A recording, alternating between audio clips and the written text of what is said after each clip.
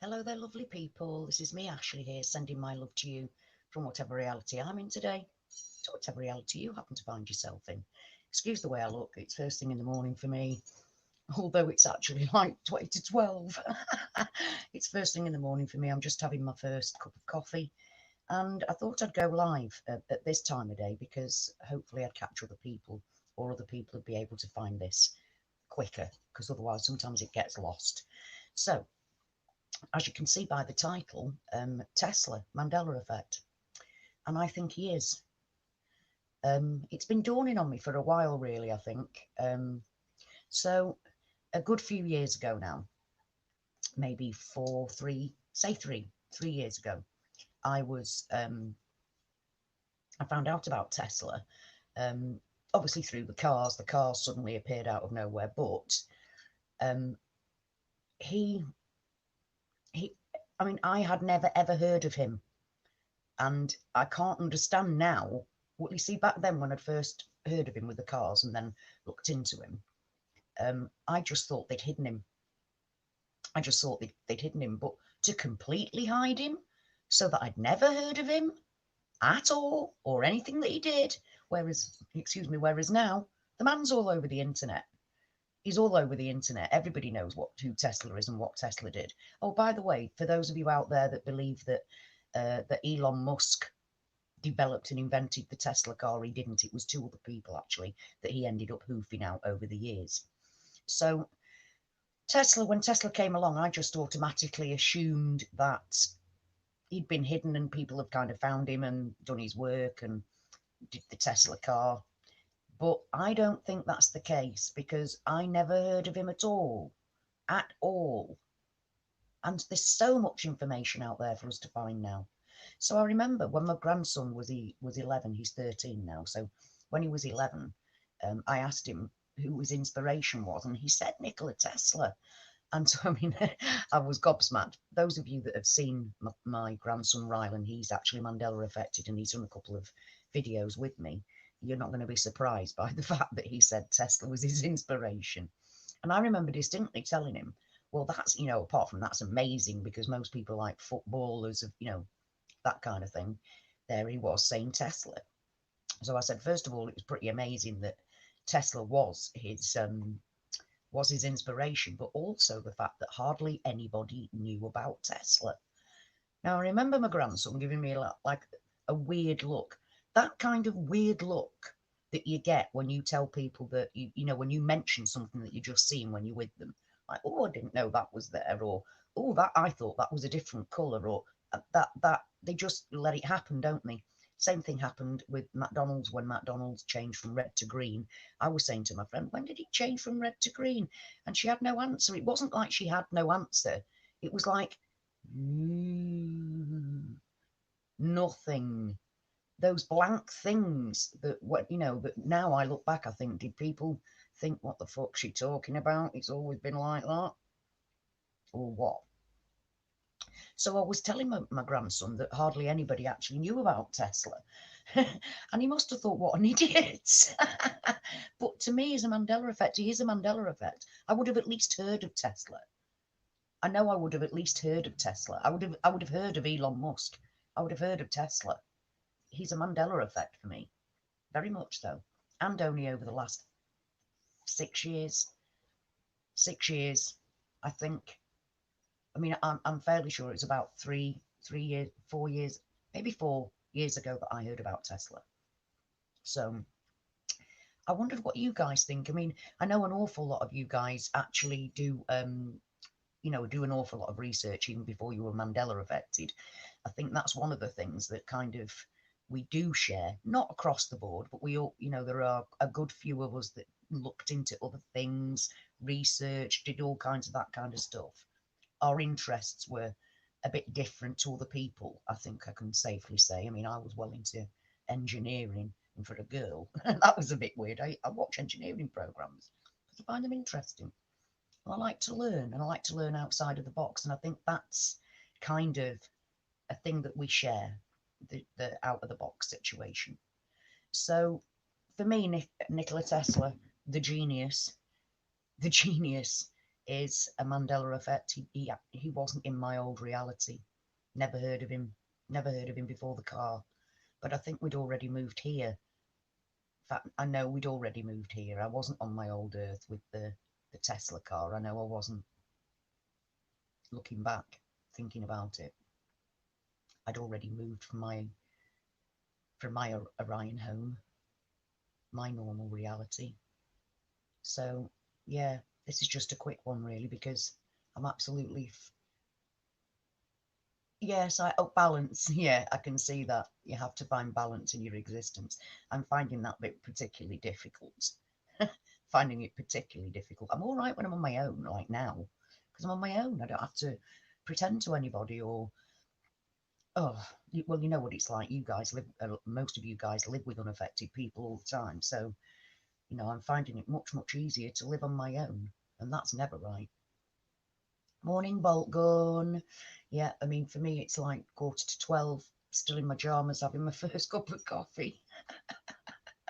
But I haven't got anything better to do. So, what does it matter? So, yeah, for me, Nikola Tesla is an absolute Mandela effect, and I've got no doubt in my mind about it now. That's why I haven't mentioned it until now, because I wanted to get everything straight in my head as to what I thought about it. Well, I do. I talk to God all the time. Oh, I'm not. Don't you dare mention that word. Oh, balance. Don't. 3 times. Ooh. No, no. My husband and I have a thing about that man. That man. No, I'm not talking to him. I'm not mentioning that name. I'm not. I don't even want to look at it there. I think that's probably my whole world insecurities. But no, I can't go there. Sorry. Yeah, it's 6:45 in the morning where you are, right? So that's like 7 hours difference there. Bolt Gun. Yeah, 7 hours different. That was me looking round a post, because I've got this balanced on a table next to me, and it's got like wrought iron post on it, and I'm looking round the post to see who you are that's commented. Sorry, I must have looked right idiot going like that. Yeah, so there are so many things. I mean, like Elon Musk and Nikola Tesla. I mean, Elon Musk knew all about Nikola Tesla, so that to me says he also comes along with the fact that it's a Mandela affected person. I mean, because in all seriousness, before 2014, how many of you guys actually knew about Tesla? I mean, don't get me wrong. I'm sure there's going to be people out there who that's their forever reality. I understand that, because I understand the Mandela effect. To some of you guys out there, you will have always known about Tesla, and you'll be thinking, why does she think he's never been here? But if you understand the Mandela effect, you know that we haven't all shared exactly the same realities. So I want to know, out of you guys, have any of you questioned the fact, where did he pop out from? Did you yeah, I understand. Yeah, they sell us free energy. Yes, they do. And I understand the Tartaria situation. I'm sorry, guys, if you're watching this later. I'm actually replying to people on the live chat. Yeah, call for zero.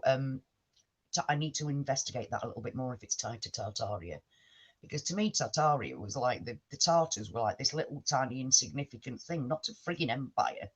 I mean, in the world I came from, there was a fight with the Tartars, but it was they were like nothing. It wasn't an empire. We weren't fighting an empire. So yeah, I want to know from you guys. Um, did you know about, like in 2010, did you know about Nikola Tesla? Had you ever heard of him? Were you aware that they'd robbed him of all his stuff? Did you know any of that? Because this is something that will then lead on to other things. For instance, Donald Trump's uncle, I think he was called John Trump, when Tesla died, he got hold of all of the stolen boxes of Nikola Tesla's work. In it, time travel and all kinds of things occurred. And if any were talking about that, Ingersoll Lockwood, have you heard about the book by Ingersoll Lockwood about Baron Trump, where he lives in Trump Towers? He lives in Trump Towers. The boy's called Baron. Oh, and there's so many different things. Pence is in there. There's so many different things in that book that is just like, whoa. How can he have known all those things? Ingersoll Lockwood. And even the picture on the front of the book looks like Baron Trump. It's bizarre.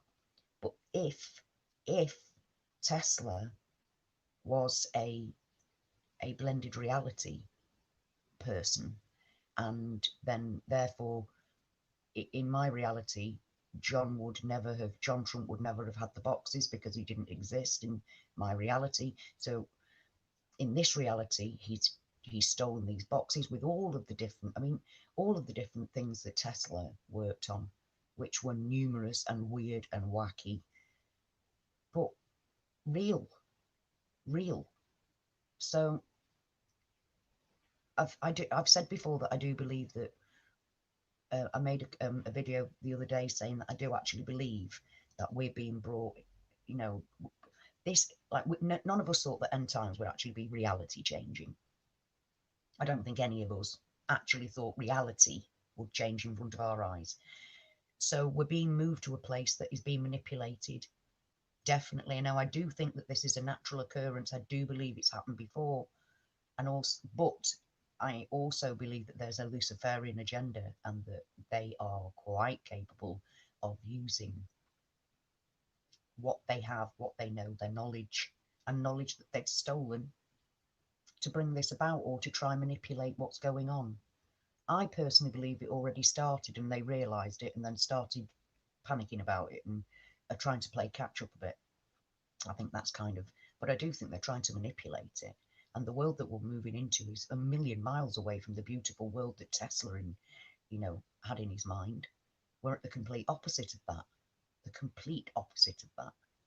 So, yeah, to me, Tesla was an absolute Mandela effect. I would have heard of him. I would have heard of him. I really would. And I'm not bigging myself up because obviously I don't know all things about all things, but I would definitely have heard of Tesla. So, nope, new to me. Oh, also, I was talking about the documentary that I was watching, and I missed. Well, it was on record, and the next episode, I couldn't find anywhere. It was gone. Now, at the time I wasn't Mandela affected, so I didn't know. I didn't know about things disappearing. So I was like, "What the hell's gone on there?" And I could never get that one back. I can't even remember what it was about, but obviously the universe or the Mandela effect or God or whatever it is took that bit out. So I couldn't watch it. And I was like, what's going on? But that's happened before. Years and years and years ago, my husband and I were watching about UFOs flying over Mexico. And this was like 15 years ago, maybe more, watching a program about UFOs over Mexico when they said that we were stopping for Christmas, but it would start again. I remember clearly now. I think it was the 7th of January. I got it marked on my calendar, my new calendar. There it was, because I wanted to see the next bit. It never happened. Just never happened. No mention of it. Never happened. So maybe that was because but they advertised it as being that date, but then it never actually happened. And so I'm not sure. Then now was that a Mandela effect, or was that just somebody in the channel pulling it? I'm not really sure. But as I've been affected by the Mandela effect, my first changes were in the 80s. Anything could be the Mandela effect. Don't get me wrong, I look for other explanations all the time as to, I don't just instantly jump, oh, it's a Mandela effect. I think about it. Is it a Mandela effect? And we do, don't we? Apart from the ones that we know quite categorically are changes, definite changes. If I'm unsure about something, it takes me time to think about it. Hence, it's only now I'm talking about Tesla when I've kind of thought this way for some time, but I had to be sure within myself that he is a blended reality person to me. To me, I haven't misremembered him being about. I haven't, he is. That's as far as that. I just haven't seen anybody else mention Tesla as being a blended reality person. Well, to me, he is. He didn't exist in my reality. I didn't know anything about Edison and his fight with Tesla. Didn't know anything about those things. It wasn't there. It was never there in my reality. So, Yeah, I agree. Red herring media, absolutely. Picture on the web of D. Trump hugging a dog. Ah, yeah. Tesla did more than discovering and inventing. Yes, he did. He very much did. Yeah, he did more discovering than inventing. Yes, he did. He discovered all kinds of amazing things. And that's what I reminded my grandson of. You see, this is one of the reasons why my grandson and I talked the way we did, and why I eventually told him that about the Mandela effect, because we were already talking about realities and consciousness and energy and frequency and all of that stuff. So when I told him about the Mandela effect, and he came back with a Gran, Gran, the Monopoly man, where's his monocle? Freaked out. I reminded him that, don't forget that everything's on frequency and vibration. You've got to remember that. Remember what we've discussed before. Remember what you already know. So thankfully, my grandson has got a mind that can cope with the technicalities of it. Really, I think I can talk to him about the deep. I was already talking to him about the deep stuff, and Tesla. He was studying for his own purpose. Upstairs was just loads of stuff, excuse me, printed out that he found on the internet about Tesla. So, yeah, I haven't actually told it, excuse me, I've got terrible hiccups. I haven't actually told him that I think that Tesla's a blended reality person, but I think he'd accept it. I think he'd accept it. I know he would. I know he would, because he'd think for me, well, he'd tell me that he's always been in his reality, and I believe him. But he hasn't always been in mine. So, and that's the thing. You um, oh, Barney and Betty Hill abduction. Yeah. Yeah, I understand that. Yeah, Call for Zero, you're absolutely right. Absolutely right. Yeah, they pushed the gene DNA UFO agenda, and I'll be honest, I was one of the people that kind of thought that that might be the case. I really did. Now I don't. Now I haven't got a clue what's going on. I believe it's. I believe in my creator. I mean, things are being created like this. I mean, the new things, new creations on this world. We're supposed to love them, do we? See, it's really difficult being Mandela affected, because I can't. If if I'd come from a reality where there were rainbow mountains, I'd have learned all about them. I would have been admiring them, and I can't bring myself to look at them because they're not my world. And until whatever it is comes and tells me this is your new world, I brought you here because I want you on this new world. Enjoy it. Wonder at my creation.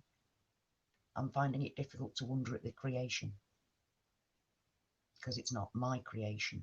It's not my world. Those creatures, new creatures, some of them are beautiful, but they're not mine. There's some. I mean, they're amazing orchids. Orchids that look like lips, skulls, dancing fairies, all kinds of stuff. They weren't there in my reality, because that's one of the things I always used to say. Used to absolutely amazing. How did the flower know what the insect looked like that it was trying to attract? That's what I used to. How did it know? How did it know what the insect it was trying to attract looked like? And because at that point in time, I didn't actually believe in evolution. In creation. I believed in evolution. I had no problem believing in evolution and believing in God. I believe God set it off, and off we went. And I have had no problem believing that God created other things, because God did create other things. So if for instance there does happen to be UFOs, and they aren't fallen angels, they are from other planets, so be it. I'm not going to actually, straight away rush when they arrive, or when we see them coming, believe it instantly, because I know about psyops, I know about deception, I know about all of that stuff. So I'm not going to instantly go, oh, it is the UFO, it is the spacemen. I'm still going to be questioning. Still going to be questioning that, because we're told to, aren't we? We're told to. So I'm God gave me a questioning brain for a purpose, and I think that this end time situation is very much the way. Yeah, there are loads of mushrooms, and they're out all the time. Hi, Dean HD. Hi, Dean HD. Hi. Yeah. So Look at some of the weird plant seeds coming from China on it. Oh, oh my God, a giant mouth with a tooth and a tongue. No, that's really bad. Whoa, call for zero. Call for zero here is just saying he lived at 15 miles from a town that was flooded via a broken dam in 1928, killing over 400 people. He'd never heard of it prior to 2015. You see, we're all going through that kind of stuff. My own town's history's changed. So I understand that. It's weird. It's weird, isn't it? So we know we're not from where but then it makes you think, well, we've been brought to the world of Tesla. And although there are nefarious people doing nefarious things with his inventions, he did a lot of good. And I've learned a lot from him. I mean, the whole 369 scenario, and he was pointing the way to good things. So yeah, let's hope, pray that we get those good things at some point in time in the not too distant future. Oh yeah, like the plant from Little Shop of Horrors. Oh my God, like they've made it in real time. Oh my God, red herring media, I never even thought of that. You're right. Oh, what? It's like crazy shit. That's crazy. They're bringing fake things into real life. Whoa. See, that's another level as well, isn't it? That's another level as well. I mean, I do know that there are animals, dogs and cats and things that actually look like little cartoon characters now. I mean, literally look like they're a cartoon character. They didn't exist in my reality either. But what getting back to Tesla, we have been moved to this reality where Tesla, well, I have been moved to, you may or may not have had him in your life all along, but Tesla is obviously absolutely slap bang in the middle of everything, isn't he? Which is Joel. Oh, what have you had, Joel? What have you had, love? What's occurred? By the way, if anybody would like to pop on, as I am live, you're perfectly welcome, and I'll drop a link down for you to see if you want to pop on. I'm very happy to have you. This was actually going to be a very quick one, but it seems that, well, there are quite a few of you here. So hi everybody. Apparently there's 11, so there's 12 was having a chat, which is pretty damn shit hot as far as I'm concerned. Because believe me, I spend most of my time talking to myself. So thank you for being here and listening to my wild ramblings. But yeah, it's the VJB 19. Oh, sorry, I'm an idiot. Hi, Vicky. Hi, Vicky. I'm just looking at Joel going, VJB 1976. Isn't that a girl? Then I saw you on top of, not on top of him. No, not on top of him. I did not mean on top of him. Sorry, we broke up a bit there. Cousin ITT, the Addams family with double D's. Yeah, Joel, come on, you've got to tell us. Do you want to come on here? Oh, I've got a low battery. Right. I'm going to have to turn. Right, I'm going to have to do this weird thing because if I turn towards there,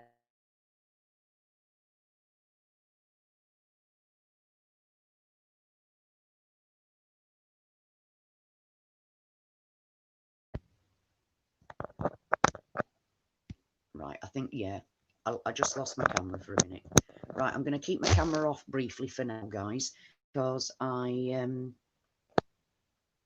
want to be able to bring somebody on and move around because I've got to plug my charger in. So sorry about all the complete nonsense I'm talking.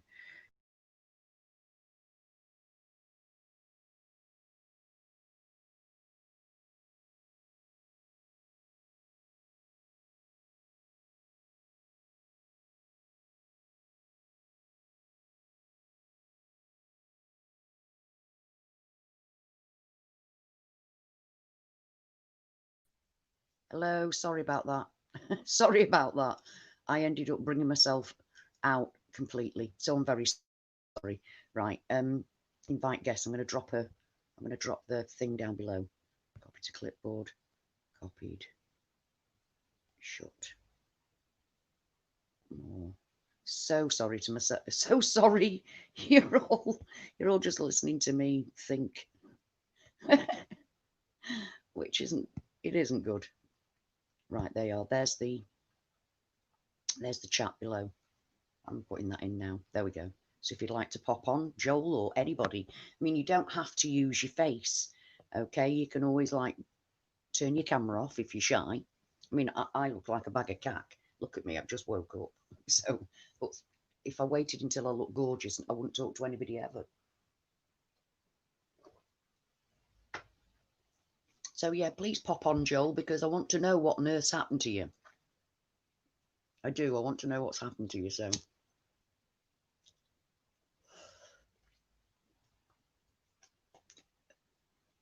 Right, bolt gun. I talk to myself a good bit too, and I got to say I have to quit because that dude is a bad influence. Yeah, I get you. I get you. I very much get you.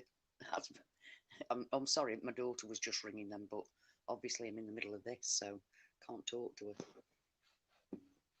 So yeah. Oh, sorry, I've just noticed you there, Joel. Sorry, I'm an idiot. Right, there we go. Joel, hello. I can see you there. Hello.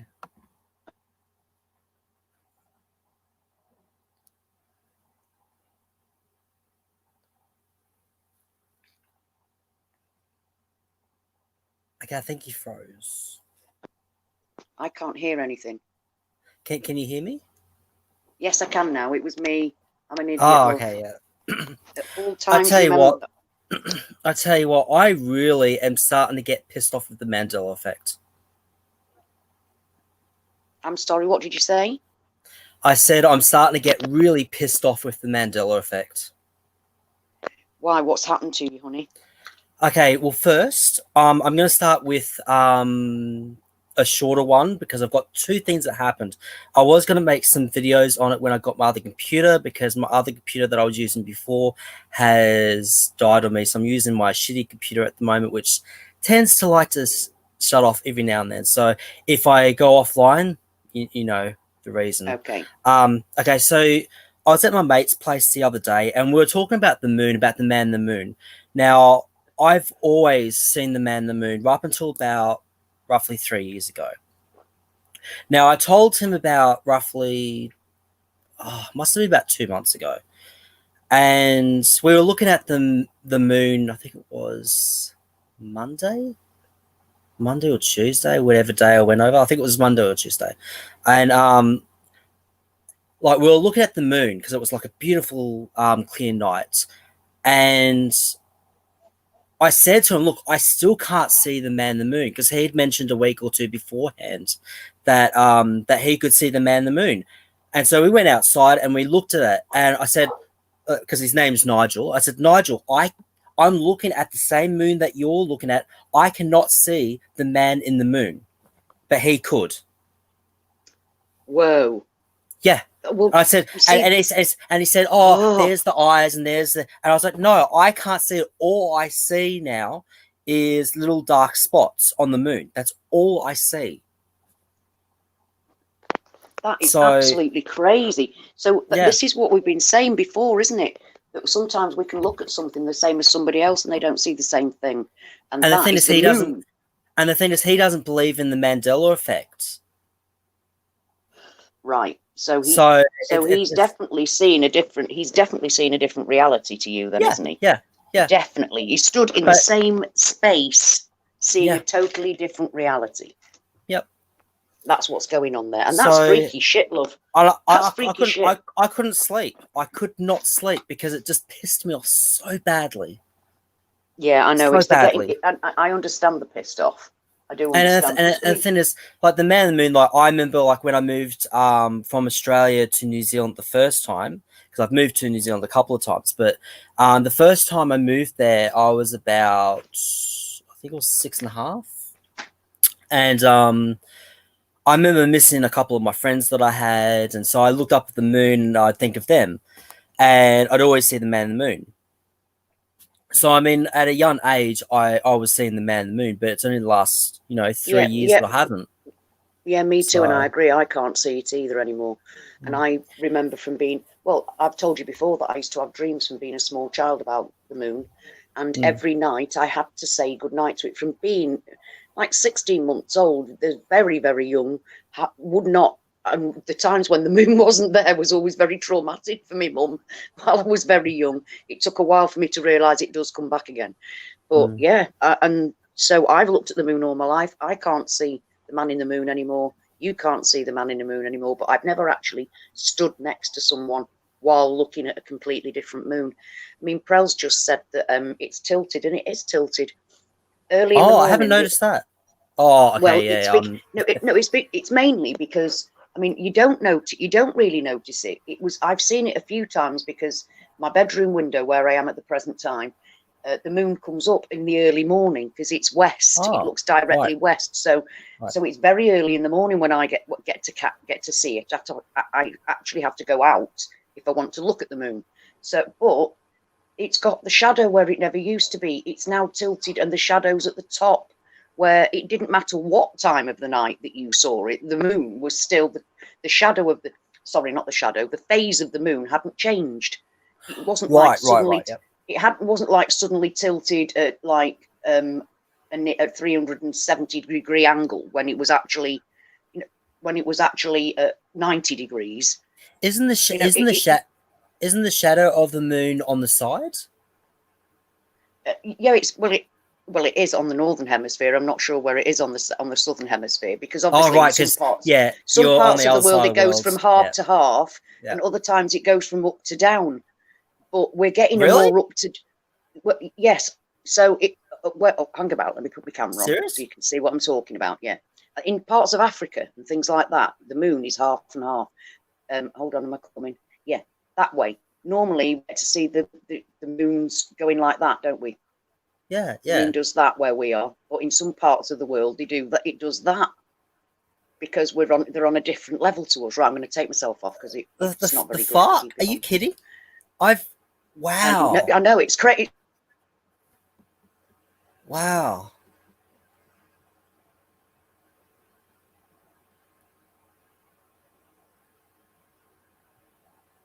If it was a gibbous moon, it was a bloody gibbous moon, exactly as it was. It doesn't change and flip so that gibbous moon is now turning upwards, and that's what's been happening. So yeah, the moon is different. The sun and the moon is different. Wow. I mean, there are people, Inuit people in the North Pole, because I've still got the North Pole, by the way, people. I've still got it where I am. It came back for me. They've been talking for ages about how the sun is in a different place, and they used to be able to go out on the ice for 2 days. Now it's literally pretty much they've got to be back before sundown of the first day. Nothing is the same. Wow. Zal, morning, Zal. So yeah, but to actually stand with people looking at a different moon, that's freaky shit, love. That's freaky shit. Well, Real fuck. yeah, well, And what else yeah. happened? What else So happened? that happened at the beginning of this week. Then I think it was not yesterday. What day? It must have been Wednesday. So it must have been either the day after or the day after that. I'm not sure because I can't remember if I went to his place on a Monday or Tuesday. But anyway, I came. You know how on Facebook how they have how you can look back on your memories. Yeah, yeah, yeah. Well, anyway, okay. So long story short, I'm going to try and condense this story as short as possible. So I released my first album in October. Technically, it was I had it in my possession by the 1st of October. Now, me and my friend were going to a country music festival later on that month. And so I had went around buying, a trolley and, bits and pieces that I needed for the festival. Now, this happened about, roughly 6 years ago. And so, I when I was doing all this, I accidentally left my wallet on um, the bus because I was talking to someone and I had basically all the spare cash that I had to buy everything that I needed for that festival was basically in my wallet, along with all my cards. And I remember putting a status on Facebook, stating that I'd lost, I think it was like 200, like close to $300. Right. Anyway, yeah, and I was so upset. I was so Yeah, upset. I would be. Yeah. I put a post on Facebook, being like, I was just distraught, Devastated. because Yeah. anyway, the other day I came across the memories, and I started reading. I was like, oh, I remember this because, the second album had gone so well. There was no stuff ups with the recording. Everything just went smoothly. But so I look back and go, oh my God, I remember that day. That was horrible. And so I started reading it. That status has changed. Whoa. It's not that, oh, I lost over a couple of $100. It was $90. Yeah. Whoa. I would have never, ever I've gotten upset over. No, not devastated over $90. No, No, I get you. I mean, because you're entitled to be upset, honey, but yeah. you know how much it was. I mean, you're not going to forget that. That's one of those memories that you're not going to forget. You're not going to think you nearly $300 and then suddenly it's down to 90. You're not going to have imagined an extra $200, surely. You know what I mean? So wow. So that's wow. I mean, I thought my shoulder changing and my nose changing, I thought that was big, but having something like that has been in my musical journey, it's something that really so personal.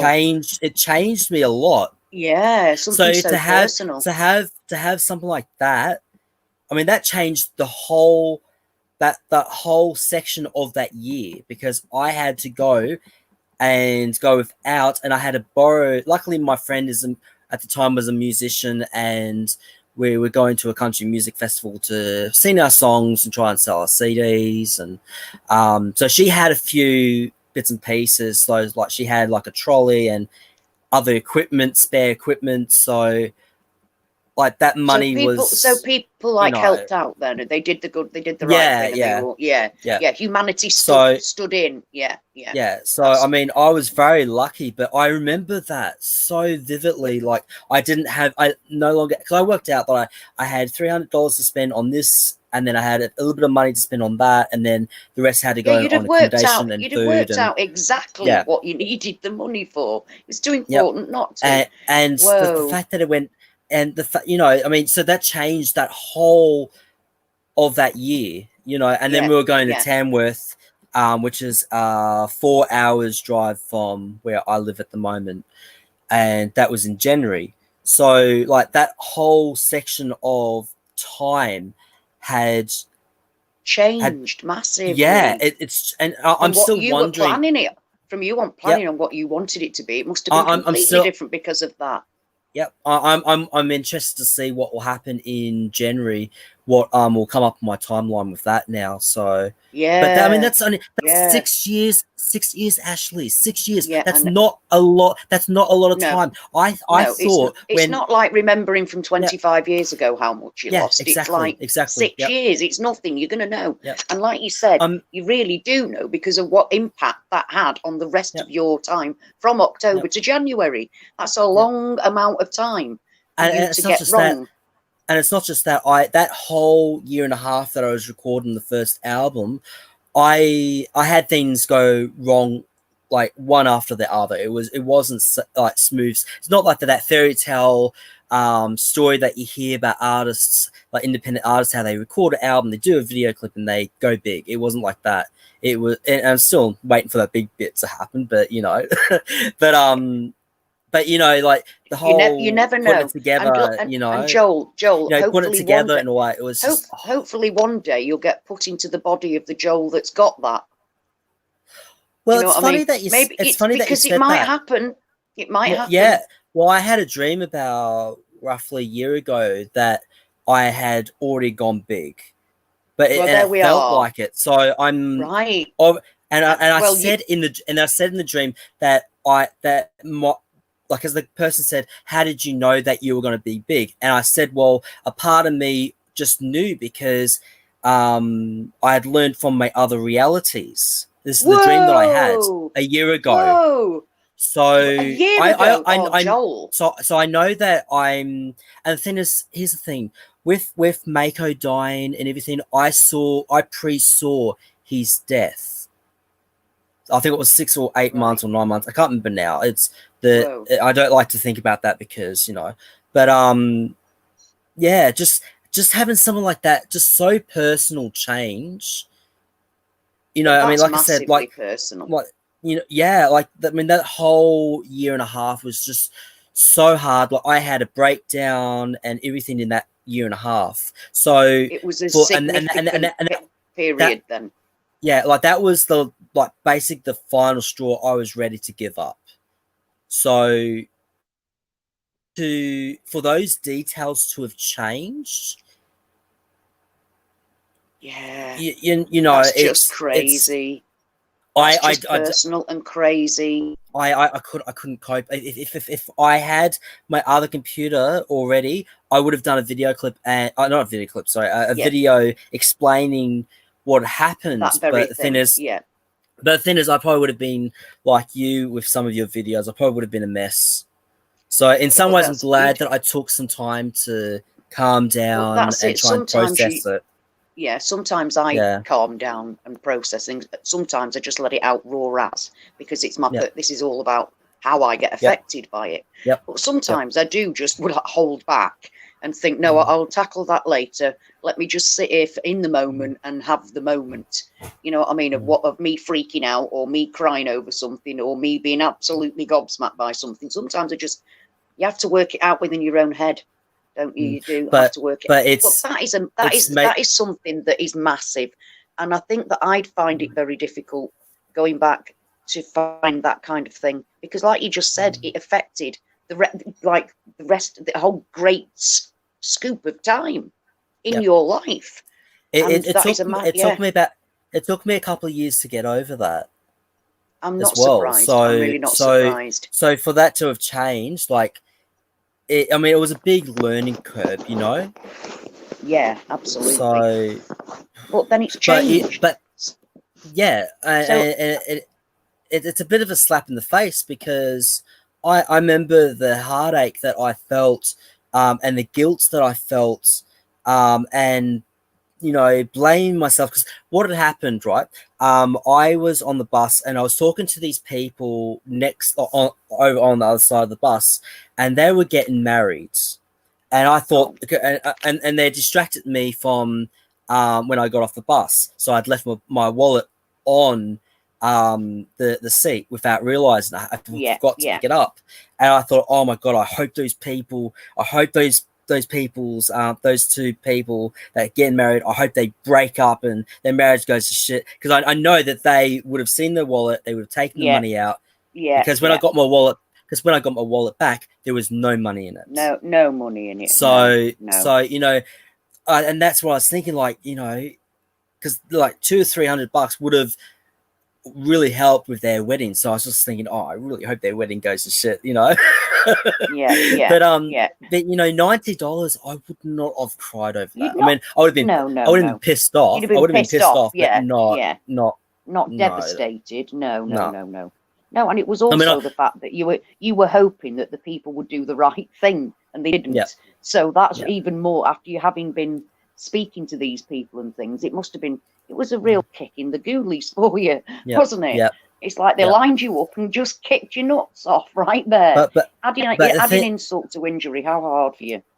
But if you said, if it was $90, you wouldn't have. It wouldn't have mattered. However, the good thing is that you are who you are now because of I mean, in yourself, because of everything you've been through. I mean, we are the sum of all of our experiences, and we know it's how we handle them. And at first, you handled it bad, and it's understandable, and you had a bad time. But you're not there now, are you? You've learned you're stronger through that. But the thing is with that, I mean, that's the biggest change that I've come across so far. But that actually proves. And that actually proves that worries me because what was if everything else changes? Yeah, but then it's like, how? That's it. You know.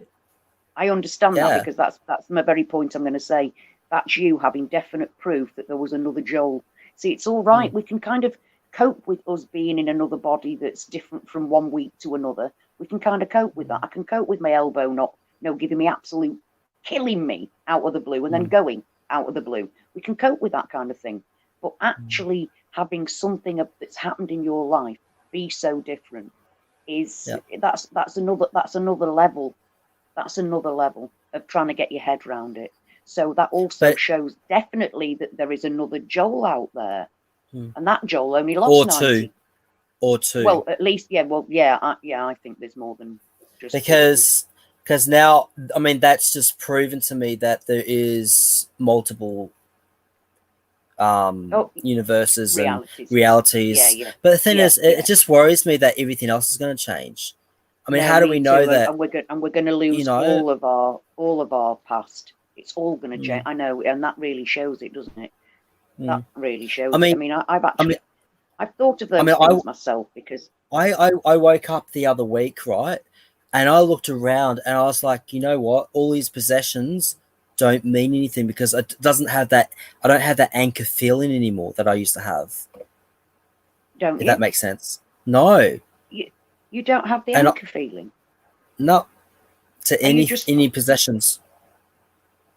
Oh well, I still do. I can't help it. But it's not for me. It's hard because don't get me wrong. It's hard because I know it isn't the same one. But my most precious possession is in my room here. It's called my wooden man, and it's one block of wood with like a cavalryman in it. And my mum and dad won it on a raffle when I was 10. Now I know fine well that isn't the same one, but I still hold on to it. I hold on to it so much. It's my most. It's from my childhood. So even though it's not from my childhood, because I know that isn't the same one. I'm not stupid. I know it isn't. But and also this picture of my mum here with me and my mum on her 60th birthday. I know that isn't the same picture, but I still hold on to it. It's not the money things or the big things. It's the small things. Oh yeah. They stay precious to me. So it also shows me that those things have been precious throughout every single one of the me's. Whichever me it's been with, it's always been precious because it's still here. No, I've noticed over the past year, I've just lost that connection with anything, apart from my budgies. I mean, I still love them, Yeah, but and I'm the same with my cat because I know it's not the same. I think about these things. I look at my cat and I know it's not the same cat that he was like 2 weeks ago. Whenever we have a shift, they shift too. So I know it's not the same cat, but to me, he thinks I'm the same, and I think he's the same, and jobs are good. You know what I mean? This is my mum. Oh, hi, Mum. That's Mum. Ashley says hi. Yeah, hi. Give her a hug from me. Ashley says hi from England. Oh, yeah. Hi, Ashley. Yeah. Hi. Hold on. Let me put my camera on so you can see me. Hi. Hi, Mum. I love it. I just love it. Mum, I'll talk to you later, okay? Okay. Yeah. Sorry. As you were saying. It's all right, not a problem at all. I don't remember. I was just happy to see you, Mum. I can't remember. I was just happy to see you, Mum. No, it's lovely. You've still got your mum. You know, hugger, Joel. It's nearly 11 years since I had mine. You know, so you hug your mum. It goes quickly, doesn't it? It really, really, really, really does. Yeah, it really does. Yeah, the 1st of November. On the 31st of October is the last time I ever saw my mum. On the 1st of November is her birthday, and she died on the 5th. So this whole next month is like really traumatic for me. It's it's a really hard time. Last time I saw her birthday and her dying all within 2 weeks of each other. It's just, it overwhelms me. I'm much better than I was, obviously, but it took me 6 years to come out of the dark hole that was the grief after her death. And even then, I find it difficult to go to her grave, because, like, first of all, I used to say, I can't cope with it. And people would say, she's not there. And I'd say, but it's the one place on earth that she actually is. It's the one place she actually is. And I love that body. Don't tell me she isn't there. I love that body. And I couldn't cope with it because that body was under the ground. And now I can't cope with it because that isn't my mum who I buried. That's a different mum. Well, technically, you're not loving the body. You're loving the soul that was in that body. Absolutely. No, you're right, absolutely. But it was like it's as suddenly as if the package doesn't mean anything. But we actually, like when I look at Joel, I look at your little package going on there with your cute little cheeks, and do you know what I mean? It's you I'm seeing. It's the body I'm seeing. Do you know what I mean? It's like, so we are attached. I mean, we say that it's only a meat suit and it's nothing to us, especially Mandela affected. But when we look at our loved ones, when you look at your mum, it's that lovely cuddly body, isn't it, that you're looking at? You know, when you're cuddling that lovely cuddly body, that you're not thinking about the person that she's inside in her consciousness. You're thinking about cuddling your mum, that lovely lady there. So that I still find that difficult because losing my mum was the hardest thing I've ever had to go through in my life. It affected me on massively weird levels that I didn't think, you can't even begin to describe that kind of grief. But I got to the point where, well, you know, first of all, it was, well, I definitely know I'm going to see my mum again. That's how I felt with the Mandela effect. If I'm moving from body to body, we're definitely more than the sum of our bodies. I'm going to see my mum again. But then that body there isn't the body I buried. Do you see what I'm saying? So it all gets massively confused in my head. And then I'm like, well, you know, where was the mum that actually gave birth to me? Where was that mum that gave birth to the me that's in my head? That's the $1 million and also question. I mean, I'm talking like this because I've just been trying to watch Bandersnatch on Netflix, which is an interactive game about reality and dimensions, and so they basically say in that whatever it's basically the old thing of whatever you do somewhere else is another you doing the exact opposite. At least one of them, and the man goes back to the same period in time over and over again to have different pathways. Now, it's not like us. He goes back to the start. We don't go back to the start. We're just being pushed forward. But the changing timelines in that are similar to us because he remembers the changes. He talks to people and says, I've met you before, I've seen you before, we've done this before. Whereas the other people don't necessarily remember it. He does, which is a little bit like what happens to us in as much as it talks about reality timelines and changing realities all the time. So my head's all full of that as well at the minute because of the implications of what happens to us. And we're being put through different timelines where things change in front of our eyes that nobody else sees, history that pops up that wasn't there before that other people think has always been there, you know, continents that move that move across the ocean and people think it's always been that way. Yeah, I saw system failures and your conversation. I only saw a small bit, so I had to go back and watch the whole entire 4 hours. Whoa, did you? You? Yeah. I couldn't get back on. That was so frustrating. I was wondering what happened anyway. No, it kicked me off. It literally kicked me off, and then I asked, "Can you put me back on again?" And he said, "Yes, sure. Go on the link." So I went onto his link on his profile and pushed it from Facebook, and it just nothing would happen. Nothing. It wouldn't take me off. Wouldn't take me off that. It's like I've been kicked off here. You know what happened? Not by Mark. No. Mark wouldn't do it. But you know what happened? The techno evils have been listening to your conversation. Yeah. You guys were talking. You guys were talking smack against Facebook and YouTube and all that. Oh, we were. Yes. You got to be careful. You know, I think when you were talking about, it's like, oh, don't say that. I mean, you know, they're going to have us off in any minute now. I personally couldn't give a shit about Facebook. I mean, as far as I'm concerned. Well, I'm getting there now. But for me, it was all about the activism.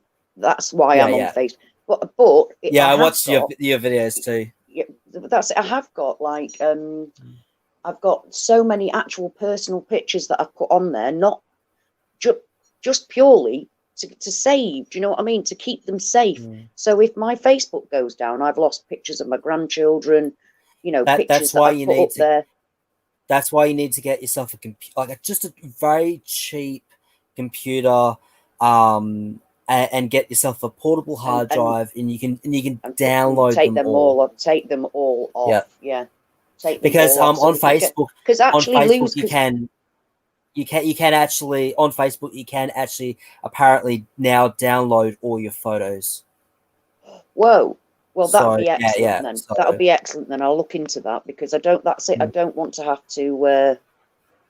I don't want to have to lose all of that. It's like at one time, not long ago. And here's the thing: with you guys living in England, you really need to find, even if you can get one of your family members to get those photos off, because if I remember correctly, the internet is supposed to go down in England either late November or early December, and it's supposed to go down twice. So, right. My advice to you so I is need it off by then. By the end of October, I need to remove. I mean, from what I've been told of what is coming to England, I don't want to scare you or anything, but from what I've been told, it looks like England is going to go through big shit. Oh, so, I agree. And I mean, I totally do. If you've got any other family members that have got kids, get them straight away. And same with if you've got any people in hospitals or home care places, rip them out and have them at home, because what's going down from what I've heard, what's going down in England soon, it's not going to be good. Well, they're about to stick the army on the streets in Birmingham. I know, I saw and that. It's a real thing. It's a real thing. Somebody had put this is poppycock, and I'm like, no, it isn't. Yep. It's somebody had actually taped it off the TV, showing it. Yep. Yeah, my friend Chris. Well, he's not really a friend; he's more of an acquaintance. But I can't remember what part of England he lives in. But he's been saying apparently, you guys now have the 10 o'clock lockdown now. Oh yeah, we do. Yeah, we're on 10 o'clock. I mean, they're treating you guys like babies, like kids. And the thing is, the virus. I mean, the virus is not even that bad. I mean, it's almost it's at the point where it's almost fake. That's how. I mean, it's not fake. Don't get me wrong. No, it isn't. It's a real thing. I'm not a denier of COVID, but it's definitely. It's not bad. It's definitely nowhere near what they're saying it is. And I actually put up the numbers, the official numbers for Britain. Yeah. And the other day it wasn't even 500,000. It was 440 something thousand people had got it. I bet you anything those numbers aren't even correct either. Oh, I reckon they're not. I reckon they're less. I reckon they're way less. So do I. But for their own standards, the numbers were at 440,000 something of people have got it, but or have been proven to have had it at some point. But there are only 41,000 deaths. Now, 41,000 deaths out of 440, nearly 500,000 people. And everybody's on frigging lockdown at 10 o'clock. Yeah. Why? 2 minutes past 10, it can't cope. See, the thing is, they didn't think about it right. They didn't think about it at all. The pub shut at 10 o'clock, didn't they? So what happens? They were all partying in the streets. Yeah, you know what I mean? Everybody coming out with the pub at the same time. Yeah. Just took me back to the old days when it used to shut at 10:30. We had last orders at 10 o'clock, shut at 10:30, and everybody had come out and fight back in the day. That's what happened back in the day. Oh, England, you know what England's like, love? It was all Friday night, have a drink, have a fight, and have the other F as well, and job's a good one. Do you know what I mean? That's how men worked back in the day, fisticuffs. But no, they're all out in the street, partying. What do you expect? You're shutting the pub at 10 o'clock. They're going to be out in the street having a party and dancing and singing. You know what? People are just at the point now where they're over the bullshit. They're over the lies. They're over the corruption. I mean, yeah. I was saying to my friend Nigel about why don't we get rid of the I mean, I don't get me wrong. I like my money. I like it, but in the same theme, get rid of it. Get rid of monetary system. Get rid of borders. Altogether.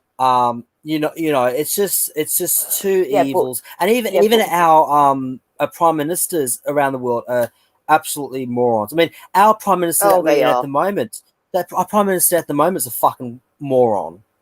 To be Excuse the fair, language. Joel, don't worry about that for me, because you're right. We're talking about the end of the world here if they get their own way. Yeah. So you're right. You swear all Oh, you want, yeah. love. But Yeah. the thing is, I cannot believe what Australia are doing to its people.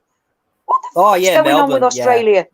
Yeah. Oh my Well, it's God! only What the it's only hell? it's only Melbourne at the moment. But there's this guy called oh, I wish I could remember his name. It's an unusual name, but basically he had police come around to his place and check up on him 3 times, like 3 different days, because apparently he was inciting a protest. Whoa! No, You that's not. I'm incite sorry. approach. I'm sorry, but how is fighting for your rights against human rights?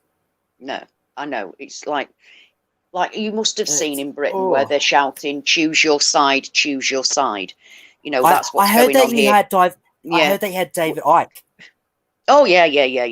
Oh, He's you're our so guy, isn't he? lucky. You know what I I mean? would Yeah. love to He meet had to him. be. They tried very, very hard Oh, to get him off the stage, and he had to be escorted away by the crowds. You know, round him, oh stopping shit. him. That's what actually happened. Now, the first week, I've not been down to London for these yet. I mean, I've been to London for many different protests, but I've not been to these yet because I wasn't sure as to what exactly was going on, who was organising it. There was a lot of right-wing people actually attending them at one point, and I didn't I'm want just to gonna be stop you. I'm gonna stop you for a standing minute. next to those. I just gotta stop you for a minute because I need to ask. Between London and where you live, because I'm writing down notes. Right, yeah, So I can get different times of each part of the world. So when I do eventually right, go live, I can pick yeah, an appropriate time for right, everyone, not just yeah, Australia and New yeah. Zealand. No, So I know. That's what's why I'm doing it now. what's the because if I remember my notes in London, it was 11:30 and it was 11:30 at daytime and then 1:30 at night in Australia. So what's the difference between what for at the moment it is at night for Australia? That's 9:41. Are you asking me what the So difference is between me and London? yes, and also None, what's none, Joel, none. oh None. oh None. really? We're Oh tiny. shit. No, we're a tiny country. Our time is the same throughout the country. Through Oh sweet. Scotland, England, Wales, Scotland, and Northern Ireland. In fact, Ireland, we all have the same time. It's on Greenwich Okay. Mean Time, it's called. Well, at the moment, we're on British Summertime. But at the end of October, it all goes back to Greenwich Mean Time. But we all share exactly the same time. So here it's 12:42 in the afternoon for me. What is it for you? 12:42. Hang on, just let me get this right. And then so it's 9:42 at the moment. So For you. yeah, so nights for Oz Joel, and Joel, are you telling me that afternoon. are you telling me it's only 20 to 9 where you are? No, it's 20 to 10. So you've still lost hours. Do you remember when we first spoke? Yeah, it used to be 15, then went It down was to 15 9. hours and then it went down to 9. What are we on now? 10. Well, like I said, for you, It's you 20 to said the 12 in the afternoon. afternoon. Yeah, 20, 20 to okay, so 12 and you're on 20 to 10. yeah, at night time. Whoa. At night time. So Yeah, that's what would that crazy be? shit. 10? Is that 10 That's 9 hours? hours actually, isn't it? It's That 9. is 9 Is it hours. 9 or Okay. 10? Yeah, it's I don't no, it know. isn't. It's 10 hours. It's 10 hours. It's 10 hours. Okay. We've 10 hours gained an difference. hour again. Cool. We've gained an hour again, Joel. What on earth is Oh, going on? I can't deal with this rubbish. Oh my God. So we've gone oh from 15 to 9 to 10. Whoa. Crazy shit, love. It's just crazy. my. Crazy. I can't get my head round any of Oh. it. I'll tell you what, as soon as you get it right, then it changes. Yeah, it does. Oh, by the way, you would have heard it when I was talking to System Failure. I was talking about the intermittent Yeah. ninars. Do you remember my Yeah, I my saw that. glorious intermittent ninars? I heard them yesterday. Yay! Wow. It's like, About yeah, time. it's crazy because I hadn't heard them for ages, and I was talking about them. I hadn't heard them for ages. Went to the shop because I had to. Came out and I heard Nina, Nina, and I'm like, it's interesting oh, because me it's so intermittent interesting Ninas. because I mean I'm surprised that you didn't hear it in the background with one of your videos. Because like I was saying the other time, like I heard it in one of your You've videos. heard it in my video. Well, I'm not surprised because Yeah. every now and then I might have been. Well, how I was probably too busy just gabbling on to hear it. But no, it's very rare, and we haven't actually had Nina Ninas for about 18 years, maybe 20. So for me to hear intermittent Ninas, I was getting excited about it, and then I said to System Failure, haven't heard them for a while. The day after, Nina Nina. I'm like, yeah. It's like you know it's like what the System Mandela Failure effect had just gives you. They just give you System little Failure kernels of had little treats. yeah, System Failure had me in stitches last night. I didn't catch him. I didn't he's a catch funny him. I was guy. so He's a annoyed. funny guy. Yes, he is. He is a funny guy. Yeah, I love that little puppet too. I know he does all kinds. He gets away with doing all kinds of things with Alan, doesn't he? I I think thought the fact that it's a stroke of genius. That is. Oh yeah, and the fact that he wears the Batman mask, I was like, Yeah, I could be friends with I him. like that. Yeah, yeah. Oh, I seriously yeah. could be Absolutely, absolutely. Yeah. Well, we were saying about meeting up, having a Brit meetup, and yeah, I mean, we're going on about the difference in where we live. I mean, it's only 600 miles from tip to bottom of England and Scotland. We're very Wow. tiny in the great scheme of things. So, We're nothing. Do you know what I mean? So how many hours is that between you and London? How far? How many hours is that travel? It takes about 4 hours in a car from where I am. Oh shit! Takes about 4 hours to get to London. Yeah, yeah, yeah. Wow. And where my hometown is, it takes an hour and a half in a car to get from where I am now to where my hometown is. That's 60 miles, but it takes about an hour and a half within our traffic. But no, England, Britain's quite small. So I knew you were going to ask me about what the difference is in the time between London and where I am, because like you guys trying to meet up in Australia, you literally have thousands of miles between you. Well, thousands of miles. Well, like I said, like to get from here to Tamworth, it's like a 4 hour car ride, and even then, that's like that much of New South Wales. Yeah. So I mean, just to go because it's and just to go from here to Townsville, I think my mate was saying it would take like 16 hours or 18 hours. Do your family come from the area that you're living in now? You know, when did your family move to Australia? Or did you move there first? No. My mother is originally from Belfast. Oh, right. As is my dad. And then she moved. Oh, okay.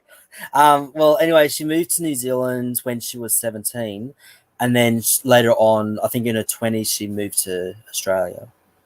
Right. So it's down to mum then. It's all down to mum. Yeah. Oh, and she's a Belfast lady. Yep. She's a Belfast lady. I can't believe it. She might know my dad. Quite possible, yeah. It is quite possible. I know it sounds mad, but it is actually quite possible. Well, she was saying that she remembered the bullets going over her head when she was in her teens. So yeah, well, your dad probably remembered all that too. What year was your mum born? She's not in the room, so we can embarrass her without. We can embarrass her without embarrassing her. No, that's okay. 19. How old is she? Oh, how old is she? 64, 65. Yeah, she's a bit younger than my dad then, because my dad's 77. No, he's 70. He isn't 77 at all. I lied. He's 75. He's 12. He's 10. He's 20. He's not 12 or 10. He's 20 years older than me. Oh God! Okay. What the hell is going on with my head? Oh, it's one of those days. By the way, that's another thing that gets to me. I got myself Mandela affected in a very weird way, because recently my friend and has admitted that there is such a thing as a Mandela effect. She does. We were talking about the flat Earth and everything, and what was really weird is that I was talking about there's a gap between the two houses, mine and the next one. And here they call it a snicket in Bradford. They call it a snicket, which is really, really cute. But where I come from, we call it a ginnel. A ginnel, it's a ginnel. They call it a snicket. Okay. Now, we were talking about it because her fella actually comes from my side of the Pennines, not her side of the Pennines. He comes from the northwest, the same as me. She's from the northeast. And so we were laughing about the different name, and I called it a gennel. Okay. I called it a gennel. There's no such thing as a gennel. And her boyfriend said to me, "What the fuck's a gennel?" And I said, "Well, it's what we know. It's what we call it." And he went, "No, it isn't. It's a ginnel." And I went, "Oh my God." And in fact, Latifah, my friend, said, "Ash, it's a ginnel. You know it's a ginnel because you told me it was a ginnel." She said, "I was telling you it was a snicket. You were telling me it's a ginnel. That's how I know it's called a ginnel." And I just went, "Oh my God. Oh my God, why am I calling it? I know it's a frigging ginnel. I'm 55 years old. I've lived back in England since 1977. I know it's a ginnel. And yet there's this other me calling it a gennel. So, and I Ashley, don't understand. I can't pronounce this name, but TWOD Woozle, I think it is. Oh I yeah, was saying that. Woozle. Oh, is that he said? Okay. Oh, I live so close Yeah. to you, Joe. We're practically neighbours. Sweden, 5K dead, 90K infected, population 10 million. Yeah, I know, that just says it all, doesn't it? I mean, there was some. They're not sure whether they're the actual words, they're the actual figures, but we know that Sweden's herd immunity worked. We know that, but they're ignoring all that. In Britain, they're ignoring the 420 odd doctors that wrote an open letter to the government saying stop doing what you're doing. They're ignoring that, so they're only listening to a certain. They're only listening to Sage. Yeah, they're only listening to Sage. Oh, it's crazy, isn't it? We're not listening to those doctors. We're only listening to this small amount of doctors here. Yeah. Not that vast amount over there. We don't care about them. So no, I'm sick of it. We're trying to wake the population up, and like YouTube, Facebook, they're not letting us do it, and it's really difficult because most of the world are on Facebook. Most of the world aren't on D Live. Most of the world aren't on all those other things. In the past, when I started my activism, Facebook was brilliant for it. I reached hundreds. I reached tens of thousands of people every day. Tens of thousands every day. Now I don't reach 100. If I reach 20 people on a post, it's like, whoa. And that's from my page, where I know you get to see how many people have actually seen it, not interacted, have actually seen it. So we're only 22 people out of 5,000 are actually seeing it, and that's on my page, not my profile. The profile I've got, like I said, I don't do it for bigging up. It's not the point. I've got 40,000 followers on Facebook. But that it's a waste of time. It's a wasted number in the corner. It means absolutely nothing these days. Before, well, it's why I'm focusing. It's why I'm focusing on YouTube more than anything now. Yeah, well, that's what I've decided I'm going to do. I'm going to, about my other activism channel. I'm going to be doing my activism on that as much as I can until obviously YouTube try and shut us down as well. But that's all we can do at the minute. I can't do too much. I mean, like yesterday, I'm not going to be shut down by my video that I did on Facebook yesterday, because it was actually talking about an article in the Lancet. You can't have it taken away for something factual like that. Well, you can, because they can do what the fuck they want, can't they? But I was thinking, well, that's just a factual thing that I'm telling people about. But they're removing us for telling factual things anyway. So they don't. They care. They don't care. 40,000 followers is absolutely irrelevant now. Back in the day, 40,000 followers meant that 40,000 people had me pop up on their newsfeed with information that they weren't being given. Because that's what I do. I just give information that they aren't being given that's true. But I could actually get through to people, and those people would then pass it on to other people. Because I used to say all the time, I'm just one person. if it wasn't for you guys, my stuff would just be, all my activism would just be sat, piling up dust on the bottom of my, way back in the midst of time of my profile. But because you are the most important voice, not me. I can be sat here talking in the dark to myself. The fact that you pass on that information makes you the most important person, not me. You. And then that you is like one singular person. And if every one singular person adds up, we've got a right load of people all being told the truth. So that's why they stopped the algorithm. They brought the algorithms in to stop the real truth getting out. And so 40,000 people on my Facebook profile is absolutely a waste of time. I mean, it wasn't about it was never about I've got 40,000 followers. It was basically all those people had found me. They'd found me, and they were sharing the information, and that was the point. Where they're not even seeing the information to share now. Facebook hasn't been good. Facebook hasn't been good for about 3-4 years now. No, you're right. Absolutely right. Because and I think it's a Mandela effect. Quite possibly. I mean, I started my Facebook page about, I think, 5 or 6 years ago, and it was it was a lot better. It was, but even your news feed, like, it used to be interesting to go on Facebook. Now I'm lucky if I stay on there 10 minutes at a time, unless I'm talking to someone, because Facebook's just boring. It is. There's nothing there. And it's all ads. It is all ads. Hey, talking about ads, I posted a meme the other day with a man holding up a sign that says, "Facebook, stop showing me ads for things I've just talked about." And somebody I saw that. And somebody underneath had written, "and what I think about." And somebody else went, "Me too." And to be quite frank, I've actually wondered about that. I've thought about things, and it's popped up on Facebook or YouTube, and I thought, what the fuck? I was only thinking about that. Surely they can't get into our thoughts already. But other people, I reckon they can. Mandela affected, other people not Mandela affected on my main profile on Facebook actually said, I think two people said that they actually, and their thoughts that are nothing to do with the Mandela effect community. So I'm like gobsmacked by that, because that's like, that makes me feel a lot better, because it's not just something that's happening to me. No, they can tap into frequency. God, are you losing it? I thought, oh my God, am I losing it? And yeah, I know.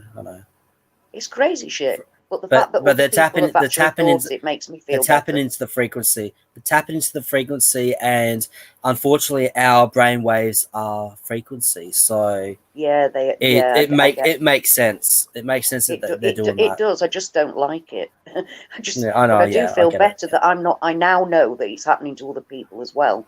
I don't feel quite as crazy as I did, which is saying something, because I was already crazy before the Mandela effect happened. So questioning it, God almighty, it's like, please, I wish you'd just give us a message as to what it actually is and what's going on. I just need to know. Please tell me. When's it going to end? How bad is it going to get? We're going through it all blind. Sorry. By the way, am I loud on this? No, you're perfect, love. Okay, I'm still trying to work out if the microphone is a lot louder than it was before I had a microphone. No, you sound great. You sound cool. Absolutely great. No, there's no feedback or tinniness. Andela, hello. Yeah, hello. Vicky's saying you sound good. And Vicky was saying good, that Vicky. That's good, Vicky. She thinks that they can kind of somehow tap into us as well, which is all a bit. But then, what are we? Andela. What are we? That's the point. So what? Well, me just nipping on to say a little 5 minutes about Tesla turned into a much deeper and wider conversation. But you knew this was going to happen. The minute Joel arrives. Yeah. The minute Joel arrived, I'm like, yeah, I know what I'm doing now. Yeah. But you know what? I wasn't even going to go on YouTube. I was only going to check YouTube quickly and then I was going to get shut off because I'm And watching Joel, season. you Watching season 9. Yeah, I got right into actually, Friends again myself. I've got into funny Friends. enough, she Phoebe, I think it was last season or the season before, mentioned something about time changing as Whoa, well. So I thought I'd mention that did as well. she? Ooh, Yeah, I wish I ooh. had been smart enough and actually took my camera. But the thing is, like I said, I can't edit You stuff can't now remember at the which moment. one. No, and also but can you actually remember where on it is? No, because I'm like that as well. You think you will, and you don't. You think you will, and you don't. No, But you I actually can't caught remember me what season. live, Joel. You never Yeah, catch yeah, me yeah. live. But I I don't do. normally I do. go. I don't normally go live at this time of day. Do you Yeah, know what I fair mean? enough. So I don't know. But I thought, because the I'm thing getting is, it's I'm much. getting better. I'm getting better at catching you now. Well, that's probably because we're no longer 15 hours apart, love. Do you know? I can't Hello, I believe it still was can't 50. get my head It around makes that. It it it makes it was. much We easier. worked it out. But, It was crazy. but I do agree with you and system failure. Our world is definitely not as small as they're saying it is. It's a lot bigger. It's this is what gets to me when people decide that they want to um, decide that they want to. They know how the Mandela effect works. There was a woman the other day that said that we were all synthetic people. That Oh yeah, we've had our. I laughed at that. I mean, I laughed. I was like, what? At first, I got upset with her. I did. I got upset with her. I didn't. I just said, what? You really are saying that people that Mandela affected are robots and synthetic? Really? Come on. You know what I mean? Come on. No, we're not. Although I watched a Black Mirror where somebody took DNA and made synthetic people, so they were exactly like themselves, but they didn't have any genitals in it because they were in a computer game. But so, like I said, I've been watching all kinds of weird stuff about reality changing. There's a lot of it out there, actually. Like Okay. they've already been pre, what's it called? Programming us to like Oh accept yeah. these things, Oh, haven't they? For that's a been long going on time. for about. That's been going on for about 10+ years now. Yeah, it has when they've really, really thrown the space, the reality things, the weird I shit mean, going on. they've been pushing that agenda way before Britney Spears's "Break the Ice" video clip, because it's Right. her in a room full of clones. So it was her proving to the world that clones existed. Well, you see, to be fair, this reality that we're in, I think it's an absolute possibility, especially as I have seen some really weird things happening to celebrities that shouldn't be happening. Look, all kinds of weird things that are there online for you to see. So, yeah, I kind of believe that we do, well, they do have the technology to do those sort of things, but not to all of us. Why on earth would they want Oh, to make me a synthetic person? I mean, come on. I know it's a I'm bit just some silly, crazy but bloody middle-aged woman in England. Why the frig would but they want to put me in one? the thing is, it's just so easy to do now, and obviously they would have their reasons if that was a possibility. Yeah, but love, I mean, what? I mean, we're I not know. that spectacular. I mean, we are, but we're not that spectacular. They want to, like, excuse me, put us in, the powers that be, put us in synthetic bodies. I don't think we are in synthetic bodies because we wouldn't feel pain because they never ever show anything synthetic feeling pain. It's very rare that Oh yeah, there's that'd a be great. synthetic that has I tell you the what, if that's if that is an option, I am opting straight into it. I'm over the back pain. I'm over the tiredness. yeah, Oh my god! Just this year, yeah, my yeah, back pain has revved up. Because I think it's because of the sleep apnea. But all I know is that my whole yeah. Oh, body most days that's are not going to in help. agony, is in absolute agony. So Yeah. for me, if that was an Well, option, that's oh what my I god, must I would admit. opt into that straight Yeah, away. Yeah. I think. Well, I don't know. We see the thing is that now we know that our consciousness can actually be transferred because that's what's going on with us all the Yep. time. Our Yep. consciousness is the same no matter what changes we're going through. no matter what reality we found ourselves in, but what Ashley I've found myself in from one day to another. At the moment, I seem to have got older again. But I know I'm keeping it in my own heart that I know that not to but the next day I might look 10 years younger again, because that's what's been going on, that kind of freaky stuff. But that happened to me the other so week. It's crazy, That isn't happened it? to me It's though. crazy. Oh, I went that night and I was like, you know what, screw this. I'm putting moisturizer on. And I woke up the next day and I was like, oh, yeah, it sort of works. Sort of did it. I know it's crazy stuff, isn't it? Yeah, but when you actually see your own face change like that, from like, I woke up one morning and I was like, oh my God, I look fantastic. What the hell? I've had a few days like that. Do you know what I mean? Totally well impressed with myself. It's like, whoa, what's going on here? I love it. And so that's when I eventually went, after a few times of that happening, because obviously it went back to my 55. I mean, don't get me wrong, I'm 55, and in the main, I look pretty good for my age. I appreciate that. But I can be 10 years older or 10 years younger looking than I am today. So I never know. So waking up first of all and going, oh, you look fabulous, and then waking up with it all suddenly sagging, he's like, no, please don't stick me here forever. It's those days that you want to move. Yeah, I saw some pictures of you on your activist page on Facebook. I didn't know that you had blonde hair at one stage. No, that was a wig. That was a wig. I'm a girl of wigs, love. I love a wig. I mean, I know my hair's my own. My hair is my own. My brown So you've always hair. had the fringe. So you've always had the fringe. No. I had very, very long hair with no fringe. I only started wearing. I call it my Botox fringe.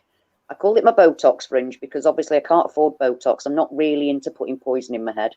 So I have a fringe instead. I'm a woman of a certain age. Do you know what I mean? I'm a woman of a certain age, so I've got a fringe now. But no, if you go on my profile, Joel, there are pictures of me from way, way back. Because especially when my mum died, there weren't very many pictures of me, so I started taking a ridiculous amount of pictures of me.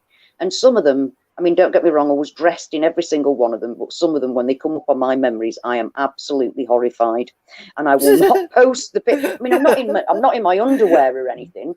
I'm not in my underwear or anything, but it's like I'm totally dressed. But it's like, what were you thinking? Oh God, what did I wear? Like, lounging.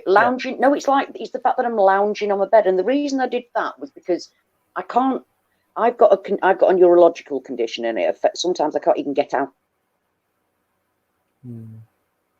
Right, so what I'd do is I'd spend all morning getting myself dressed and looking right, because my body would be that bad it'd take me like half a day to get ready. And then, like my daughter's seen me do it, I'd like drag myself, I'd set my timer on my camera, I'd drag myself across the room, pose, have a picture, and then drag myself back across. So it was all make-believe. It was all make-believe. But I got, every day I was taking a picture in case I died that day, for my children to have a picture of me recently, not me 5-10 years ago.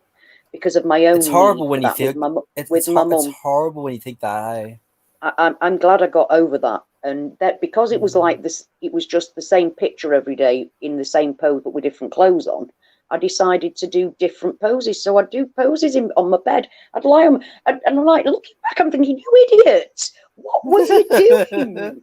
You know what I mean? What were you doing? Do you really think your daughters want to have pictures of that? You lying there on your bed? No, I mean. Don't be wrong. I mean, like my jeans and things. Of me with my jeans sat on the work counter in my house, you know. But they're just, what we doing? What we doing? And so looking back, it's like that was part of my trauma. I stopped. And in fact, while I was doing that, I actually noticed in one of my pictures where I was lying on the floor looking into the camera that my face was wider. I remember thinking that at the time, but not having any point of reference to it. And then it went thinner again, and then it stayed this weird bloody cheek thing. So it is what it is, isn't it? We're not in the same bodies, but we are the same people. And I still want to know. You know what gets to me? I'm sorry, you were about to say something, but what gets to me? I can't remember what I was going to say now. Anyway, when I've left this Ashley, Ashley. What does she know? Because I've left her. I'm not in her anymore. I've moved on. I'm in the next Ashley. So the one that I'm in now, where's she gone? Does she have any remembrance? Is she in there still looking out with me? Does she remember the Mandela effect? Does she become Mandela affected because of this? There's so many questions. The thing is, the Mandela effect is probably not a thing in that reality. Yeah. It's probably only, like, the Mandela effect is probably only for whatever fucked up reality this is. And it definitely is a fucked up reality, because, I mean... Well, maybe it's just for the original me. Maybe it's just for that original me. Do you know what I mean? Because it's that original me that is affected. So maybe it was the original versions of us that are the original us. And so we have dominance over any version of ourselves in whatever given reality we're in at any given point. And can you feel, I mean, look what we're talking about. How frigging ridiculous is that?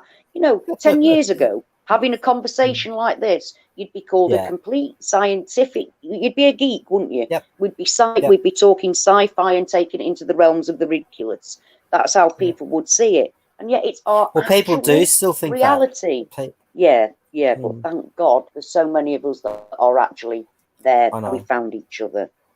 Like I said, my friend Nigel, I mean, bless his heart, he's a good person, but my God, he is so frustrating at times, because he doesn't believe in spirits. He doesn't believe in the Mandela effects. All the things, like, I was saying to him, like, I said to him there a few weeks ago, I said, I can't wait to die. And he said, why is that? And I said, because I get to be with my cat Mako, and I get to be off this reality and off this world, and I get to be in the universe. And he just looked at me like, serious? Like you'd what? Yeah. I mean, I can't wait to be, I mean, I'm not going to prematurely do it, because, I mean, but, if, say, for instance, I finished up having cancer or had a heart attack or, whatever, I would just let nature take its course. Because I'm at that point now where I'm at that point now where I just don't want to be here. I really don't. Me neither. I mean, I'm much, done. I mean, yeah. I mean, I've been done for a long time, like quite a few years. But in saying that, you see, it's very. But now I'm at a place where you actually afraid? Calm. It's a very calming but that's feeling. It. Are you actually afraid of death anymore? Because I'm not. Oh, I haven't been afraid of death. Well, I haven't been afraid of death since I tried to commit suicide when I was in my late teens. So that fear of dying was eliminated. Right. So you've already had that gone for a while. Yeah. Whereas the fear of dying for many years. When I was 18, I was 2 weeks off past my 18th birthday when my very, very good friend, 17-year-old he drowned, and it had a profound effect on me. And so for me, like, thought about death every day for 10 years, it really did haunt me for a long time. But now I'm not afraid to die. Like Vicky's just said, she's not running to death, but she's not running from it either. That's how I feel. But quite frankly, I mean, if I get COVID, if I get COVID and I'm going to die, so be it. I'm past caring. For me, I don't care. I'm past this world now. I'm past this. I've had enough. I just want it to be right for my grandchildren. I want it to be right for my grandchildren. I mean, I've got another one on the way. I want it to be right for them. But for me, in fact, to be fair, the only thing that actually keeps me wanting to be here is them. Not my daughters. And I know that sounds awful. That sounds but they can awful. Look after believe themselves. Believe me, like Billy, my youngest, she said she saw me go through everything that I went through with my mum, and she would be absolutely devastated beyond any kind. My eldest one would be upset. I'm not saying she wouldn't, but my youngest one would just not be able to cope with that. She wouldn't, and so I feel bad saying that I don't want to be alive for her, because she said, remember what it was like when you lost your mum, and we have a very, very close relationship. Me and Bill do, as did me and my mum. But Kaylee and I do, but in a different way. It's in a different way. Different children. So how many kids do you have? I've got 2 daughters, and my eldest is she's single, off at Bible College, 34, and my youngest Okay. is just coming at the end of this month. She'll be 31. She's got my grandson, who is Rylan. He's 13. My my granddaughter is Aria, and she's 3, and she's 18 weeks pregnant. So Okay. I've got another one nearly halfway cooked. So How is Rylan coping now that he's back with his family? From what I can tell, he's doing all right, actually. He had a really hard time during the lockdown, but then I've been able to discuss with him the fact that he has to, he has to keep himself down. It's the way it is. Be openly talking about these things. Your mum won't understand. I told him that you do have to do what your mum wants. So if she wants you to wear the mask, wear it, even though he doesn't believe in it. So he has to abide by certain rules. He's 13. He's not. I said, though, in a few years' time, you can make up your own mind. I said, but right now, you have to do what your mum wants, and you just keep doing what you've been doing, because already his conversation. He wants to talk about consciousness and realities and all kinds of weird stuff going on. And before he knew about the Mandela Effect, and his mum isn't on that level. She's not. She doesn't care about those things. She's not interested in those things, or she might be briefly, but then it just bypasses her. She's not there yet. So he's already used to kind of not being completely himself. But in school, he's glad to be with his friends. I think, and considering he's not really very sociable, he's quite happy being at home on his own.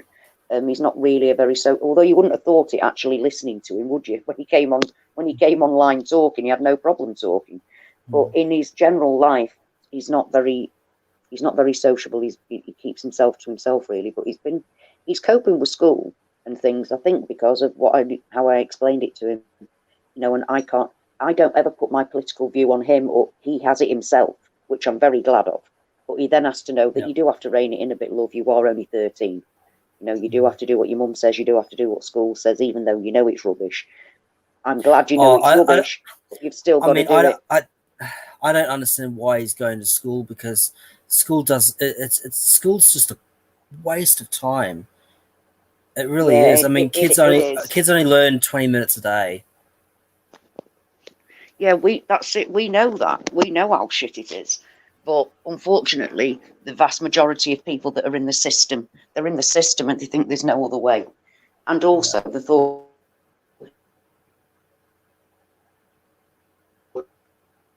social services won't take the children off her if she doesn't do this, and this. Because there are cases when it's happened and she just concentrates on them and doesn't want to, that's where the system's got them. That's where I was just checking, actually, see if I've got some post, and I haven't. Hooray. A day where a brown envelope hasn't come through the door is a good day. Oh, is it? So, yeah. Why God, that? Yeah. Oh, because it's just always crap, love. It's always like brown envelopes are from the government. You get the white envelopes that are from, like, the council. They just constantly, my dear, are ending. It's never ending. All our letters are usually in white envelopes. Doesn't matter what it is. Oh no, when a brown one comes through the door, you shit yourself. Oh, okay. It's I hate them. No, that's always awful. It's the government. That's the government, that is. It's like, oh, God, it's the government. What the fuck do they want now? Leave enough as it is. So, it sounds like a very, very, what's the word? Like, it must be like very, kind of. There's a weight. There's a weight always. Yeah, it's exactly what I'm doing. That hand to the head thing. Pressure. Yeah, it is. It's hard. I'll be back. I'll back in a minute. I just need to go get a glass of milk because my stomach's starting to play up a bit. Well, that's absolutely fine. I was about to go and make a brew myself. So you go do that, and then you can look after the audience while I make myself a brew. Okay, cool. Yeah, all right then. Yeah, right. So Anne, I'm just looking there. The Hopi prophecy.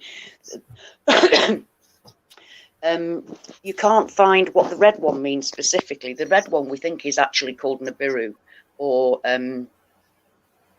yeah, I have. Yeah, the Hopi prophecy, the red and blue Kachina prophecy is a crazy prophecy, and it's the one and only prophecy that actually speaks about reality changing. It talks about reality changing even within our own bodies.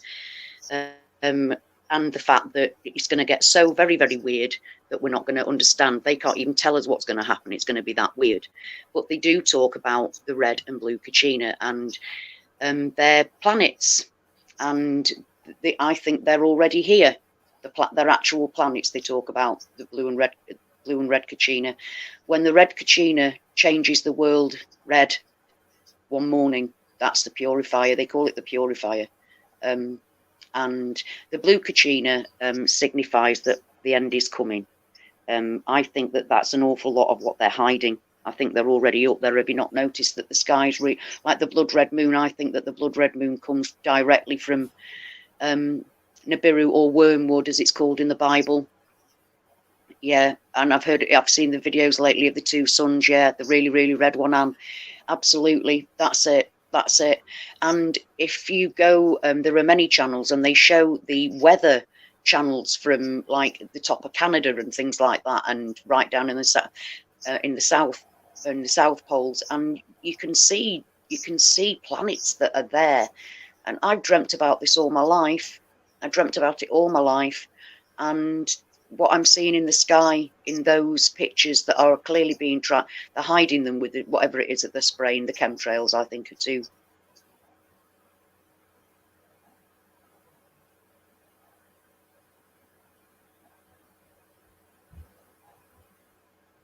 Shouldn't there? And I think it ties in with wormwood in the Bible.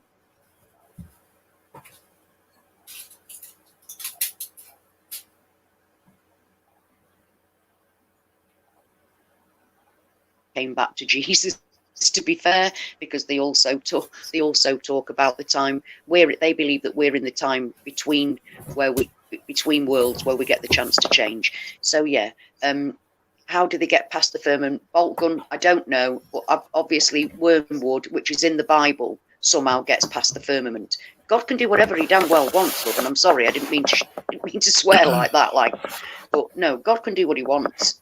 So if he wants to bring a planet in, he'll bring a planet in. And as it's written, not only by the Hopi, we can see it in the sky now. And it's huge. It is free. It is absolutely huge. And it's here. It's here. And it's a system. They call it Nibiru because of the Sumerians, but that's basically where the religion as we follow it today stems from originally anyway, although the Hopi prophecy also explains perfectly about the starting of the fourth world that we've just come out of, and how it ends, and we're right slap bang where it's saying it's going to end, and that one good man will carry us off to the next world. So partly that kind of sounds like Bosra, but yeah, Nibiru is wormwood, I think, and it's an actual thing, and it's here already, and I think that's what we're actually experiencing. The blue Kachina signifies the two brothers that come, and they are the guardians of the North and South Pole, and we already know that the poles are shifting. So these things are coming to pass, and I think that we have been moved into a reality where it's coming to pass. You know, I really do. I think that our reality has moved to Britain, and it's all part of it. I mean, like wormwood in the Bible. Wormwood is a planet. It's, you know, in the Bible, it poisons a third of everything. So if that, you know, the firmament, I believe in the firmament, don't get me wrong, I absolutely do. But I think God has he can do whatever he wants. He can put whatever he wants, wherever he wants, whenever he wants. So I have no problem with these things appearing, because God put them there anyway. It's written about, and not just written. And by the way, when the Hopi prophecy is about Jesus's return, it's about the return of Jesus, which is how I got back it was through him directly connecting with me again that I got calm. But I'm not a Christian in the sense of a happy clappy born again Christian that I was when I was a teenager, because I know it's not about that. I know that's been corrupted, and it's also been corrupted by the Mandela Effect now. So I actually questioned, like, was Jesus a Mandela Effect? To which he literally came to me and, in a laughy kind of amused parent way, said he's everything anyway. He is everything. He transcends everything, all time, everything. And that's basically what the Hopi prophecies say, that we're on that line where he's about to take us away. And they say himself, it's Jesus. But I didn't get all that straight away. I got that over like 18 months, drip feeding information. So yeah, Nibiru, I think that's what we're actually seeing. When I saw a blood red moon earlier on in the year, it disappeared as the moon got higher up, which definitely says that it was being lit from below. So the whole thing was being lit. It was red. And then I went to NASA, because NASA is supposed to be the, like, don't get me wrong, I don't believe in it, but I went to NASA to see what they said about blood moons, and they said it never looked red. It never even looks pink. It only ever looks creamish. Creamish is what they said, like cream. And yet it was blood red. I've never seen anything like it. It was crazy. Yeah, and I actually missed that. Mr. MBB33, myself and Ella. Oh, I didn't. I actually, this is another thing, one of them synchronicities. My friend and I went out. It was right at the beginning of the lockdown, and we went out because we needed to get some electric. So, because I have my electric on a key. You know, you pay the money, puts it on a key. I put it in a machine. I get electric. That's how it works here. Oh, so, God, that's old school. Wow, I know. you guys are like 40 years behind. Not everybody does. Quite a lot of people just pay it over a bill. Don't get me wrong, but there are an awful lot of us out here that still do pay it like that. And I do. So what was if your power goes? I'm fucked, love. I have to, if the shop's shut and my power goes, there's no electric. There's no electric. I've got to go and top up my little stick with my £20 screw that. or £30. Screw that. So how much is £20 like when it comes to dollars? How much is $20? Like how much is £20? I've got no idea. I mean, if you, I don't know. Is it? I don't know if it's like dollar for pound at the minute, or if it's like 70 pence to your dollar or whatever. But I'd say it's the same as $20. Okay. I'd say it's about the same as $20. You put in $20 in your electric, and then I mean, obviously we have an emergency £10. But then if you don't get it when the emergency £10 has run out, then you've got absolutely no electric. And believe me, that does happen because you forget. But yeah, because of having to, the electric hadn't gone, but we decided to have a walkout because we were allowed to exercise once a day. So we went on a walkout, got some electric, and I went, what the fuck? Look at that. And because we were walking towards the east and you could see through these trees, a massive blood red moon, red, like the London buses, red. In fact, a deeper red than that red. It was that red. I've never seen anything like it. And my friend tried to get pictures of it. They just didn't do it any justice whatsoever. Whatsoever. Really bizarre. Have you thought that maybe it's blue beam? No, because it doesn't last. It's not there for everybody to see, if you know what I mean. Okay. It's not there for everybody to see. And also, I mean, like Anne was just talking about Nibiru and Wormwood.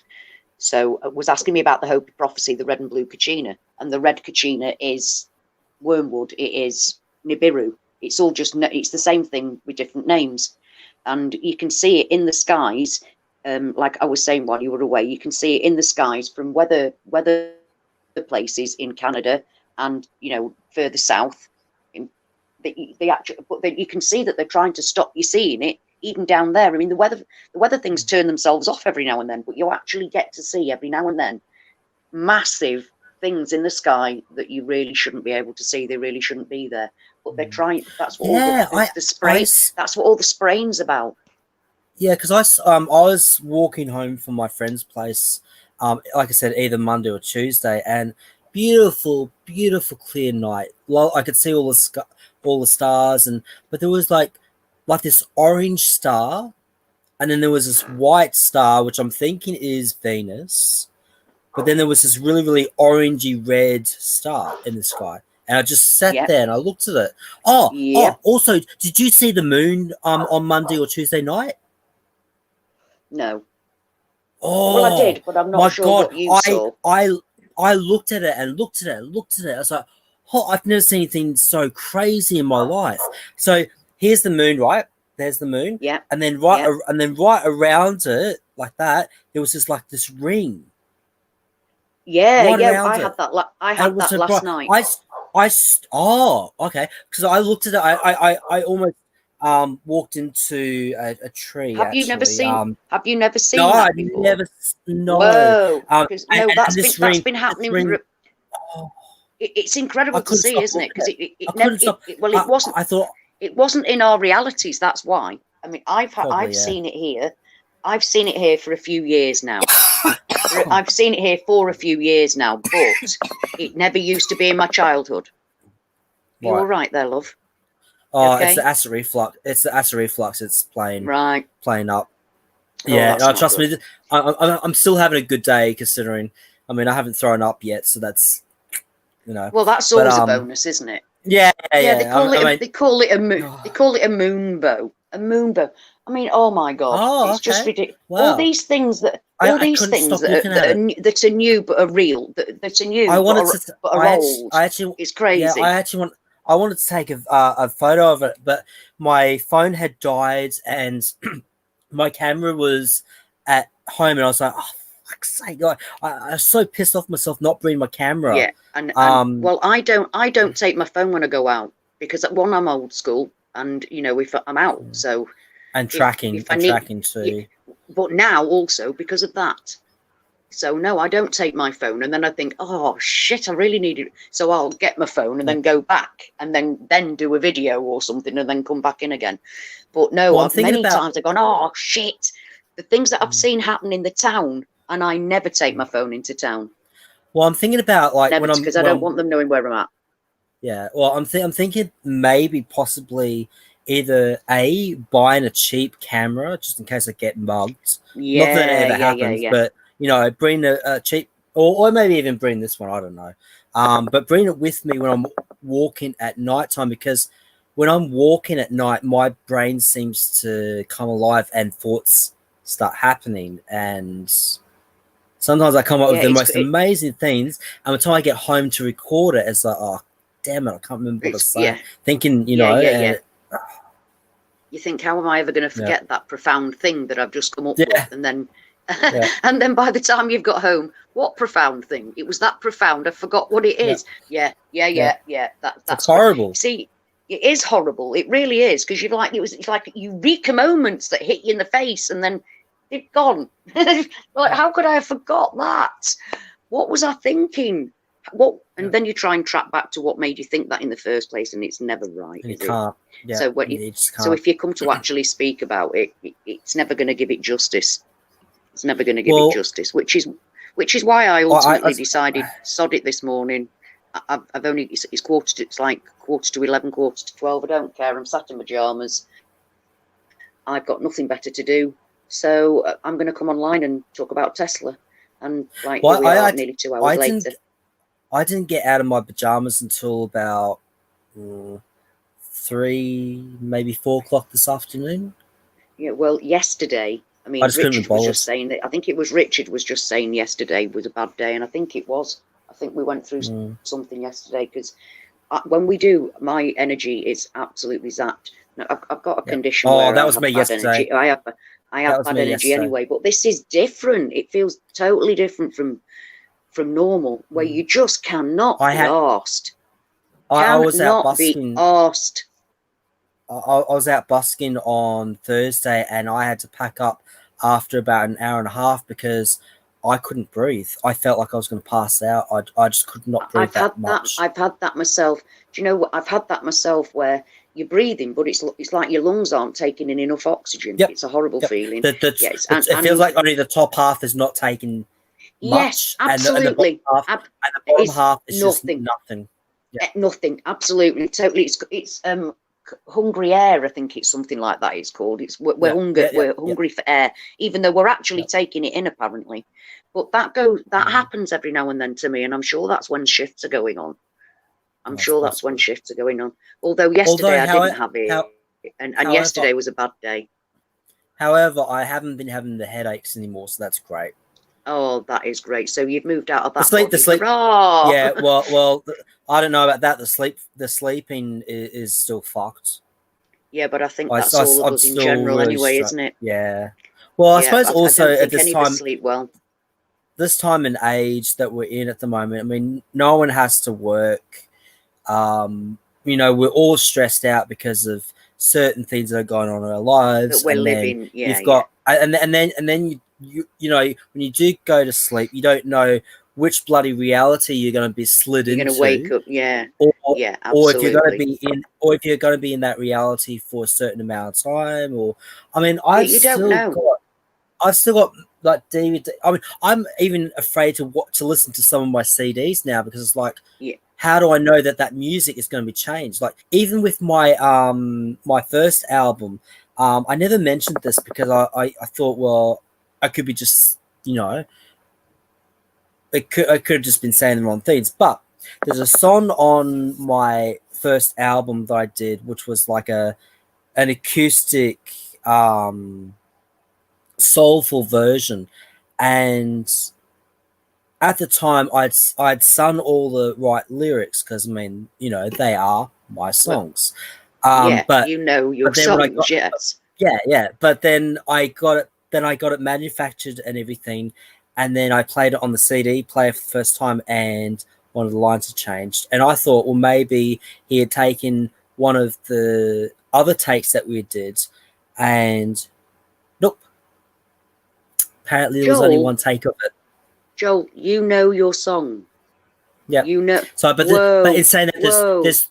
in saying that there is three different versions of that song on the album, but that particular version of, because there's a soulful version, there's an album version, and then there's a duet version I did with my sister because the song is about my sister and I being kids and how my dad was still alive at the time, and how he had died, Joel, and we still had Joel, mum. you So know you the know, song. You know your so own song. but this is before I was Mandela affected. So this Yeah, yeah, happened yeah, six yeah, years ago. So this yeah, happened yeah. 6 years ago. So and that was rough. That was about maybe a week or two before that whole money situation that I was telling you about earlier on. Right. So yeah, so Whoa, I'm one. whoa. So You see, that's I'm waiting. I'm waiting to see if those lyrics will change on the CD. If it does, I will be telling you about it. oh yeah. I mean, but how because scary. then oh That's going to be weird and quite scary, yeah, really.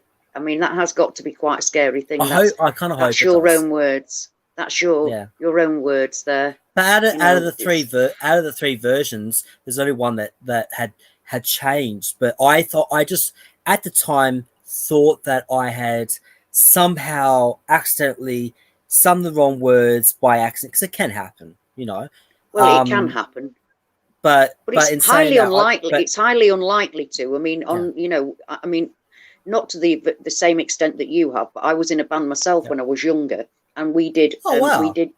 we did do proper recording, and you go through it with a fine bloody tooth comb, Oh and there's always yeah, somebody else yeah. and there's always somebody else checking exactly. It's exactly Yep, the yep. words that you want to be sung and where, and because you know what goes into it, things get moved Oh, the around, amount of chopped takes, about, the all kinds of amount of things go on. Yeah, takes. Oh, exactly. So that's the only thing. that that That's the only thing I didn't like about it. that hasn't gone out. That hasn't gone out by accident. That's changed. Yep, There's yep. too much goes But into the process for it to but be a but mistake.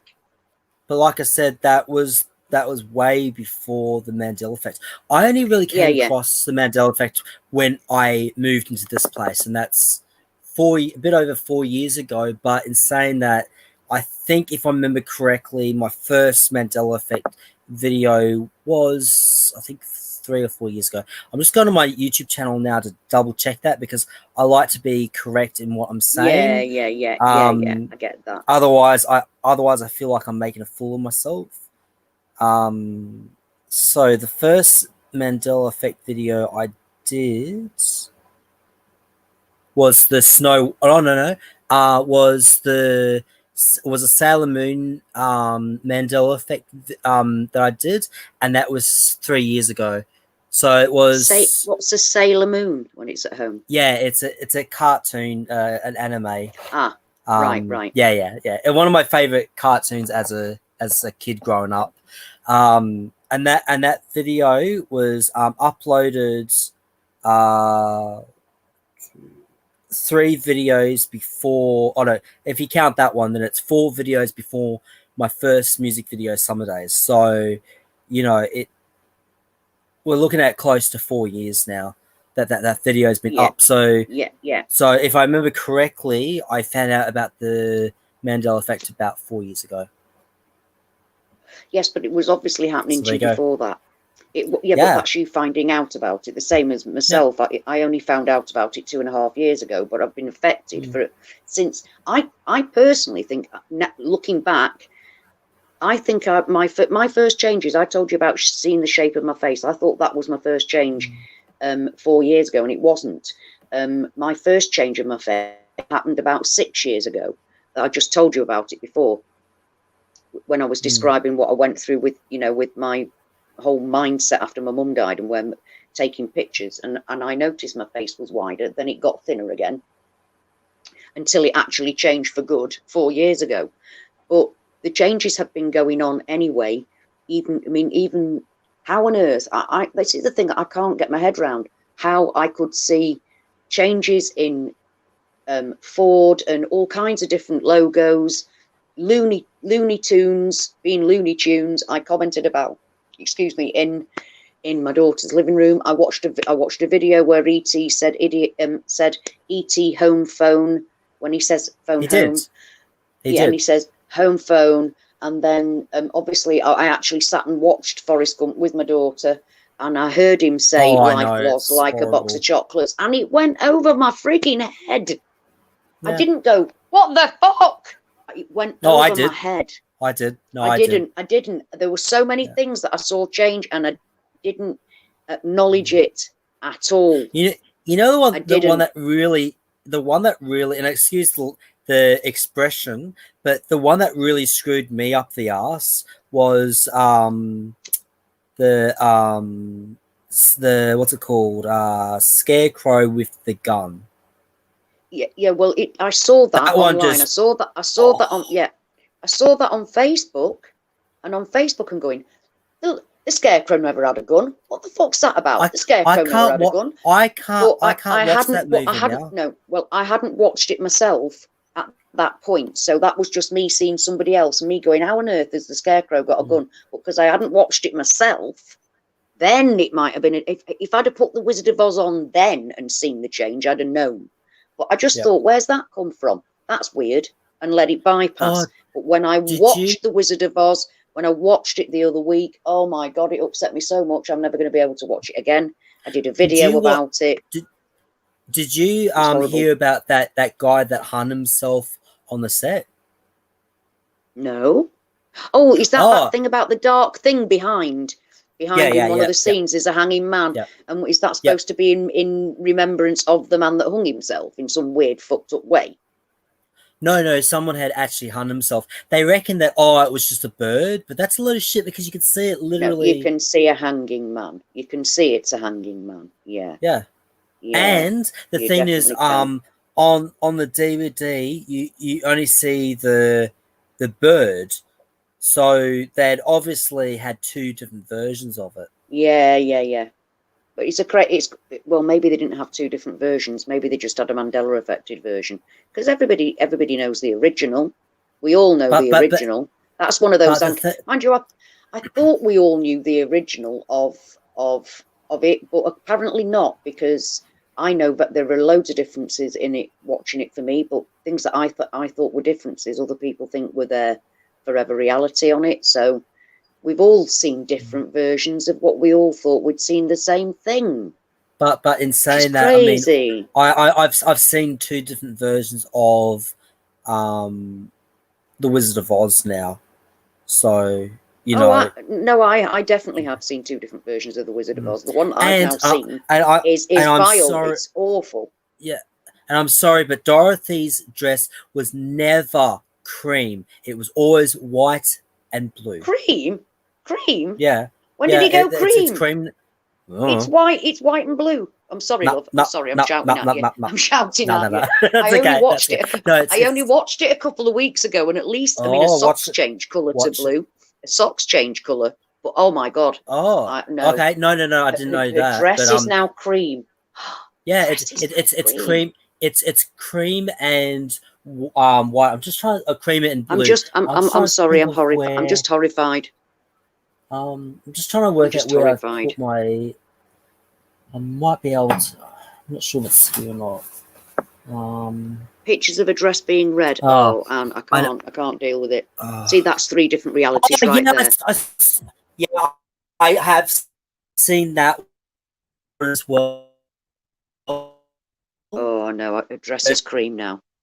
Oh. Joel, I'm losing you, love. Yep, it's cream. Sorry, you're back. I lost you for a minute. Yeah, I saw me for a minute. Yeah, no, I think it's the computer because I saw it go black myself. So right, okay. Yeah. So no, I'm praying this computer allows me to finish this live thing without it dropping out completely. Well, but to be honest, it is those things that freak me out. I mean, I'm horrified by the thought of a dress changing colour. I've just watched it where there were so many changes in it for me. It's horrified me, and I never want to watch it again. But now it's changed since then, and every single change is just it's like a stab. It's like being stabbed. They're like robbing us of everything. It's like the butterfly effect. It's the butterfly effect. Oh, I hate it. Messing with our childhood memories. How fucking dare you? That's how I feel. That's how I feel. I remember it being fly, my pretties, fly. Yeah, it is. It is. You know? Fly, my pretties, fly. I mean, we watched it. It was on every single Christmas. Every Christmas it was on. I watched it. If it came in the middle of the year, I watched it. Then I would watch it on the DVD. Sorry, not the DVD. It wasn't DVD. The VHS, proper videos. I watched it on that. It was one of my go-to being a kid moments, along with Mary Poppins. That's what Disney is. It's go-to kid moments. The 3 movies that I remember watching growing up was The Sound of Music, The Wizard of Oz, and Home Alone trilogy. Home Alone, yeah. Well, I'm a little bit before you, so my Home Alone was always Mary Poppins. So they were the ones that were cycled. Do you know what I mean? Because obviously TV, we used to just have 3 channels. We didn't have a gazillion channels, and they used to be like cycled every year. We'd have the same films and we'd look forward to them. Do you know what I mean? Because it's part of our childhood. And when we go to Disney, we go to our childhood. That's what we're going to. I mean, when I watched Sleeping Beauty, I remember prancing around the rose bushes outside the flats where I lived in Germany, because I was an army brat, after having been to the pictures to watch it the night before. So I'm floating around in my dress singing Someday My Prince Will Come, or whatever it is she sings at the moment. And I'm floating around singing that and dancing that. Don't change my childhood memories. Don't steal my childhood from me. How dare you? Because I'm 7 inside. I'm 7 inside, and how dare you do that to me? I bet you anything though, if our reality was videotaped, right? I bet you anything that memory would have never happened in this reality. Absolutely, that's what frightens me. You know. But the thing is, we've got really no proof, unless that's why I was saying in one of my videos. It must have been about 6-8 months ago, about taking notes, because. But notes. I mean, notes, and sometimes they do change. Other times they don't. Well, but it's like an 80% chance of you've been able to keep them, and also by taking notes, and this thought just popped into my head just now. By taking notes, you're enforcing that your memory to become stronger. Yeah. It's a proper that's technique, also it's a proper technique. So that's why you should take notes. maybe writing down the changes. I did start doing that. I did originally. I wrote everything down. I screenshotted everything. But when your screenshots change, you're like, what? See, I was tracking the changes in the skull right from the word go. I was tracking the changes in the skull and watching all these holes appear and bone structures that never used to be there appear. Not just the sockets, because the sockets had already changed. Talking about that, I saw that the other day. There was something I was watching. I don't know what it was now, but you can actually see in the video that it was a real human skull, but it didn't have that bone behind it. What? You saw one of them? Well, look, the way it was is that there was the holes, but then it went in, kind of went in. Yeah, so it's still not ours then. Well, no, but it there was like a bit of bone, but then it was hollow in the middle. Well, that's what our original skull looked like, but if it still had those very thin cheekbones and things, that's completely wrong. Because I mean, I can see looking at your. That's it. I can see looking at your head, Joel, that you've got little dints at the side where your temples are. I mean, here. They never. Here? Yeah, they never used to be there. No, here, just above. Just above. That's your cheek, love. Oh, there? Yeah, there. You see the little dent in your head there? Yeah. You mean this bit here? Yeah, that little bit there, just that little bit there where the temples is. That used to be flat. You can now actually see on people it's a little dint. It never used to be. It was completely flat. That part of your skull was completely and utterly flat. We never had it like that. I don't know, but I mean, because I've had so many headaches. I mean, I've been rubbing, so I don't know if it's got nothing. No, it's the bone. It's your bone structure, love. It's got nothing to do with you sticking. You've got it on both sides of your head. Everybody does now, but it never used to be like that because our cheeks didn't stick out like that, and our skull wasn't shaped the way it is. It's a totally differently shaped skull. See, I'm not sure about my skull because I've put on a lot of weight in the last year. But your skull doesn't. Your skull doesn't. Well, change, that's love. true. Yeah. Your skull does change. That's a lie. Your skull does change. But in our old reality, the skull was very simple. It was very, very simple, and you would never get the jaw would never be found attached to the top of the skull. It always fell off, and the back of the skull was very rarely ever there. Whereas now you get the whole skull is like the whole of the back of the skull is attached with a hole in it where your spine goes into in this one. So yeah, it's totally bloody different. It's been well upgraded, but I kept screenshots of it because you were getting different holes in the skull where different nerves went. Now that wasn't part of my reality, and I mean I studied biology, human biology, fascinating. It was one of my, when people say, right, hi Ash, what are your interests? It would be human biology, it would be genetics, it would be ancient civilizations, but I was absolutely so fascinated and excited about human biology. It drove me. It was even when I stopped going to university, I carried on learning for the sake of my own self. So I'm very well aware what the bloody skeleton looked like. I might not be a doctor, but I know what the bloody skeleton used to look like. And it was the skull and those deep socket things being there that I could not ignore.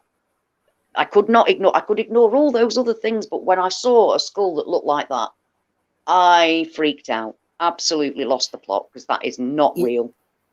I was bombarded with things. The thing that shocked me, the thing that really shocked me was the collarbone.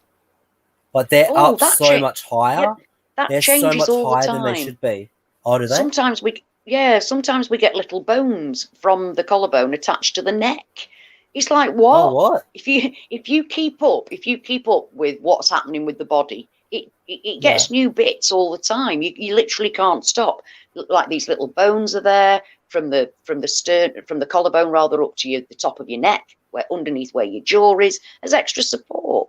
You can't see it. Wow. You can never see it in the human body, but it's there in skeletons in certain realities. It's not there at the minute, but it doesn't mean it won't pop back in again at some point.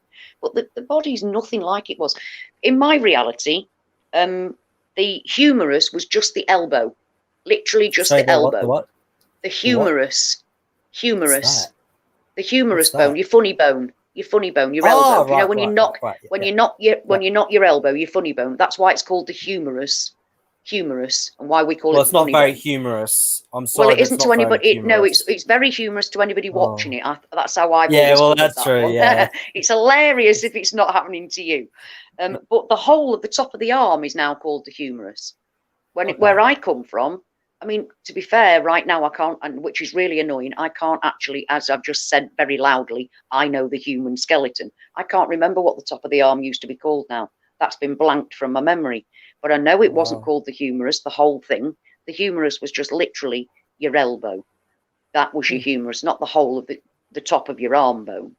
If anybody can remember what the top of your arm bone used to be called before it was called the humerus, please let me know. You'll be really helping an old girl out.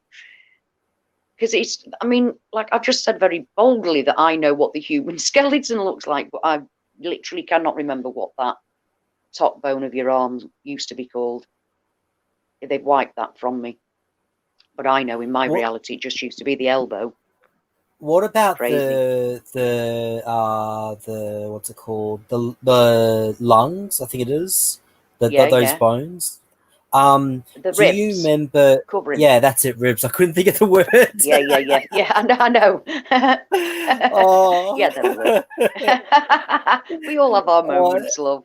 Oh, it's almost embarrassing when you can't remember words like that. Yeah, we all have blank Oh, moments. yeah. Do you remember there being 3 Floaty ones? like floating ones? Yeah. No, there were never floating ribs. What's the bloody point of a rib that's floating about? No. Yeah, because No, there I weren't. remember for the male skeleton, it was I think 7 ribs on You had one one side less than and then us. 8. Yeah. Yeah. Yeah, you had one But less than now, us because I've woman was seen made one. out of your rib. Yeah, but now I That, see that it's not just equal, but there's like 8 or 9 and they change, on yeah. each side. Yeah. On each side they change. You get the floating ones. Sometimes they're there, sometimes they're not. But we don't have the same amount of ribs that we did. What I don't understand is And if it. What I don't understand is if they're floating and you break one of those little shits, how the hell yeah, do they? How do they mend themselves? yeah, You know, yeah. it Well, makes no sense. that's my quandary at the minute because it's robbed me of my passion for human biology. You know, it's And robbed they're me of my pointy, passion for but they're and pointy as well. oh, they are. They look awful. They look like a weapon, don't they? Yeah, They literally look like you yeah. could have them in your hand, and they could be a really good weapon. And I'm actually holding my hand like I'm holding I one mean, at the minute. I mean the when I saw that, I was like, how the hell do you not pierce yourself with those things when you sit down or something like that? You know. I know it's crazy. Call It for looks zero. so No, sharp. that's your And that's called your tibia and your fibia, by the way. Just under your elbow is called your tibia and your fibia. Oh, or is it that the leg? Oh, I've got confused. Right, I'm such a smart arse. I've got myself confused. Sorry. Right, I tell you. Right, I'm gonna go and make myself a cup of coffee, which I clearly need. But I'm gonna leave you to talk to everybody, Joel, because I mean okay. you might be able. It's the only way you can get a frigging word in edgeways, love. Sorry. Oh no, I it's just all get good. that. It's all I good. just get that excited about actually being able to talk to somebody. Yeah, You know, I'm actually talking to you, so I I get get very that. carried I get away. that. And Yeah. I'm on my own a lot. I'm on my own an awful lot. So, hooray, a human being. The other side of the world, but in this magic little box in my hand. You know, most of my friends are in this little box in my hand. Do you know that? It's where my friends live, in this little thing, because that's what I use it for. To talk to my friends. Right, I'm going now, So it must be people. I will hard. see you shortly. Well, it isn't. It Okay. isn't. Thank God I've got you guys that I don't have to dumb down with. That's the main point, isn't it? Okay, so I'll see you shortly. You're in Joel's Okay, I'll safe talk to them. hands now. Okay, bye. Okay, so I'll just read some of the comments.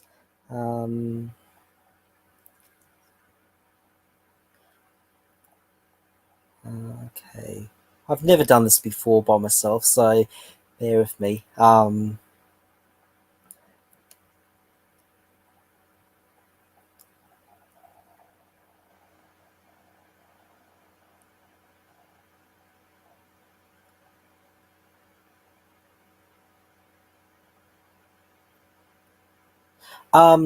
Richard, what do you mean by we what do you mean by mirror of ourselves? I'm not sure what you mean. Because you're saying you have not really developed, developed deep into it, but what we see in the mirror ourselves. I'm not sure what you mean by that. Do you mean like our reflections in the mirror, or are you talking about reality? I'm just not sure. Um,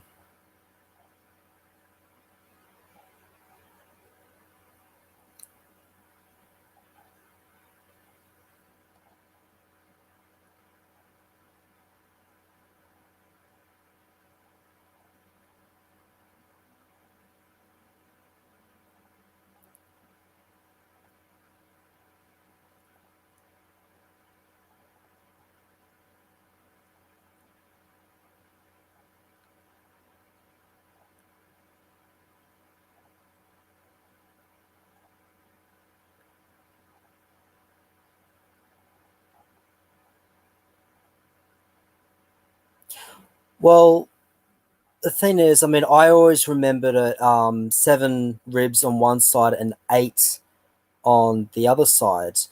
Um, the thing is, yeah, I mean, I have no idea how the hell they would regrow, because if they're floating, then you know, like how does it, if you break one of those floating ribs, how the hell does it not, like, slide down through the body? Like you'd cause so much, it would cause so much problems, you know. um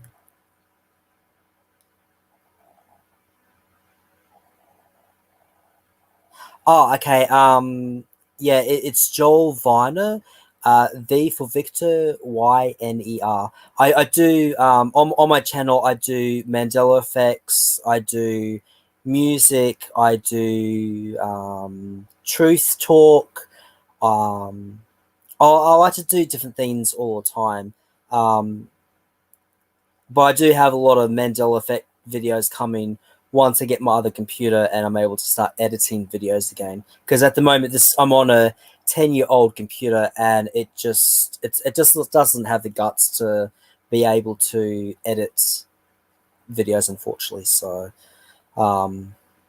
luckily, I've still got one more video that I can put up until while I'm waiting for the computer. But yeah, so yeah, it's just Joel Viner, V for Victor, Yner. Um,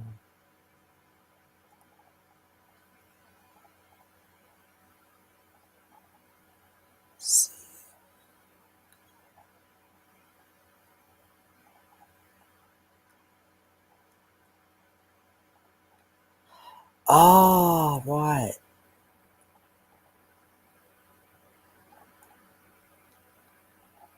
Oh, so what you're saying, Richard, is that one person will see me differently, I think.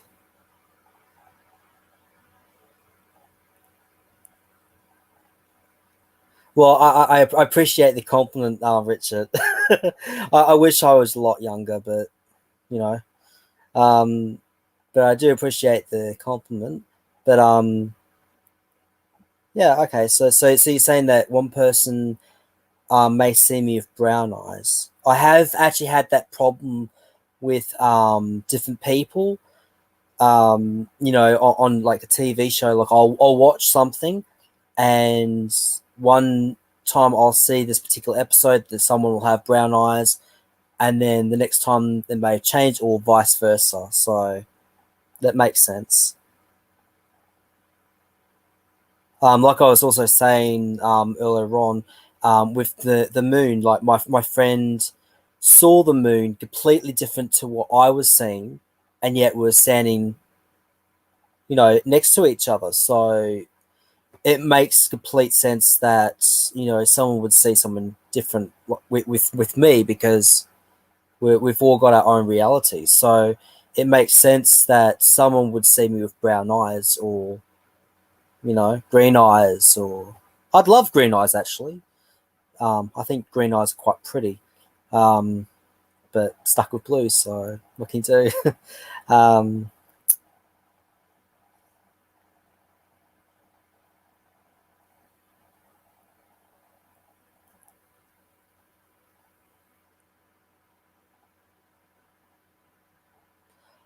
I've never seen Quantum Leap.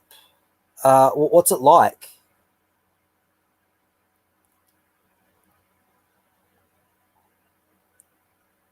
Could have 30 was.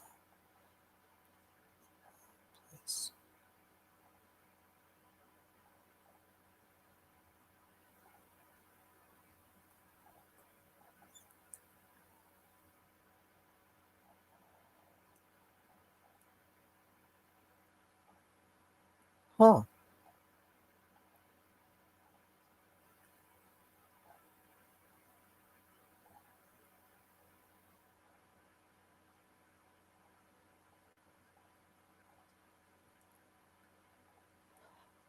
Oh, okay. I've actually read the Bible, on and off my whole life, and I don't remember ever reading Jesus. Like, I mean, obviously he came back, but I don't remember ever reading that different people saw him as different people. I always remember as Jesus came back from the dead after, I think it was like, I don't know, 2 or 3 days. It's been a while since I've read the Bible, but yeah, I remember he had came back from the dead. They had opened the tomb up, and he had disappeared, and people had saw Jesus Christ. But I don't remember ever reading Jesus being as different people. So maybe time to start reading my Bible again, even though I don't believe in God or the devil or anything. Um, I mean, yeah, maybe it is time that I start reading it again, just so I can get bits and pieces. Because obviously, I mean, I'm not an expert at it, and I know that a lot of things are changing because of the Mandela effect. So yeah, I mean, like I said, I've never heard of people seeing Jesus and as different people. So that's interesting.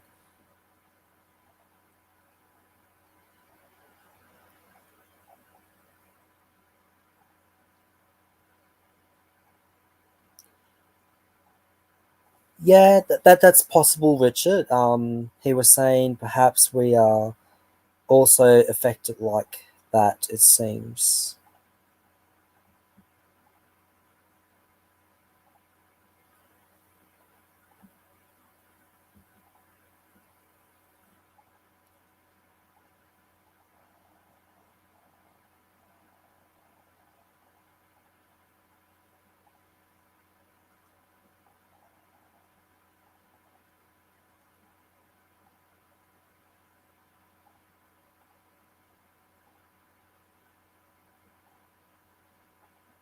Hang on, Richard, you were saying about the disciples being with Jesus.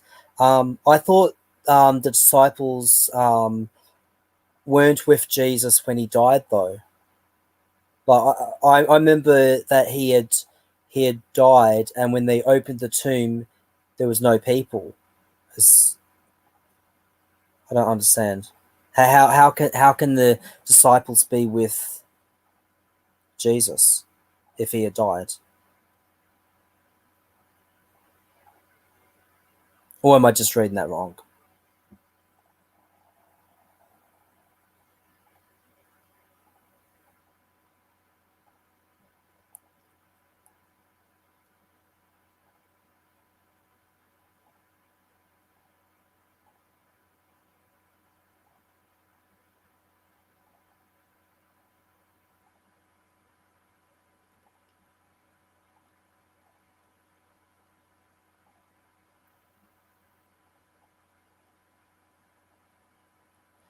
Yeah, that'd be great, Richard. If you can post that.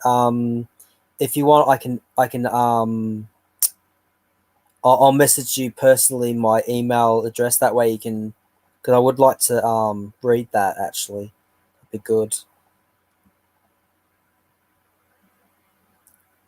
So he was and they were come and talking with them.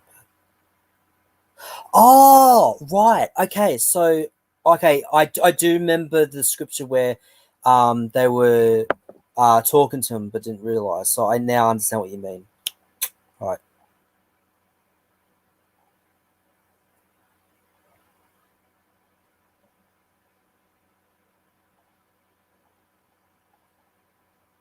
Still would be interesting to read that scripture because yeah, it's been a while since I've read the Bible. I think it's yeah. I think the last time I read the Bible, any scriptures of the Bible, was probably quite a few years ago. So, but like I said, because of the Mandela effect, I mean, a lot of things are changing too. So, I mean, how do we know that what I'm reading now is not going to be the same as what it was a few years ago when I was reading it? And like I said, I only read a few passages, so yeah. When Ashley had gone through that thing where she didn't see the "forgive me for my" I've forgotten the saying. Can't remember it now. But anyway, I was at a funeral and the woman had said, "Forgive me for my trespasses." That's it. And so when I went to the funeral, I heard that, and that's, so I was able to tell Ashley that it had gone back to that. So yeah.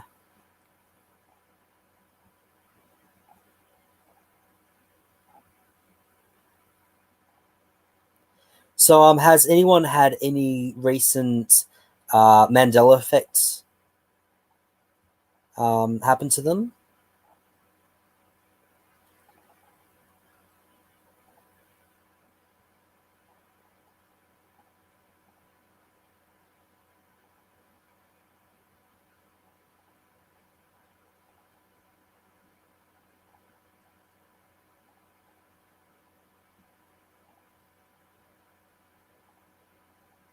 Oh, in what way? Was it spelled a different way, or like? Because I mean, that didn't recyclable have an I in it, or have I just spelled it wrong the whole time?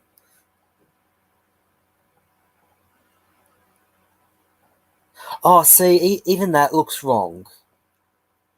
See, I really do remember.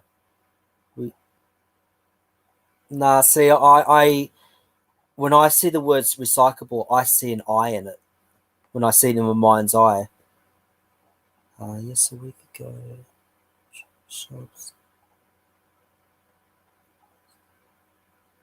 Oh, whoa. Hi, Lisa. How are you? Wow, Richard. That's so. So you're seeing buildings changing as well. Wow.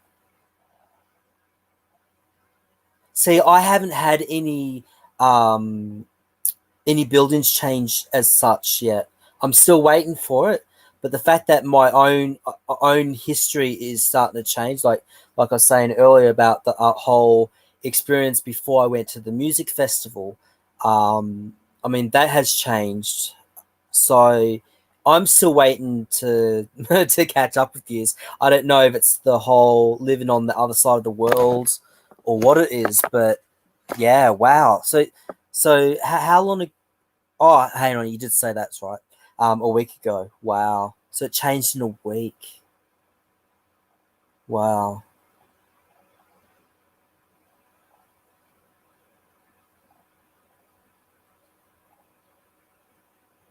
Yeah, that's mind blowing. There's no way that a shop could change that quickly within a week. If it had been, say, a month, I would have said, yeah, okay, maybe. But And because everything's been shut down, I mean, it's very easy to change a store, like revamp a store into another store. But in saying that, it would still take more than a week. So yeah, wow.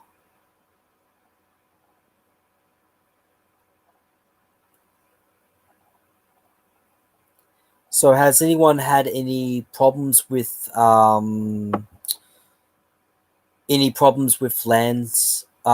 landscapes or anything? Like, has their country changed at all? That'd be interesting to know as well, because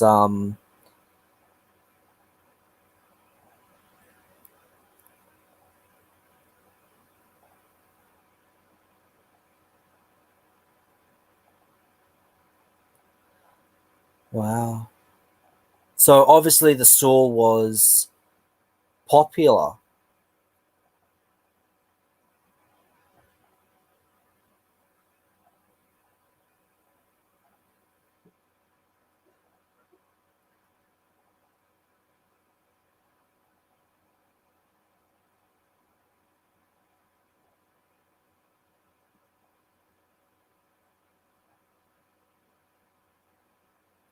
What I mean is that the store obviously in this reality had already built up a customer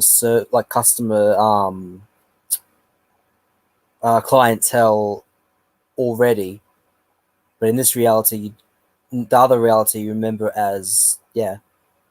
So I'm not very good at explaining myself. I'm not one of those people that, yeah. Never been good at explaining things. That's why I love editing, because I can sit down and edit a video and then try and work out how to say something without it coming out in bits and pieces. So I do apologize for the confusion. I do have a lot of trouble with explaining myself. I've been told that as well. So yeah.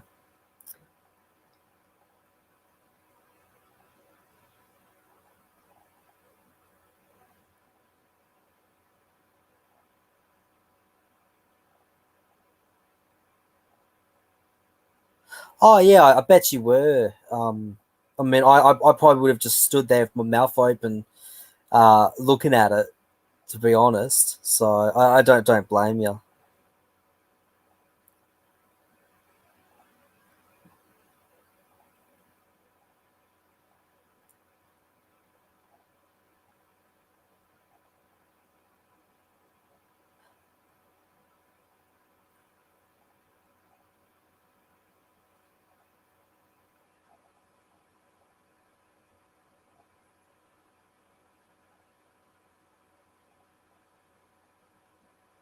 Oh, okay.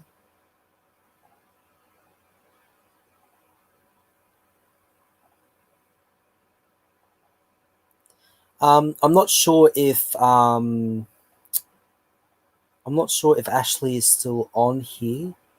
She seems to have disappeared, so I'm just going to double check to make I'm sure that here. she's. Hello, Oh, there you guys. are. Yes, you are. Yeah, I'm here. Yeah, yeah. I was just double checking to see where you'd gone, because the screen No, had you know what I'm disappeared. like. I mean, I keep leaving. Thankfully, it keeps going for about 10 minutes. I think sometimes, even when you Okay. stop, we've had that. So yeah, I'm just back to tell you I'm going to have a bath. So we're Oh, not okay. ending. That's not my point. No, that's not my point. We're not ending. I'm just saying, if anybody on the chat would like to join Joel, I can put a link down below so you can I can hook you up before I go and have my bath. Other than that, if you're happy to just carry on as you are, I'm happy about that too. Because I'm glad you're actually getting the wording sideways. Joel, I Oh had to no, leave the no, area. it's all good. I'm just not as good at replying to people, because I'm not very good at explaining myself.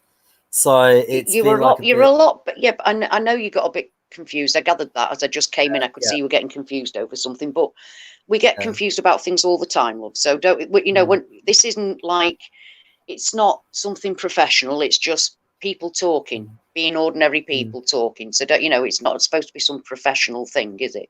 So I'm going to leave you to it for now then, because as nobody's actually said anything yet, I'm going to go and run my bath, come back, see if anybody wants to join you. If not, I'm just going to leave you to it, love. until I got myself looking like a human being again. Well, do you want to leave this conversation today and then come back another time? No, Because if you want to leave, that's perfectly acceptable. I'm not making you stay if you don't want to. If you've got other things to do, that's perfectly acceptable, Joel. But the point was that you don't have to have me here for you to be here, which was what I was actually saying. So do you want to bring it to an end for now? Yeah, just because I'm not quite as confident as you to host it at the moment. Well, would you like to come back in a couple of hours then, or something? Oh, hang about. We have a guest. We have a guest who's prepared to. Oh no, it's you. Hang about a minute. You're asking to join again. That's very weird. Yeah, what? There was a guest invite, and it was you. How very strange. How very strange. How is that possible? I don't know. It just said guest, and it looked in it. Guest wants to join, and it was you. And it's like, Okay, well, that's a minute. Let me have a look. Let's see. I'm going to go back. Let's see what's happened. No, it's just the one of you now. Oh, that's how crazy. Weird. That is crazy. Yeah. Right. How so very odd. Copy that to the. Yeah, massively odd. That was like two of you. How crazy is that? Anne said that she'll talk to me.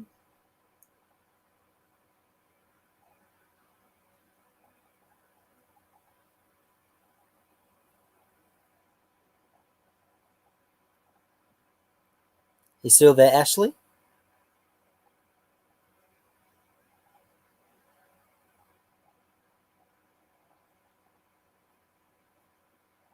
I lost myself then. I don't know what on earth went on. I don't know what on earth went on there. Yeah, if you need to go, that's absolutely fine. But hold on, somebody's coming on. Let's have a look. Let's hope it isn't you. It's Anne. Do you want to stay with Anne and talk to Anne? Yeah. I always love talking to her. Yeah, there we go. That's exactly it. So I'm adding Anne to the stream. Anne's coming to the stream. Hello, is there anybody there? Can you hear me? Yes, I can. Yay! Welcome, Anne. Hello, how are you? I really don't want to leave the conversation, but I'm going to just have a bath. Okay, so I'll run my bath and I'll join you as and when I can. But you guys enjoy, okay? And I'll speak to you later. My love to everybody. Bye-bye. How have you been? I have been taking care of a sick kitty, so I might be in and out, because she's sleeping right now, so it worked out. Sorry to hear that. I know. I'm really frustrated. I took her to a bunch of vets, and they initially said she has a brain tumor, and no, they were wrong. She doesn't. She has kidney issues. So that's even worse in some ways. Well, it was at early stages, so she would be practically healthy now if they diagnosed her correctly. If they had, but they didn't. So she's recovering a little bit now that she's been properly diagnosed, but I'm still having to watch her real close. She's 18 and a half years old though, so. Oh, okay, so she's had a good life. She's had a very good life, but as long as she's willing to fight, then I feel like it's her choice. So I told her, if you eat and you drink and you can, use the bathroom on your own, then, I'll do what I can for you. And she's doing that. So I'm doing what I can. Wow. Yeah. It's sad though. You don't want to see anyone suffer. You don't want to,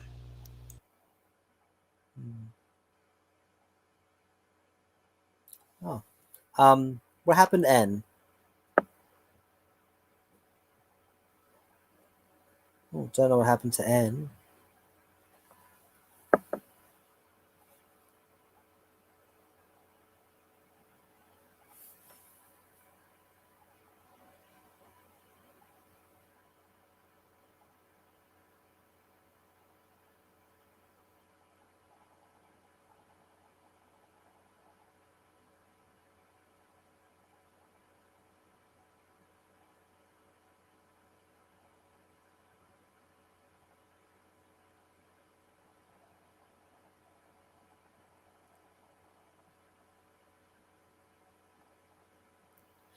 Yeah, I must admit, that's what I was thinking. I thought, oh my god, there's two of me.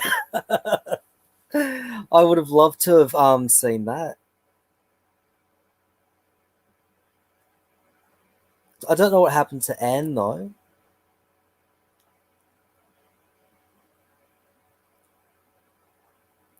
I think the connection may be a bit weak today, so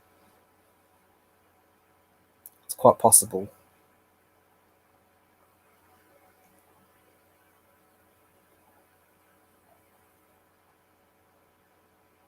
Okay, Vicky, I'll see you later.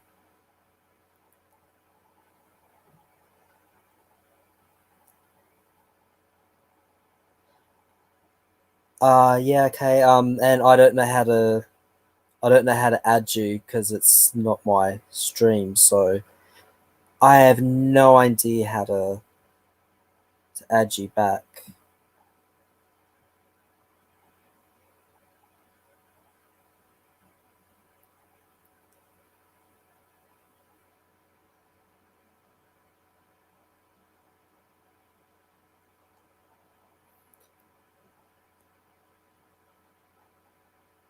Right.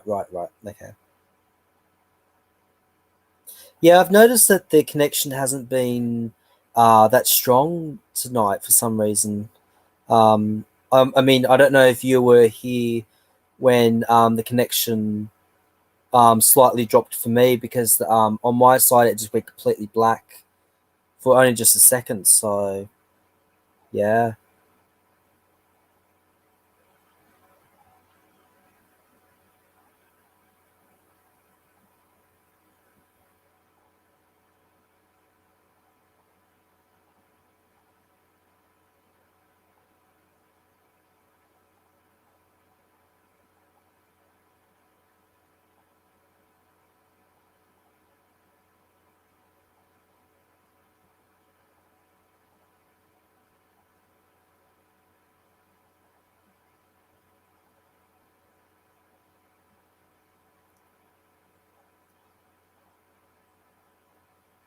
Oh yeah. Yeah, and let me know what new Mandela Effect you've got. Love to hear about it.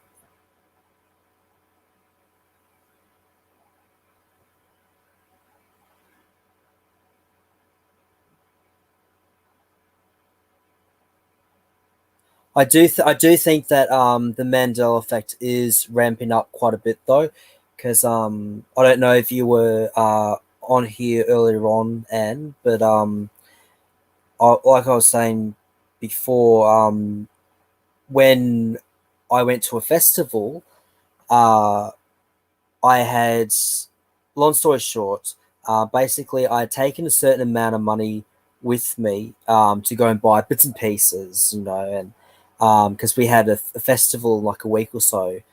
And anyway, long story short, I had accidentally left my wallet on the bus, and now I remember losing like $200-300 because I'd left my wallet on the bus. But the thing is, the other day I was on Facebook, and yeah, now it's saying that I'd only lost $90. So completely and utterly blew my mind. So I do believe that things are ramping up quite a lot. I mean, that's my third personal Mandela effect that I've had in just this year. I think in the last 9 months, 8-9 months. So it is ramping up a bit. Satan's Storm. It's called Satan's Storm, a thunderstorm in Texas that raises temperatures to 150 degrees Fahrenheit and burned corn. So what? I don't, because in Australia we don't have Fahrenheit. We've just got. So what? Can you explain to me what Fahrenheit is? Because I don't know what that is. That I think that's an American thing and a Canadian thing. Because yeah, we were never taught Fahrenheit over in Australia.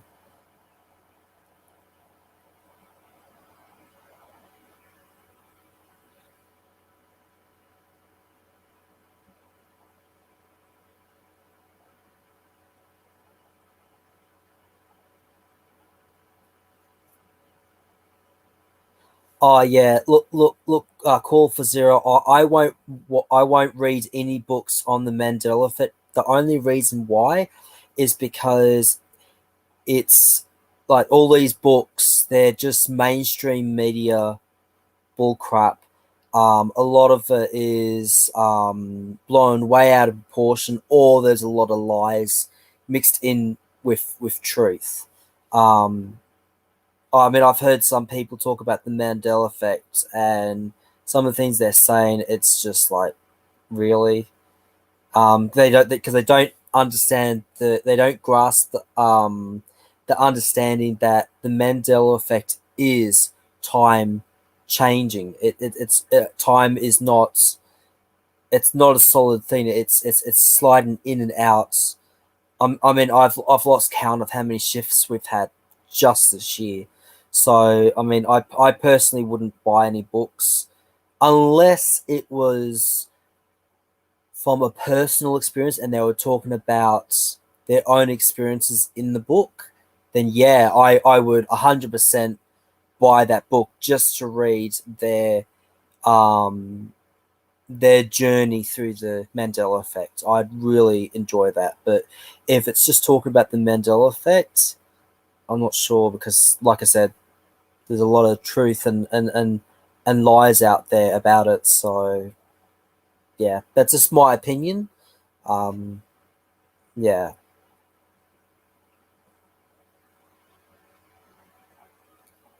Yeah, I've never heard of a heat surge either, Lisa. Um,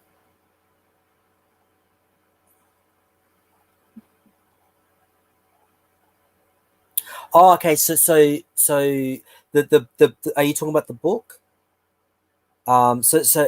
If so, so you're saying that the book is a personal journey. Is that what you're saying? Because if it is, then I'll buy that.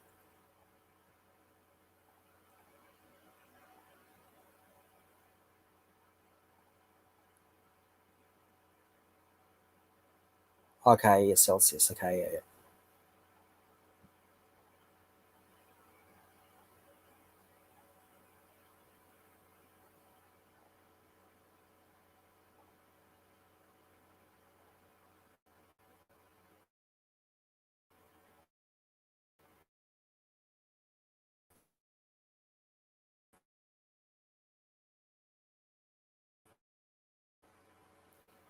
It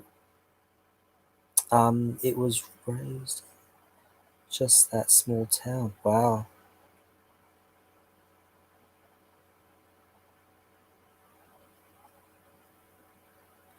Oh, oh shit. Well, yeah, I suppose if it's that hot, then the thermometers would explode. Yeah, wow. Oh, I'm definitely going to be looking into that myself. So what's it called? Satan's Storm, wasn't it? I've got to try and find your. Oh, yeah, Satan's Storm. Let's have a look at it. See if it has anything on Google about it.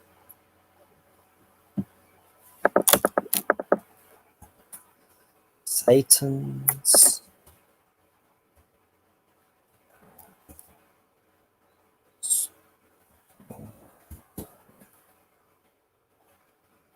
is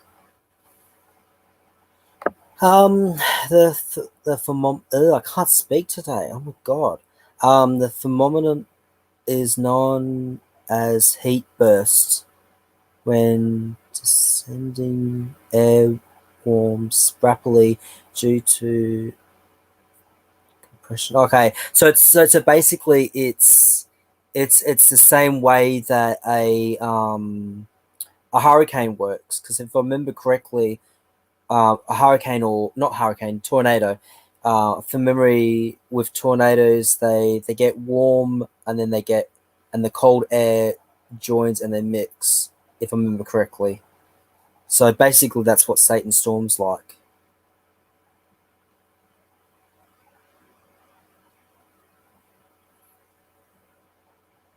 That's interesting, actually. Can't believe I've never heard of Satan Storm.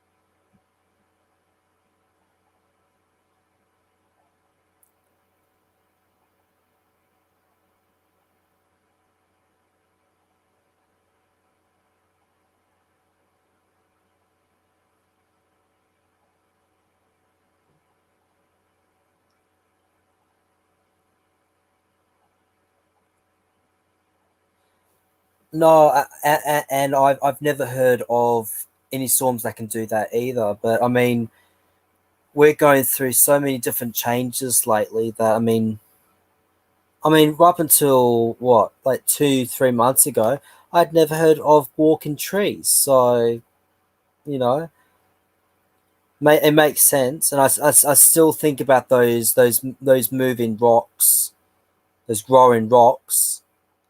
Oh, Excuse me, what happened to yeah. Anne? She dropped out. I think the Oh. connection. Yeah, I think the whole connection's. Oh, Bit, well, she's back yeah. in there if she'd like to join. I've actually Okay. re-added her. She was still there, but not. Hey, Oh, hi. Are you there? That was Hello. a very. Okay, That I was a just very thought I'd quick. pop in and check. That was a very quick bath. No, she knew. no, I haven't. She No, I sensed haven't had it yet. I thought okay. come and check things. Yeah, and it's like hang about. I can only see one, but you were still there, but not obviously. Yeah, I had to reconnect you. So I am going to turn into a human. It's going to take a little longer than this, yes. So I'll leave you guys to it, and I'll keep coming. I'll just check. Yeah. 1 sec. Yeah. So you're on your own for a second, Joel. Okay. You can come in and do what you please now, though. There we go. Yeah. So where was I before? Okay. Yeah, I just feel that you know, I mean, that's why we can't rely on books half the time, because there is so much bull crap in books as well, and that's why but I would be very keen to read this person's book if it is their personal journey, because that's telling their truth. So but that's just me though. I mean, even with history, I'm a bit iffy about it, only because I know that there's so much stuff out there that has been covered up. And I mean, even look at the Bible. I mean, they're leaving out huge sections of the Bible. It's so for me, yeah, I'd only buy that book if it's personal.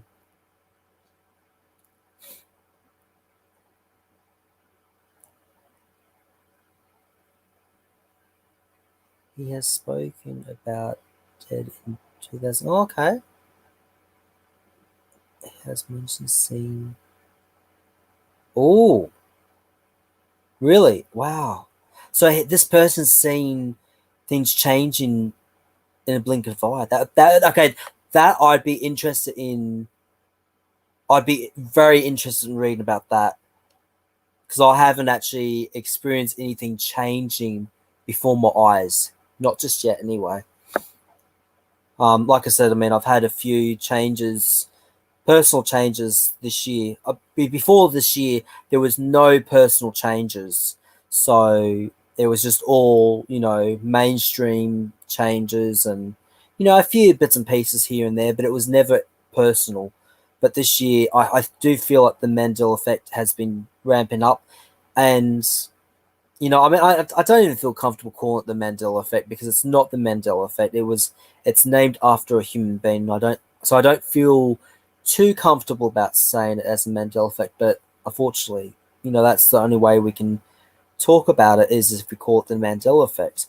But no, the reality has been changed a lot this year, and unfortunately, a lot of personal stuff has been happening. So it wouldn't surprise me if I start seeing different things changing in my surroundings. So yeah, I would, for that reason, I'd be interested to read that book. I mean, could you just imagine like a whole tree line disappearing or even changing? That'd be amazing to see. It'd be trippy though. Imagine being on drugs and seeing that shit happening.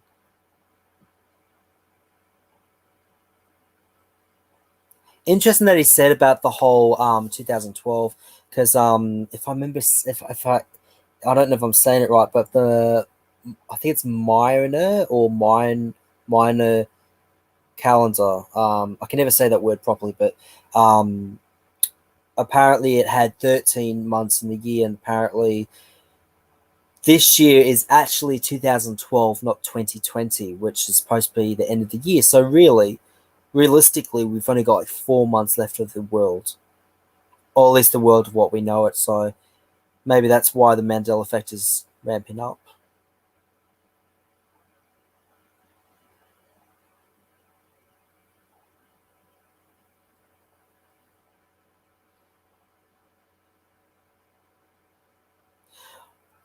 Well, that's true, and tornadoes don't, but it kind of works. You know, I mean, the heat and the cold makes a tornado, so it makes sense. But no, I understand. I understand what you mean. Thank God that tornadoes don't rise the temperature like that. And it says that you're actually backstage already and on. It's not. It's telling me to turn you off, so you should just be able to talk. Yeah, she's had to go away for a bit. I think she's looking after the cat at the moment. Oh, it said add me. I mean, she just said in the chat, add me. Oh. I'm backstage, and it says when I press on her, it says remove from stream. So it's saying, Anne, you there, Anne? Are you there? Hello? I don't understand what's going on. I tell you what I'll do. I'll get rid of her and then put her back on if she wants to come back on. Because it's saying that she's actually there and you should be able to hear her. There has been a lot of... it's a bit mad, isn't it? Yeah, there has been a few weird things going on with this. Yeah. Yeah, because, right, I'm going to take her out and then leave the link if she wants to come back in. Okay, I think that's the best way to do it right now because we're not hearing anything from her. So, but then how is she? Even if she, well, she just got. Oh, I can't add her, can I? I can't add her because I'll be in the bath. I'm with you. Yeah. Oh, how annoying. Well thought of, love. Right, I'm gonna. Thank God one of us is thinking. I'm gonna leave her in then, just in case she.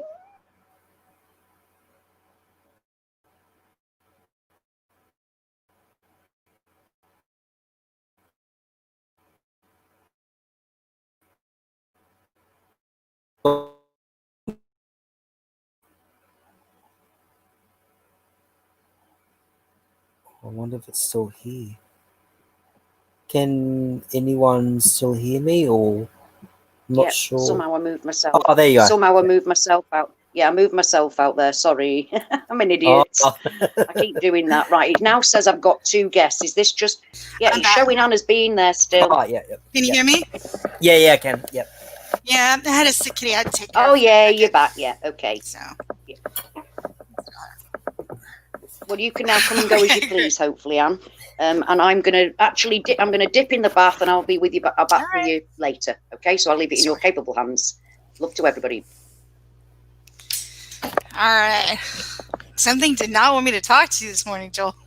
Oh, that's right. Because I keep forgetting that you're on the other side of the world. Yeah. Yep. So, yeah, no, it's called Satan's Storm, and heat burst, apparently, not surge. I misspoke, but yeah, I've never heard of a thunderstorm doing anything like that before, ever. And I mean, I'm from the South. There's a lot of thunderstorms, so that was weird.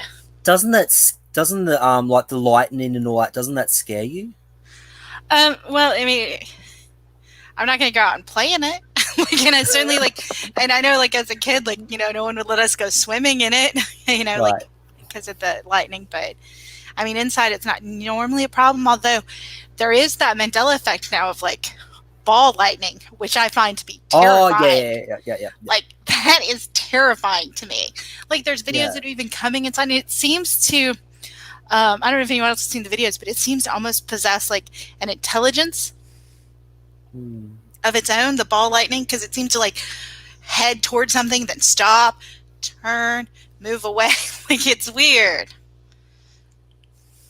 So, yeah, I must admit, until this year, like I was saying earlier on, I don't know how long you were in the chat for, but I mean, a lot of things have changed for me. I mean, I've had 3 personal changes just this year, and I've never had that before. So, yeah, Even just, I never thought that my musical journey would be affected by the Mandela Effect.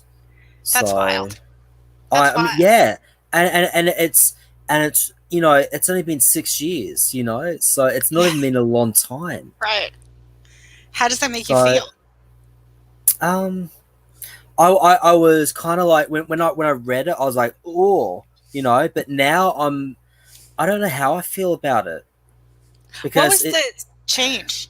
What was the specific change? Right. So I went to a festival, and before the festival, I had to go and get bits and pieces. I had enough money to get my trolley that I needed and microphone stand, because at that point in time I was still doing it like busking acoustically, so I had none of the stuff, and I had like around $200 or $300, and I accidentally left my wallet on the bus. And one thing I forgot to mention to Ashley, and I'll mention it to her when she comes out of the bath.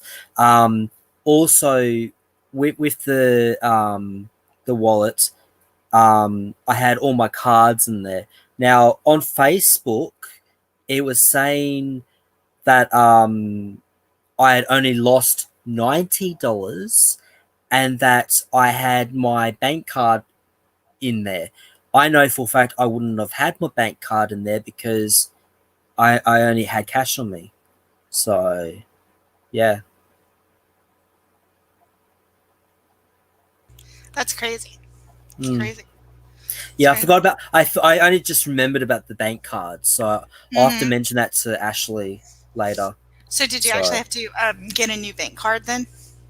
Well, that's what the Facebook post was saying, because it was going back on my memories, and and it said in the post, "Oh, now I have to go and get a new bank card because I've cancelled it." So, but that's weird because I remember having a few cards in my wallet, but I know I wouldn't have had my bank card because I had cash. Why would I need my bank card with me if I had cash? It makes no sense. But now it makes completely no sense whatsoever, because why would I get? $90 is still $90, but I would have got annoyed, but I wouldn't have been so hysterical. That's crazy. Also, it shows that there was consciousness in the body before you were in the, you know what I'm saying? Like before you were in this, like it's kind of like when I woke up and I had cat scratches that I didn't get. And I'm like, that means there was something there before I was there. You know what I mean? Like another version of me, or something happened to me recently as well. This is going back about 6 weeks ago. I don't know if it was the last time I was talking to Ashley or the time before that, but this part of my arm was, I woke up one day and it was absolutely killing me. It felt like someone had punched me over and over again, and I'd woken up with that pain, and it was like that for like a week.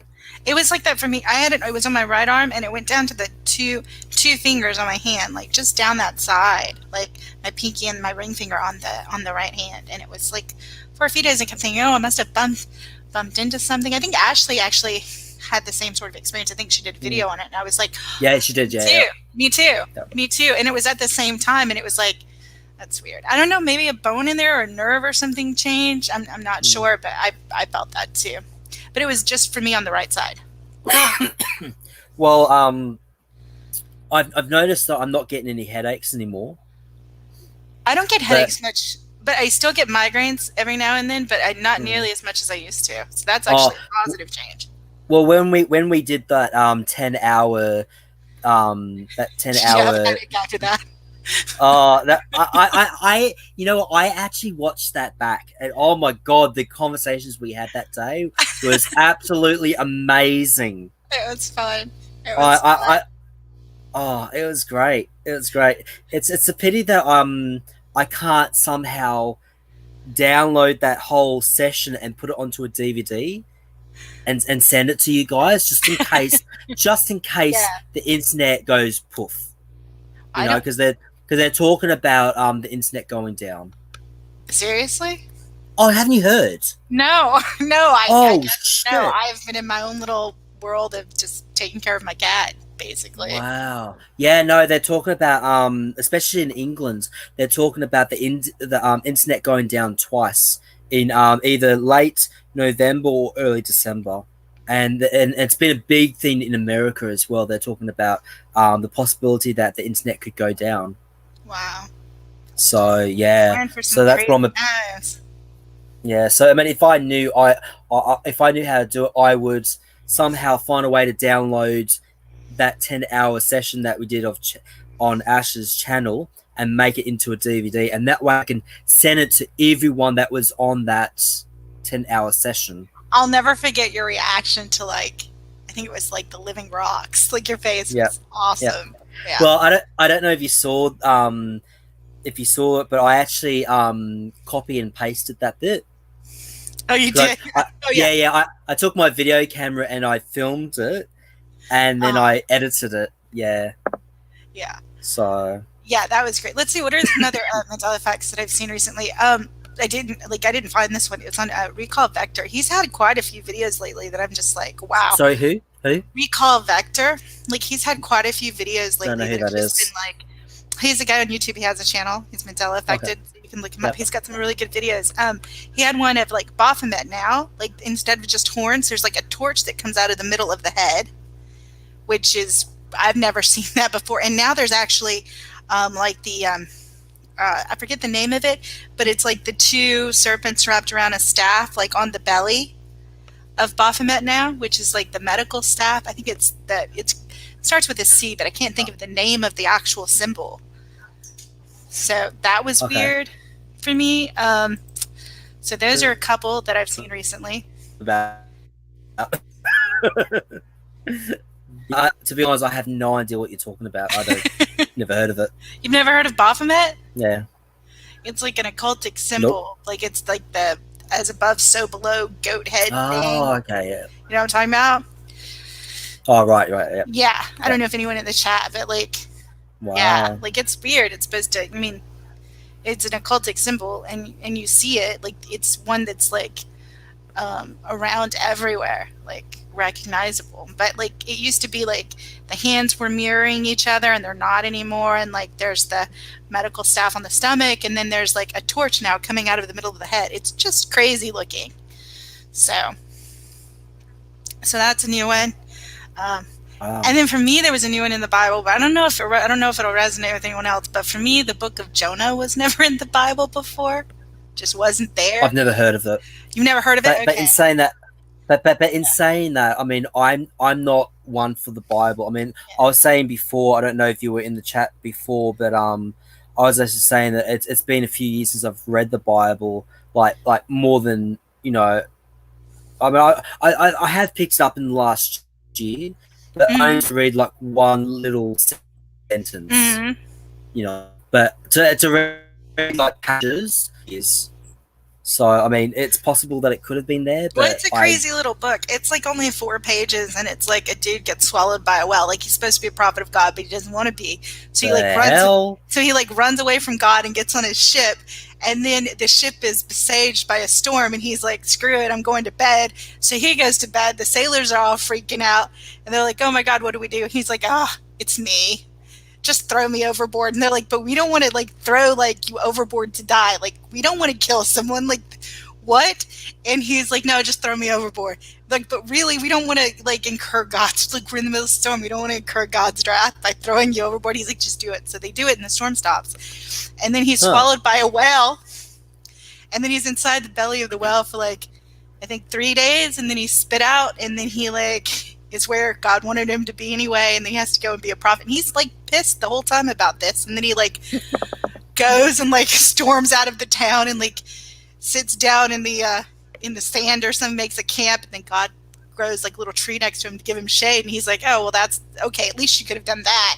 And then God withers the tree. And he's like, are you fucking kidding me? Like, really? Like, he's pissed. And God basically tells him he has no right to be mad about the tree being withered. And he's like, are you kidding? You grew it up. I had shade for like a minute and now you withered it and I'm mad. And that's really the whole book. And I'm like, I've never heard of this. I've never read this. But to me, it was Moby Dick, the story of Jonah being swallowed by a whale. I was about to say, it sounded very, very Moby Dick, yeah. Even the name but it sounds very Pinocchio too.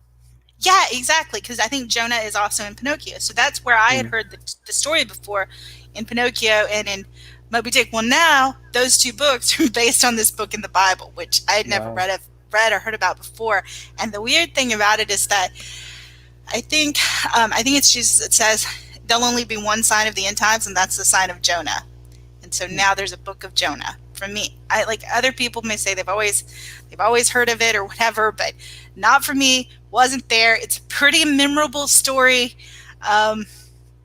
Just wasn't there. It's funny too. It's really funny actually, kind of when you read it, because I mean it sounds almost like the guy's just bitching the whole time. Like he is just mad, and I've never seen that sort of reaction, to a prophet of God to God in the Bible. Like I mean, occasionally some anger, but not like the whole time. He's just like, like, I don't wanna. It's so I thought it was funny when I read it, but well, I must admit that's something that I'd be interested in reading. To be honest, 4 pages. It's 4 pages. You can read it in like 10 minutes.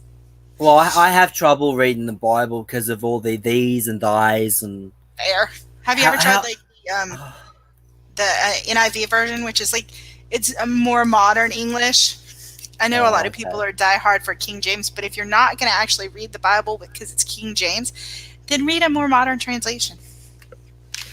Yeah, but and then compare if you want. Yeah, I suppose, but I mean, it's not true. Like, I mean, neither is the King James Bible, because the King James Bible is still reasonably a new Bible. So, yeah, I mean, but if you're not reading the King James, I mean, it's up to you, obviously. I mean, everyone does whatever resonates with them. I'm not anyone's, Did you know that we have 12 dimensions?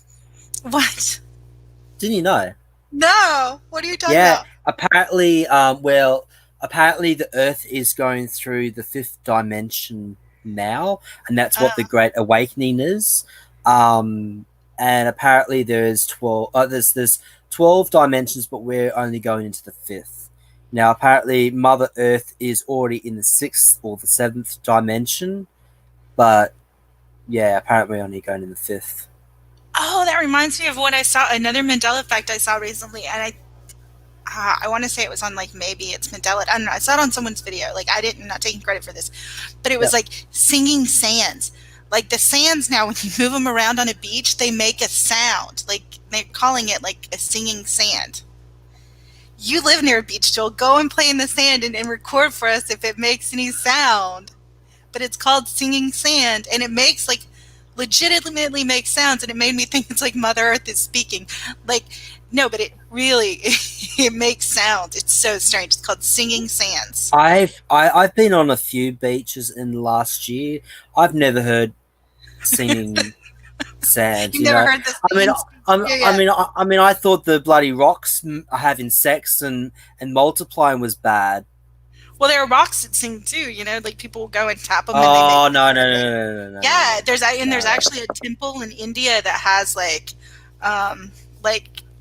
stone carvings that each one, if you hit it, makes a different sound. Oh wow!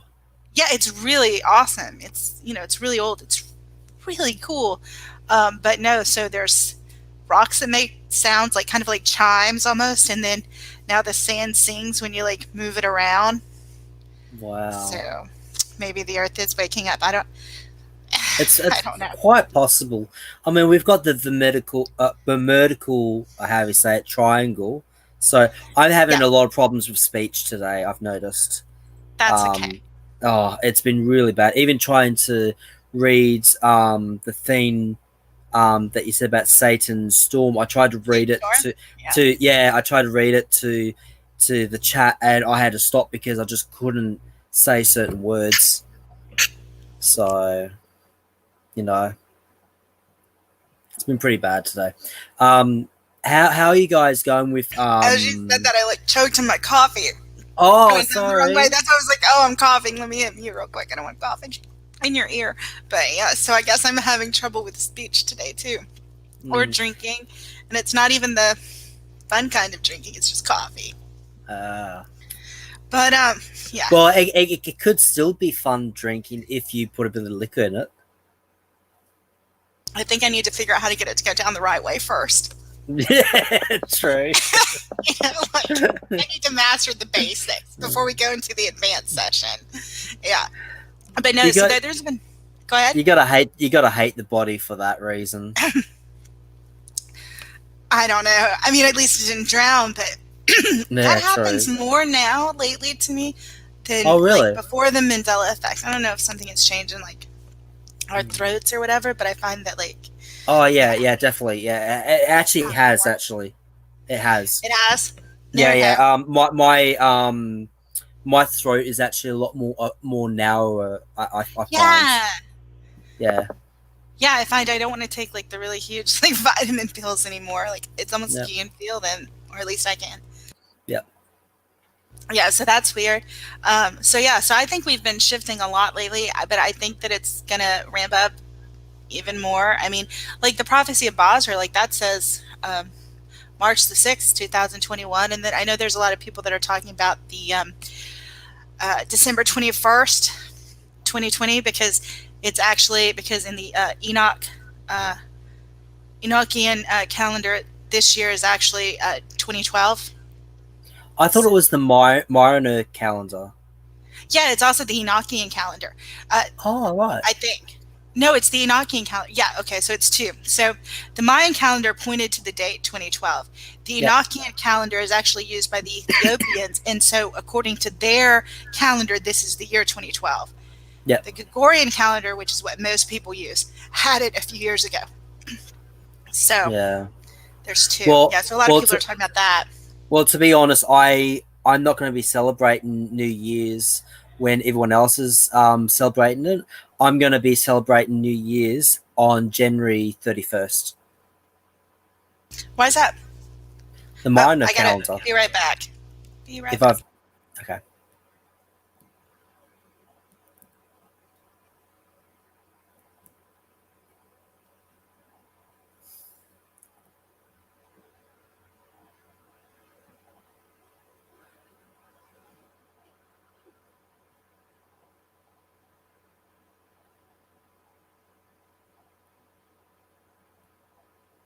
Hang on. So how many days do we have for this calendar then? Is it the so are we the ones that are on the 364 days per year? Right. Okay.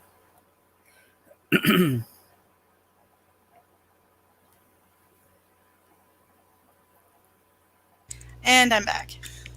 Okay, yeah. So no, the only reason why is because I worked out if it's 13 months of the year, then technically January should be the 13th month. Where did you get the 13 months of the year? Well, isn't the Mariner calendar 13 months? I don't know. I don't know. You might know more than me. I don't know.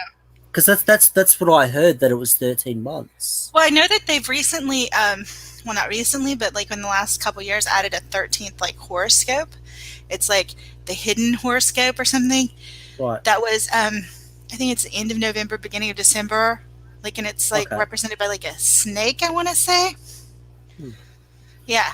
So that's not a whole lot. There are 13 months every 7 years. Really? I had no idea.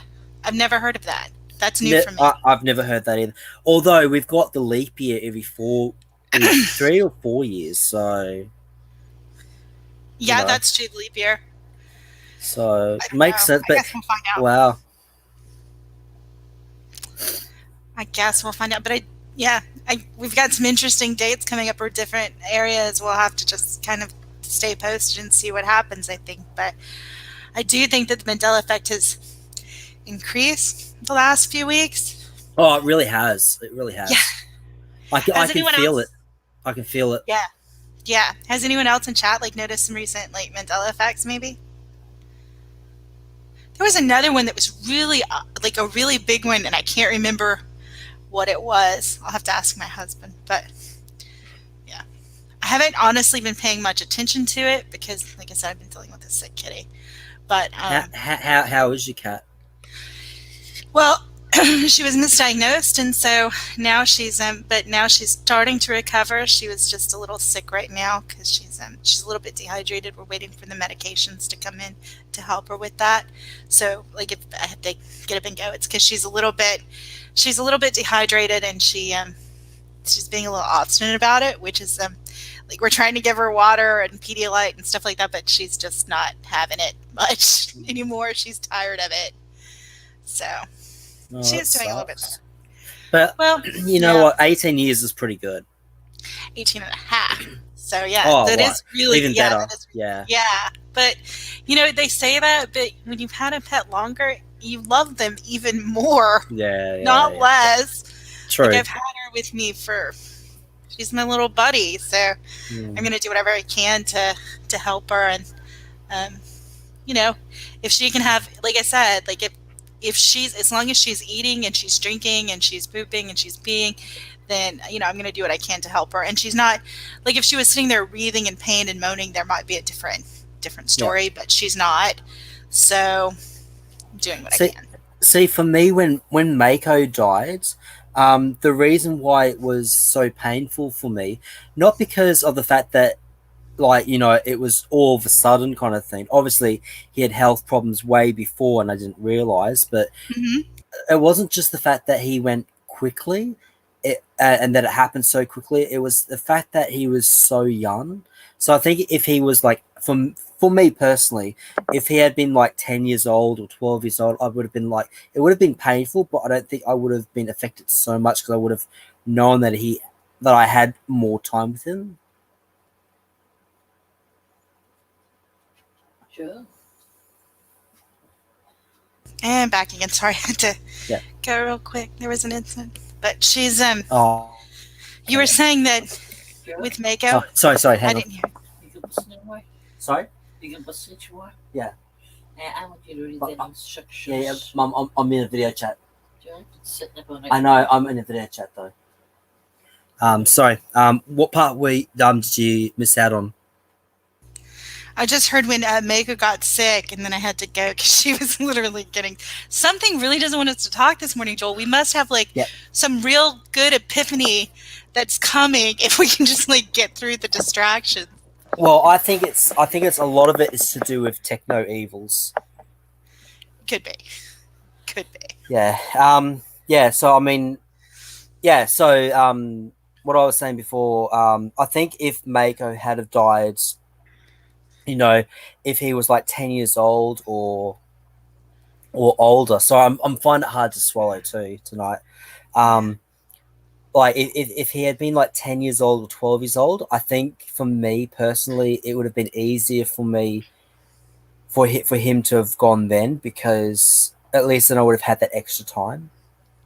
Well, you'd have that to comfort you, but you'd also have had more memories and like love, and like true. it's just it grows. It's never easy, and I think I read somewhere that's actually harder to lose a pet because they offer you this unconditional love. Yep.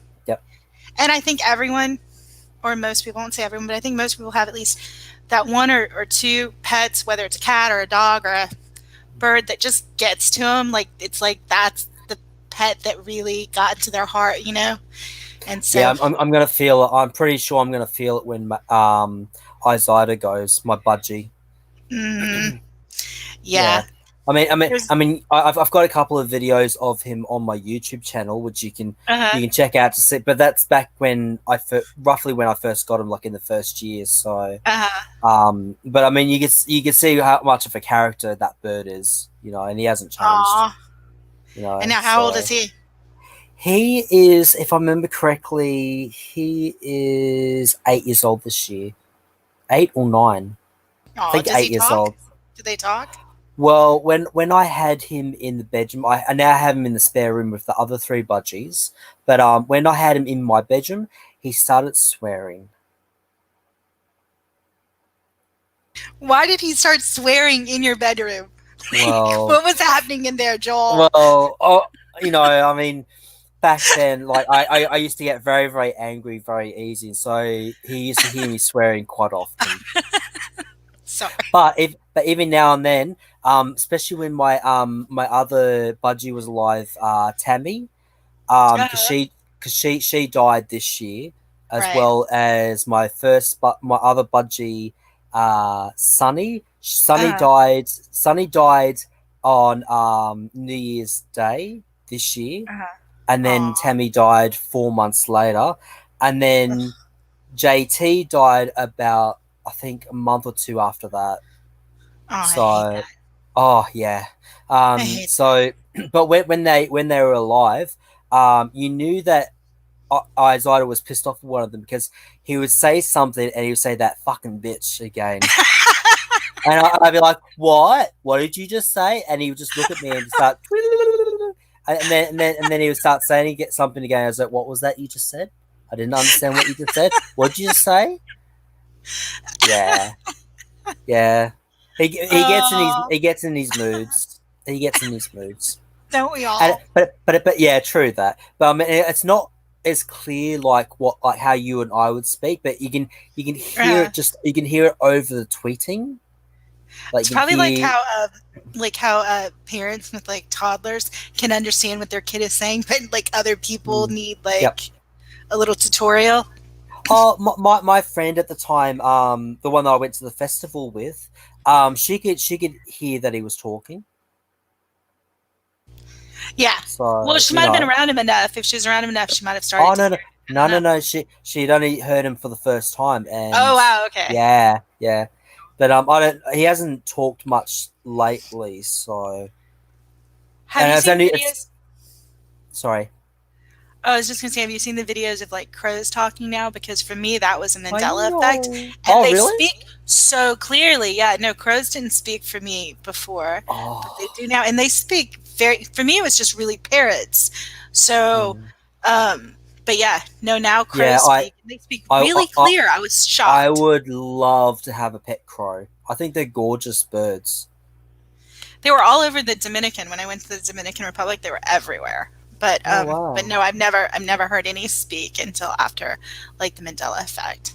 Yeah. Wow. So I take it as a Mandela effect.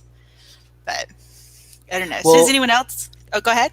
Well, like I said, I'm not sure how long you were in the chat beforehand, but I was saying to Ash when I first came on, I went to my friend's place earlier on this week, and we were talking about the moon change in how the man in the moon's not there anymore. And he said, this go back a few months ago. And then the other week he said to me, oh, I've seen the man in the moon. And I was like, well, I haven't seen him. And so I think it was either Monday night or Tuesday night when I went over, right, we both went out and we both looked at the moon. And I said, right, now show me where the man in the moon is. And he said, I can see the man in the moon. And he described it. I was like, well, and I said, well, I'm looking at the same moon that you are. I can't see the man in the moon. Oh, that's really weird. That's really.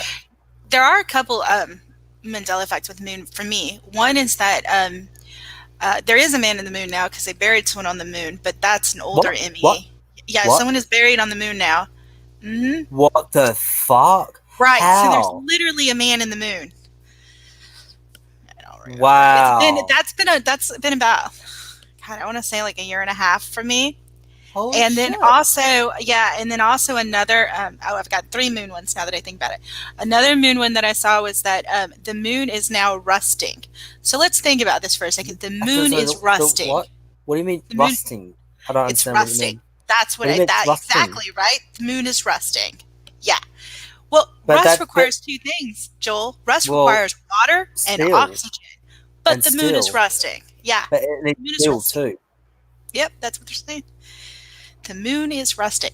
And it reminded me of that conspiracy theory a few years ago that the moon was like artificial, and the story of how the moon at one point rang like a bell or something like that.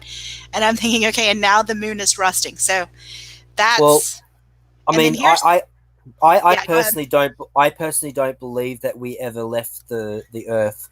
I mean, no offense to you, Anne, because I know that you're from America, but well, you're not offending me because I don't think we did either. But well, okay, fair enough. But yeah, I don't believe that we ever went to the moon. Let alone, what was it, the 6 times that they're saying that we went? I don't know. I know that's ludicrous. Mandela Effect because the amount of times we went has changed. And yeah, I've heard that it was I heard one. that too, that it's technically inside the Earth's atmosphere, but that means that there's water up there and that there's oxygen up there. But what is causing? But it's still rusting something, and so that's strange to me because the Earth is supposed to be, according to the story, a chunk of the Earth that is like floating up there, right? So I haven't heard of like the Earth rusting. So yeah, I don't know what's causing the moon to rust. But you see what I'm saying? That makes no sense because the Earth has no atmosphere, and as far as what scientists are saying, oxygen is made from trees, and there's no trees on the moon. Well, what Twad in chat said is what I heard. It was this was another few months ago. It was like that the moon is now technically inside of the Earth's atmosphere. What? Yeah. I guess it's got several Emmys regarding the moon. Then yes. So okay. So here's what we know about the moon now. Hang on. So the moon is in the atmosphere of the Earth. But hang on. How is that possible? Because it's so many thousands of kilometers away. The moon, like, wouldn't they have known that? Because if it's inside the atmosphere of Earth, I think, well, could they breathe up there? Did they technically need spacesuits? Like, was there really no gravity? Yeah. Like, I don't know. But anyway, the Earth is now inside of the moon is now inside of Earth's atmosphere. 1, there's a man buried on it. 2, it's rusting. 3, that makes no sense because, from my friend, because my friend's very intelligent and he does a lot of research and all that crap. But he was saying that apparently, like he believes the whole like we went to the moon and all that crap, and he said that apparently when they were coming back into the Earth's atmosphere, they had to go on angle because of the way that the world rotated around. So I remember that story too. So they wouldn't like blow up or so. I don't know. Yeah. So therefore, I mean, I sort of understand how that works because I mean, it the sky's up there, and there's no physical there's no physical theme, so you can put your hand through the sky and go straight to the space. So like it doesn't matter if the world is turning around and around. So I'm just trying to get my head around this. But yeah, so it doesn't matter if the Earth's going around so quickly. The outside of the Earth and the sky part of the Earth would be forever be able to put your hand in. So if you put your hand there between Earth and the space, it's not like your hand's going to break off or anything. I have no idea. I've never been up that high. Like I'm scared of heights. But so am I. But that's also why I want to do sky jumping for that reason, to get over that fear. Yeah. Well, you go right ahead. I'm not doing it. I noticed in chat, Nobleness D. Hi, Noble. He said, we were lied to all along. The Earth's atmosphere extends really, really far, and it's just very thin. And the concept of space or nothingness is just a theory or a lie. Could be. I don't know. But even if it is, the story has changed, right? So even if none of that exists, the story changing to me is an ME, right? So, and also there was a 4th one, which is that we have, how many moons do we have? 1. 3. What? No. 3. Yeah, no, we've only ever had 1. I know Jupiter or Uranus, or however you say it, has like 2 or 3 moons, but no, Earth's never had more than 1 moon because of the tidal. It's only been. Baby. Sorry, I was talking to my cat. Sorry, I was talking to my cat. I was like, anyway, go ahead. Sorry. I yelled at you. I'm sorry. Yeah. So yeah. No, we've only had one moon. We have 3 now. I think 2 are Oh, just come on. temporary, but there's 3 now. There was 2 for a while, and now they've added another one. Well, there was 1 originally for me, and then there was Well, 2. but Like, one was a temporary satellite we were going to have for like 100 years or so, and then now they've added right. a third one, which All is, I right. think, again another So they're bunch. man-made moons. I don't know. Oh. I don't know. Yeah. Yeah, because all I see when I look up at the sky, there's only one moon. You know, I saw a really interesting idea on a video, on a YouTube video, and okay, it was somebody shooting a bottle rocket underneath a frozen lake, right? Yep. And the way that the bottle rocket looked being shot underneath the frozen lake looked just like, and they made the connection, just like a lot of the rockets that we've seen launched by Tesla. So you can make of that if you what you will. If you guys look up like a bottle rocket like underneath the frozen lake and look at it and then think about like the images of like the Tesla rockets, they look very similar. So I don't know. So it I could don't be know all what to make fake. of that. It could be all It fake. could be. It could be. There could be a firmament. There could be water. Like I mean, they've shown like how you could make like stars in glasses of jars of water or whatever. Who knows? I don't know. Wow. I don't know. I've never been off the earth to be able to look back at it and see and be able to say, you know, like I can't say. And I take everything I think with a little bit of skepticism now. I mean, I think the Yeah. ME does that.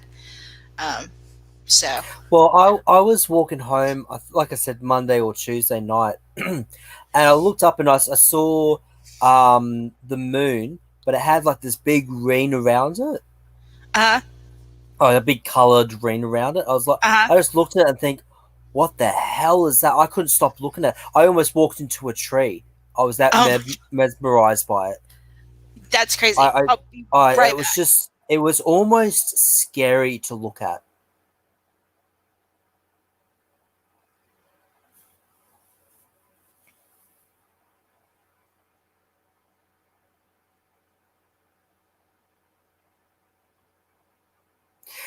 Yeah, cool for Zero. It's yeah, I got really pissed off when Pluto when they said that Pluto was no longer a planet.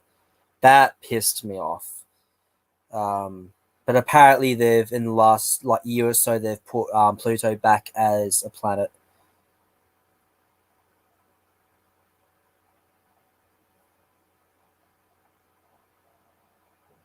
Oh, really? Okay. So Corona. Okay. Well, like I said, I've never seen it before, and I just like I said, I almost bumped into a tree because I was just so mesmerized by it. And then when I got home, I went down my driveway and I just stood there for a good 5-10 minutes just looking at it because it was borderline scary to look at.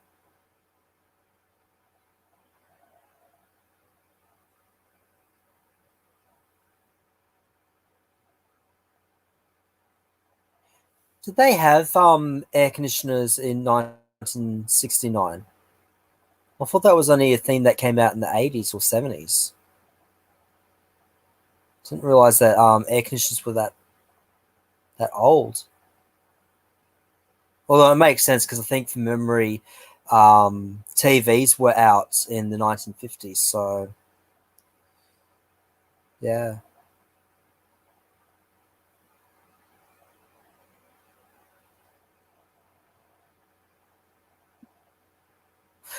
Um, so what if weightlessness is not caused by lack of gravity? What is? What causes weightlessness? Because that's what I always thought. I thought that, you know.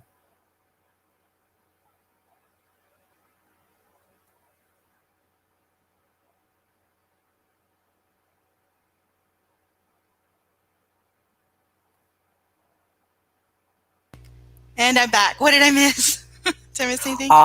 Yeah, call. Oh, which one was it? Where is it? I think it's Twad. Sorry if I pronounced your name wrong, but Twad Woozle Uh-huh. said that weightlessness is not caused by lack of gravity. I always thought that it was. Me too. So, I was and always then taught that it was lack of gravity. What's it caused by then? yeah, well, that's what I'm still waiting on. Also, apparently there was air conditioners in the 1960s. I always thought that air conditioners didn't come out until the 1970s or 1980s. Huh. Yeah, I don't know. that's I what mean, I don't know because anything about the history of air because conditioners, but that seems awfully soon. But I think there were like yeah, car phones now in like the 1960s or 50s or something. Maybe even I earlier know than that. Like it's I ridiculously early. I know that car phones were out in the 1980s. I don't remember them being out in the 1970s or 60s. I know that TV was out in the 1950s, but it was only I think black and that's white. earlier now. I think that's earlier now. I think. Oh, I really? think no, yeah, because I think there were actually television shows in like the 1930s now. Wow.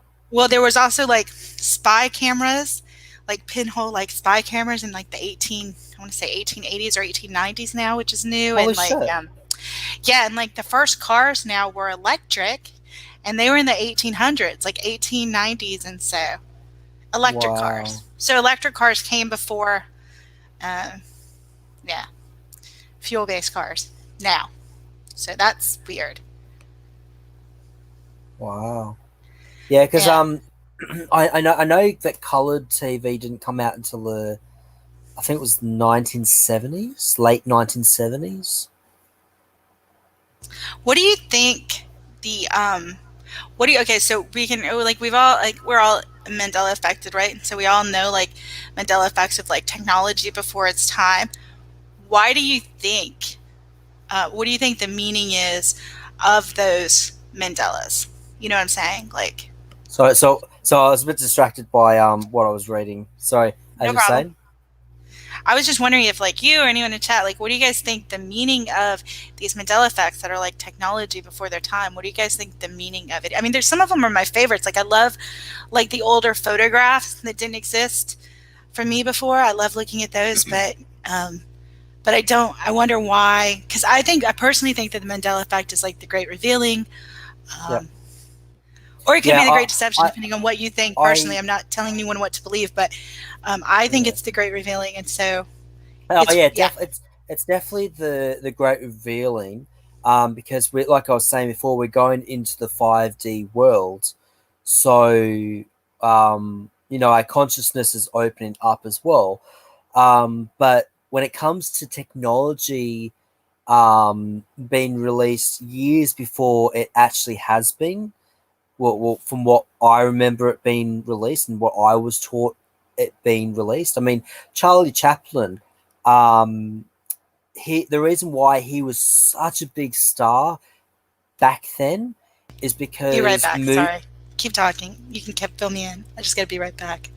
okay, yeah, it's because Charlie Chaplin was one of the first big production movies that ever came out. So yeah, I'm when it comes to technology, I'm very it doesn't sit right with me when they're saying that things are coming out when they're saying it's come out. So yeah. Um,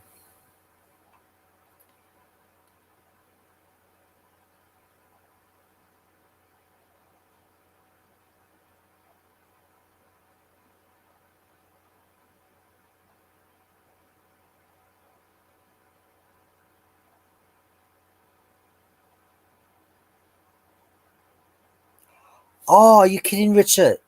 Wow, because I remember colored TVs coming out in the 1970s.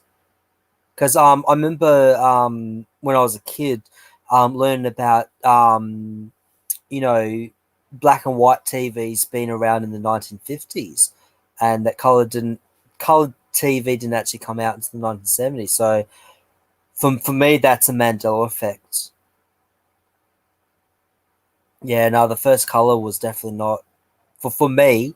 The first color TV wasn't out until the 70s. So there you go.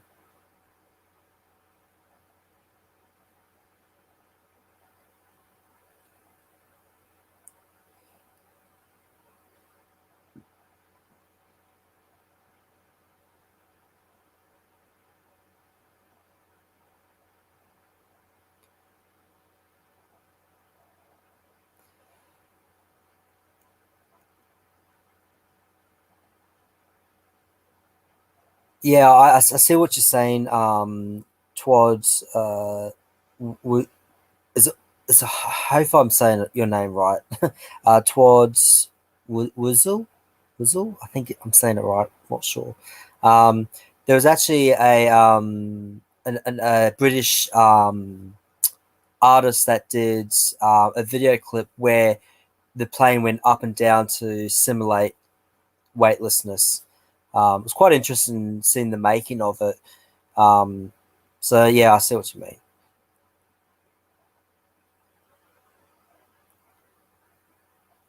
Huh. 1958. Okay. Interesting. Changing your contract to your 80s go. Okay.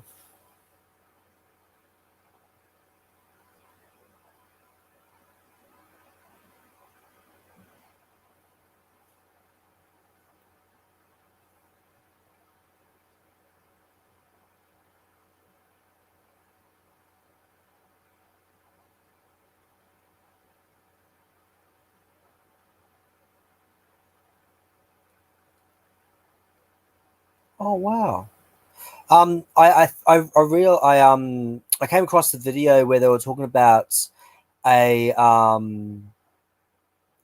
there was an attack on American soil, which was before Pearl Harbor, and apparently it had damaged the what's it called? Your Statue of Liberty. Yeah, so I mean, a lot of things are changing because I don't remember there ever been.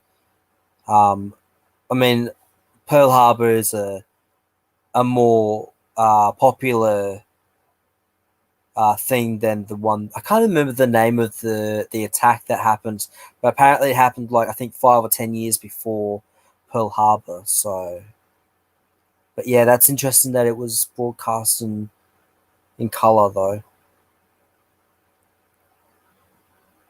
That's it, Black Tom. I think, if I remember correctly, that sounds right. Black Tom explosion. Yeah. I think that's the one that, if I remember correctly, destroys Statue Liberty.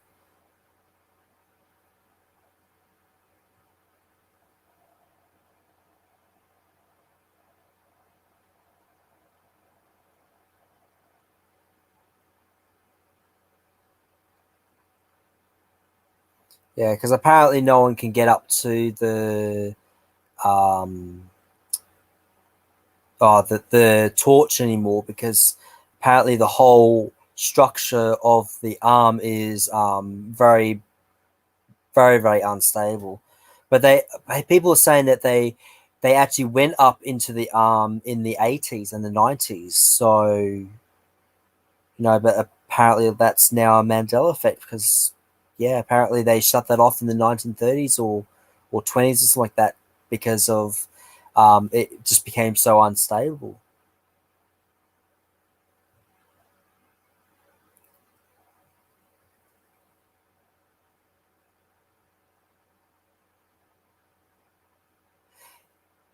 Yeah, cool for Zero. I'd never heard of I'd never heard of the Black Tom explosion either until this year. Early on this year, I heard about it.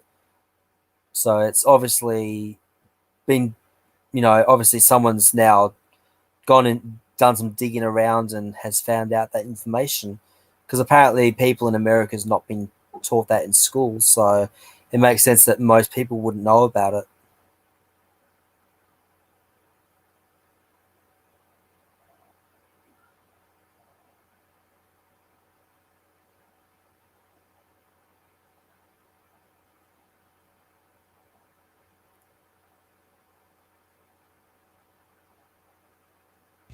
And I'm back. Oh, hi, hello. Hello. Sorry. It's okay. I was just reading people's comments and getting back to them. Cool. But I'm gonna just leave you for a second because I'm just gonna go quickly to the toilet. Okay. So I'll be back in a minute. All right. Okay. My turn. My turn to read comments. I get caught up.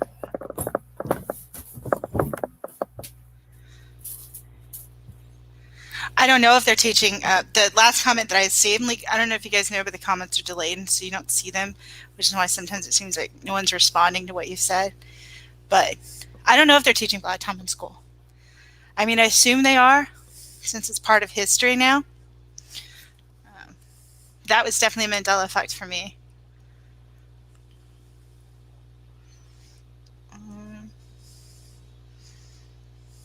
Okay, and Todd, I know you can simulate weightlessness, like, because they have the high altitude planes where they simulate weightlessness for like photo shoots and whatnot. Did you know though that now they say that, like, when you're in one of those planes, like, time actually moves differently when you're in a high altitude plane. The higher you up, the higher up you are, the faster you're going, the difference time moves. It may only be like by a second or so, but they're saying that the faster you go, there's a difference in how you, like, I think it's time moves more slowly the faster you are going. And now the story is, like, with the Earth, like, I know a lot of people have talked about, like, time seeming to have sped up. Well, they're saying that the Earth is rotating more slowly, and because it's rotating more slowly, time is apparently moving faster. So that's all. Those are all Emmys for me.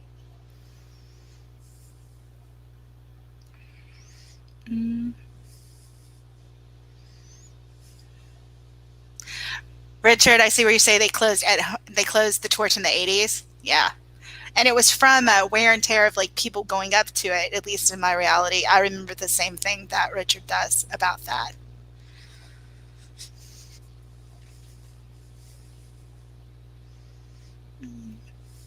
So do any of you guys have a theory as to what the meaning behind the sort of the Emmy category of technology before its time? Like, do you guys have any theories about what or why?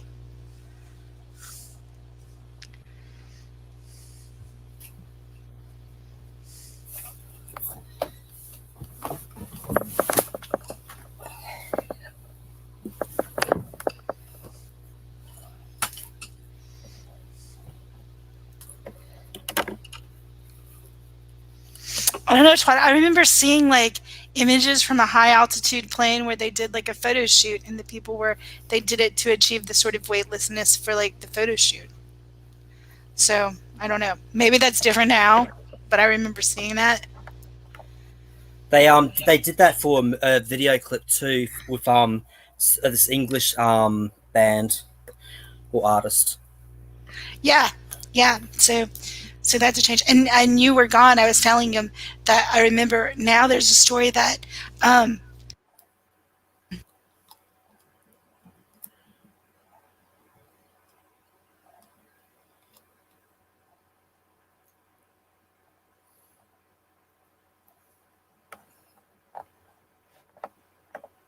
Oh, I think I've lost her again. We're definitely having a lot of technical issues. No, I just accidentally hit mute. Oh, right. I was about to say. I just accidentally muted myself.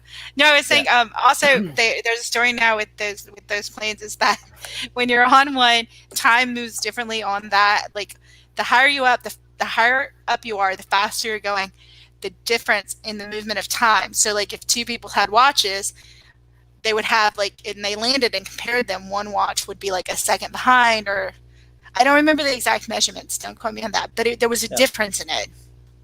Wow. And that now the story is that our perception that time has sped up is actually backed up by science. They're saying that the Earth is slowing down in its rotation, causing time to accelerate. Oh, wow. Yeah. So that's a story. So it's not just about us getting older. It's because kids are saying that time's going quicker. Yeah. They say that too. They say as you get older, time moves faster. So who knows? But the thing is, 5 and 6 year olds are saying time's going quickly. Really, I haven't seen that, but no, because I talk to, because with me doing busking, I do talk to a lot of teenagers and kids and as well, and they're saying the same thing. Time's quickening up. Well, kids are so smart. Kids are so smart now. They're so much smarter. They have access to so much more information and that doesn't help. Yeah. I mean, I think it helps them. I mean, they can study what they love, and you know. Well, it makes me feel stupid when a 5-year-old can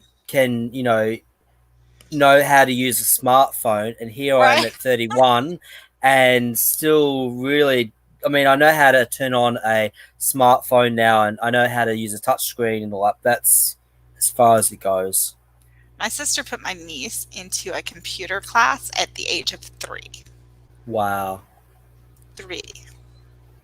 Like, I Damn. think this is like a little, I think this is a little young. Like, but she did it, so I mean, you know, I don't know. You know what I was doing at 3 years old? I was probably I eating was paint. Like, I'm I just that I explains too much now, right? I was playing with toy cars. I think I have pictures when I was 3 of trying to shove as many like cheese balls in my mouth as possible. Like, that was my goal at 3. Like, how many cheese balls can I fit in my mouth?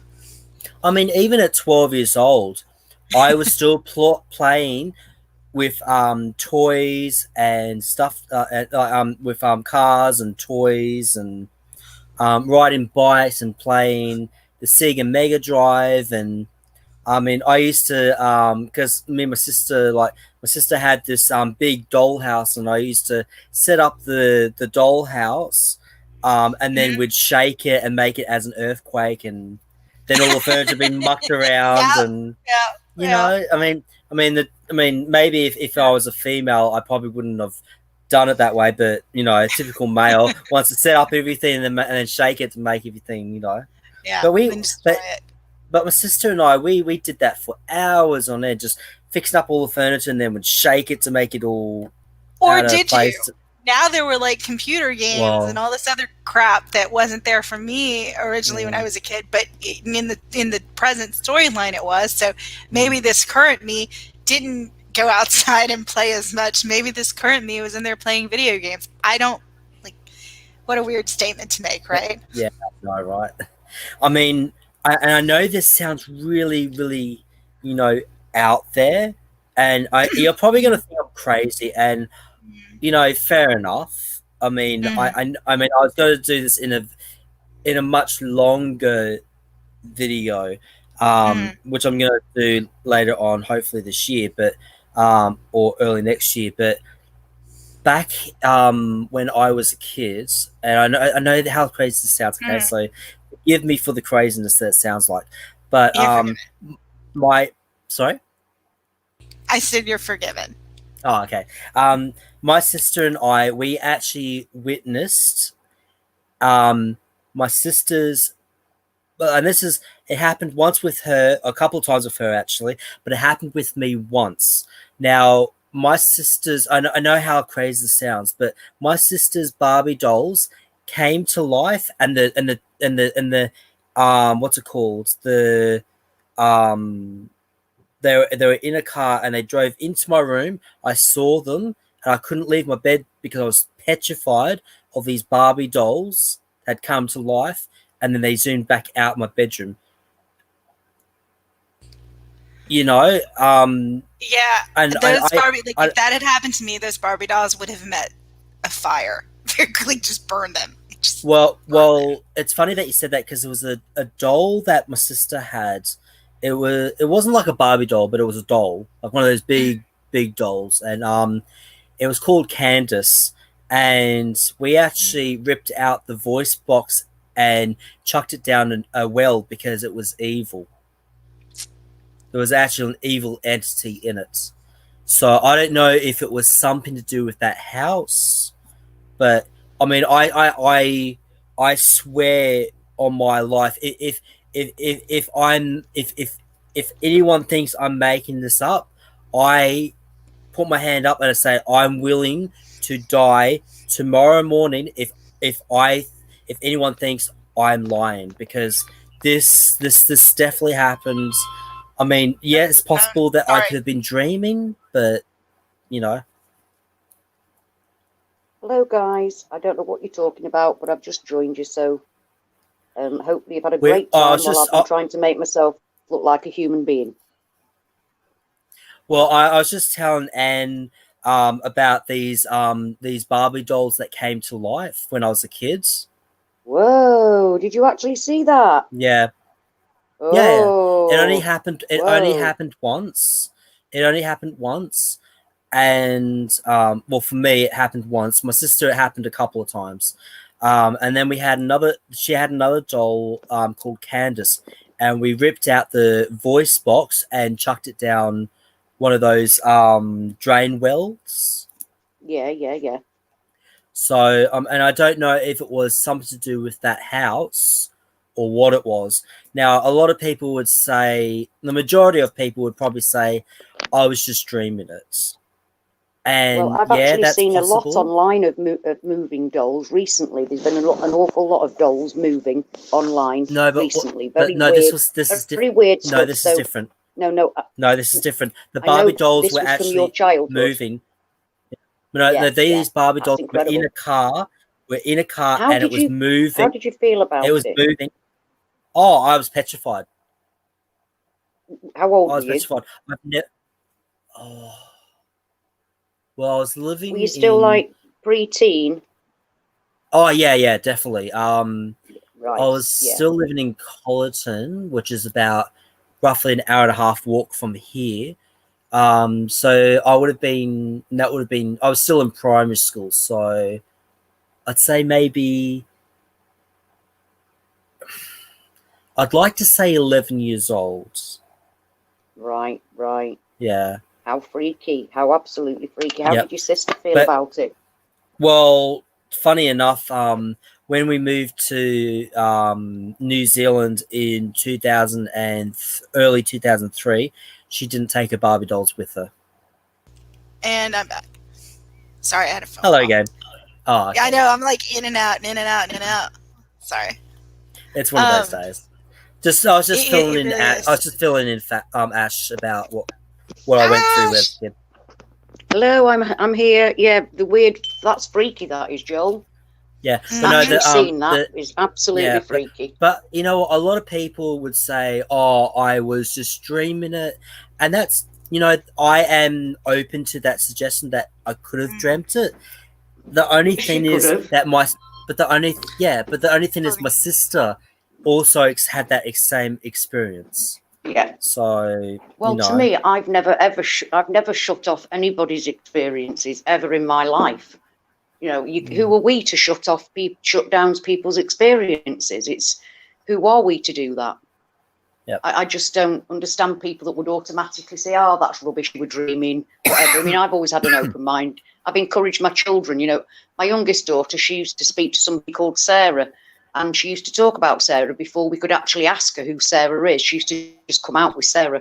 And we didn't discourage any of that, even though some of it sounded quite scary coming out of her bedroom at 3 o'clock in the morning. My husband and I weren't for going in to check on her, and we feel really bad about that now. Well, she didn't say she was having a bad time. It's just that we could hear things in there we weren't happy about. And we didn't try and, distract her from that or tell her she was wrong, because I think that's part of our development, isn't it? Some of us have these things and others don't. But for a young boy, an 11-year-old boy, to see a Barbie move, you must have shat yourself, because I know I would. I've never forgotten the image of the because my sister had this purple Barbie car, and the two Barbies were in it, and it zoomed into my bedroom, went up close to my bed, turned around, and then left the bedroom. So, and I've never forgotten it. The thing I know is with the Mandela Effect, we don't know anything. Like, anything is possible, I think. And so, absolutely, you saw what you saw, you experienced what you experienced. Yeah, I would have been terrified, and I probably would have burned the Barbies or thrown them away or something. Like, Barbies would be done for me. Well, the thing is, they weren't mine to burn, Right. Well, and your sister was having that as well, so at least you could confirm with each other that that it was the way it was real. Yeah. Can I just while I'm here, I've just brought my my phone downstairs to see whether it'll still work, and it is doing so. I'd like to see if I can show you my recent change outside while we're about have you got another one? Yeah, cool. Yeah, cool. Yeah. Let's have a look. Let's see if I can do it. So I'm trying to turn my camera on. Let's have a look so you can see. Can you see me? Is it having my camera? Oh, yeah, right. There's me. I don't know how to. I don't know how to turn my camera around. I've got no. Can't you see me? Nope. Can't see you. Can you see me? I can see you. Nothing. Oh, I can see you. Oh, you can see me. Right. Yeah. Right. Well, I'm going to. Now I can see you. Yeah. Let's have a look. Right now, first of all, I've got bars on my door, so yeah, I'm going to have to look through the bars, and I can't turn. Because it came that way, and I'm quite happy of it living here on my own. So I've got like a gate in front of my bar, in front of my door. Right. So excuse the tiness of where I live, but here we go. Right. So I'm going to turn it round, and hopefully you can see across the road there. You see the building where it showed. Can you see where it says no in the red that I've shown you before? Can you see that? Oh wow! Anybody? That looks could you pretty. see that? Do you know how to turn this? Anybody? Anybody know how to turn the camera around? I just realised why there was a delay. I was on the wrong page. Camera. Oh. Yeah, I'm not on the actual live page. Right. I was on the chat page. I'm going to go on to camera facing front, so you can. Right, I'm just going on the camera facing front for a moment, so you can see, or is it? No, that's me, isn't it? So. Let's try again. Camera facing back. Let's try that one. Is that right? Can you see anything? It's gone black.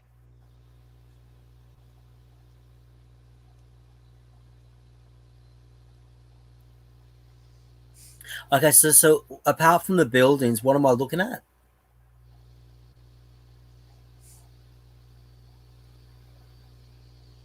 Oh, we've lost her again.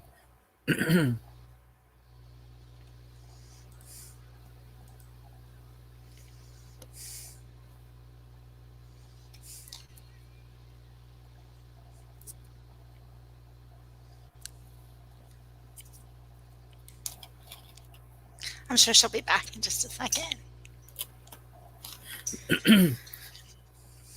So, while we're waiting for Ash, there's a question I've been wanting to ask you for a while.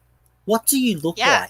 I mean, because I remember the conversation we had about with your hair, how it was really long, and the hairdresser, you know. So, what do you look like? Well, I have long blonde hair and blue eyes. And, yeah, like my husband doesn't want me to do like the video chats, but he's fine with me like talking. And also, I was in a commercial when I was a kid. Like but yeah. So that kind of gives you an idea of the way I look. Is it because he doesn't want your identity shown? Probably, partly, and you know. I don't know. Maybe he's a little jealous. I don't know. He just, maybe he thinks safety. Whatever. Well, yeah, it could be that too. It could be that too. Yeah. So. Well, I had a dream. I think it was shortly after that 10-hour session where I'd become super famous, and I shouted you. And Richard and all that over to England, and we had this big conversation with Ashley, and I don't know if it was because of the 10 hours, but the 10-hour chat that we had. But I woke up and thought, oh my god, that was just amazing. Like, I thought it was really good. It could be also wishful thinking as well. Hey, well, maybe you never know. Being able to meet each other in person. I think. Maybe it was a bit of wishful thinking. Well, you never know. I mean, it can happen. It can happen one day for sure. So, yeah. And Ashley's back. Yeah. Hello. Hi. Outside was obviously far too much for everything to cope with. It couldn't cope with outside at all. It looks like it's very bright outside there today. Oh, well, no, it's actually quite cloudy. Really? It's actually quite cloudy at the minute. And I've got my light on because it's so dark. That massive light that's literally doing nothing to the room. It's not making much difference. But no, I'm glad I can actually, because I'd prefer to sit in my living room than in my bedroom. Oh, was that your bedroom, was it?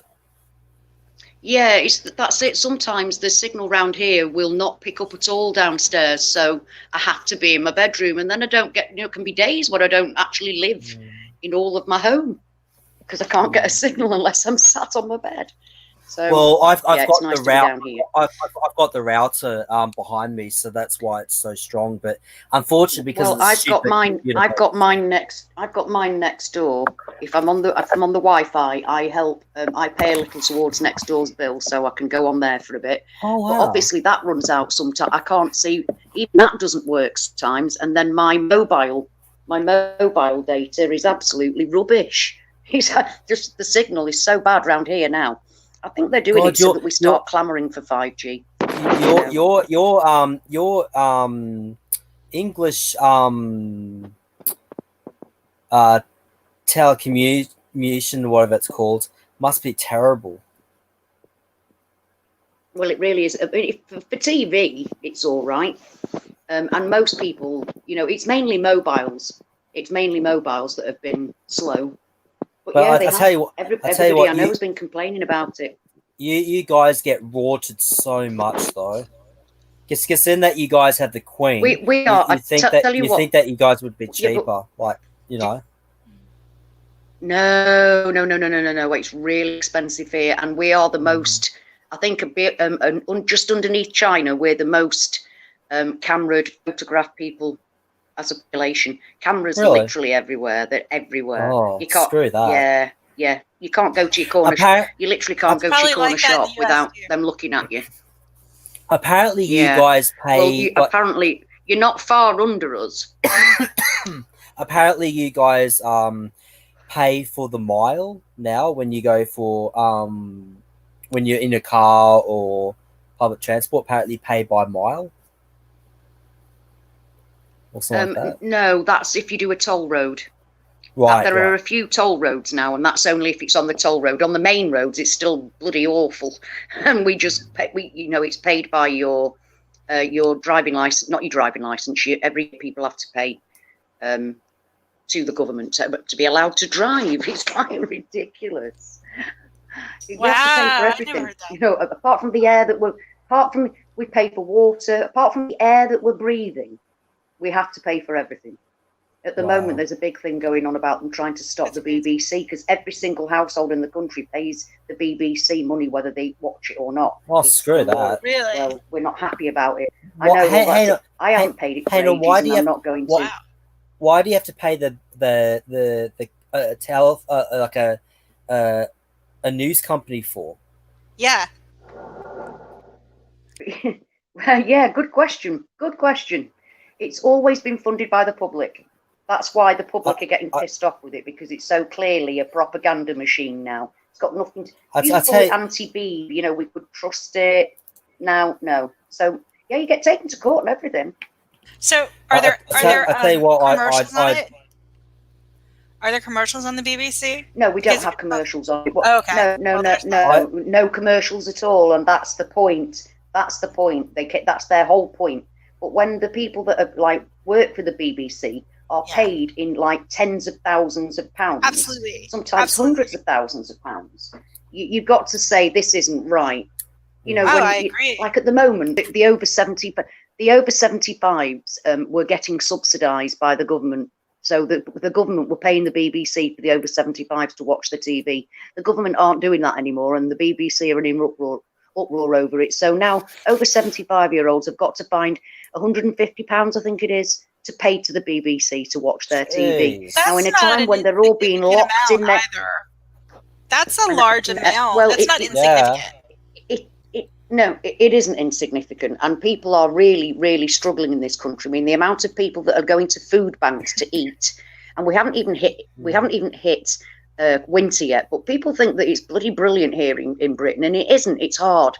It's very, very hard. And at the moment, the poor old people that are stuck in their own homes, terrified for their own lives, the only thing they've got is the TV. And it doesn't matter. You can't say, well, I'm not watching the BBC. They don't give a shit. They will give you threatening letters. And lots of people get frightened by threatening letters. And old people will be getting threatening letters. The BBC have just hired, I think it's 800 people to go and knock on people's doors. Now, they used to do a lot of that back in the past. They used to tell us that they've got this van.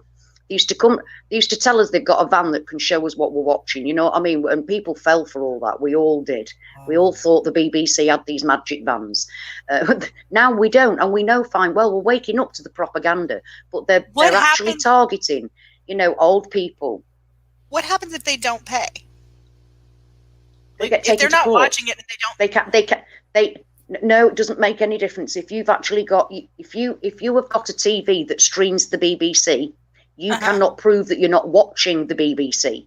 So you have to pay for live streaming. So if you're streaming something that's got the BBC's, no, that's the whole problem. That's the whole problem. That's horrid. Fact that you can't even. What about? I know it's none of it's fair. Okay, but what about what if they get rid of their TV and just have a laptop? Well, then you're actually supposed to still pay then, but you have to prove that you're not watching the BBC. You actually have to prove that you're not watching the BBC, and that's what I'm going to be having. I don't have a TV. Well, that's easy enough because you can go into history at the moment. Yeah, well, I don't give a shit, quite frankly. I am actually supposed to tell the BBC that I haven't got a TV. Well, fuck you, BBC, because quite frankly, I want nothing to do with you, so I don't have to tell you anything. So the letters that come through my door getting ever more threatening about what they're going to do. It's been going on for the 3 years I've lived here. Threatening letters.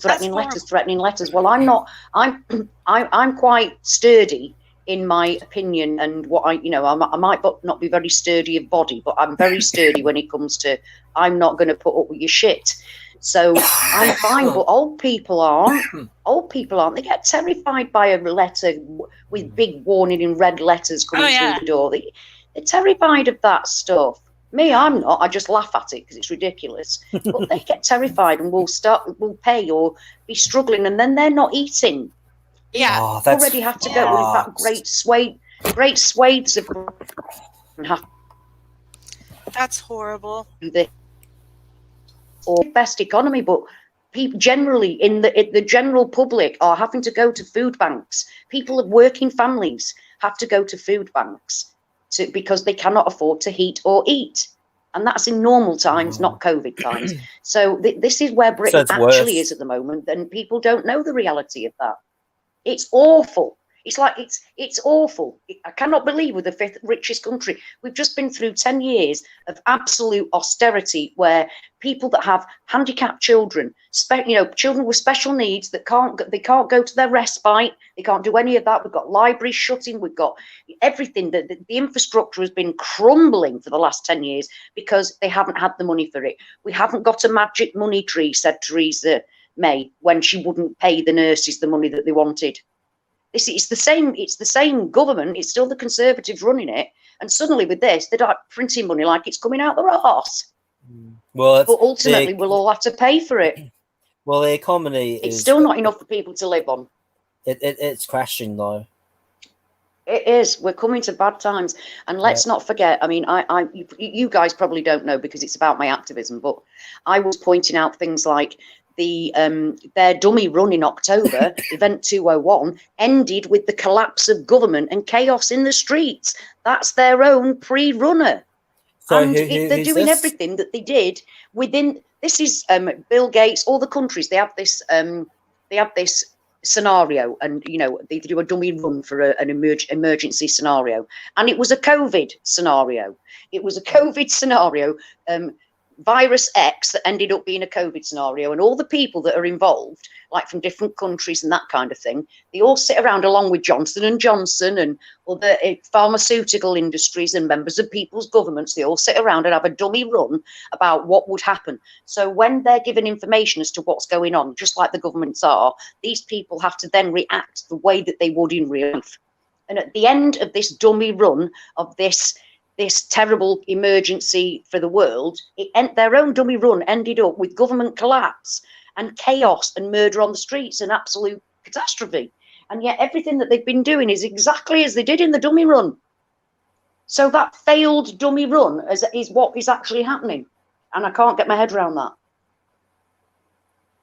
You couldn't get more sounding like it's planned if you tried. Well, they're talking about killing a lot of people off, so... Oh, yes. Yeah, by 2030, yeah. Oh, no, before. Hardly anybody knows about, well, I know, but hardly anybody knows about Agenda 21 and that. I mean, we're at 2010 now. They want only 500 million people left on the planet in 10 years' time. Mm. They've started it big time, haven't they? They've started it big time. Well, you know, so like I was saying to you scary before, times. Like I was saying to you before, I mean, you know, get your kids out of school, keep them at home. If you've got any loved ones, get them out of the healthcare facilities, because, I mean, the next couple of months are going to be very, very tough for you guys over there. Well, let's face it. The United Nations, one of the men from the United Nations, who was actually, I can't remember who he is offhand, but he was part of the Event 201 scenario as well. He actually said it's time to start removing people out of their homes because that's where it's being caught most. So they're already talking about the next step, which is taking ill people out of family situation, where at the moment it's all stay indoors, stay with your family, just stay in your little bubble of 6 here, no more than 6 people. Even if you've got a family of 7, you're all right, unless you go outside, in which case you're classed as 2 families. It all gets ridiculous. But this 6 number, that's your family at home, and they're actually admitting, and more people actually died in the home than any other than has done over the past 5 years. Not all of it of COVID. Quite a lot of it will be because they couldn't go to bloody hospital because it was all frigging shut down the whole time. You know what I mean? So this is people in such a dire situation now. Well, they're talking about taking kids out of the home and ripping the kids away from the parents. Yes, and I've seen it. And I've seen the law. Not just for England, that's been changed in Britain. Not just for no, I know it's all round. It's for America, Australia. It comes directly. It comes directly from the United Nations. And these sort of things, do you know what really gets to me? I've been talking about this since they changed the law here in Britain in April. On April the 28th, they did it so that they can come to the door. They can, if they think I might have COVID, they can take me away. They can confiscate all of my house, everything that I own. They can start picking on members of my family, and they can take me away to an undisclosed place for an undisclosed amount of time. And anybody that they think might have come here, they'll do the same to them. That's in law already. And when I spoke to my husband about it, he said, I don't know what state you think you're living in. And I'm like, do you think I've just plucked this out of the air? I haven't. It's written down in law now. They haven't implemented it yet, but they're proving that that's what they want to do. Also, we're prepared. Britain is prepared to, you see, the EU still have this thing in place where they're not going to allow an unlicensed vaccine.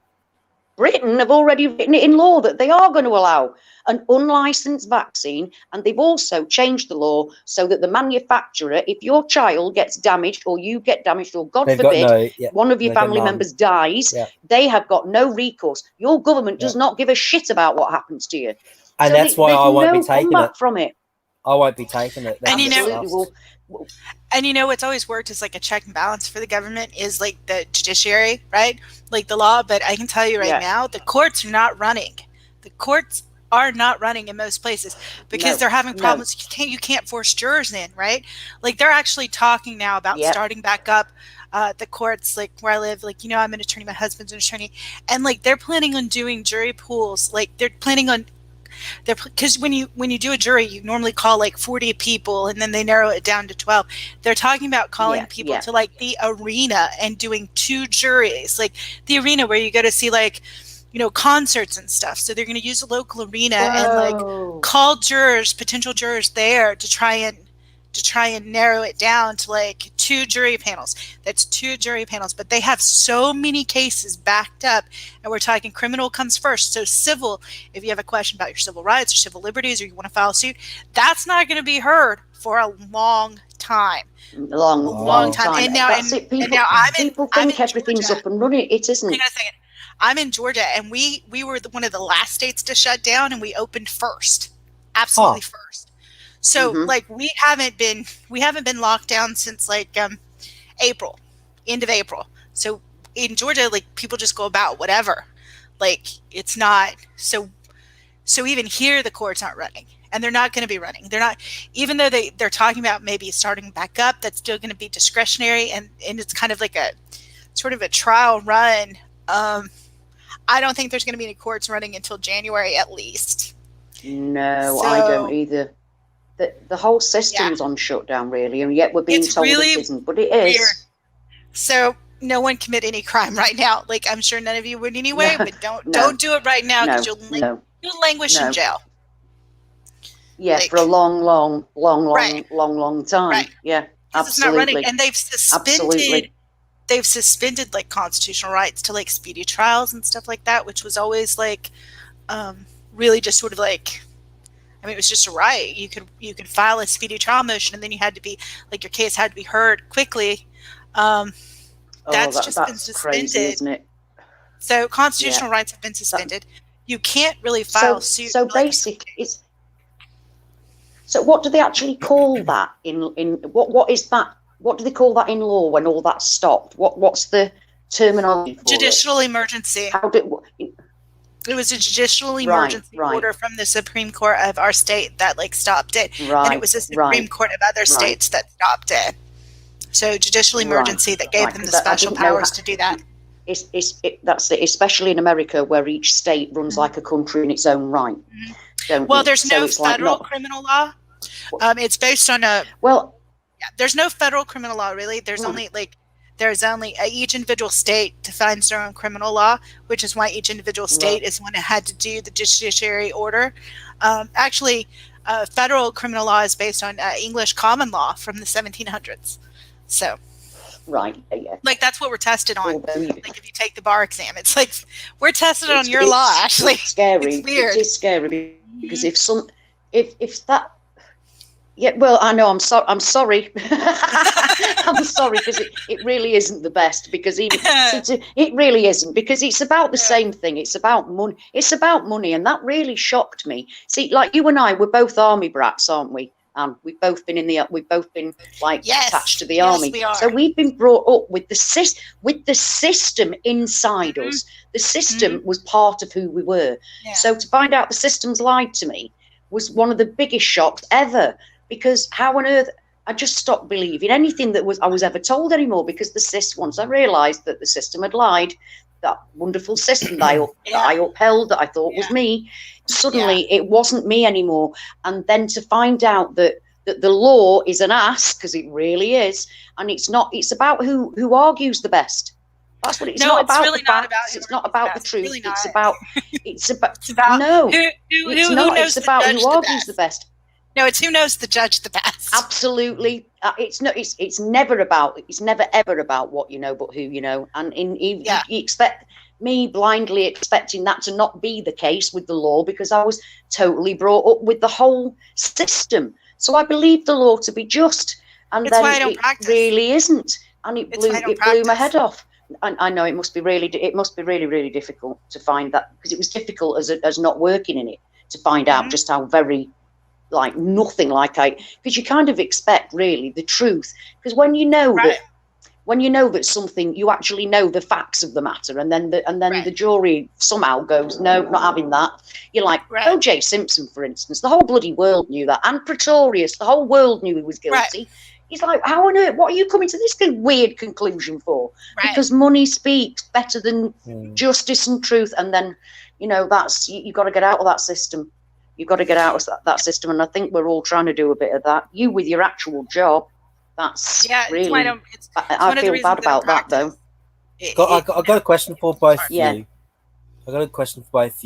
Have either of you started stockpiling food yet? Yes. I'm just. All of us here have started this. There's little pockets of people around here. Well, to be fair, I'll be really honest with you. We've been meeting up in parks, here, there and everywhere. Not having big parades or speeches, just like-minded people meeting up with each other in a park, having a picnic with the kids and things, talking to each other and passing on information. And that's the main thing. I mean, Americans have been told to stock up 6 months worth of stuff only a few years ago. Britain was told to pack a bag for 2 days. It's like, what? And the excuse they came out with? Well, it's not necessarily against terrorism, but something might happen, and you might need you're definitely going to need a pair of, they actually said that, a spare pair of knickers. They want you to remember your pants. You know, it might be a massive catastrophe, but please have some clean knickers on. It's like, what? Priorities. Clean knickers and a bottle of water. Yeah, I know. The world's about to end. I need my knickers. Well, I've started stockpiling. You know. I started stockpiling. Well, I haven't yet, but I was going to tell you, I don't know if you're aware of this. It was Mandela Effect. My husband pointed out a few days ago that now the Black Plague began in Wuhan. What? Yeah. Oh, you mean recently? Oh, I'm sorry. Yeah. I'm sorry. Yeah. I almost lost my voice then. Yeah. Hang on. Did not. Are you talking about recent? Oh my God. No, I'm talking about the Black Plague from what was it, the 1600s, 1700s? Like the Middle Ages. The Middle Ages. No, it began in Wuhan. It came from Europe. Oh my God. No, not anymore. It came along the Silk Road. That's the Silk Road from the No, it didn't. No, that's an English thing. God. No, it came over from according to us, it came over from Europe and came to us because we're an island. So it came across on boats. That's what I was taught. Well, it never ever came from Wuhan. Came along the Silk Road or whatever and traveled throughout Europe that way. That's the story now, apparently. Hell? That's what my husband told me. Oh, yeah, crazy. This is what I'm saying. This Mandela Effect thing seems to be linking us to a place of like crazy end where everything's just bizarre and it's all trying to be changed to point in one direction, and that one direction is not pleasant. You know what I mean? Everything is starting to tie into this evil, horrible, twisted situation. I mean, why on earth would it be Wuhan? That's not normal. I know, that's like why are we being put in a Wuhan world? Why are we being put in this Wuhan world? What's that about? Blocked off. Like at this point, like Wuhan needs its own little firmament. It needs its own little dome. Yeah. I don't know. Like move everyone out and just really not that area. Not ever again. I mean, if they're getting blamed for the plague now. I mean, it's just twice. That's what I mean. When we're talking about all of these things, to me, they're all Mandela affected anyway, because it doesn't come from my reality. None of this shit comes from my reality. So even if I'm talking about COVID, how Britain is, all of those things, they're still the same. They're still different and not the way they should be. Mm-hmm. It's not just that the Conservatives are selfish arseholes either. It's more than that. It's on a deeper level, and everything seems to be worse everywhere. Yeah, from people that we meet in the street to everything everywhere is just vile, isn't it? Yeah. Yep. Thankfully, pockets of loveliness with real humans trying to do real good, and then you get vast swathes of people that are just filled with hate and selfishness and greed, and it's just vile. It's just absolutely. And then vile. You get it seems like the largest pocket is people that just don't think about anything. Like they just don't think. Yeah, that's true. They really don't. And you with Mandela Effect, you can tell them, and then they're just like, whatever. Like they just there's no thought, there's no analysis, there's no deduction, there's no reason, there's no logic. There's just like they're not thinking. None at all. There's a lot of dead entities though. Yeah. Walking around. A Yeah. lot. Yeah. lot. Talking about the Hopi prophecy, it talks about that as well. The Hopi prophecy talks. Yeah, the Hopi prophecy talks about people that will walk around with no spirit in them at all. They'll have sambuca in their eyes, which is emptiness. It's like, whoa. That freaked my grandson out a bit. I was wondering where you read about that, because I've been trying to read about the Hopi prophecy. Like ever since you mentioned it, I was interested. Right. Well, I will send that to you. Awesome. Yeah, in fact, in a minute. What I'm going to do in a minute is come off here, go and find it, and send you the link, because to the actual Hopi prophecy it's an article. It's brilliant, and I want you to read it because it's so. I mean, I did a video of it myself, but I'm not going to. I'm going to send you the actual thing. Oh, cool. Yeah, I've tried to send it to you in the past, Joel. So I'll go off and look for it now, and I'll post it into the comments section. So I'll go off, you two chat, and then I'll bring it. Okay. Okay. Cool. But no, there's definitely been a lot of dead entities. I've noticed. Yeah. And you can feel it now too. Yeah. Yeah. There's just there's no there's just nothing there. Like, it doesn't even feel like it's necessarily malicious. It just feels like just nothingness. Like, it seems like even with my cat, right? Like, I took her to 2 different vets. They spent more time talking about putting her to sleep than they did actually analyzing what was wrong with her. Oh, and if really? they just analyzed it, yeah, she would have been like almost perfectly fine right now. If they had just, I don't know, done some blood work. And I paid them a lot of money now. Like, it's, you know, and it's just real frustrating. Did you? I only saw this today, so I don't know if you've seen it or not. But I saw on Facebook today, actually yesterday now, would have been, it's still to yesterday for you though. On Facebook, over 5,000 pets in China have been killed. I have not seen that. That's sad. They were left on a ship to die. Why? Don't know. I didn't read the article. I was too upset to. Upset to read it. I was too upset to read it. I was just so disgusted. I just couldn't read it. That's horrible. That's horrible. I did read something. I don't remember where I read it, but it was something about, like, you know, like the people that are like alive at the end. That, like, I read an article that was like, why, if the inheritance of God's people is supposed to be the earth, right? Why is it that we're not the ones that own the majority of the earth? Why is it that, like, you know, it seems like these people that are not very kind or compassionate or have so much control of the world's resources? And the idea was that the path is narrow and you have to go through this hard place to get to the inherited, like the land that you're to inherit, to get to the great place. Okay. So I don't know. My hope is that at the end of this journey, like, we're all in a better place. That's my hope. And that it's getting really hard, and that it gets really hard right before it gets a lot better. Well, it's a nice theory. It's a nice theory. It's my hope.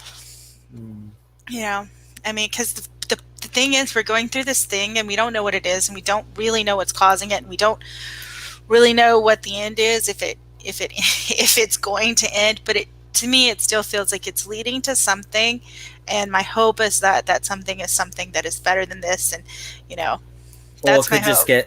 Or it could just get worse and worse. I don't know how much, like, I don't know, like, till at this point, like, I don't want to tempt fate and say, well, how much worse could it be? But, like, when you see things like, and I think I saw, like, another part of the prophecy that Ashley was talking about because when everything was shut down, because I was looking for Hopi, like the Hopi prophecy. So I did read, like, a couple articles, but I couldn't find, like, the full one. But I think it talked about, like wilderness returning to the cities or something. And I remember during lockdown, there were, like, all of these animals walking through, like, these I saw that. I remember seeing that. Yeah. So I think that's part of it too. You know, I know a lot of people don't believe the COVID's real. I think something's happening. I mean, I don't know exactly, but my uncle died, and they said that it was COVID. See, COVID's real. COVID is definitely a real thing. From they said it was a real thing. But his wife got it, and she didn't. She didn't have to go into the hospital. See, the thing is, they're putting it down as COVID, but he's probably died of something else. Well, I mean, I don't know, because I had 2 family members get sick of it, really sick. One was my cousin, and this is not the uncle from the cousin, so they're 2 separate places.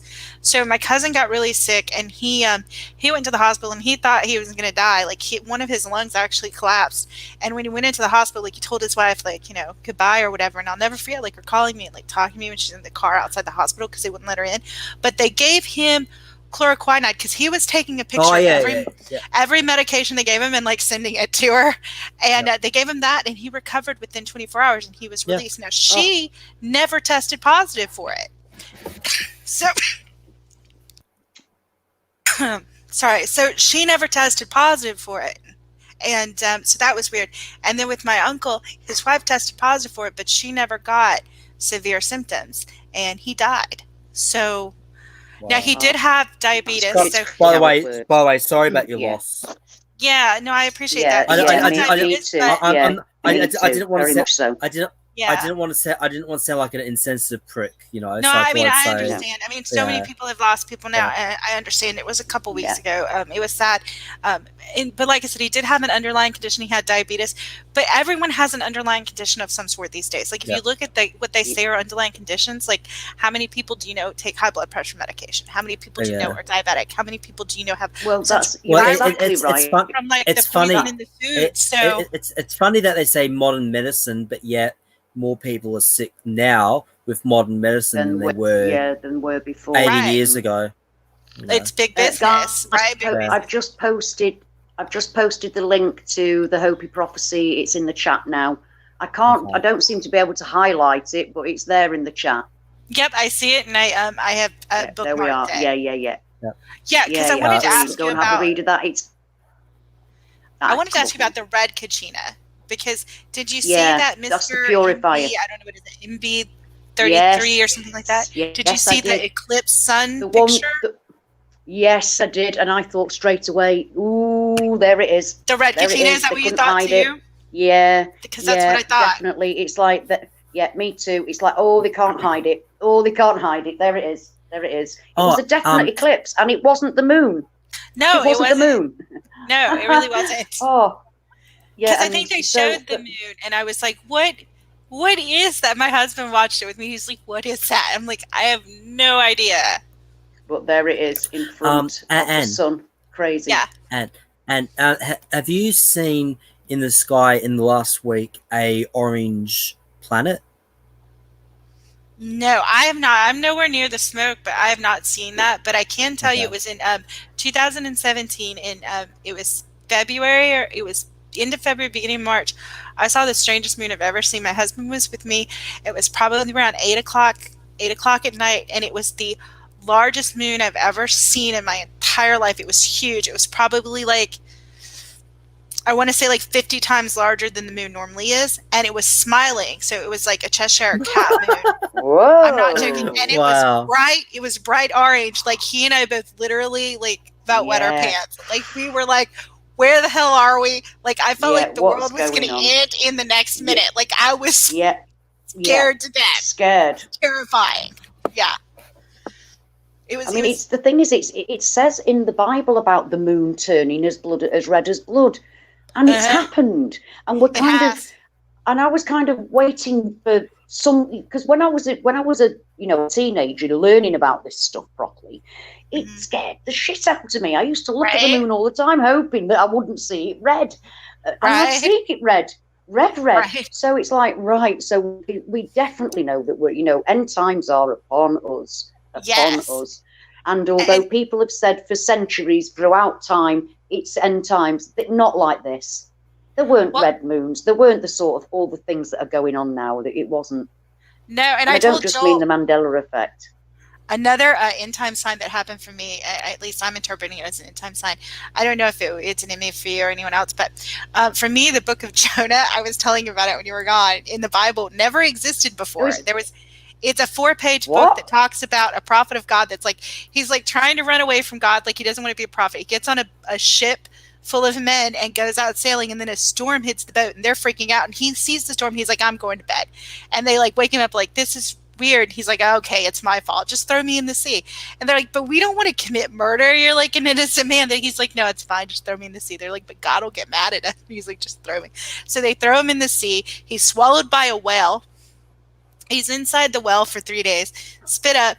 Then he's in the town where he was supposed to go, that he didn't want to go anyway. So he goes in there, he does what he does, and he gets really pissy about it. He comes out and he like sits outside the city like, I'm not doing this anymore. And like, it was in the desert, and then God grew up a tree to give him shade. And he's like, oh, well, that's nice. And then God withered the tree, and he's like, are you fucking kidding me? Like, he's so mad at God. And that's the book.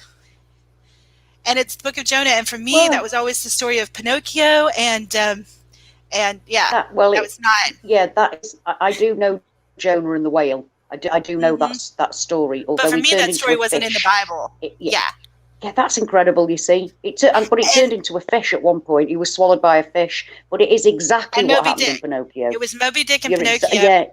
And for me, that was not in the Bible. And even the names are the same. And now those books are based on the book in the Bible. And if you remember, Jesus in the Bible says there's only going to be one sign, and that's going to be the sign of Jonah. And now there's the book of Jonah. So for me, that's an me. Maybe it's not for anyone else, but it is for me. And my husband. It's one for him too. Oh, that's good to have shared it with him. I know that you don't share exactly all the same memories. Right. You've said that, but at least you know each other. You know that because each other, you're both affected. At least you've got that understanding. We can bounce it off of each other. And then, but sometimes when one affects me and not him, I'm like, who are you? And it gets a little weird. Yeah. But, you know, and he's the same way. Yeah. We also both saw one recently that really got us. This is not one I found. Someone did a video on it. I wish I remembered who, but I don't.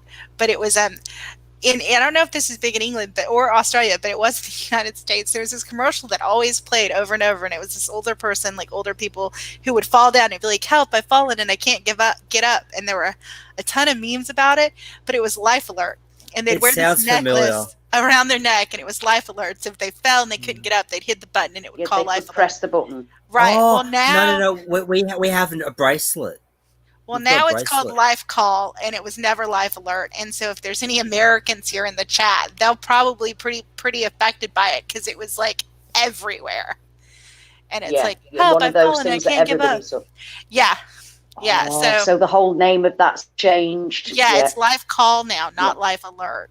So I mean, the thing is that there are definitely changes that I just take in my stride now, like the building across the road that's now changed. Yeah, see, I take it in my stride, but there are other things like Dorothy having a cream dress that blew my head off, red and did not like it at all. I get offended and creeped out by that.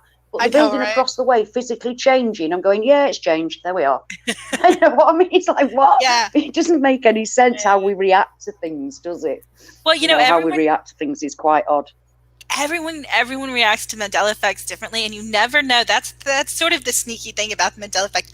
Like, we've learned to take so many bizarre things in stride. We're like, yeah, okay. And then one thing will get us, and it'll be like a little thing, like a change to a song, or like, you know, a commercial that's not on anymore. Like one of this little seemingly innocuous change will just like hit us really hard, you know? And yeah, because I can think of ones that hit me really hard. I'm sure everyone in the chat has one or two that just hit them and you're like, okay, I just need to sit here for a moment and feel sick. You know? It's like a punch in the gut, I think. Sometimes. I didn't hear any of what you said. I lost you. I lost connection. That's what happened. I moved slightly across the room and lost connection. I was just rambling about how every now and then there'll be a Mandela effect that really hits you hard, and you're just like, I just need to sit here for a moment and feel sick, and you have no way of predicting what it's going to be. So you're like, at least for me, I sit there and I feel a little nauseous or I cry. And then after like a little while, I'm okay. Yeah, we kind of. That's what I was saying earlier. I mean, I do things pretty raw. Like this morning, I just woke up. I didn't look at my best. I let everybody see that at first, and I thought that's cruel. Turn the camera off. But if I did actually say though that sometimes I don't actually get straight for my camera and go through the experience and show you while I'm going through it, because sometimes you just have to go through it first. You know, you just have to allow yourself that snotty moment. Yeah. Or, you know, whatever it is that you're feeling, you've got to process it within yourself sometimes before you talk about it to other people, even if they are Mandela affected. You've got to process the whole scenario for yourself.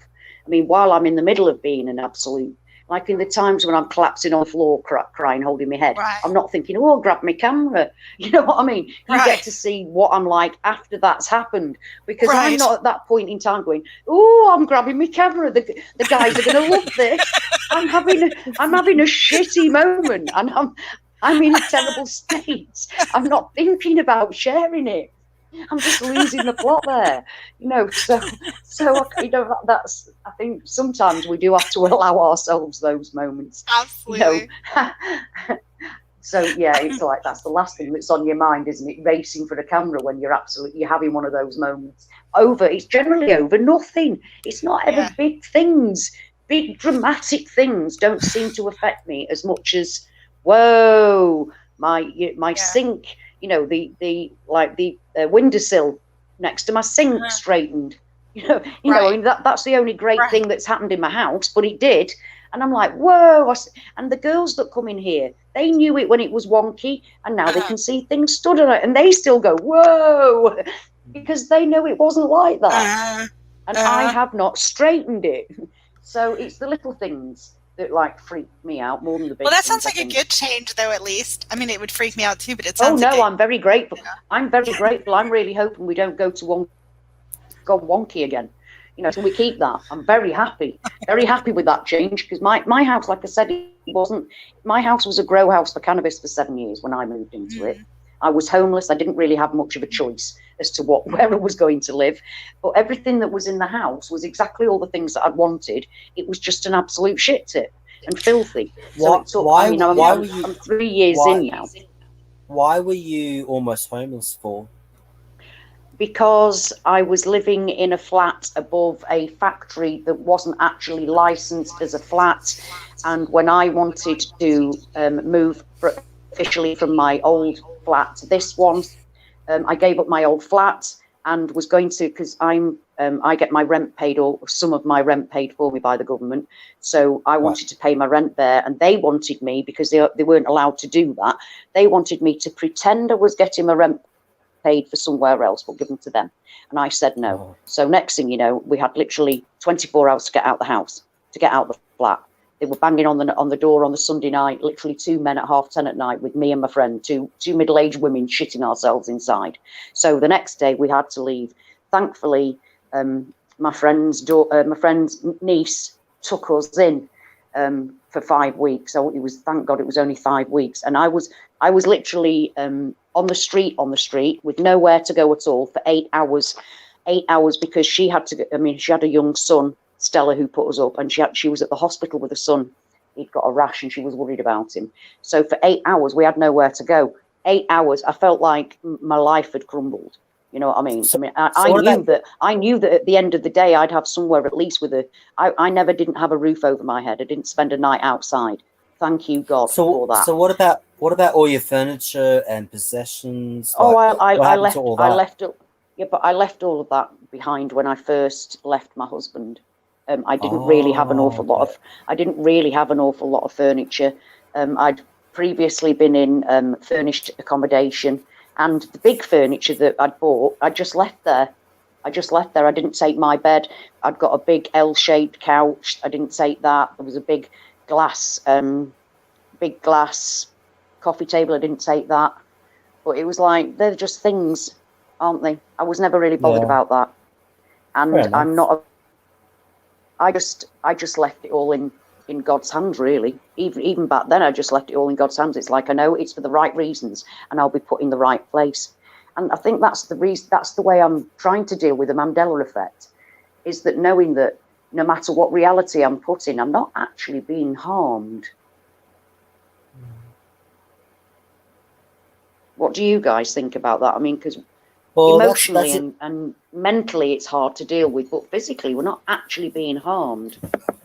I mean, it's a nice thought. I mean, the way I say it is, if you can find any type of comfort, while trying to deal with the Mandela Effect, I think just take it, regardless of if it makes sense or not. Just if it gives you comfort, then take it. Yeah. Take it and hold on and don't let go. We have to get it. We have to get it where we can, don't we? We have to get it where we can. Yeah. Keep our mind in some kind of working order, because we're having to live a life. You know what I mean? We're still having to live a life. And so at one point I was just avoiding any kind of normal life, interacting with anybody. And the only interaction I was doing was going and buying my bread and then looking on the shelves at things that have changed name, and it was just, you just couldn't escape from it. I was locked in the house for months while we had the COVID thing going on. And, across the road, the Mandela Effect showed me that the writing across the road on the garage front door has changed from white to red. And it's like going, hello, I'm still here. This is me, the Mandela Effect. I'm still here. You know, even though I can't see it very much, it's still there. And to be honest, that kind of thing also got me thinking about, is it timelines that are changing? Because clearly somebody made a decision to write no parking on that. And the same person wrote no parking, but there was a choice to be made. Was it white paint or was it red paint? Maybe in one of the things they only had red paint. In one of the things, one of the realities or timelines, they only had white paint. So well, it changed from white to red, and it made me think: is it a timeline thing? Well, I mean, like I was saying, like I proved in our last conversation that we had, I think a week or two ago, that I was able to prove that there was 4 timelines. Like we've got 4 realities going at once. Can I just point out? I don't remember that. Did we speak about it? Oh my God, serious? Wow. Yeah. Holy shit. Joel, did we speak about 4 timelines? Yeah, it was the day that my computer, like later on that day, my computer died. So that's how I remember it. Oh, hello again. I'm sorry, Joel. Yeah. I lost you. I lost you the minute.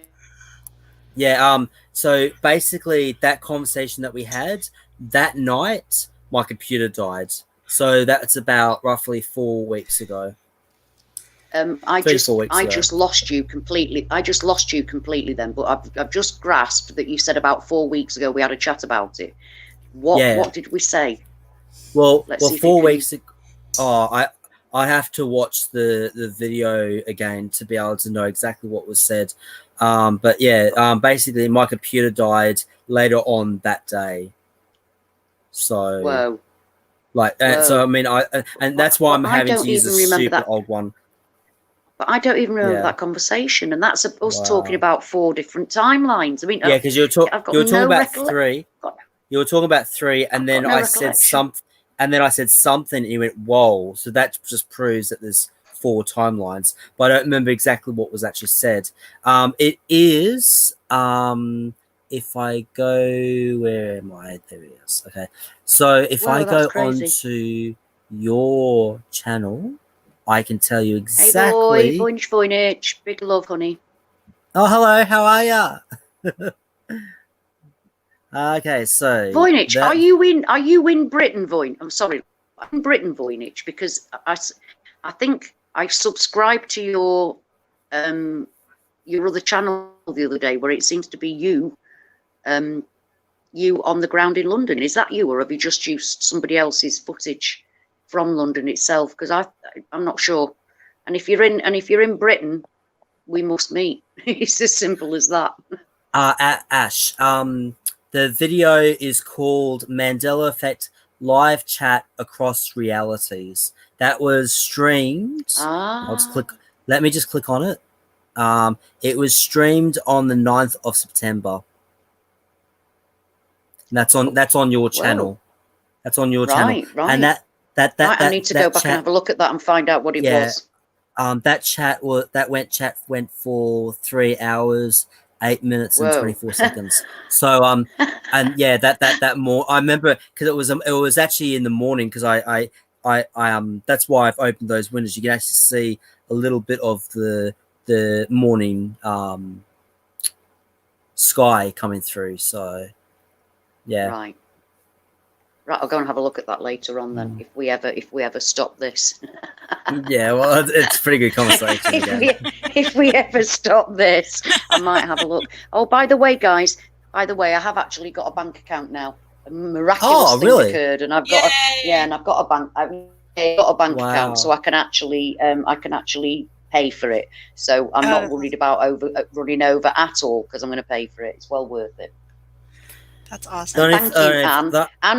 Thank you, Anne and Richard, for trying to help me in the first place. It's only because I'm in Britain that they couldn't quite cope with we don't have what we had trouble with the international. We couldn't.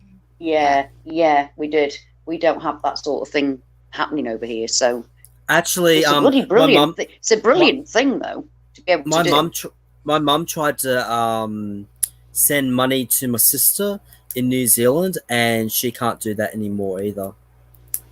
Whoa. So yeah. And it was my sister's birthday. It was for my sister's birthday, and that was in August, and can't send it. So, yeah. Whoa, how weird! I'm not liking any of this. No, it's just the world's just getting shitter and shitter. It really is. I told Joel and them about it. Mandela Effect. My husband. My husband's been finding him lately, not me. But it was it's one that you probably haven't heard of. It's called Satan's Storm. Apparently now, thunderstorms can cause heat. It's called a heat blast, and it was in Texas, and it raised the temperature to 65 degrees Celsius for like 4 hours, and burned corn on the stalk. Burned the corn crops on the stalk, and it lasted for about 4 hours. And it said there were like 75-mile-an-hour winds. The town's thermometer exploded, and none of the towns even had any rain. That is not right. There's no. That is. Oh my God. That's just not right. You think that's bad? Anne was telling me earlier on that apparently someone has been buried on the moon. Yep. No, I know. That's in my normal reality. Seriously, I'm only just hearing about this. Yeah. You guys. Yeah, Joel's face is a picture every time, isn't it? Great. Yeah, that's my normal reality. I remember it happening in 2009. Ashley, there are more Mandela effects with the moon. Is this part of your normal reality? Now they're saying the moon is rusting.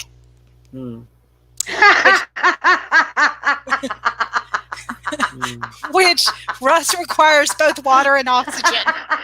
It does. I'm sorry. Yep. Well, as it's now in our atmosphere, you know, it's obviously having our weather as well. Now it's obviously having our weather as well. But how many moons do we have? This one fucked me over. There's this one. There's. Well, do you know what? A few years ago, I watched QI. We have something called QI here. It's quite interesting, and it has really weird, freaky sort of answers to questions. Was how many moons does the Earth have? And I think they said 3. Right, I think they said 3, but they're on a really wide elliptical thing, and I'm thinking, you bloody idiots, you little men, your little intelligent gnomes, because they're called gnomes, I think, the people that actually do the the research for the program. You've lost your minds. You've absolutely lost your minds. Yep, there's like. But then what we're looking at in the sky, it's like there it is, and I was forgetting about like Nibiru, which is obviously on that elliptical course anyway. And they were saying that it was on an elliptical course. So basically, they snuck in Nibiru on the quiet. Yeah. You know what I mean? Right. But earlier on, somebody, I mean, and I'd like to ask you this actually. I'd like to ask you this. Earlier on, somebody was saying that how can it get through the firmament? Now, I personally think that God can do anything he likes. So if he wants to put something through the firmament, he will. You know what I mean? So I don't have any problem with that. What do you think about it? Because wormwood is written in the Bible as it's going to happen. It's going to come again. It says that it's been and it's coming back. So obviously, if I now believe that there's a firmament and space and everything that I learned before, I don't know what it is anymore, whether there is one out there, what it is, how big this firmament thing is. I know none of it anymore. I just know it isn't we were taught. So what do you feel about the whole wormwood coming in scenario? How does it fit in with your beliefs? I have two thoughts on that. One, I was really thinking that wormwood for a long time is Chernobyl, because Chernobyl means wormwood. And at Chernobyl, there's the third angel monument, which is 3 angels blowing a trumpet, because the story is now there were 3 men that died there, and that by them sacrificing their lives, they saved the from it being an even greater catastrophe than what it was. And so there's the third angel or the 3 angel monument at Chernobyl, which is 3 angels blowing a trumpet, and Chernobyl means wormwood. And currently, actually, just in the last week or so, I heard that the red forest, which is the forest around Chernobyl that actually turned red from the radiation, is on fire. So for me, which is bad, that's bad. It's really bad, guys. Yeah. Okay, See, I didn't know Chernobyl meant wormwood. It literally means wormwood, and it was a nuclear power plant, which is the fusion of a star, right? Yeah, a nuclear fusion. absolutely it is. So to me, I thought of Absolutely that it being the is. power of the star that poisoned the waters, right? Because that's what it did. But now there's three angels blowing a trumpet that kept it from being a greater catastrophe. So not as many waters were poisoned. So in my view, I thought Chernobyl was wormwood. Now I understand there's a different view, and I think that that's okay. I think there can be more than one interpretation, right? As for the Yeah. firmament, I'm kind of getting to the point where I believe it too. Like I don't, like people say, do you think flat Earth, round Earth? I don't know. I've never been outside the Earth and looked back at it, so I don't know. For me, it could be a realm that just keeps changing shape. I really don't know. But Well, but now with I the feel that firmament, I way. have one thing to say, and it actually goes with the title of the video. I saw a video of someone firing a bottle rocket underneath an iced over lake, and the person doing the video, I wish I remembered who, doing the video made the connection with the Tesla rockets that are fired, because if you look at a bottle rocket shot underneath ice in a lake, and you look at what Tesla's shot, it looks the same, guys. So if maybe they're trying to break the firmament. I don't know, but it looks the same. And I also have seen them make stars in jars of water, and it looks the same as what we see, the twinkling. Yeah, I've seen that. Yeah. Yeah, the things that they're actually doing does concern me. But one thing I've been thinking of lately with the Mandela Effect is, I think, and I don't know if anyone has heard this theory. I don't know if it's my theory. I think it might be. What I know, we're going through a period where it seems like everyone's encountering a lot of coincidences and a lot of like synchronicities. And what I'm beginning to think is that if you're Mandela affected, we actually maybe have the ability to create residue. Like if there's a Mandela effect that you're really certain about, and you're like, I know this happened and I will find residue, and you just keep looking, that eventually you will find the residue. Like, I'm beginning to wonder if we're not manifesting that residue, because the question I always had, if we're jumping timelines or moving different places, is why is there residue? I think we're manifesting it. Yeah, I think you're right. That makes sense. Exactly. That's exactly what System Failure said the other day.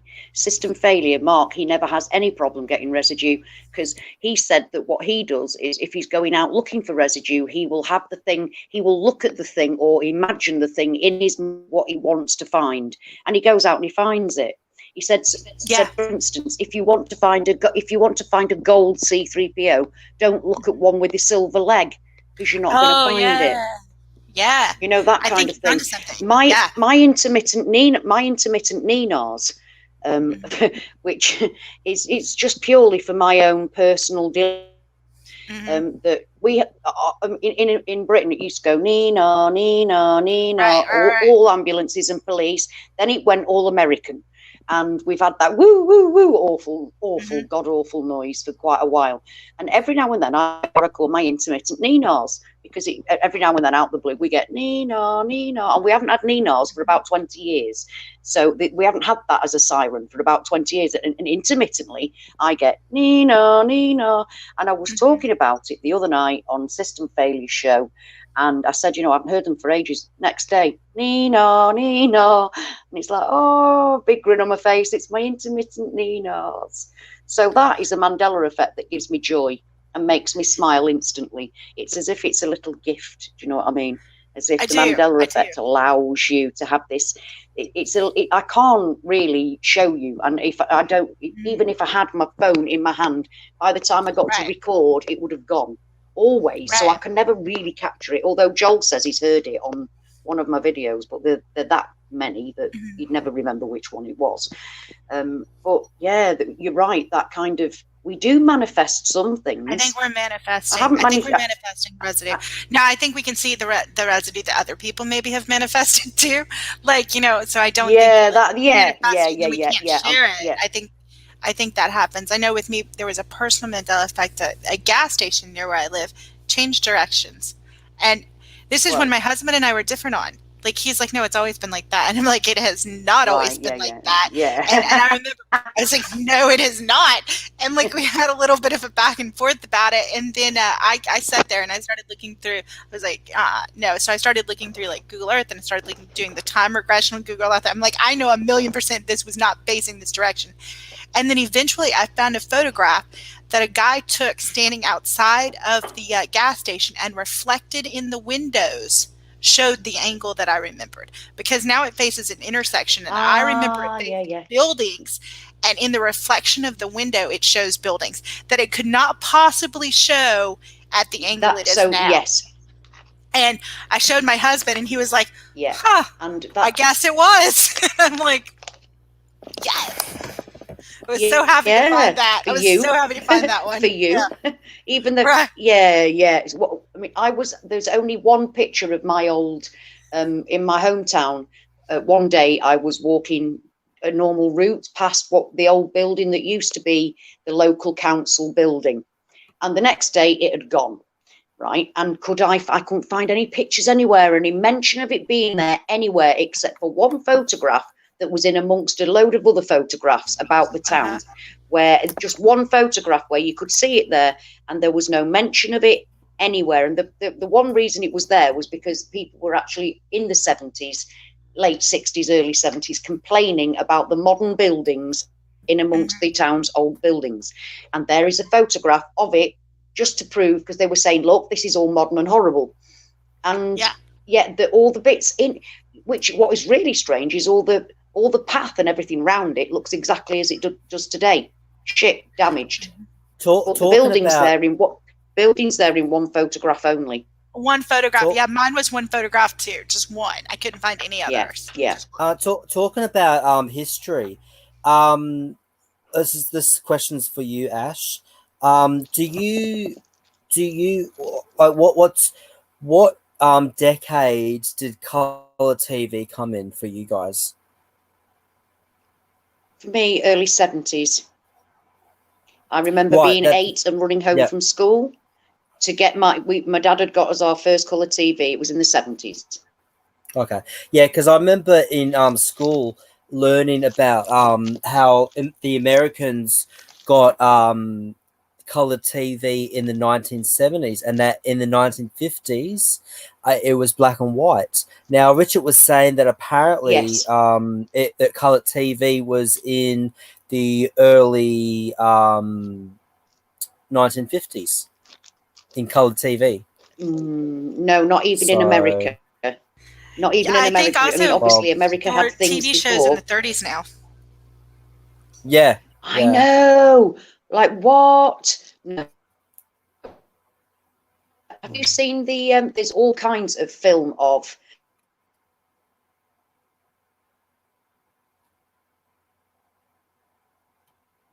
Photographs of the early 1800s that look like they were done yesterday, where you get a picture of you and your loved one, whereas now it's out in the street, cars, people, all carriages, horse and carriage going by, video of it.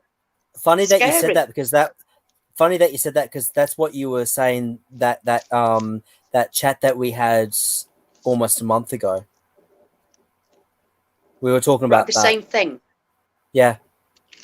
We were talking about that. That is definitely tech before its time. Photographs before the time. It's all crisp and crystal clear. Whereas I remember, if you looked at an old Victorian photograph, it was in sepia, not black and white anyway. It was sepia, and it was really faded and tatty and really bad quality. Not like we've got sharp, crisp photographs from the 1800s. Crisp. What? Mm-hmm. They're my favorite Mandela. That's what it's like HD. Well, my second favorite. I have no problem looking at them. They don't upset me. They fascinate me. They fascinate me. But it was so very much more. Me too. We actually get to see life of people that were born in the 1700s. They're not photographs from this. They're not photographs from the 1700s. They're still in the 1800s, but the people were born in the 1700s. No. Oh, yeah, I get what you mean. Oh, I'm not. Yeah, they're still understand. taken in the. That's creepy the shit. photographs themselves are taken in the 1800s, but the people were born in the 1700s. In the 1700s, right? So they're like 40 or 50 or so, and they're that never. Oh, do you know what, Anne? I think you know what. I've actually seen them myself. Like, there's so many photographs of Lincoln now. President Lincoln. He's all over the place. We didn't have loads of photographs of Lincoln. There's only a few. It's like, it's crazy. I can't even guarantee that there were any, that there wasn't just like a portrait or something. No, but now there's, I can't even guarantee I don't remember. There weren't any photographs. There weren't, not in my reality. There was paintings. I think there's actually a photograph now of Paul Bunyan, which was just a myth in my reality. Whoa. The guy that Paul Bunyan was based on, there's now a photograph of that guy. You know, Paul Bunyan and his I think it was his axe and his ox or something, like I don't know. Maybe you guys don't know what I'm talking about with Paul Bunyan. But it was like a folklore sort of hero. Yeah, it was a folklore sort of hero sort of thing, kind of like mythical. Not really mythical, but kind of like a story, I thought. But yeah. Like this, I don't know. Anyway. Now it's a real thing. Does anyone know what I'm talking about? Saying. Yeah. I've heard of the name, but it doesn't mean anything to me. But you just said it was like mythical, but now it's real. Yeah, it's things like similar folklore, things to that are now real. It's crazy, isn't it? Earlier on, somebody was saying that they've now got, in China, they've got seeds of plants that look like lips and a tongue, and a bit like what's it called with the plant in the 70s? I forgot the 80s. I forgot what it's called. Feed me. What's it called? Oh yeah. I know what you're talking about. Well, Little Shop of now Horrors. A real Little Shop of Horrors. Thank you so much. Yeah. But now that's they've got a plant that looks like that now. It's crazy. It's like they made up things are now real. Yeah, I'm waiting to see dragons flying in the sky. It wouldn't surprise me. Well, there was those videos of in China of like this roar coming from like like a canyon or whatever, and it sounds like a dragon. I'm not joking. And then there were images of something flying in the sky that kind of looked like a dragon. I don't know. I feel I have seen that. But see, that could be all blue beam. It could be. It could be. Yeah, fake. Who knows? Yeah.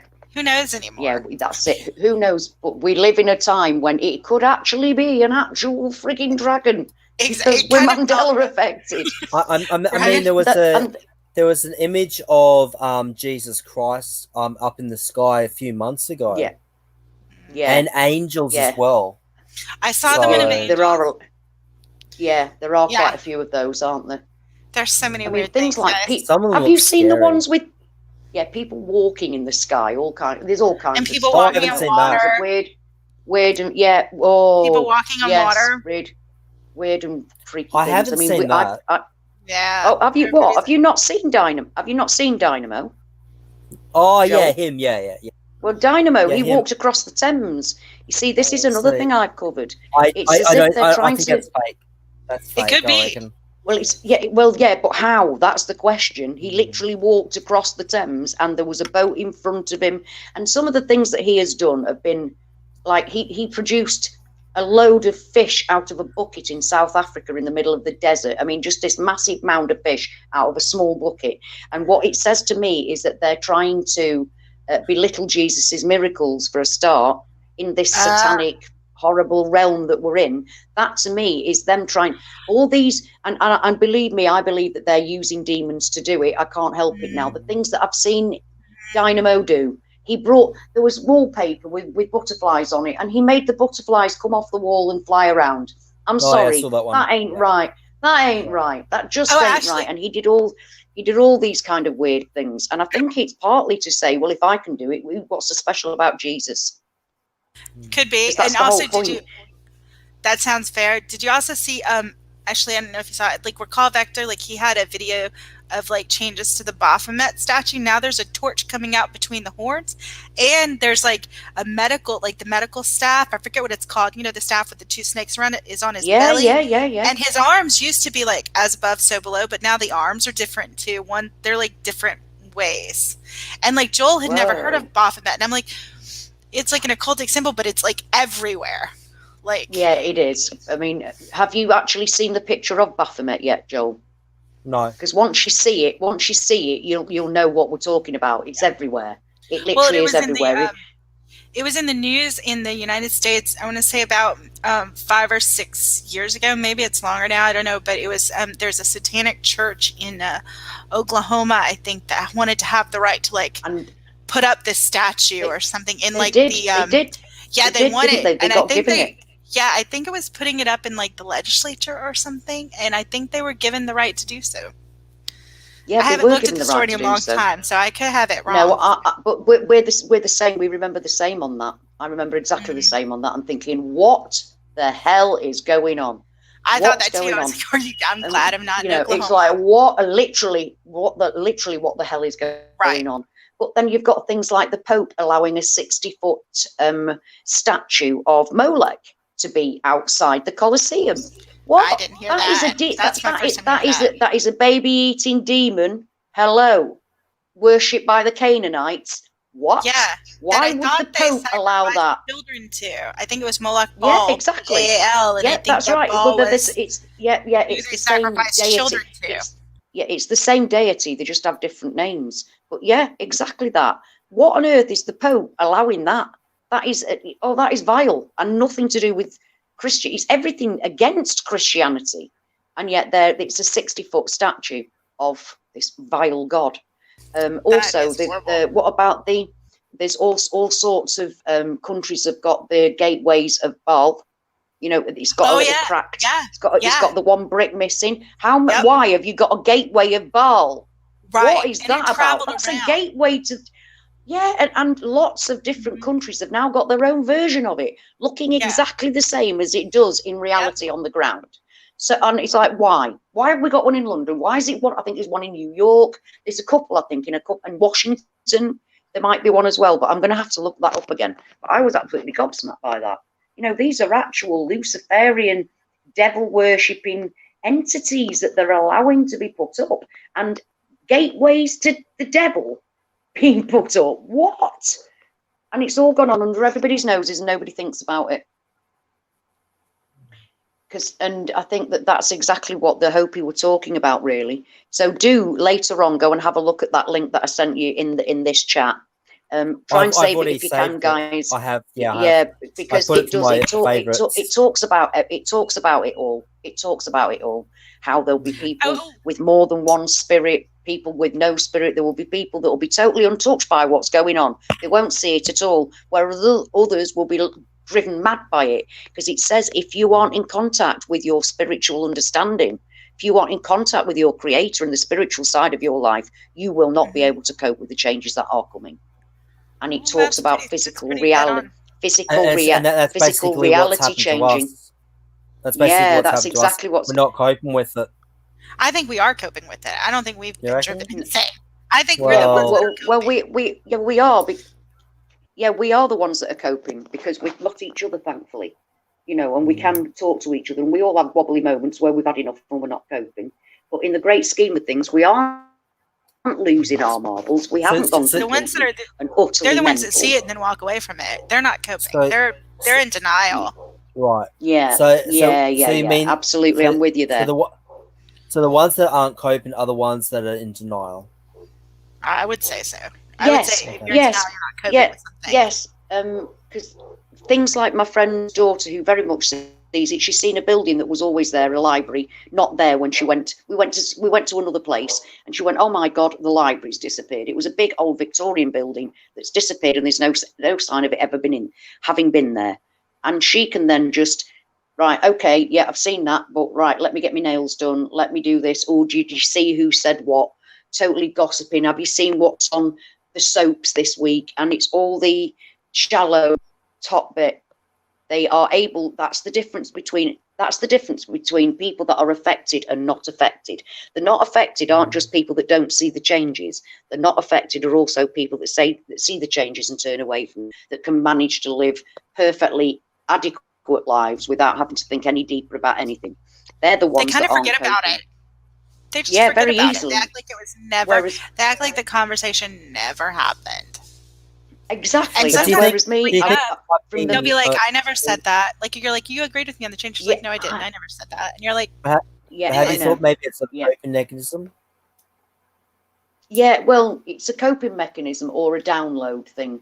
Because, like I've said, people can actually say, yes, they'll be with you. Yeah, I remember that change. It was definitely like that too. No, I was wrong. It is this new way. It's always been like this new way. And but then, like, actually, but these are people. So weird. You need to start videotaping people's conversations, I think. People don't like that. Yeah, they don't like that. Yeah, we have a chat. But the thing is, what you do is to turn your phone on to record audio and just not say anything. In places. Oh, it's illegal. That's illegal in some places. Okay, but fair enough. But if you're doing it for friends and family, you don't need to, because everyone's having the same experience. Yeah, we are, Joel. If you actually started to try and, well, so far your friend Nigel, I think it is. You said he doesn't see them. Have you been trying to show him any? I have. Effects? You know what? Yeah.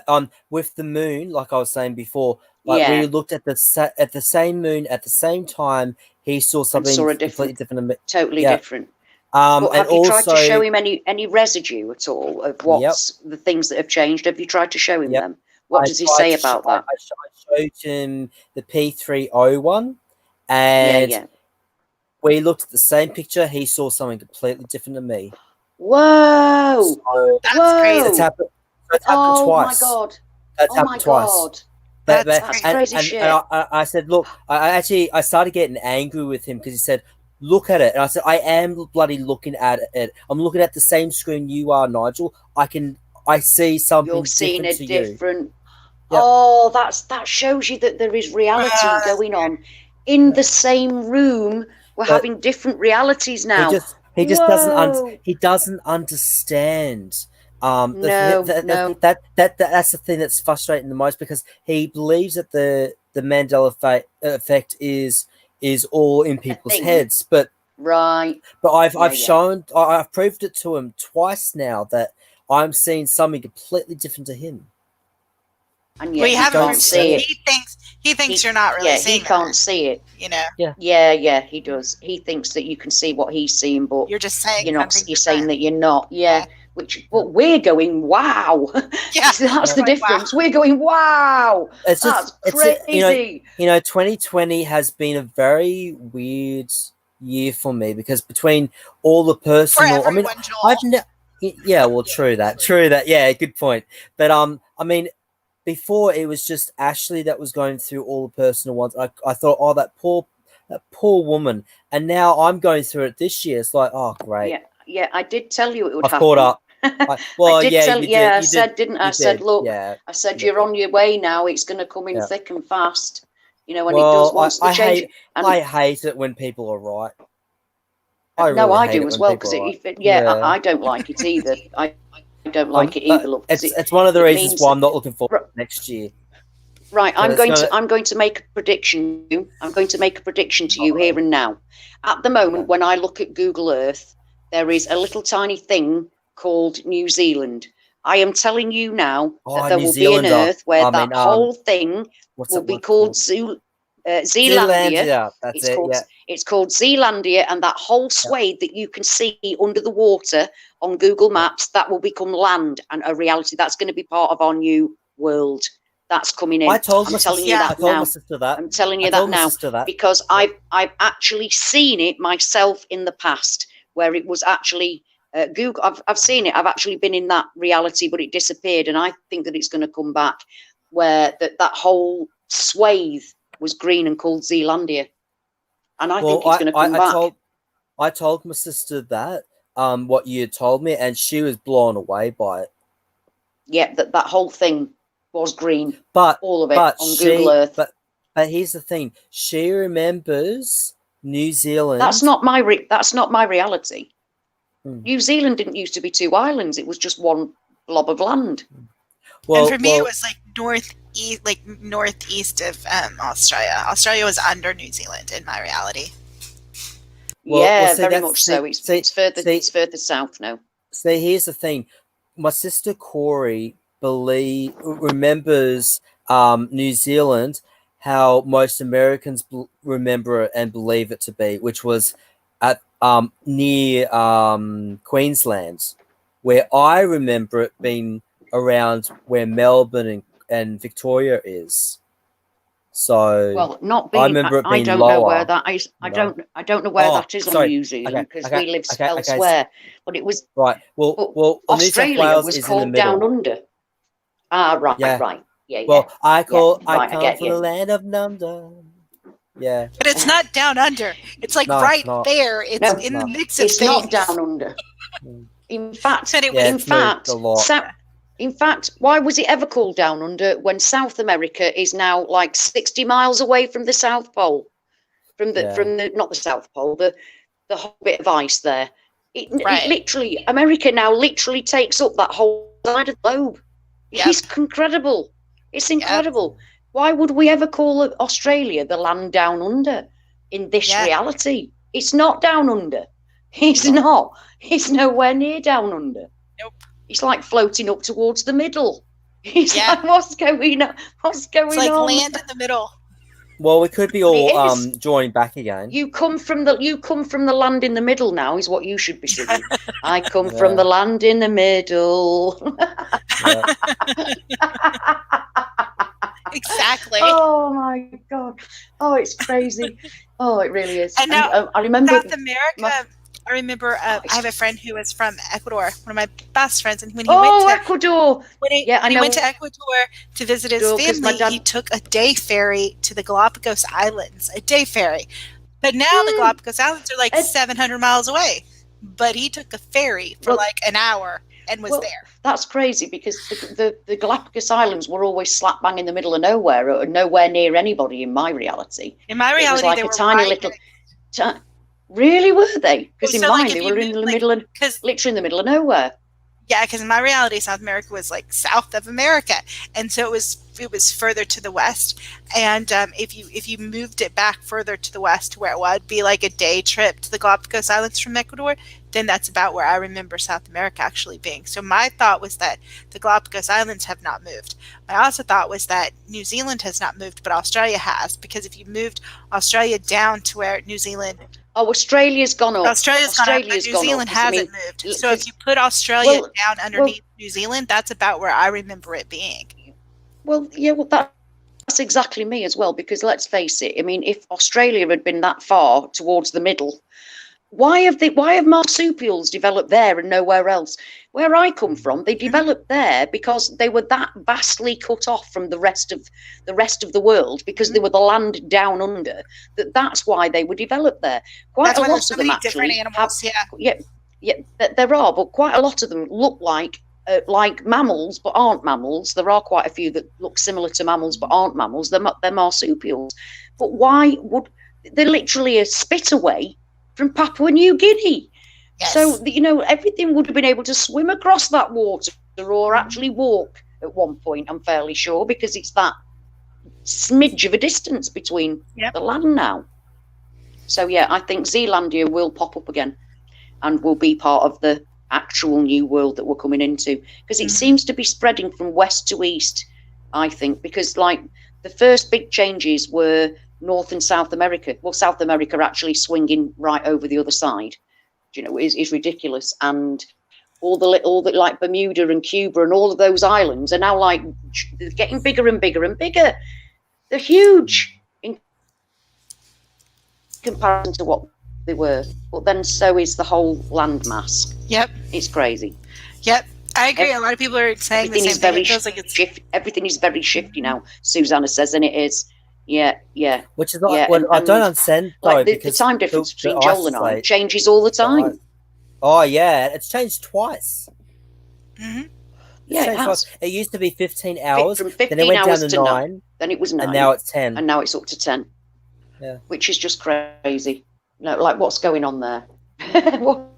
What's going on there? But then, like Brian Staveley said that his plane journey lost, I think it was something like 40 minutes. It was 40 minutes shorter than it should have been. And he's done the same plane journey for a long time. And it was 40 minutes less than it should have been. Yeah.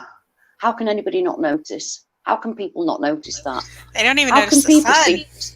They don't even notice the sun. You're absolutely right. If you're not going to notice the sun has changed colors, you're not going to notice anything else. And yet, true that. Yeah, but why the actual fuck would it be called a yellow dwarf if it's white? No, it's not white now. It's green. It's actually green. The sun it's is green now. It's blue or green. It's a blue. I think it's actually. You know what? Yellow. It's a yellow dwarf, right? But it's actually green or blue in color now. You know what? Next week. So why would they call it a yellow dwarf? That's so weird, right? Next week it'll and be it actually purple. looks white. Yeah.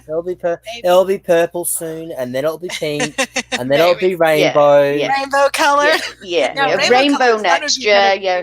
Rainbow is very much the in thing, isn't it? Maybe if we manifest that, people would notice. If the sun is rainbow colored, would they notice then? No, they probably no. I don't think they would.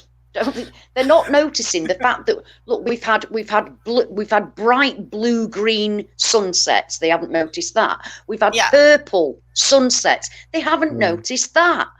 I mean, the sky's bloody purple. Yeah, I've never seen it green or blue. And I've seen a purple. It's pink. It's pink in the west when it comes to sundown. I'm sorry, but when sun used to go down, it was a beautiful oranges and things, and it was a gorgeous sunset.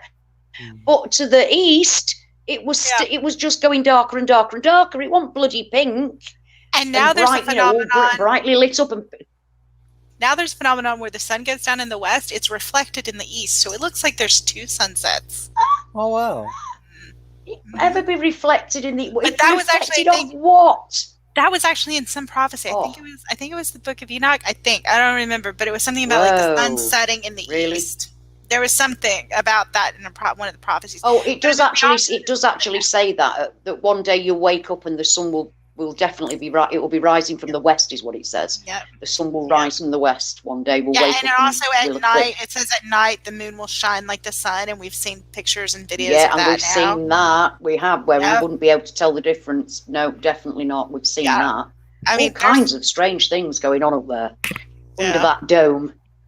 See, once I realised I was Mandela affected and that nothing was real anymore, and that I didn't believe in space, even before I even thought about the dome situation, over the firmament, that kind of situation, over us protecting us, I eventually got to the point where I realised evolution isn't real. And, well, I do now. What am I left with? I'm left with what it says in Genesis. And that's what I'm left with at the end of the day, is what it says about creation in Genesis. So it's the firmament. It's the firmament going on. But here's something I heard. In reality, it might all just be a hologram, like on the holodecks on the Starship Enterprise. We already know that what we're standing on isn't real. We know all that. We aren't real. It isn't real. What is it? We're not sure, but it's not real. Not what we thought of. It's before. It's a never changing, not real. A never changing, not real. you can't even keep track with what real is. I saw a change for me about that. It was I haven't looked it up, but I heard about it. It was the Sumerian, because the books of the Bible are often based on the Sumerian tales, right? And so the Sumerian Genesis. Yes, I love it when people know that. Well, I love it when. And now the Sumerian tales speak of a female deity instead of a male deity as God in the book of Genesis. So that's a change. Oh. Yeah, the name is Sophia. Sophia. As being Sophia from the Greek word for wisdom. I've heard of that, but I really whoa, so that's a big change. Whoa. I mean, I do like Molech's in the Bible.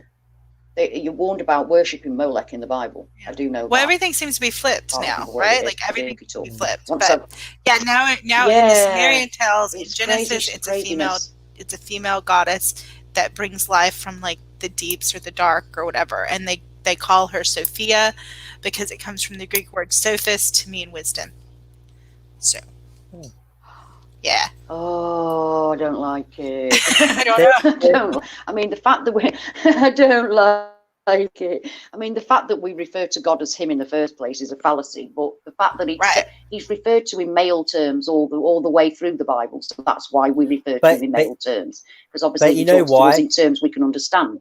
Right. You know why that why Jesus and all that was male? because those hundreds or thousands of years ago, it was males that that run the world, not females. Where now that we're more even, and we're still got a long way to go, but because we're more evened out, like, and women have a lot more rights and all that. I mean, realistically, how do you know that God and Jesus wasn't female? Actually, I saw a video a couple of days ago that was saying that now, and this is a big change for me, now there were a bunch of like female-run civilizations. I'm talking like pre like antediluvian, like female-run civilizations that existed prior to most of the knowledge that we know. They're actually saying that, aren't they? Because it was goddess worship. Yeah, and for me before, there was never a true matriarchal society in history. There was some where women co-ruled, but there wasn't like a true matriarchal society. No, and now there was. Neither I. Although the female has been goddess, more obviously, but not actually like worshipped in like exactly the same superior. As you. Not at all. There was certain cults certain groups of people back in time would revere and would have statues, like fertility statues of goddesses, fertility statues. So there was a lot more of that went on back then, but it wasn't a completely run by women scenario. I don't know of a time when it was ever completely run by women, and neither should it be. Why? It shouldn't be. And let's face it, we're told that we're made in God's image, right? So God is like, well, first of all, he's beyond us, but his image is in, as in what he, kind of what he not what he wants to look like. I'm not saying that, but in human terms, we're made in his image, what he wants us to look like. That's what I think he means. I don't think he actually looks like my dad, or or Joel, or I don't think we can't even begin to think what God looks like or God is, but he's referred to as him, although that kind of rubs out the fact that women aren't quite this. We have obvious differences between us, but I think the inside also has more to do with it than anything. I agree with that. It's not necessarily what we look like on the outside is kind of irrelevant. It's what makes us what we are on the inside that is more that God is talking about, for me. I agree with you, Ashley. And actually, in the Dead Sea Scrolls, they refer to God as the all-parent, like almost like a union of male and female. And I like that personally. Yeah, that makes sense. Yeah, that makes sense. Yeah, I like that. Yeah. Well, everything's it has to be throughout everything, it has to be black and white, good and evil, male and female, opposites. Everything's opposites. Plus and minus in batteries. Everything is the same but opposite. The same equal but opposite to each other. And humanity is no different. As a species, men are more physically strong in the majority of cases. Women have their own different sorts of strengths, and to make a real society work properly, you need the integration of both. I think equality is something that you don't have to be screaming about. I think you can live your life in quite an equal way within your own situation. I do. I mean, obviously, there's still a lot where women aren't paid as much, and all that kind of stuff goes on. Yeah, I appreciate it's still a man. It's still a man's world, but behind every good man, every ruler is a woman. Is a woman somewhere along the line. That's why the Catholic Church decided that priests can't marry, because they want women being in charge of the purse strings of the church. Because behind every man is a woman making him feel that he's the king. That's how it works. Yeah. In the Old Testament, lifting you up. God was married. In the Old Testament, Adonai, I think it was Adonai. Yeah, God was married. Mm-hmm. I didn't know that. Little known fact. Right, yeah. So are you talking about like the old? Yeah, in the Old Testament, God was married. Because I learned quite a lot about. Yep. It's in there. I don't mean the Torah as to what's believed. Which people wonder what Jewish people believe, because it's very different from us. It is actually. I think it's really originally there was only the first 4 Bibles. Yeah, there was the first 5 Hebrew books. I think only the first 4 originally. First 5 for me, and that's what's the Torah. 5, that's the right? I knew there weren't very many. Moses. Yeah, the Law of Moses, the Book of the Torah, first 5 books of the Bible. Yep. That's so, what. Yeah, that's different. It. But there's so very much that is hidden from us and has been hidden from us, even within our own belief system.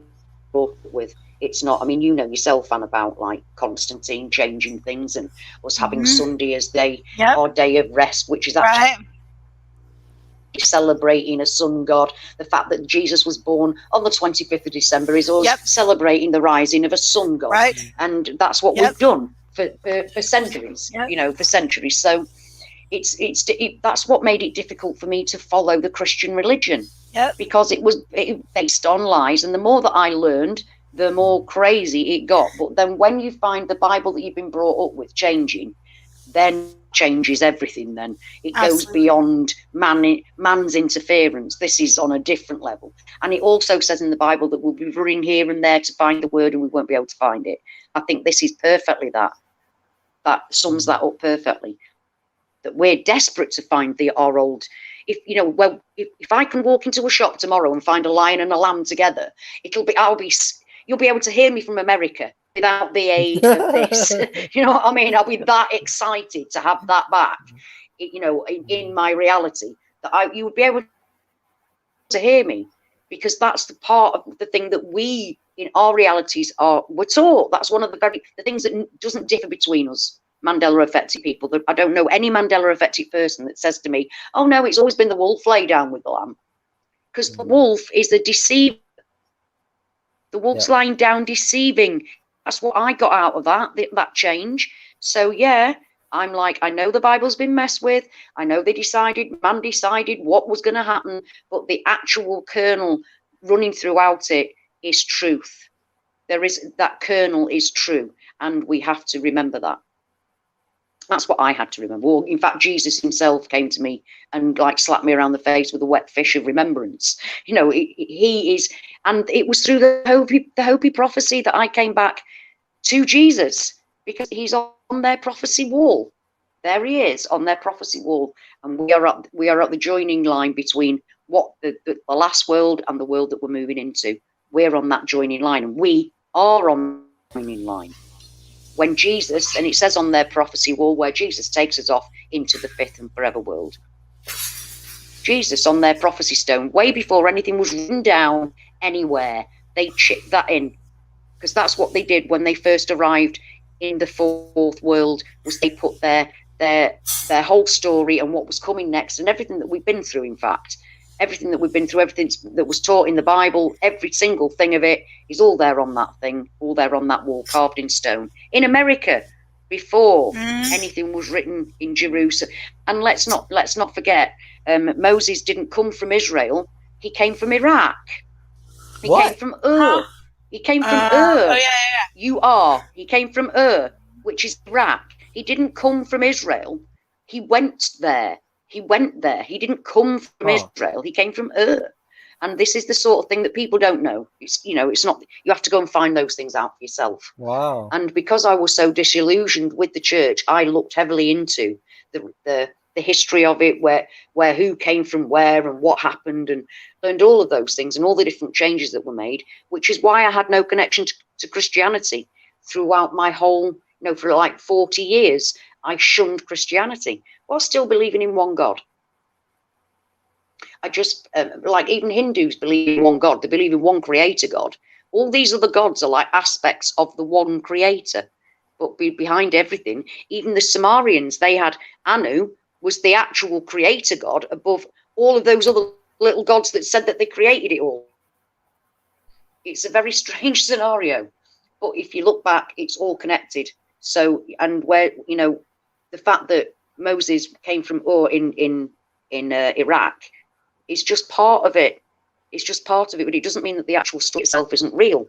It's just there are kernels of it, but it's been hidden from us. The real facts of the matter have been hidden from us.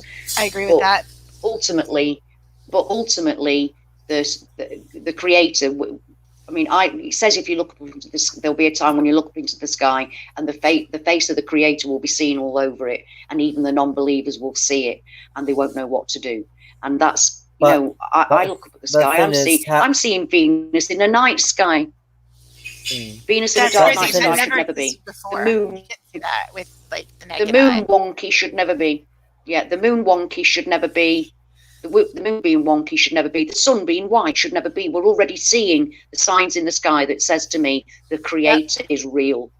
Yep. Whatever the Creator is. Here's the thing. A lot of it could be. A lot of it could be blue beams. That's the thing. That's the thing that's why it's going to be so hard to see what is real and what's not, is because of blue beam. They're making things so real, like the sky, the city in the sky. I mean, that was, in theory, blue beam. Yeah, I've seen that. Yeah, well, but the thing is that we remember a yellow sun being called a yellow dwarf star, being a yellow sun, and now it's a green star. It's green. I've still got to take I've still got to take that video as well of that DVD.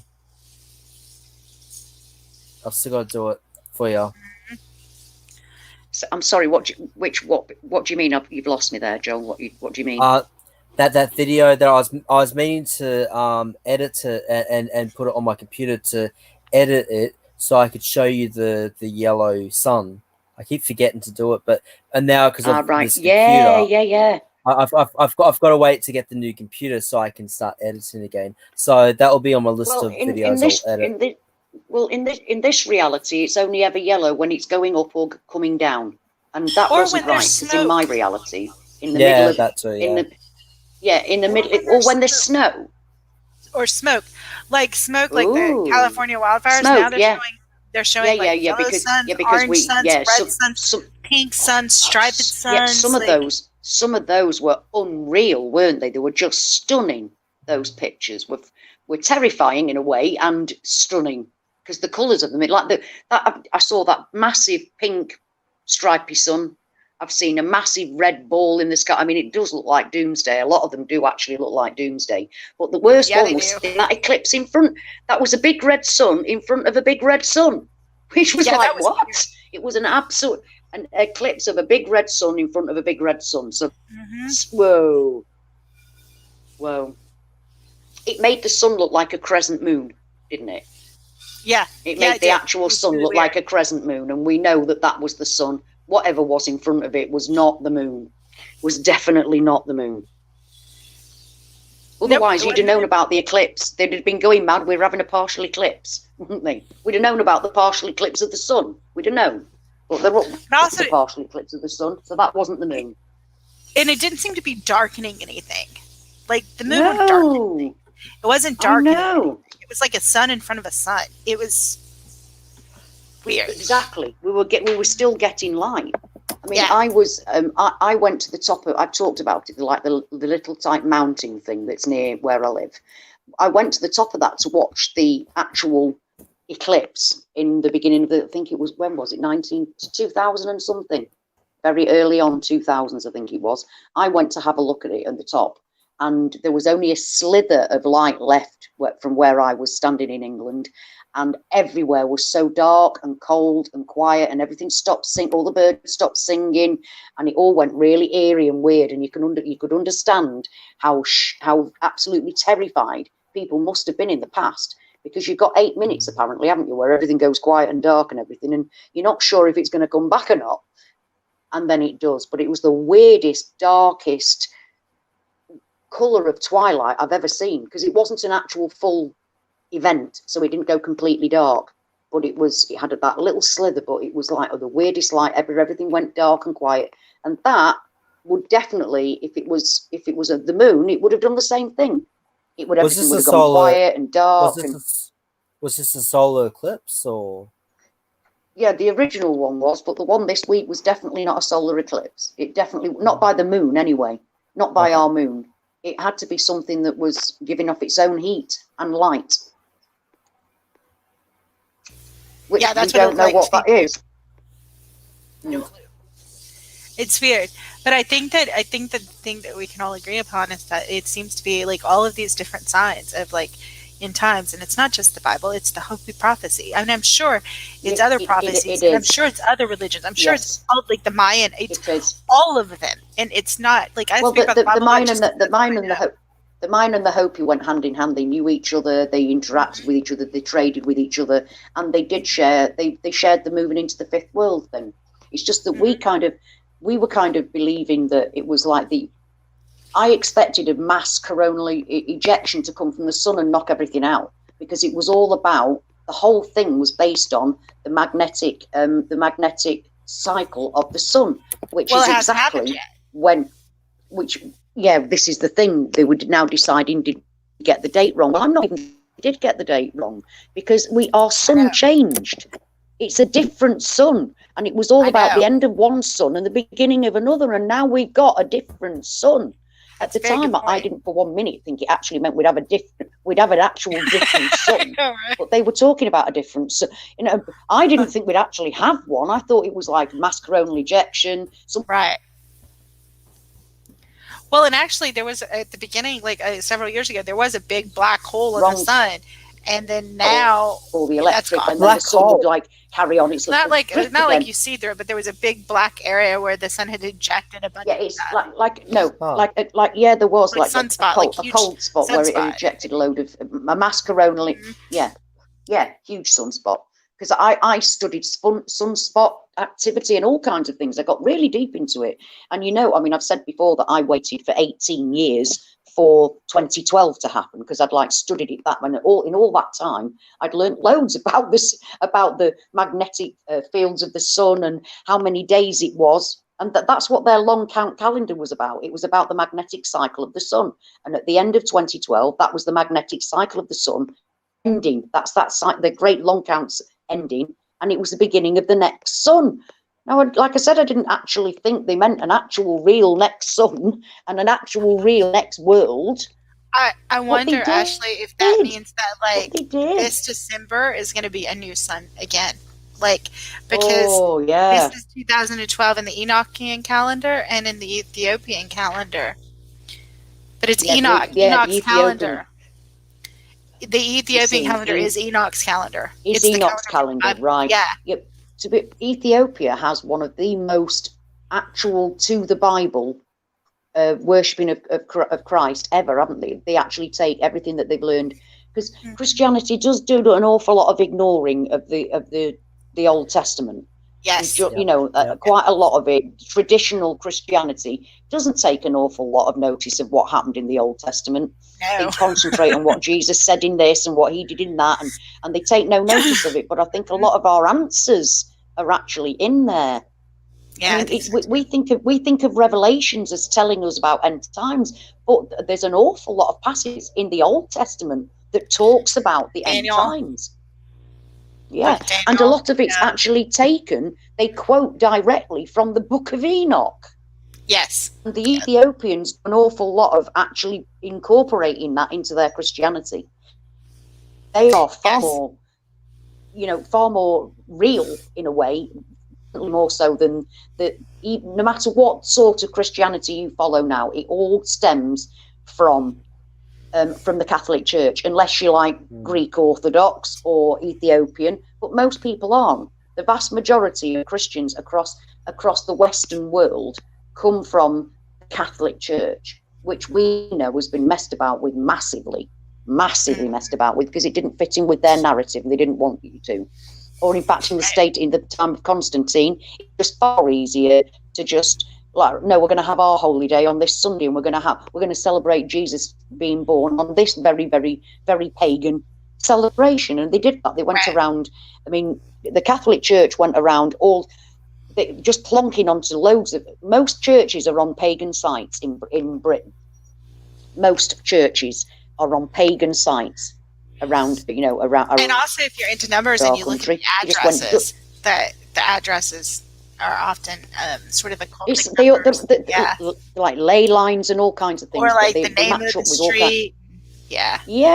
It's very much so.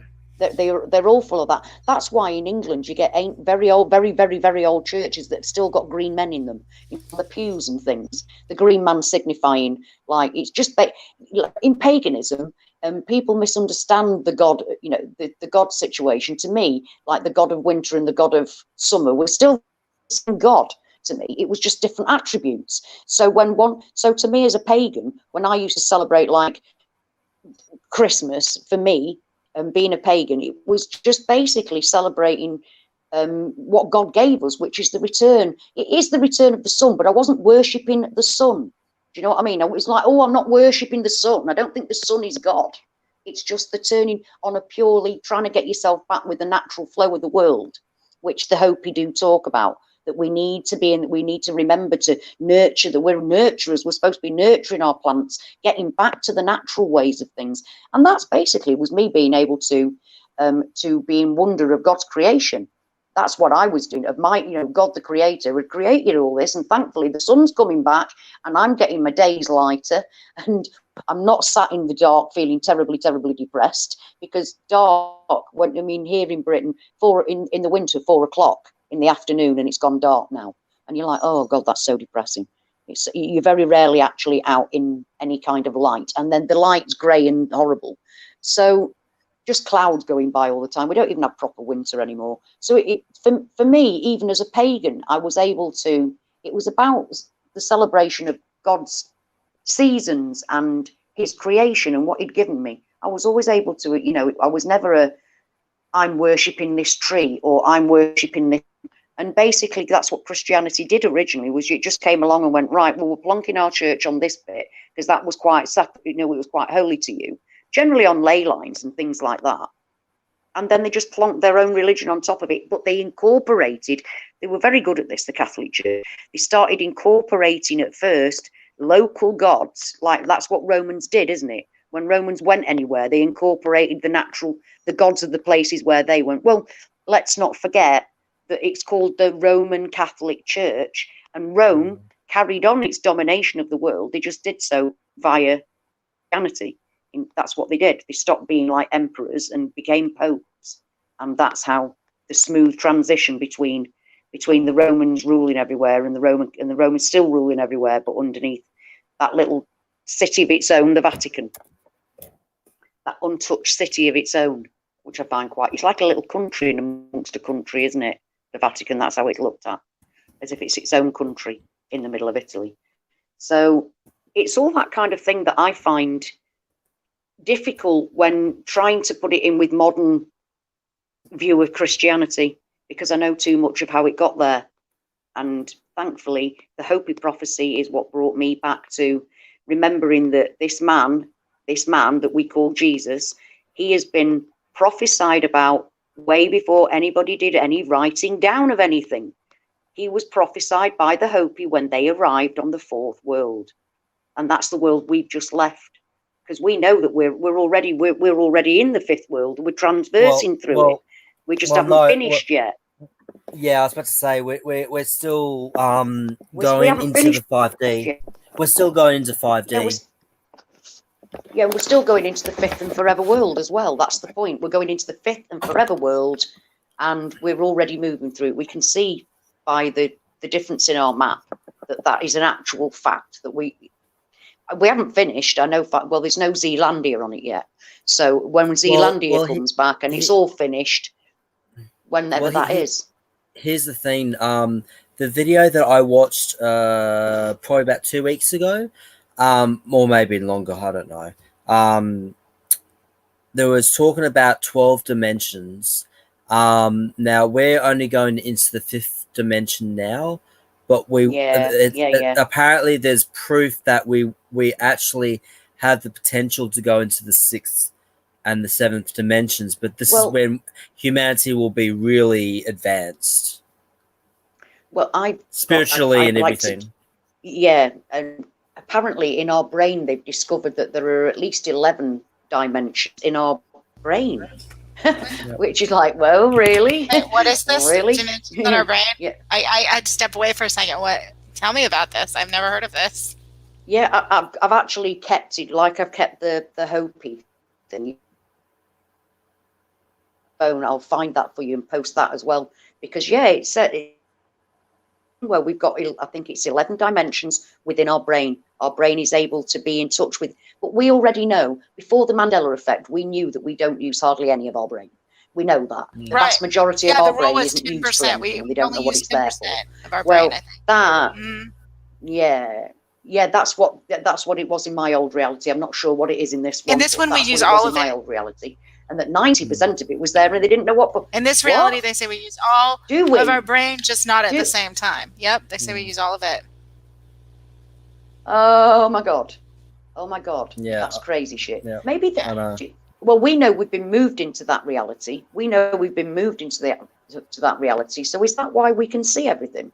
Do you think that other people can't see because we're looking? And I never realised that that's what they'd said about the brain here. So maybe that's why we're able to see changes that other people can't see. My husband says it makes sense because nature doesn't really do any extras. Like if nature gives you something, there's a purpose for it. That's what you were saying. It could be also why people. Yeah, absolutely. It could be why people having headaches. He should be on here talking. Pardon? I said we should get him on here talking.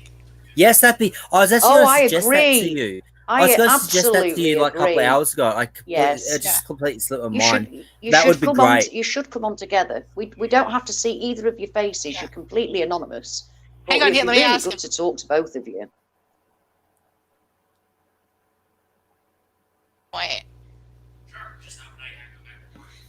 He said, "Sure, just not when he has to get back to work in 45 minutes." Oh. Oh well, we'll arrange a time and do another one then, where where we can. Where he can be around and we'll do it together. Yeah, where you can talk to a couple that we're both Mandela Effect. We have been for 4 years. Yeah.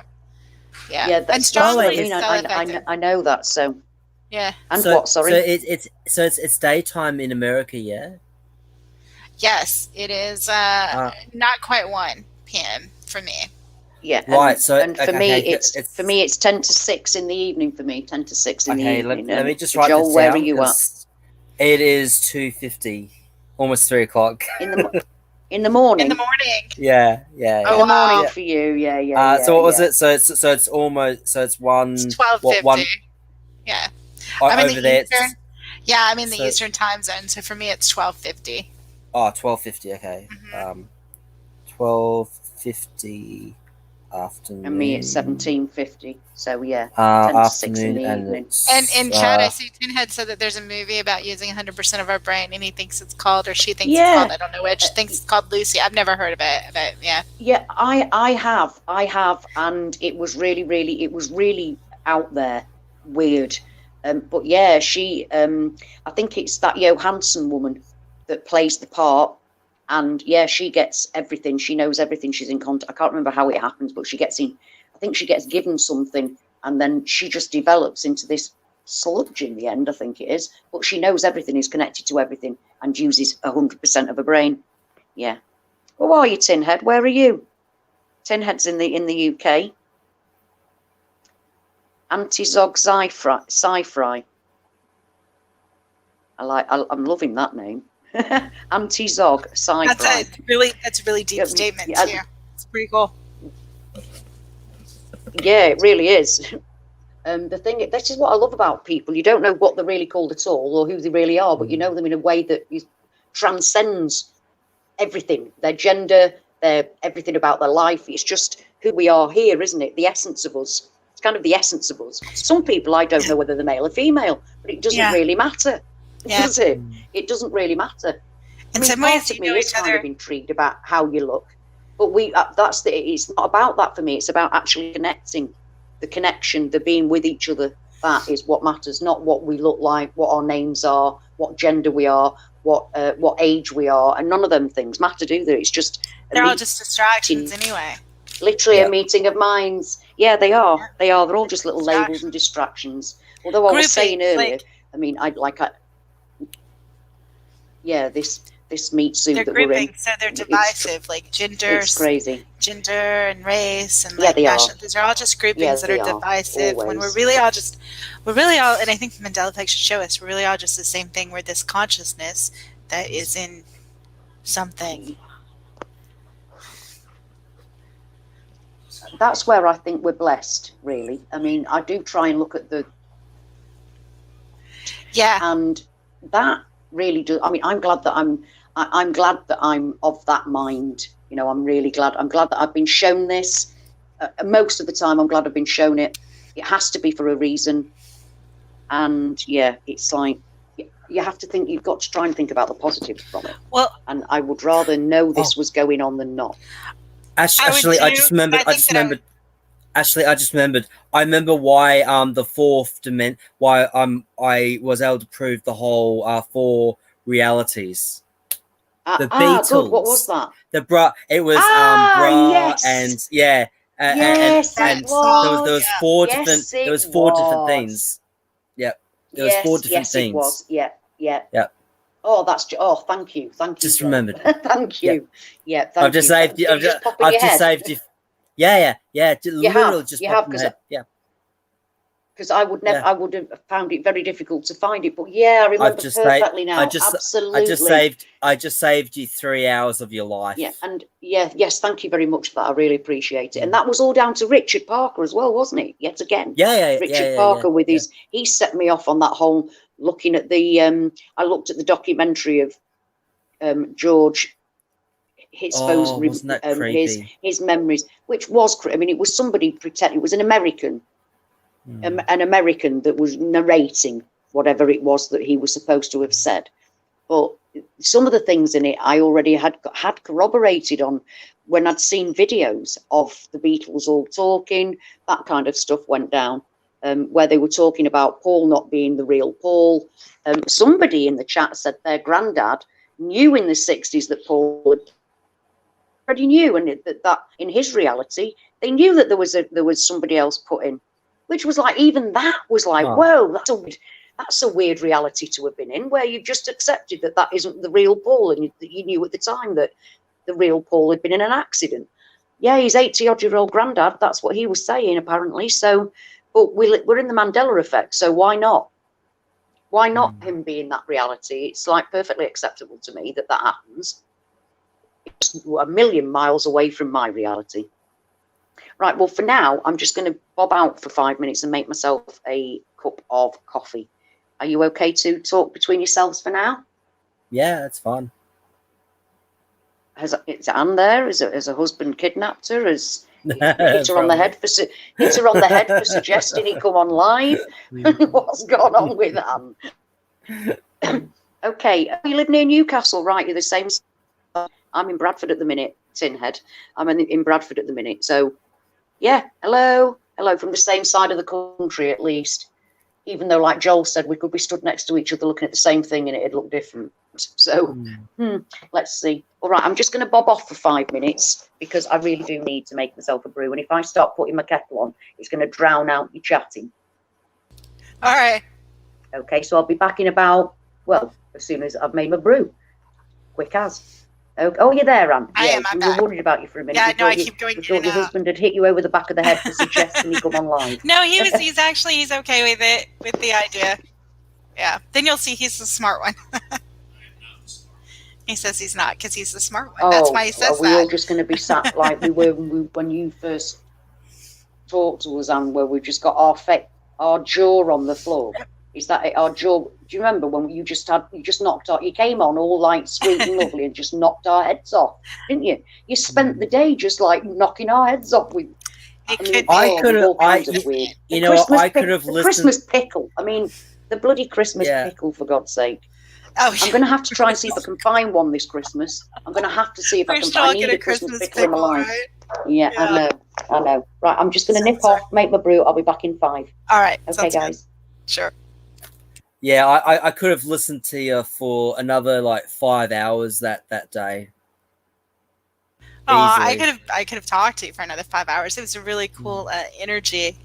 It's weird because I even to this day I still remember like not even 3 minutes before we hung up, my energy levels went from like being so low to the point where I was like to like it just went like my energy levels just went zoom right up.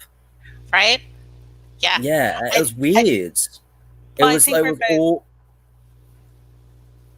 Sorry?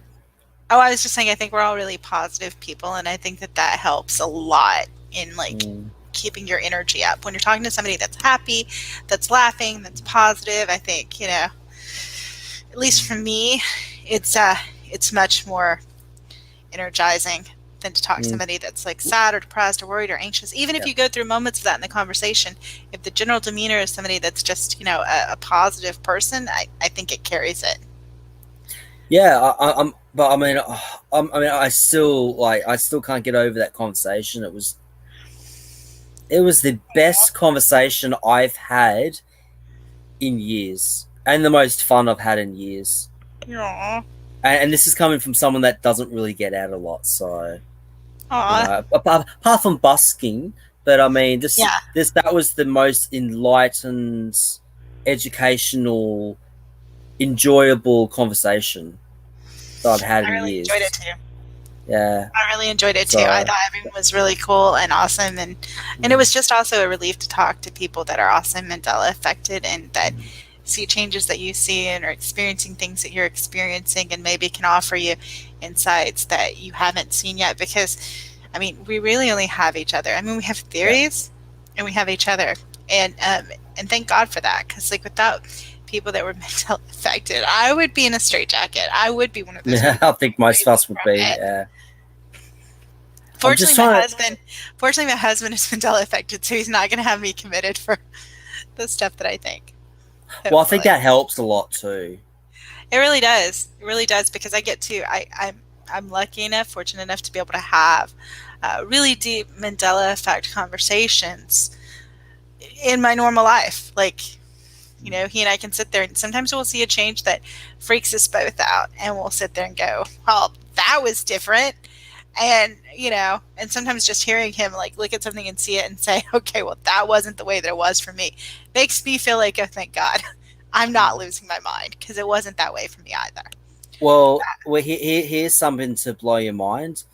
Did you know that conversation was, I'd say, give or take a week or two, almost 4 months ago? Wow. Yeah, I'm looking at Ash's channel now. Feels like it was about a month ago. Yeah, I know, right? Yeah, it feels like it's about a month ago. But yeah, because I'm just trying to see, because I mean, this is a time when Ash was doing like uploading a hell of a lot of videos. Like, I mean, I'm still scrolling. It's only just gotten to 4 months, so. In that month of 3 months, she had released 5, 10, 15, 20, 25, 30, 35, 40, a bit over 40 videos. Wow.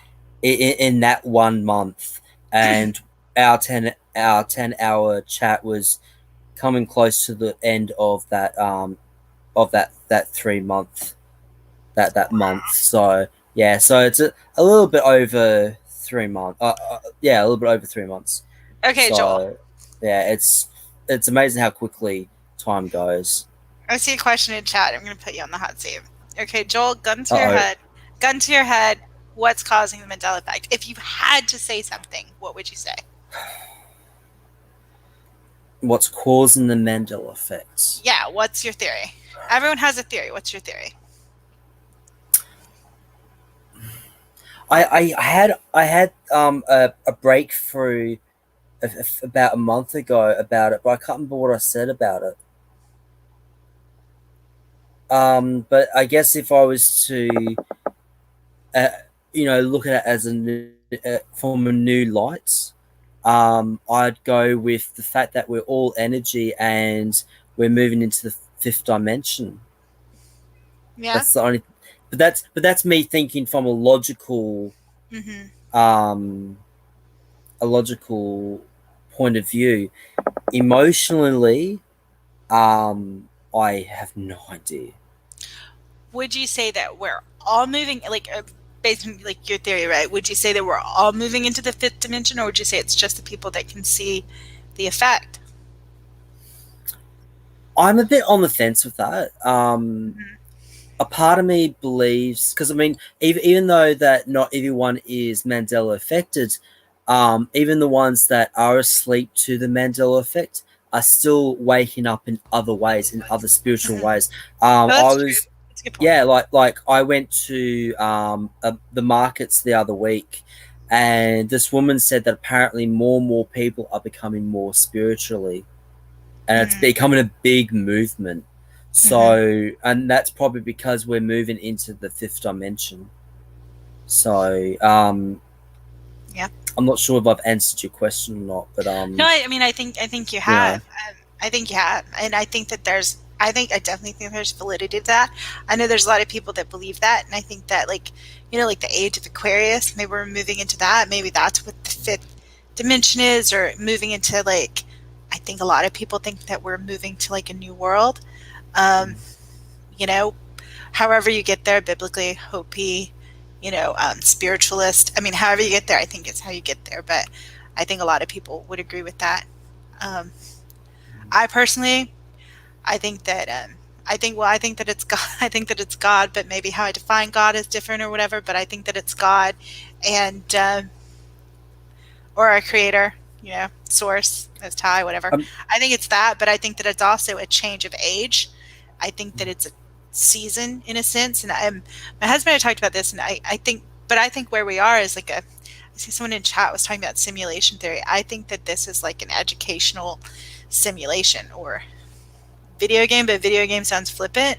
I think that it's a simulation designed to teach us about the power of creation and to teach us about morality, to teach us how to love and think and feel and forgive and all of that. And so I think that we're just nearing the end of that, or we're moving into another level. So it's very similar in some ways. I love that, and I've been listening to you while I've been had my mic off. I took my earbuds out and I've been listening, and yeah, I'm loving that whole concept very much. What about you, Ashley? Gun to your head, what's causing the Mandela effect? If someone said you have to give me a theory right now, what would it be? I think it's natural. I think it's God's will. I think he's done it before, and I think this is the last time he'll do it. But I do think that we've been through it before. The Hopi prophecy brought me to that conclusion. That and the Mayan, because they're talking about one Earth and going into another Earth, and one sun and going on to another sun, and it all being at the end of one, like you said there, one season, the end of one era, the end of the age of that to the age of Aquarius, whatever it is, it's all kind of means the same thing. So yeah, I think it's natural. I do think that don't get me wrong, I think there are Luciferian agendas that are trying to mess with it. That's what I believe. I think, I think that they're using things to try and mess with it, but I also think that that's part of God's plan, and he's allowed it, because he said, it says in the Bible that God allows Satan to mess with times and change things and can do what he wants basically for a while. And I do think that the Luciferian agenda within the world that we're living in, which is far greater than I ever expected it to be, I think that they're messing with it too. But ultimately, no matter what, the Creator's in control. Didn't you say, I can't remember when it was, didn't you say that you predicted it to be 2 years, like with the pandemic, didn't you predict that it was supposed to happen 2 years from now, not now? Who? Not me. I've not predicted anything. Oh. Apart from, well, I actually You have on. Yeah, I kind of did. Yeah, I was talking to you because, well, that's just if you believe in the prophecy of Basra, which I kind of do. Because it says that the day will be March 6, 2021, because it says 1,240 days from the Revelation 12 sign, which happened September 23rd, 2017. So, but I mean, I don't know if that's what? And what was the sign? It was an astrological alignment. It was the woman clothed with the sun that gives birth to it was the way the planets were all set up. And if you look, like most biblical scholars actually agree that was the Revelation 12 sign. Yeah. And it was astrological in nature. And but I mean, that's what we're told, right? To look to the heavens for signs. and as the heavens are kind of like the clock in a sense. So the Revelation 12 sign happened on September 23rd, and then the prophecy, this is all Mandela Effect for me, but the prophecy literally says 1240 days from the Revelation 12 sign, and we actually have a specific day for the Revelation 12 sign. So that would put it at March 6, 2021. So I remember I was talking to my aunt, and I was trying to explain it to her about the hidden prophecy or whatever, and I'm like, so that would mean we're moving into last year, which would make me think things would go crazy. And then it was a week later, everything was shut down. And I was like, holy crap. Things went really crazy. Yeah. Things went really crazy. And so I'm hoping, I like that the idea that maybe there's an end to some of this in sight, like the March 6, 2021. But if that's right, that's less than 6 months, guys. Like, we're going to know one way or another. Like, I mean, and it maybe nothing happens that day, or maybe it's like December 12th, December 21st, 2021. I mean, 2012, sorry. What is supposed to happen on that day? According to the Basra prophecy, it's the same in a way as the Hopi one. It says that the breaker will arrive, the firmament will be rolled back, and that that God's people will be returned to the earth. Wow. The people that were kidnapped will be returned to the earth. Yep. And then what will happen? Everyone else will die. Oh, lovely. Yeah. On the upside, at least I'll be correct in my premonition about dying before I'm 33. Well, no, I wouldn't say that that's true, Joel, because you're Mandela affected. So I think that. Yeah. Well. Hang on, sorry, my husband's leaving. I'll be back in a minute. Okay. Okay.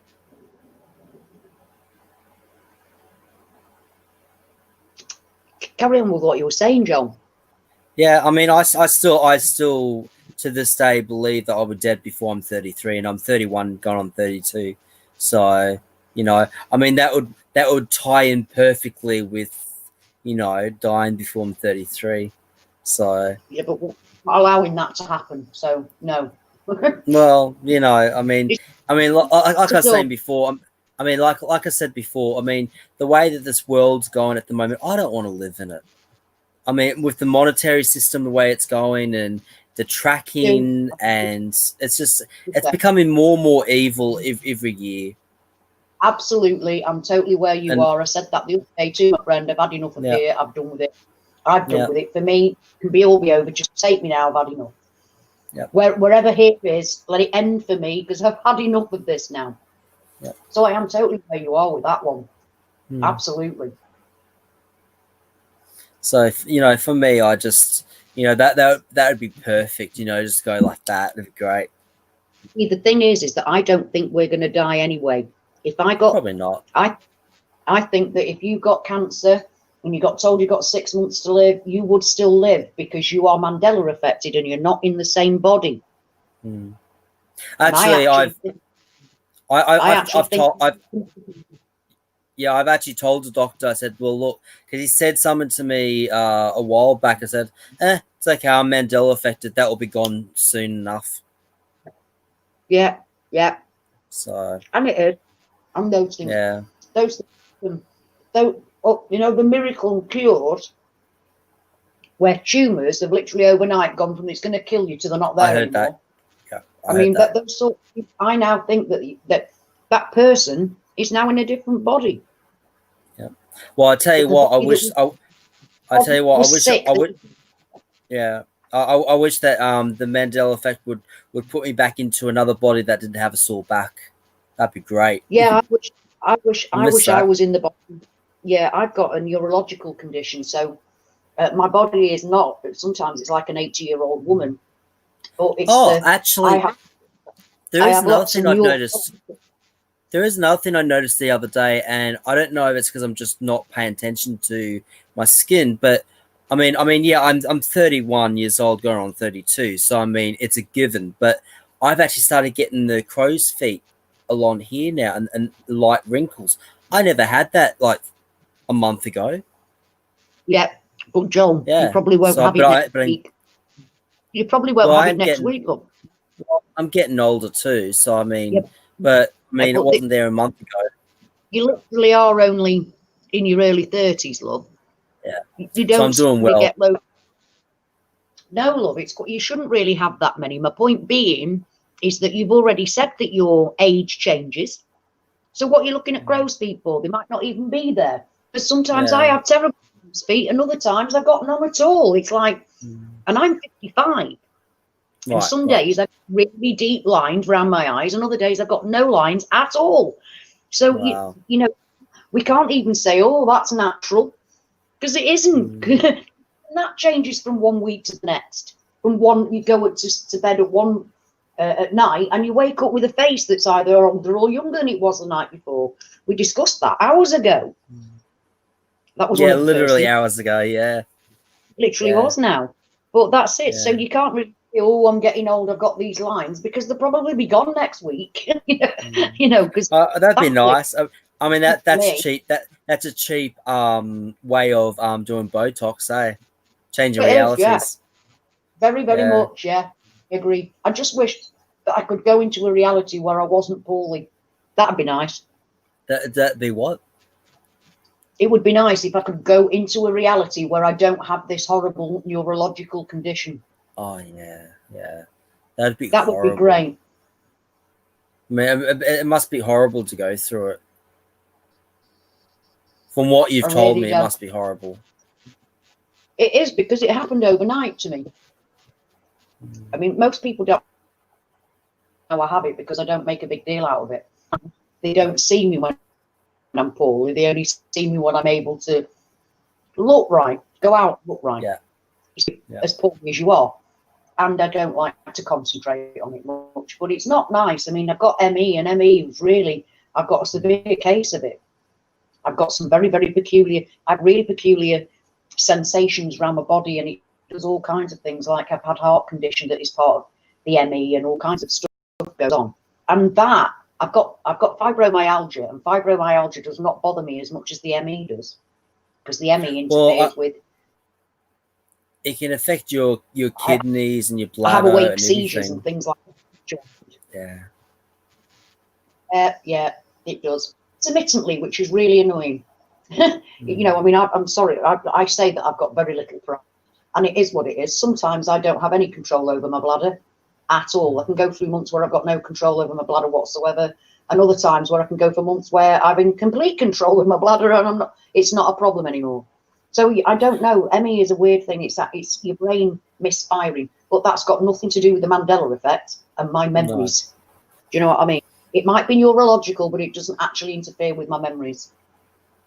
I did at one point wonder whether it had something to do with me actually being Mandela affected, but then not everybody has that.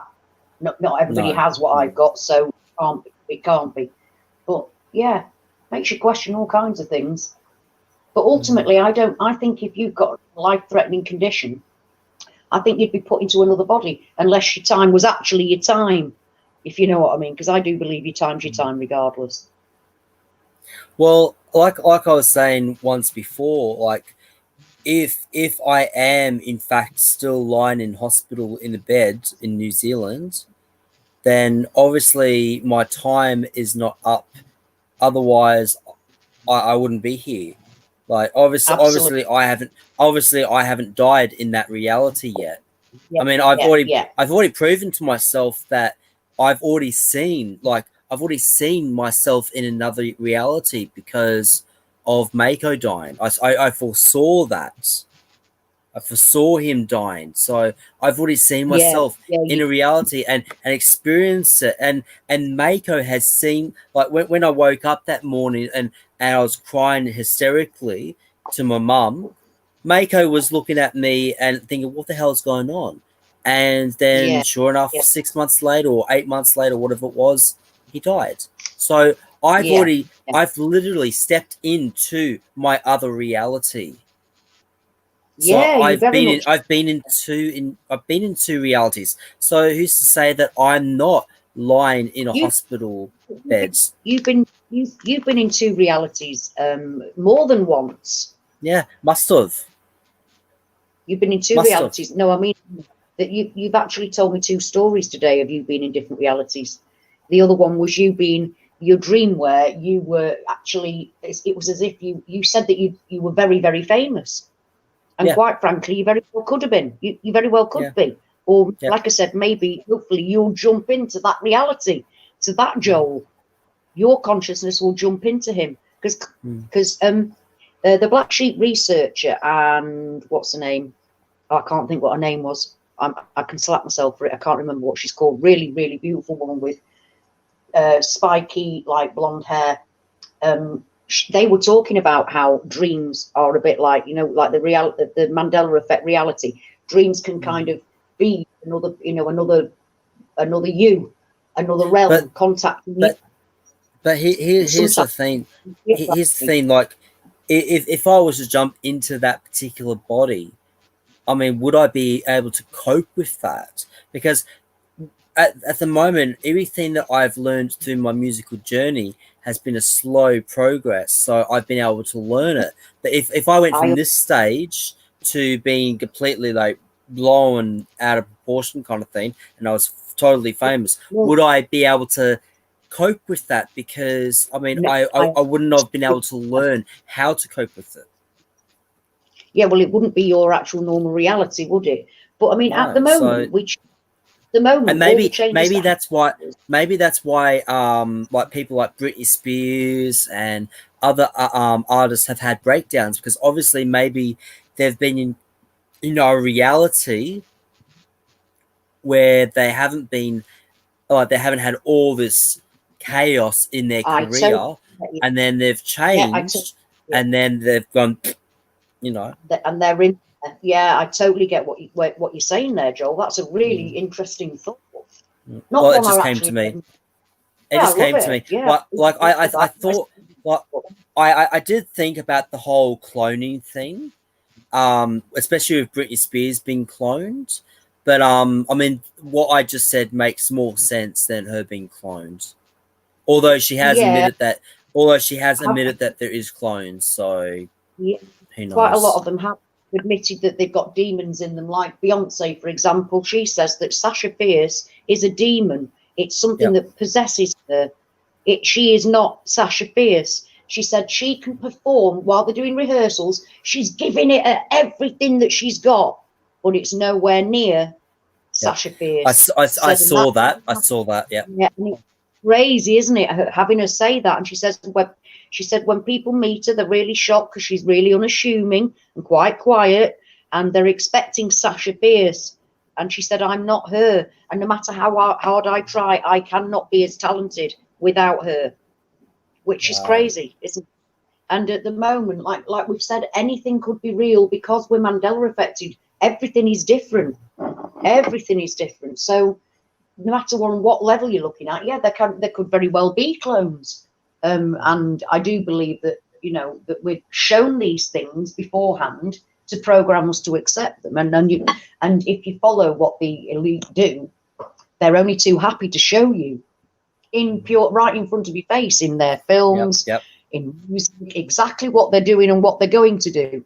And I've seen this film where they actually show you how they make the clones now, all that kind of thing going on, where it's just in a film where they're showing you how you make clones. Really? Yeah. What one's this? I can't remember. It's on one of the channels that I watch. It might actually have been the Something Inside You channel. I'll have a look because I've definitely saved it, because it was one of them things that I like to. If something's giving me information, I'll watch it, then go back and watch it again to get the actual, to make sure I've understood. If there's something within it that I have to remember. Talking about TV shows, have you watched that TV show called Cuties? Oh, Joel, I talked about that the other day in a video that I made. Yes. Yeah, I just can't remember. I couldn't remember what you said. That's all. Yeah. Oh, it was vile, Joel. I watched about half an hour of it, and I've never been so disgusted in all my life. That's more than I would, because I took one look at the picture of. I didn't even see any previews of it. All I saw was a picture of it. I was like, yuck. Yeah, that's not. Yeah, who is that aimed at? Do you know what I mean? It's certainly the woman director is a woman. I took one look at it. I thought, nah, pedophilia. Good man, because Instantly. that's right. You're saying it away. Exactly. You don't want to because they're dressing like. Do you remember the movie Bring It On? The cheerleader movie? Oh, fantastic movie. It's a chick flick, but I love it. But they're in skimpy little outfits, and these little girls are now dressing like these cheerleaders and moving how these teenagers are moving. It's okay. I mean, I'm quite happy to watch, you know, a movie with cheerleaders in it, doing their thing, providing they're of age, you know. 11. But Look, when not it's kids, but when it's kids, it's like, oh, I live in Western Sydney, and they have like dance companies for kids, and in my local area I see parents with their kid, and they've got like a little bit of crop thing here covering their chest and this skimpy little outfit. I look at them, at the parents, and think, what the fuck are you doing dressing your kids like this and walking around the streets? I don't know how anybody could have children to be part of that production, because I mean, at least at the very least, at the very least, if you're going to take your kids to a dance recital, at least cover your cover your kid up while they're on the streets. So because there is, I mean, in our local area there is pedophiles. So cover your kids up. I mean, I understand they do perform on stages and all that, but in saying that, when they're doing rehearsals and they're going to places and they're going into the mall and stuff like that, you know, put a cardigan or something over that to cover them up, because they're a kid. They're not supposed to be, you know. Like, I mean, if I had a little girl, I don't care if she went to a dance recital, which I wouldn't, because I mean, what they do. Have you seen some of those dance routines that those little kids do? It's sick. Yes, it really is sick. It really is. And the pageants in America, I'm sorry, I'll never understand that. They've got more and more sexual as time's gone on as well. But talking about cuties, even the 90s, it was bad. The thing is, though, is that with cuties, it starts off with women, Muslim women meeting up in a room discussing about modesty, about how women, because obviously not all Muslim women dress with the full hijab and face covering, but it was talking about in Islam. Next thing you know, this young girl, 11-year-old girl who's a Muslim, goes downstairs to the joint laundry, and you can see this young girl. You can't see her face, she's got this long hair, you can see all her arse wiggling, and I'm like, oh, I was already, my hackles were up already. I couldn't believe what I was looking at. And then it goes like this girl in the laundry, she makes friends with the Muslim girl, and she's part of this four girl dance troupe. Now, within the first half an hour, they had a fight in the corridor which looked like, well, there was one of the girls was a bit chubbier than the others, and she was bent over, but she wasn't bent over like a kid bending over. She was bent over, straight-legged, with her arse on display. And that clearly I came back at an interesting time. Sorry, Ashley, go ahead. We're talking about cuties. It's like, and so we had that, which was purely sexual and not at all a natural position. You had the whole jumping up and down on the bed routine, having the pillow with her arse wiggling. But this is, and I'm going to be really, what I'm saying now is exactly what it was. I hate saying it, but it's exactly how it was. The girls had a discussion about dick. They called it dick, and they had a discussion about how it would come out through the mouth. They were frightened it would come out through the mouth. This is 11-year-olds, and then it gets really disturbing because they start talking about pissing in the mouth. And this is all within half an hour of this. Oh, are you fucking kidding me? What did I come back to? What are you talking about? It's on Netflix. It's called Cuties. I saw your video. I saw your video the other day, Ashley. I saw part of it where you're talking about how there's a rise in this acceptance of pedophilia, and I'm like, that's just the most disgusting thing I've ever. Yeah, and that Cuties. The woman, like I said on my video, the woman it was made by a woman, and she said, and I quote, "It's about empowerment and feminism." and I'm you. Yeah. Fucking See, bitch. if I How if children I talking about that lead to empowerment? Like how it's disgusting. in the How world that I dare came you. from, that is called child molestation. Yeah, Because yeah. child molestation doesn't require touching. The definition was always doing anything to arouse either the adult or the child. So if that aroused the adult making it, that's child molestation. Yep. That's the woman. Even if it's on film. Even if it's on film, that is child molestation. And well, that was our prime minister. Get this. Our prime minister. I think it was last month, or it might have been the month before, has put in a bill stating that pedophilia will be allowed. Like, say you had been raped as a kid, the law is now in Australia, if you're raped as a child and you speak up about it, you get put in jail. Not the pedophile. Not the pedophile. You get put in. Yep. You get put in jail. Like, what is the base? Okay, let me just, because it's attorney, right? Let me just explain the basis of child molestation and aggravated child, sexual assault. Let me explain what that is. The idea of that is children are too young to be able to consent, which means anything that happens to them is rape. So what you're telling me is they're saying that rape, because they're not old, their brains are not even fully developed. They don't have the ability to comprehend what is going on in order to consent. Same if somebody was completely drunk and passed out. No ability to consent. Although they'll say that, well, you had the knowledge when you were drinking that you could get to, anyway. So it's slightly different, but the idea is the same. It's like someone in a coma, right? Like there was a news article about somebody that was in a coma that gave birth. Right? The person that did it to her was charged with rape because she doesn't have the ability to consent. So children do not have the ability to consent. That's why it's always criminal. Like that's the jurisprudence behind it. So the idea of making that legal makes no sense in my brain. And the idea that the person what possible crime would they be charged with for speaking out about it? I don't understand. Don't know, but apparently it's to protect all the people in Parliament. Because guess what? Our prime minister was caught doing pedophilia. And he's still in office, and now he's saying, "Oh, it's totally cool." Like, Well, look at our prince, for God's sake. Our Prince Andrew. I mean, my God. Yeah. My God. And that Queen's favourite son, by the way. If you think he's gone out the picture, you're sadly mistaken. He's the Queen's favourite son. He's still very much part of the royal family. He hasn't been thrown out of it. He hasn't been ostracised. They've just shut the gates around him. That's what they've done. Because it's have you seen the video of that poor young boy falling to the floor out of Buckingham window? I have. Oh my God. That's very disturbing. Very Is it on YouTube?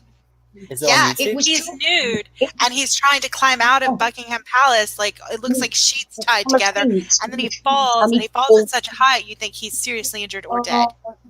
Yeah, he's definitely not got away. That poor boy. And what is that about? And it was caught because somebody in the crowd was actually filming the parade of the horse guard parade, probably for the Queen's birthday, when they have the big parade, because it's only every now and then we actually get them coming out. So they were there filming that and just happened to capture it in the background of what they're filming. Wasn't the Queen and Prince Philip, when they went to Canada, weren't they charged with the disappearance of some orphan children that they took to 10 children out to lunch or a picnic, and only some of them returned? I believe they were actually trialed in the World Court. I want to say the World Court for the disappearance of these children. And convicted, by the way. I've heard about that, but I didn't know it went as far as a conviction and actually taken to court. I think it did. At least that's what my memory is. Maybe I'm wrong. Maybe it's different now, but that's what my memory is. They were actually, they were convicted in absentia. They didn't show up for it. So they were convicted in absentia, but they were convicted, I believe, in the World Court. Whoa. Oh, I need to find out a bit more about that, because obviously those things are hidden from us. I mean, I'm a Brit. Would you think we're being told about that? We're not being told about. We're not being told about anything. We have to research it all for ourselves. all the way through. So, well, and when you've got statistically, child molesters weren't usually molested. So if this Prince Andrew is a child molester, he was probably molested as a child. Statistically, I would say he was. I know, yeah, and that is true. That statistically that happens because it messes about with the brain that much, doesn't it? And the thing, did you hear the one about with Oprah? Her actually defending paedophiles. No. Well, I heard about that. What did she say? Oh, she said it was kind of, what did she say? How did she put it? It was kind of unfair to put them through it because they, we've got to treat them kinder or something. It was the way we treat paedophiles is wrong, and it's like, what are you saying, woman? What's really interesting about that is she's spoken about being molested as a child. So if she was sexually abused as a child, and typically pedophiles were abused as a child, now she's saying pedophiles should be treated kindly. It makes you think, is she a pedophile? Yeah, that's exactly it. Because I don't know who else would make that argument. If you're not a pedophile, you're not making that argument. No, not ever. No, that's crazy. I just can't. It's this is the point for me. We are being moved into this reality where I think, like I said, I don't know whether it was California or Carolina, but there was somewhere in America where they'd allowed in law a 10-year difference, which means that if you're 16, you can be with a 6-year-old. If you were 15, you can be with a 5-year-old. It's like, I didn't know that it applied to such young ages, though. I would think that there's still a statutory bar because the idea legally, jurisprudence is that you're not able to consent at certain ages. Certain ages, that's where you get the difference between child molestation and aggravated child molestation. The aggravation comes from the age of the child. The younger the child, the more heinous the crime is considered. As you're actually an attorney and everything, I'd really like to know something. I don't know whether it's a Mandela, but no, but you're going to know more about the law than most people that that's what I'm saying.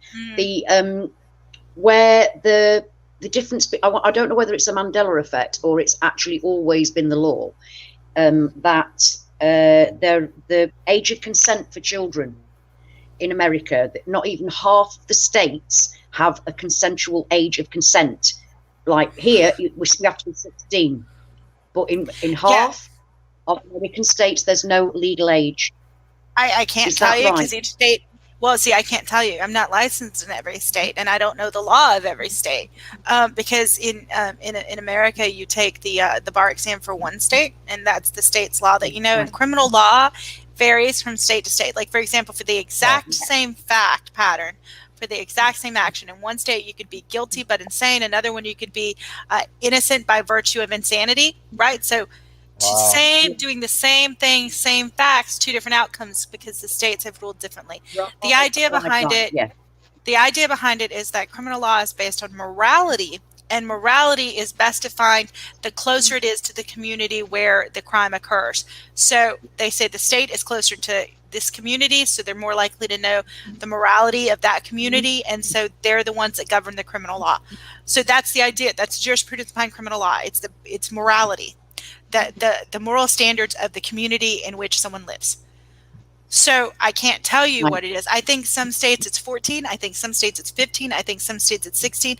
And the idea that there's none in some states is disturbing. But I still think there has to be something because, for example, infants, right? Oh, well, don't. Yeah, the other week, I posted something the other day about an English guy who had raped a baby that bad that it's got to have a colostomy bag. They're actually shocked that it's still alive. This poor baby is still this teenager raped it, and it's a baby, and I can't what that that is my point. That kind of vile. Right. Unbelievably, it makes me feel unclean. My husband handled a case where it was a baby, and the judge actually didn't want to sentence the guy to very long, and my husband talked him into it. So, sorry. So what was that? Can you say that again? I said, well, my husband actually handled a case that concerned something like that, and actually the judge didn't want to give him a long sentence because it was the father, and my husband come on. argued. My husband tricked him into, not really tricked him, but really was adamant and got him sentenced to quite a few years in prison, which is good. But he had to really fight for it, and so I was proud of him for doing that. But I don't know how. But it's not how can you? I mean, as a parent, how can you possibly look at your flesh and blood and go, "Oh yeah, I could do that"? Like, how can you? I don't know. I don't know. I don't know. I don't know. Parent, not parent, just human being. I don't know. I would just say that they're not really human, that they're like monsters, or they have no soul, or like, I don't know how you could hurt a cat, much less an infant. I don't know how you, I don't have that inside of me, whatever it is that is inside of them that makes it okay in their brain to do these things. I don't have that, so I don't understand it. And I can answer the cat thing because I'm not proud of it. I'm nowhere near proud of it. But as a teenager, in my early teens, I used to get cats, like, get them to come up to me, and I used to hold them, and then I used to throw them up in the air and watch them land on their feet. But this was one time that it happened, and it was only a kitten, and it fell on its side. And it was limping away, and even to this day, I'm 31, so this has happened 17 years ago.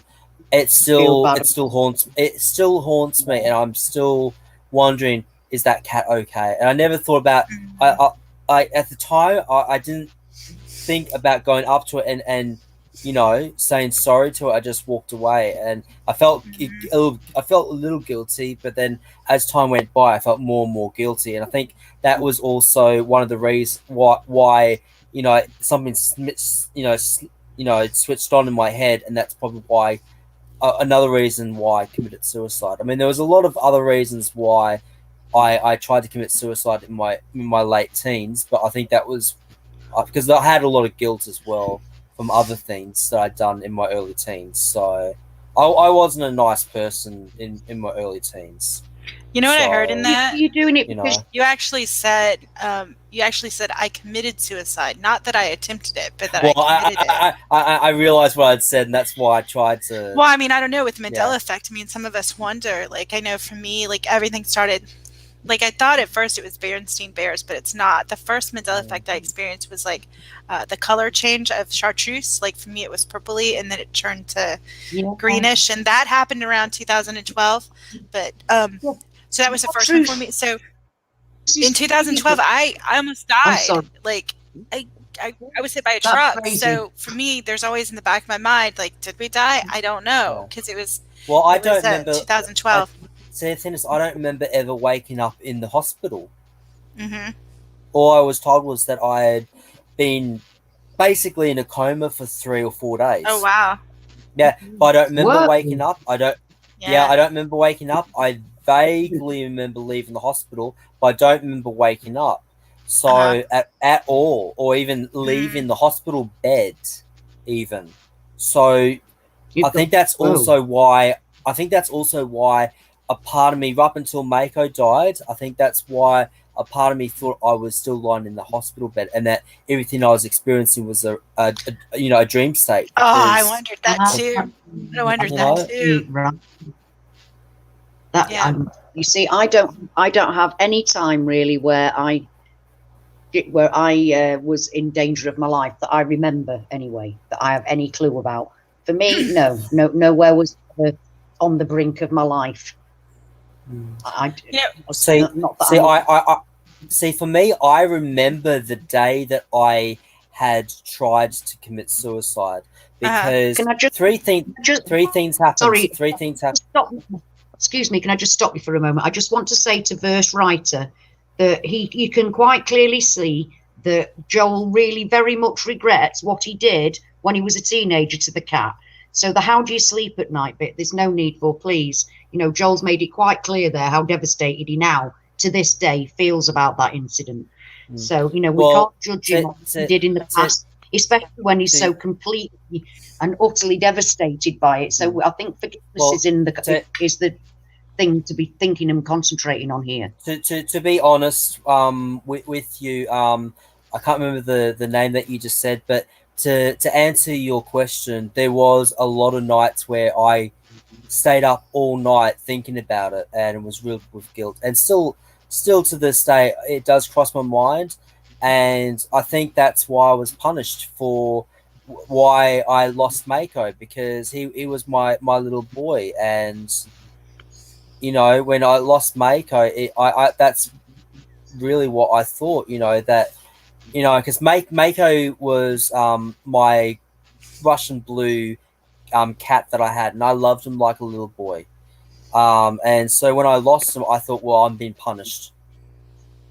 So, Joel. you know, it's honey, but you know, but I can't change. I can't. The thing is, I can't change anything. You know, but you can. You can actually now forgive yourself. You needn't ever think about or bring that story up again. You're clearly devastated by it, and believe me, God will have forgiven you for it because you're devastated by it. You know, you said that you didn't go up and tell the cat you were sorry, but if it happened now, you would. If you had the mindset you're in now, you know what, you wouldn't have not only not done it, but you would have said, "I'm sorry." So you even mentioned that. Yeah. So please don't ever need to bring that up again. You know, you're forgiven. To be fair, that's why I also believe, like, why I wish there was a time machine, because there's so much I'd go back and change. But in saying that, by changing stuff, you don't change who you are. You are the person that you are because of everything that you've been through. It's made you the person you are today. And taking any bit of that out, no matter, I mean, this is where I've come to myself. I mean, there are things in my life I'm not proud of, but I don't want to change them. There's nothing I've been Mandela affected. There's actually nothing I would change, because good or bad, it's what you make of it that counts. And in the long run, you beat all of those negative thoughts. I mean, you have kept certain ones with you. We all do that. We all do that, and occasionally revisit those times.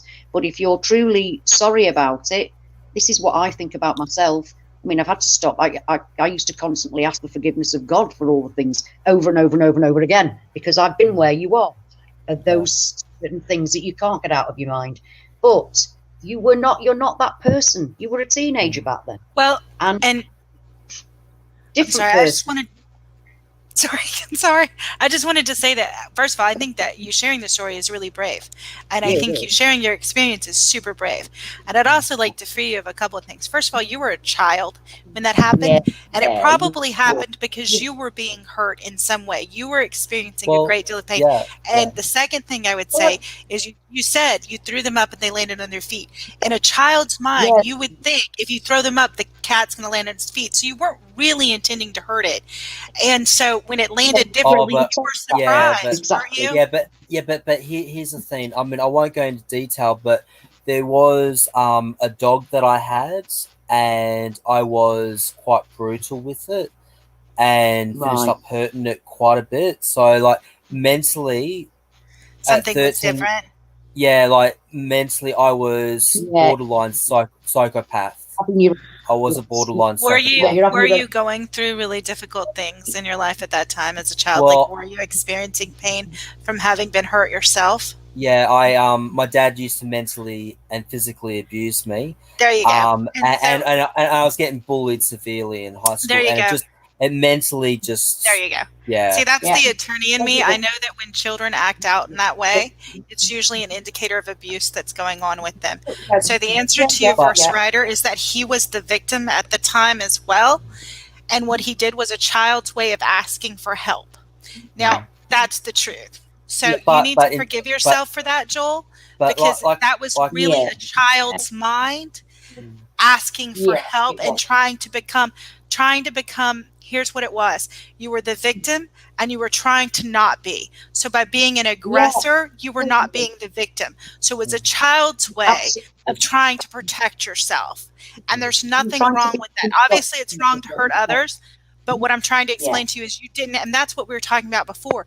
Children don't have the capacity to consent. Their brains and thoughts are not fully developed. That's a child's way of crying out for help and expressing a desire not to be a victim. Is it wrong? Yes. Yeah. Did it hurt the cat? Yes. You shouldn't that shouldn't be done. But you didn't understand everything that was going on with you in that moment. Do you understand what I'm saying? Yeah. Well, like I said, I mean, after that night, it never crossed my mind to do it again. I was like that. It just something in my head triggered, like, and the fact that I saw the cat limping away, that I was like, oh my god, like, because I mean, the things I did in earlier on in my teens, like in my early teens, like 13, like those things were malicious, and it wasn't until that happened that you want some food? it just something in my brain clicked and said, oh my god, what am I doing?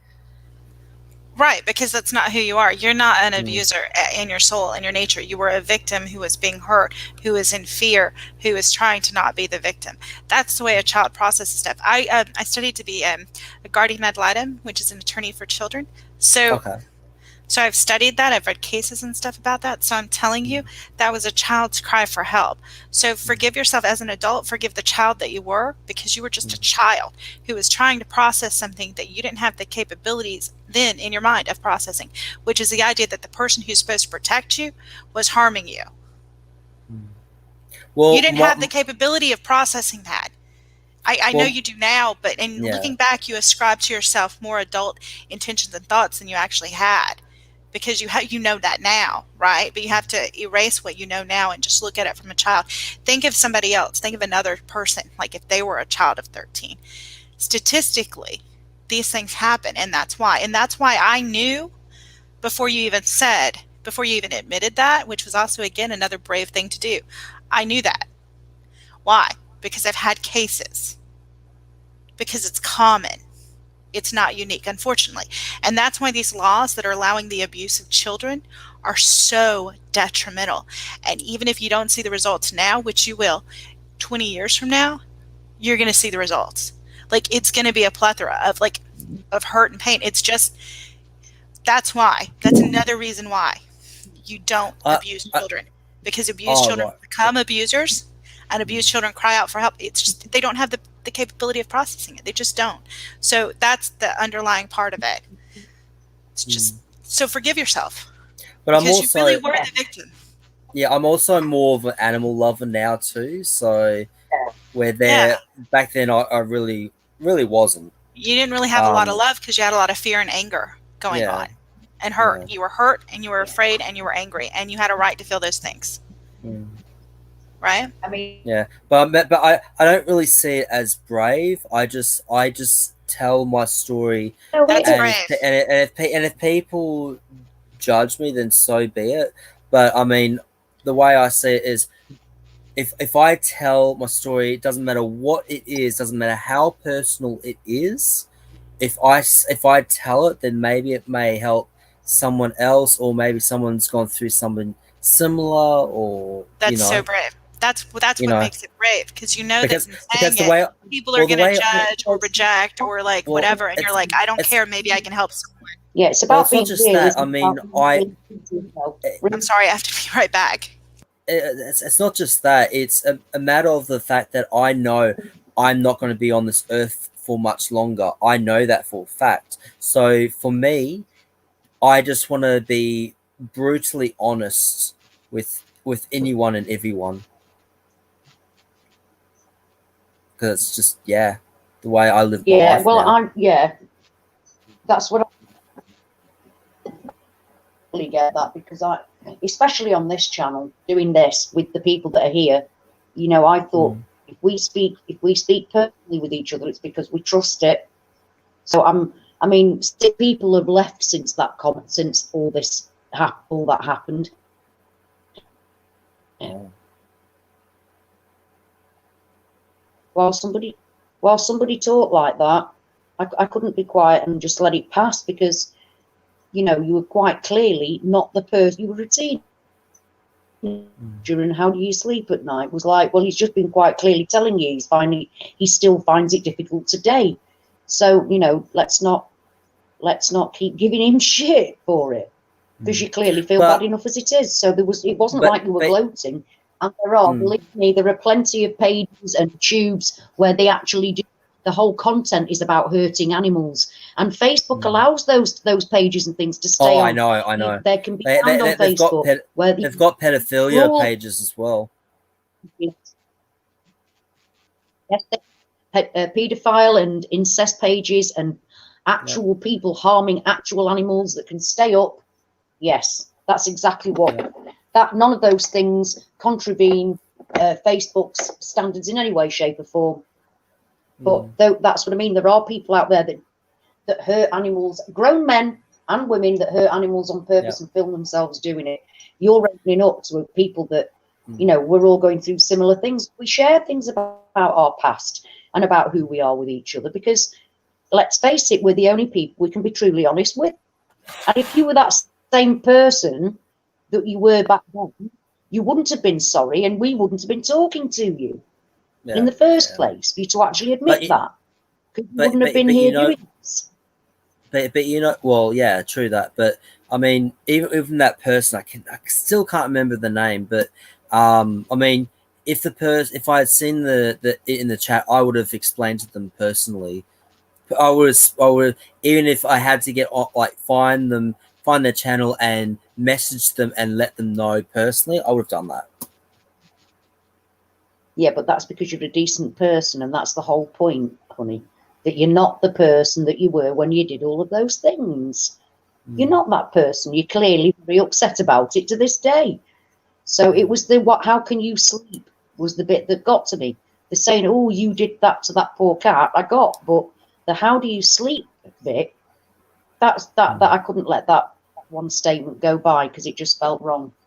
So let's talk about other things then, because I think we concentrated enough on that.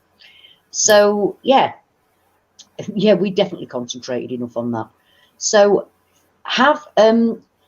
you've talked a lot today about your friend Nigel, and you've said that he can be looking at the same thing in the room at the same time as you. Hello again. Hello, honey. I was just saying we're not talking about that awful thing anymore. We're moving on. So I was asking about Nigel, Joel's friend. While you've been in his company, you've seen different things, but have you introducing him to online residue of things that he should know in his reality? Well, he's things like we you know, the things that are our anchor memories. He reckons he has proof of We Are the Champions, where the bit where it goes, of the world.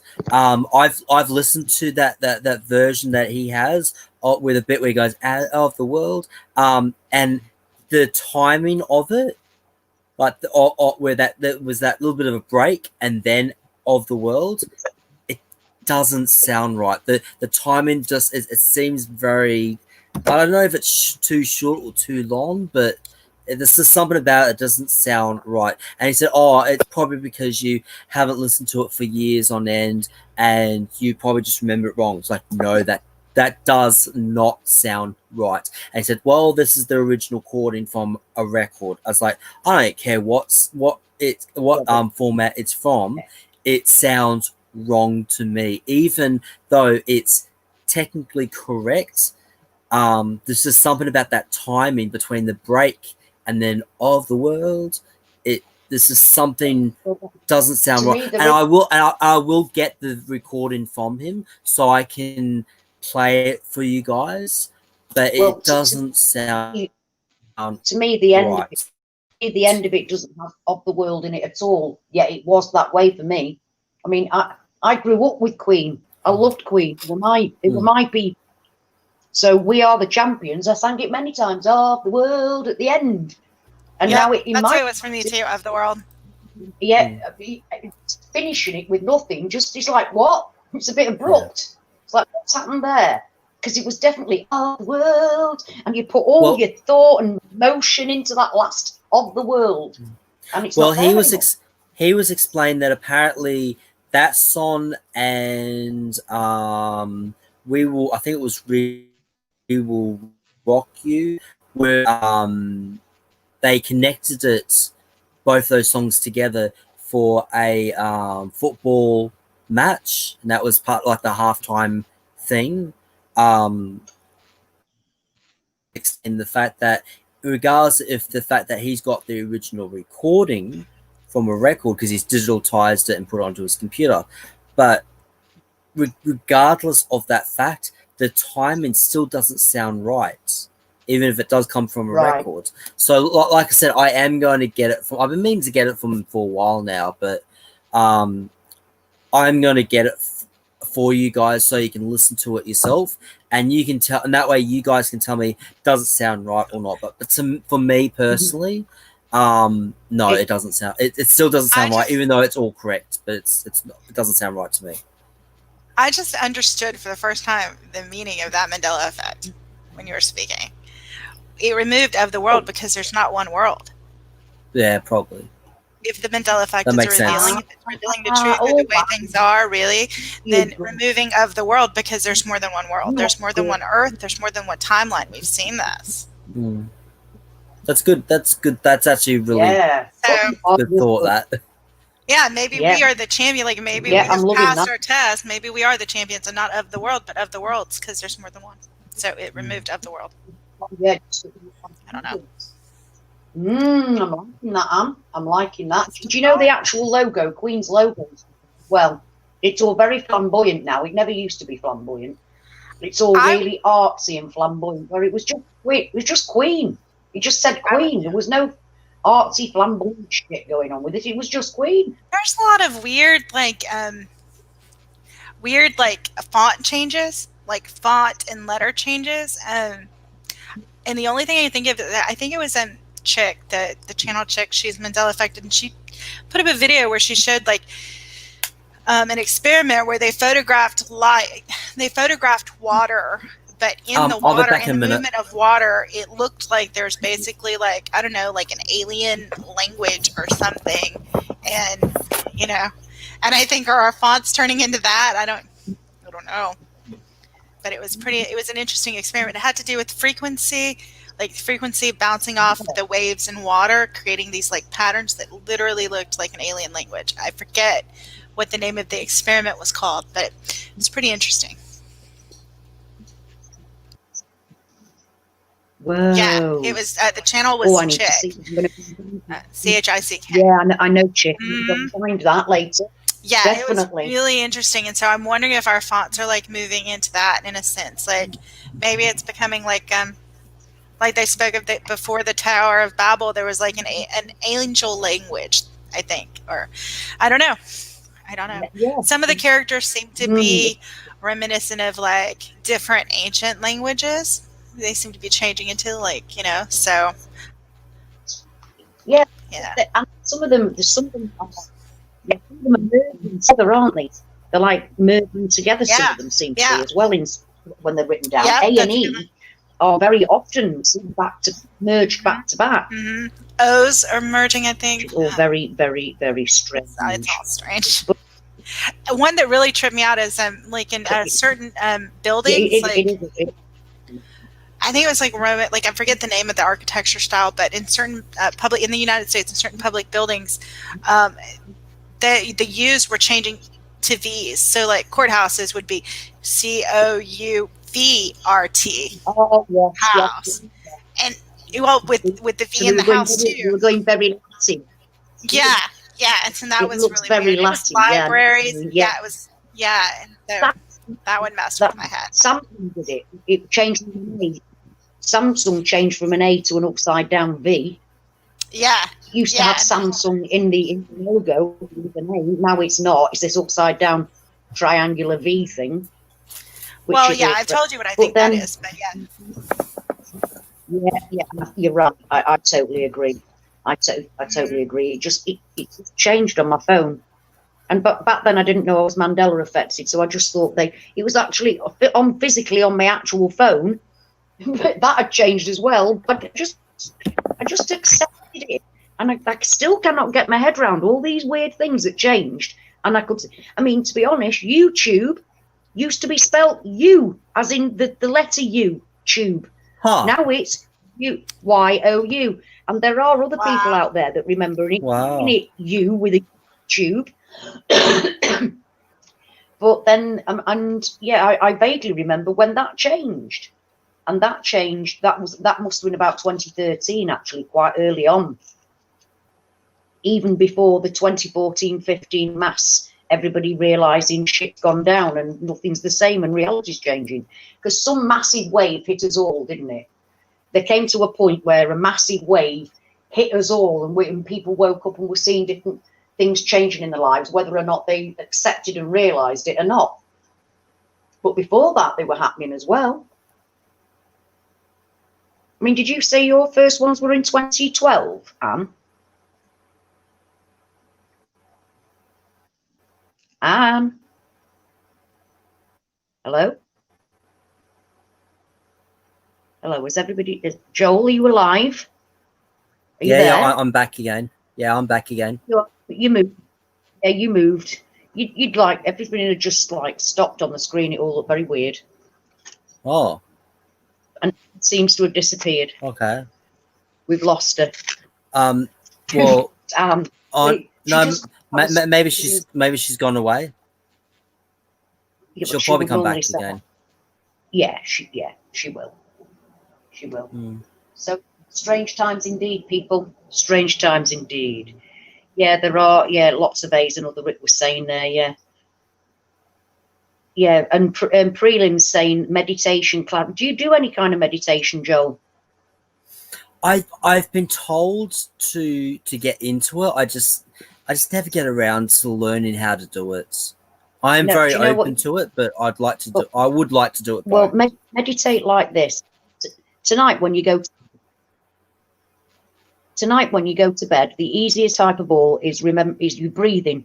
So when you're lying in your bed, you breathe in through your nose, hold it out through your mouth, and just concentrate on your breathing. And then when you can hear that voice in the back of your head talking nonsense to itself, you just remind yourself and go back to breathing in, out. Breathe in, breathe out. And as you can hear that background noise, you just bring yourself back to breathe in, breathe out. That is the easiest type of meditation ever. It's concentrating on your breaths and cutting out that background chatter. Because sometimes you'll have a song playing in the back of your head while you're trying to go in, out, and you have a song going on in the back of your head, or you'll be counting, or you'll be remembering something that you had a conversation with. And you just have to remember to go back to breathe in, breathe out every time that you realise you're listening to that background chatter. Because you know what's really mad? You can hear the background chatter and still hear yourself concentrating on your breaths.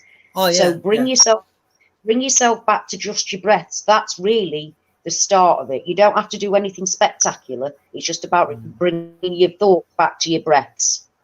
Only for 5 minutes. You don't have to do like a big marathon of it. And especially as you're only just starting.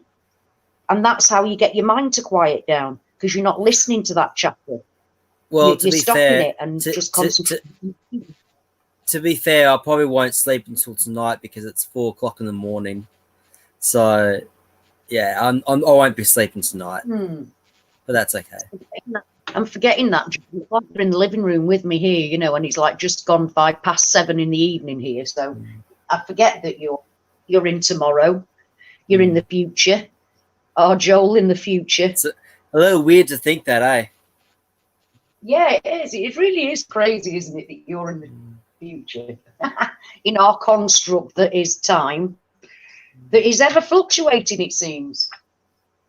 Yeah, I still can't believe it's changed twice. When we're doing it.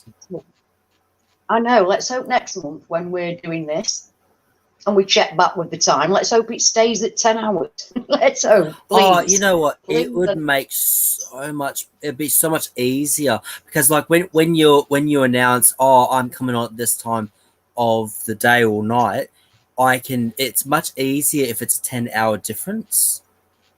Right. So what kind of time are you under? What's it called? What do you mean? Now, at the moment, we're on British summertime. Other people are on Eastern time in America. Like What's your time? Your time zone? Oh, I have no idea. You know what your time zones? Oh yeah, we definitely do. Queensland, Yes, if I remember correctly, is either half an hour or an hour. Yeah, but how do you do? I think it's in front of us. How different? If I was going to find out what the time was where you are, what would I type in? Because I could put Joel, my friend Joel lives somewhere in Australia. What time is it where he is, please? You know, so where are you, and how do you find out what your time zone is? Well, I'm in Sydney. Right. Okay, that's good enough. So what I'll do is, when I'm next deciding to go on, I will put Sydney time. Just for you, I'll put Sydney time. Okay. So that you know, because you are in the future. So if I put Sydney time, that you'll know, won't you? So that, now I know what to do, rather than just trying to guess whether you're 9 or 10 hours away from me. By the way, that woman that get commented on the cat thing, I had a look, and she'd only commented twice. So obviously she had obviously came on, heard me say about that, and not heard, but not heard the start of the conversation. Yeah. She'd not got any concept of where it was coming from, right? Yeah. Okay. Oh, did I tell you the time? Oh, Anne, are you back on? No, she's not. Okay, that's okay. She'll come back on. But did I tell you about the time where I heard the crickets talk to me? No, I didn't. Please tell me more. Well, I don't even know how to say it. Life you're having. Sounds like a right magical life. It sounds like you've had a magical life. You've had Barbie dolls that move, crickets that talk. I know, right? Your life's already full of it. Oh yeah. It's a really fucked up life, I tell you. But anyway, there was these crickets outside my window. This was going back quite a few months ago, and what were they saying? They were saying honky donkey, like just over and over and over and over again. I've got it on my YouTube channel. The video is called, once it loads, I just want to quote the video correctly. You ask, within this StreamYard thing, you can actually ask for it to come in as a guest. I don't know how you do it. You know, like when that's apparently how people share with each other. You share it to the invite guest, and somehow, I'm not entirely sure. I'll have to find out how to do that, so that you can actually share your screen with me and everybody else. That's what we need to find out. Well, I can share my screen. I just don't know how to get out of it. That's the only thing. Right, I get you. Yeah. Yeah. I mean, if you want, I can share it, but it's called listen. I can't share it because I'm on the phone. Okay, so do you want me to share the screen? No, because I don't want to lose you. I don't want you. Well, I don't think that would happen. Well, okay then, give it a whirl. Yes, we can try it. I just don't know how to get out of the share screen. That's the only thing. Yeah, well, that's my point. Then, if you don't know how to get out of the share, we're just going to be talking to you, looking at. But I don't even know if you'd be able. Yeah, I don't even know if you'd be able to. See, if I had another computer, that'd be even easier. But yeah, I need to find out how to get out of the share screen. That's the thing. But anyway, yeah, because that's it. I'd love. Yeah. But I'm gonna have to research on that. But anyway, the crickets kept on saying honky donkey, honky donkey, honky donkey, and they were saying this for hours on end. My mate Blade, crickets, my mate Blade, my mate Blade actually said to me, he said to me, "You're going bonkers." I said, crickets don't. And he went on this whole scientific thing, and It's he said, okay. "Oh, you're not really hearing that." I was like, "I know what I heard. It was said it for hours and it wasn't just for hours on end. They were saying this to me every night for about 3 days, 3 or 2 days." What? And I researched it. I researched what honky donkey meant, and it meant that everything is okay. Whoa. Also, apparently, honky donkey also means sexual pleasure. So, you know, apparently it had to do with the fact that it was honky donkey was another saying for sexual intercourse, basically. Yeah, right. But I know that's not the case for me. It was about saying that like everything's going to be okay. The crickets were just bragging. That's what it sounds like. Oh, probably, yeah. Everything was okay for them. yeah, of course, yeah. But no, I believe that the crickets were telling me that everything will be okay. That's what I take from it. Would you mind if I shared that? Because now that I got past 1,000 subscribers, it allows me to do this community thing where I can share other people's videos, and it goes directly to the community, the people that have actually subbed. So anybody that's subbed for me will be able to see it. So would you mind if I did that? I have no problem. I have no problem. In fact, if anybody has anything that they'd like me to share like that, anything that you've captured, anything you want to show me, I'm quite happy to share it within the community button, because that's how I know how to share it. I don't know of any other way how to share it on my channel other than that. I just don't understand. How does that work? I don't know. No, you're given this thing called a community button, and it then allows me to share actual full videos, or send you a link to like the Hopi. If I put here's the Hopi Prophecy, the link, it'd take you to it, that you don't get to do before you get the 1,000 subscribers. Right, and I didn't actually existed, and then that was a feature that they just showed me. So yeah, if anything, like it will go to everybody who's subscribed. So it doesn't matter what I share, everybody gets to see it anyway. And I've always wanted to do that, share other people's things or things I've discovered on my channel, but not been able to. It was the most bizarre. It was the most bizarre thing. It was the most bizarre thing that happened to me. And I've seen a lot of things. I've seen a lot of things in my life. But yeah, that was the most oddest thing I experienced. That is very peculiar, and the fact that you've got it on video, I mean, good. Yeah, that's incredible. Oh no! That's just me. The video itself is just me talking about it. Right. Oh, right. Yeah. I was actually No. I wish I was smart enough. I wish I was smart enough to record it, but I just didn't think of at the time to do it. Well, no, at the time I think you were busy listening to them saying it. Rather like, whoa. I just wish I had thought. I should have. I'm kicking myself for not doing it, because it's a marvelous thing, isn't it? Hindsight.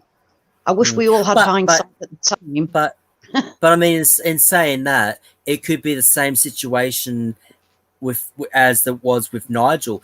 Other people may not hear the words, but I heard it. That's exactly what the point was. That's what share it, because I thought, what would the people hear? Oh, you know what? I just realized. Sorry, I'm sorry, Ash. Go ahead. No. I was just thinking. Please. I just reminded me of the Lonnie and and also the dress that was blue and white for some, and blue and gray for some, and white and gold for others. That's been in the mainstream. That people are Yanni and Laurel. That was it. Some people heard Yanni, some people heard Laurel, some people saw a blue and black dress, some people saw a white and gold dress. So, like I said, that was in the mainstream. So I think that was maybe setting the stage for this, where we are actually experiencing and seeing and hearing different things than even maybe each other. Yeah, crazy, isn't it? Absolutely bizarre. Which therefore they've proven that there's different realities. It is very much. But they're not emitting it. That's it. The vast majority of people, like when I first saw the dress thing, I didn't for 1 second think we were seeing different realities. I thought it was something to do with how we see. You know what I mean? I really did. I thought it was something to do with how we see. But clearly now I'm Mandela affected. I don't think that way now. Well, I wonder if we all saw the same thing. I saw it as blue and black. So did I. Whoa. Yeah, I don't know. Blue and black. Yeah. What about you? I think Ash said you saw not even an option. No, I just saw blue and black. You saw something that wasn't even an option. No, I think it was blue and black. I think it was blue and black, and then the other option was white and gold. So I saw the blue option. I think it was blue and black. It's been a while since I looked at it. No, it wasn't blue for me. I think mine was cream. Mine was the cream and gold one, and other people saw grey and a light blue or something. But did you see light blue? No, it was a dark medium blue. Yeah, it was wow, there you go. For me it was medium blue. Yeah, how strong blue for me? Yeah, like a wow. There you go. Cerulean blue is what I would say. Whoa. Yeah. Cerulean blue and black. What did anyone else in the chat see? Now I'm curious. That blue probably means pink now. Right? Well, right. Here I'm getting all fancy. I paint. It's one of my hobbies, and so I'm always reading colors, like the names of colors. So yeah. But they change, don't they? I mean, you said chartreuse the other earlier on, and that purple, it's not, what did you say? It was like green now? It's a light. It's like the most neon of lime greens. It's such. My sister loves it. It's such an unpleasant color there. Don't like it at all. No. Yeah. Chartreuse is something that it doesn't go, does it? The word doesn't fit with the color. No, chartreuse for me was like a wine color. It was wine colored. It was like a purpley red. Really deep red, rich, reddy burgundy color. Yeah, and I realized when I thought about it that was actually my first Mandela effect, because it was before I knew about the Mandela effect, and I remember because I was arguing with my sister about it, and that was in 2012. I only remember that because it was right after my accident, because I remember where I was sitting, and like really how much pain I was in, which is why I didn't pursue it with her, but it was after my accident, and I knew my accident was in 2012. I was in a lot of pain, and so I was just okay, whatever.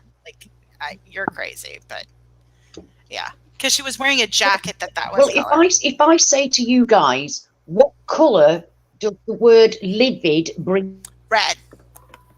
Yeah, livid would make me think of red, like bright reds, or even a liver color with the red.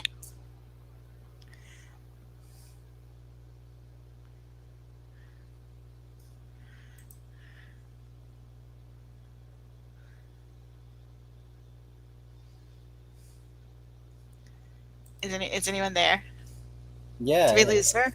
Okay. Ashley, are you still there?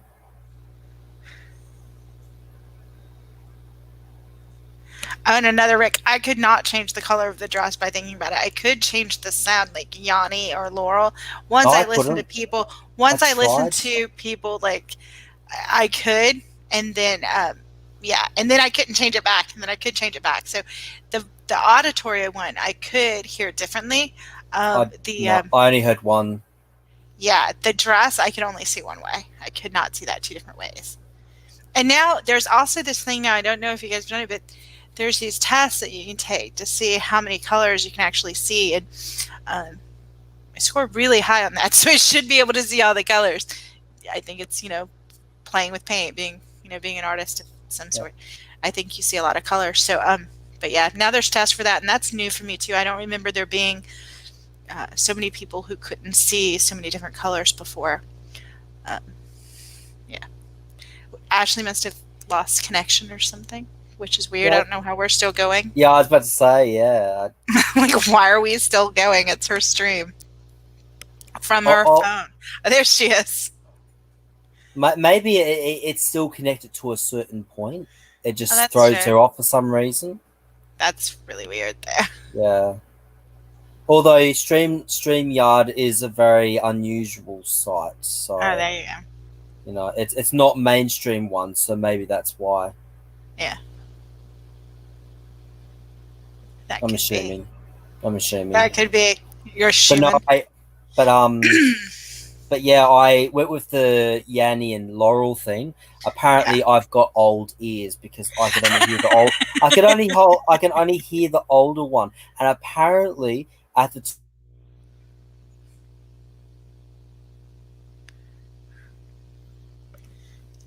You cut out from me, Joel. I can't hear you.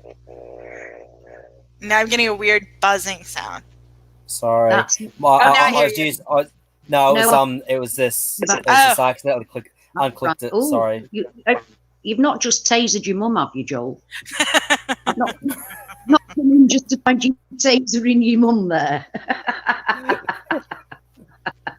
No, the signal's that bad round here, literally just cut off altogether, and it took some while for me to come back on again, but I'm here. Yeah. Well, we were talking about how weird it was that we didn't get kicked because it was your stream from your phone, and like we were still here and you weren't. And it's like, that's weird. It is weird, but it keeps going for about 10 minutes apparently. Huh. You know, when I get there you go.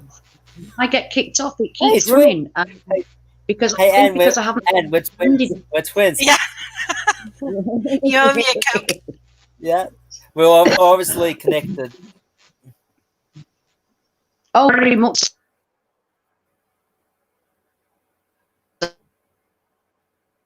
You know, some people say that right before a shift or at the time of a shift, there'll be a lot of internet disruptions.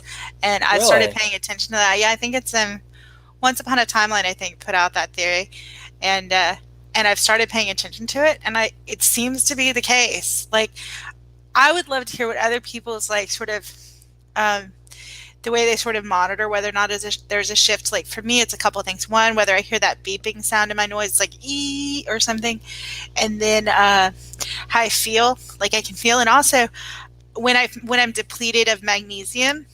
And Joel, if you have not been taking magnesium, you need to, because when we shift, it depletes our bodies, and that will cause back pain and other pains in your body. If you take magnesium, you'll feel a lot better. Plus, if you take, if you can stand it, if you get fresh kale juice, mix it with like apple juice or orange juice because it tastes awful. Drink it, and that will eliminate your back pain in like 30 minutes. I kid you not. Holy shit! Okay, well I'll be doing that this week then. Because I'll be doing it this week coming. Yeah, because my back was really messed up in the car accident, and the doctors gave me all sorts of pain medicine. I'm talking strong medicine, like Dilaudid, which they normally only give like terminal cancer patients. Like they gave me the strongest stuff, and yet it would sort of, it never took away the pain, but it kind of made you care a little less about it. But when I started drinking kale juice, it literally took away the pain. Like I couldn't walk without an ice pack, and then few days after just drinking kale juice, I could walk without an ice pack. Shit. It works more for pain than... It is a superfood. It is incredible. But they used to... I was talking to, I think, my aunt about it, and she was talking about how, like, they used to sell, at least in the South, this powder that you'd buy in, like, a drugstore for back pain, and all it was magnesium. Yeah. Yeah, magnesium really helped me when I first became fully... and first, well, when I first got what I've got, I just literally collapsed and I couldn't move. I was in a right mess. But it wasn't. It was a friend of mine who said, "Try some magnesium. That's what you need." And yeah, it really did help.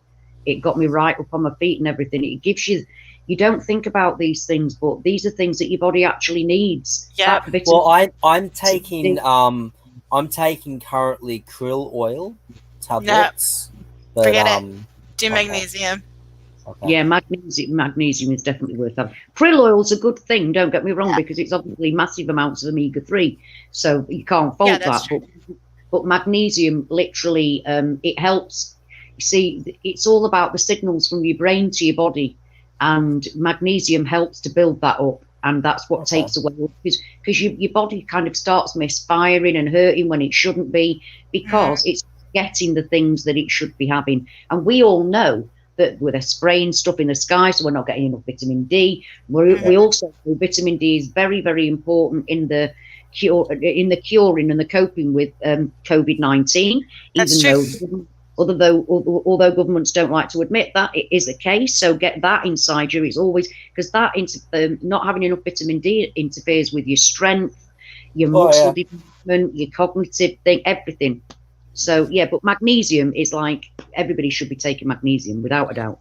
Anytime we shift, I'm low on magnesium, and I can tell because I can just tell. I won't get to my medical history why I can tell, but I can tell when I'm low on magnesium, and it's always after there's been a shift. It's always one of my first indicators, and so yeah, absolutely no. Magnesium is being depleted for some reason when we're shifting. I don't know why.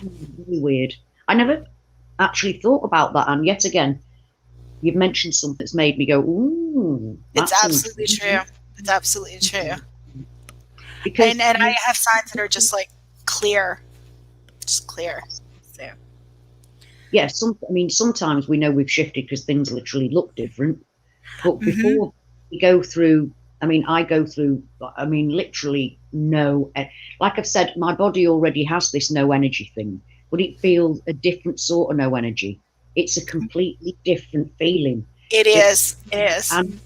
And even though I might have the night before have planned to do all kinds of stuff, I'm going to go through my house, I'm going to do this, I'm going to do that the next day.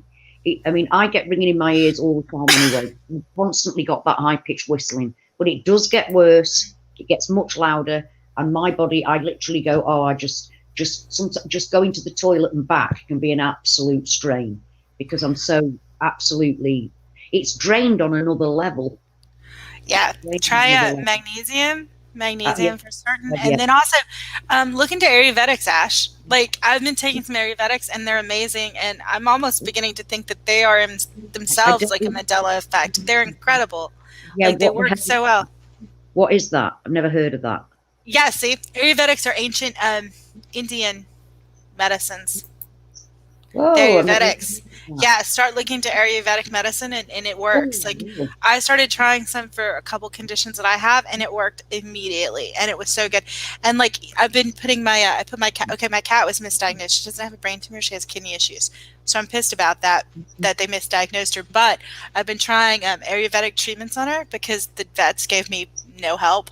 Yeah. And she's starting to improve because I read a study in a medical journal where they took 100 patients that were in the final stages of kidney failure. These are humans, and they gave them Ayurvedic medicine.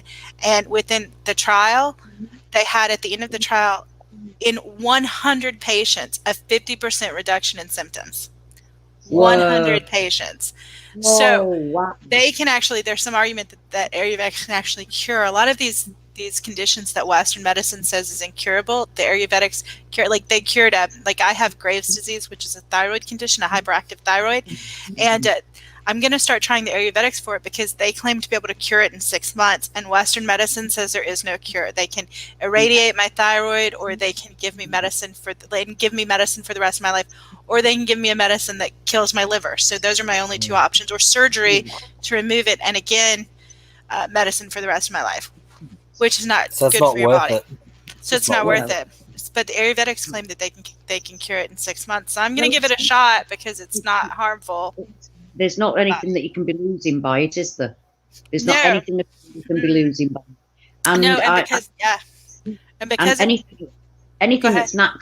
It's where the pharmaceuticals come from originally. Was like pretty much 100% of all pharmaceuticals are based on actual natural products that they then take and they manufacture. What's it called? The chains. They just manufacture it and make it and make their own version of it rather than actually, obviously they can't keep getting the wild herbs and everything. So they make their own chemical compound. Thank you very much, little brain. Yeah, they make their own chemical compounds, and then obviously they want us to keep taking those medications. Yep. Whereas the medications themselves to start off with would have cured, helped, and aided you without all of that. It's what they start adding to that chemical compound. It keeps falling. But you know why they do that, right? Yeah. The reason they add to it is because their patent is only for 20 years. Oh. Yeah. Right. So every 20 years, they have to add a new ingredient to change the medication so they can maintain the patent. Right. Why is that? Right. Because they want to make money. Yeah. But why Because can't they after just 20 keep, years, why can't they after just keep 20 the same years, thing? everyone can make the same thing because your patent only lasts for 20 years, at least in the United States when it comes to Yeah. pharmaceuticals. Okay. Yeah. South Ages, they didn't have the, like, for AIDS treatment, they didn't actually have any generic medication, because generic medication wasn't allowed, because only the For 20 years. only the actual medication by the named pharmaceutical companies were allowed to be used, and they were that high.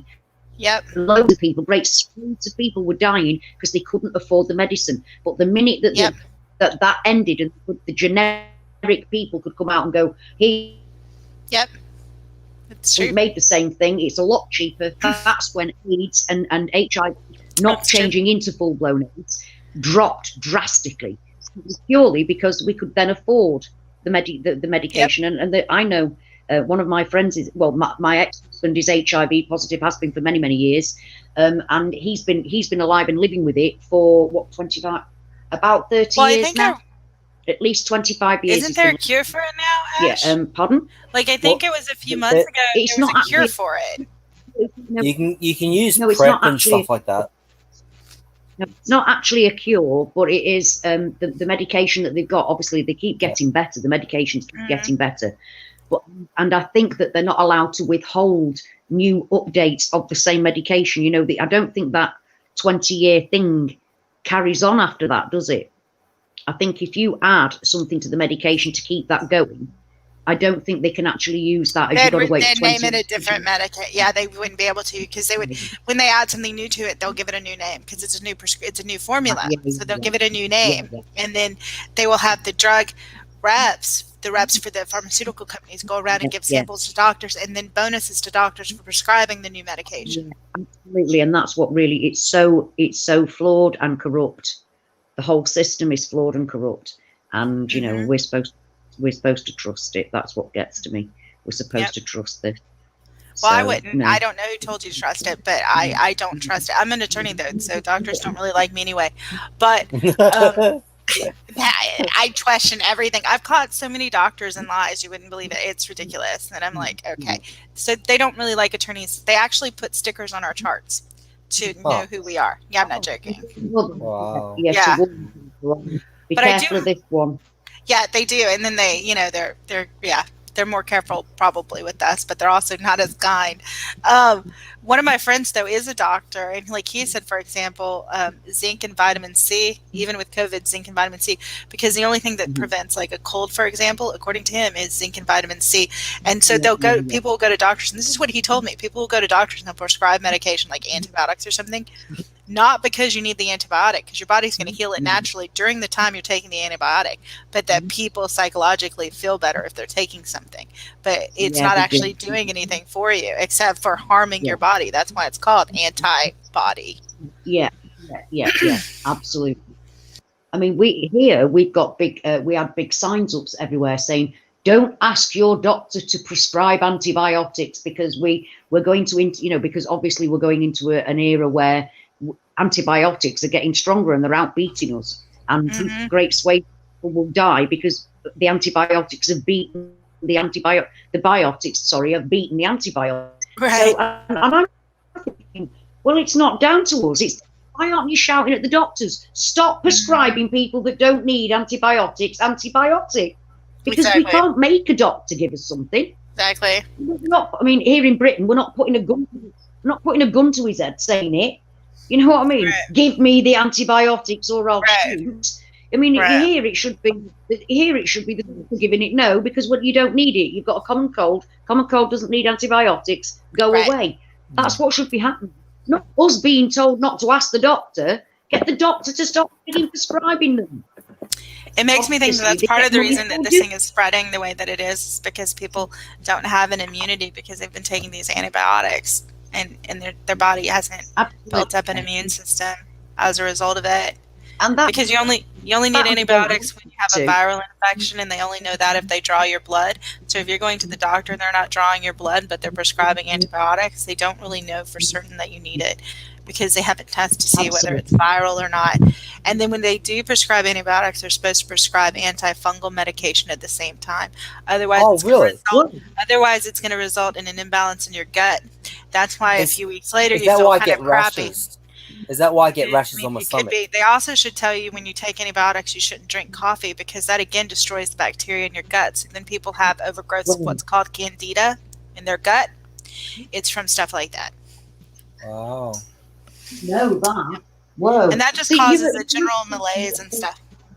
Yeah, but you're just a walking encyclopedia, aren't you? I haven't been accused of that. Amazing information. I just love speaking to you. Knowledge is power. Yeah, it really is. And that's it. You teach me things every time I speak to you.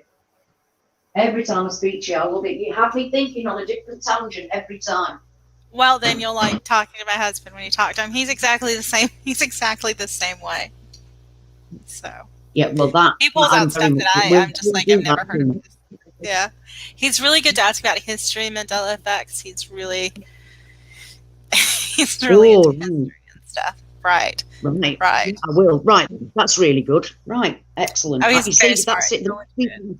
The more people you get to talk to, the happier I am. You know what I mean? Because I learn things. I know I do a lot of talking, but don't think I don't listen and I'm not sinking it in because I'm like a sponge. I'm like a sponge. Give me the information. It's a good job we don't live near each other, Anne, because I'd have you pinned to a corner whilst badgering you with questions. That's all right. And Crunchy, I'm sorry to hear that. If you try taking like a yeast cleanser or something, you'll probably feel a little bit better. Pardon, sorry, what did you say? Oh, Crunchy Bee just said that they took antibiotics and it crippled them. They couldn't walk for 2 months, and that they're better now, but still in pain. And I was like, well, you should try taking an antifungal or a yeast cleanse. It would help you feel better. Oh, that's awful, isn't it? That's horrible. Well, they prescribe all sorts of horrible things. Like I said, with my cat, they said she had a brain tumor, and they never and I kept watching. I was like, I don't know about this, and I went to a different vet, and they said, oh, well, metabolic disorder, and I thought, So, and at first they actually was your cat behaving strange? Was your cat behaving strange? She was throwing up a bit, and so I took her in the first time because she was throwing up a bit more than I thought that she should, and I mean that could have been an allergy to food, or you never know. She's a long-haired kitty, so I thought maybe furball. She's getting older, and so that's when they said she had a hyperactive thyroid, which I thought was kind of funny because I have a hyperactive thyroid, and I'm like, oh, look at you, you're just like me, right? I'm like, oh, you're just like me, yeah. And I'm like, okay, that's funny, and so I wasn't too worried about it, but now, but they didn't really look at the blood work, and if they had, they would have seen that she had symptoms then of kidney issues.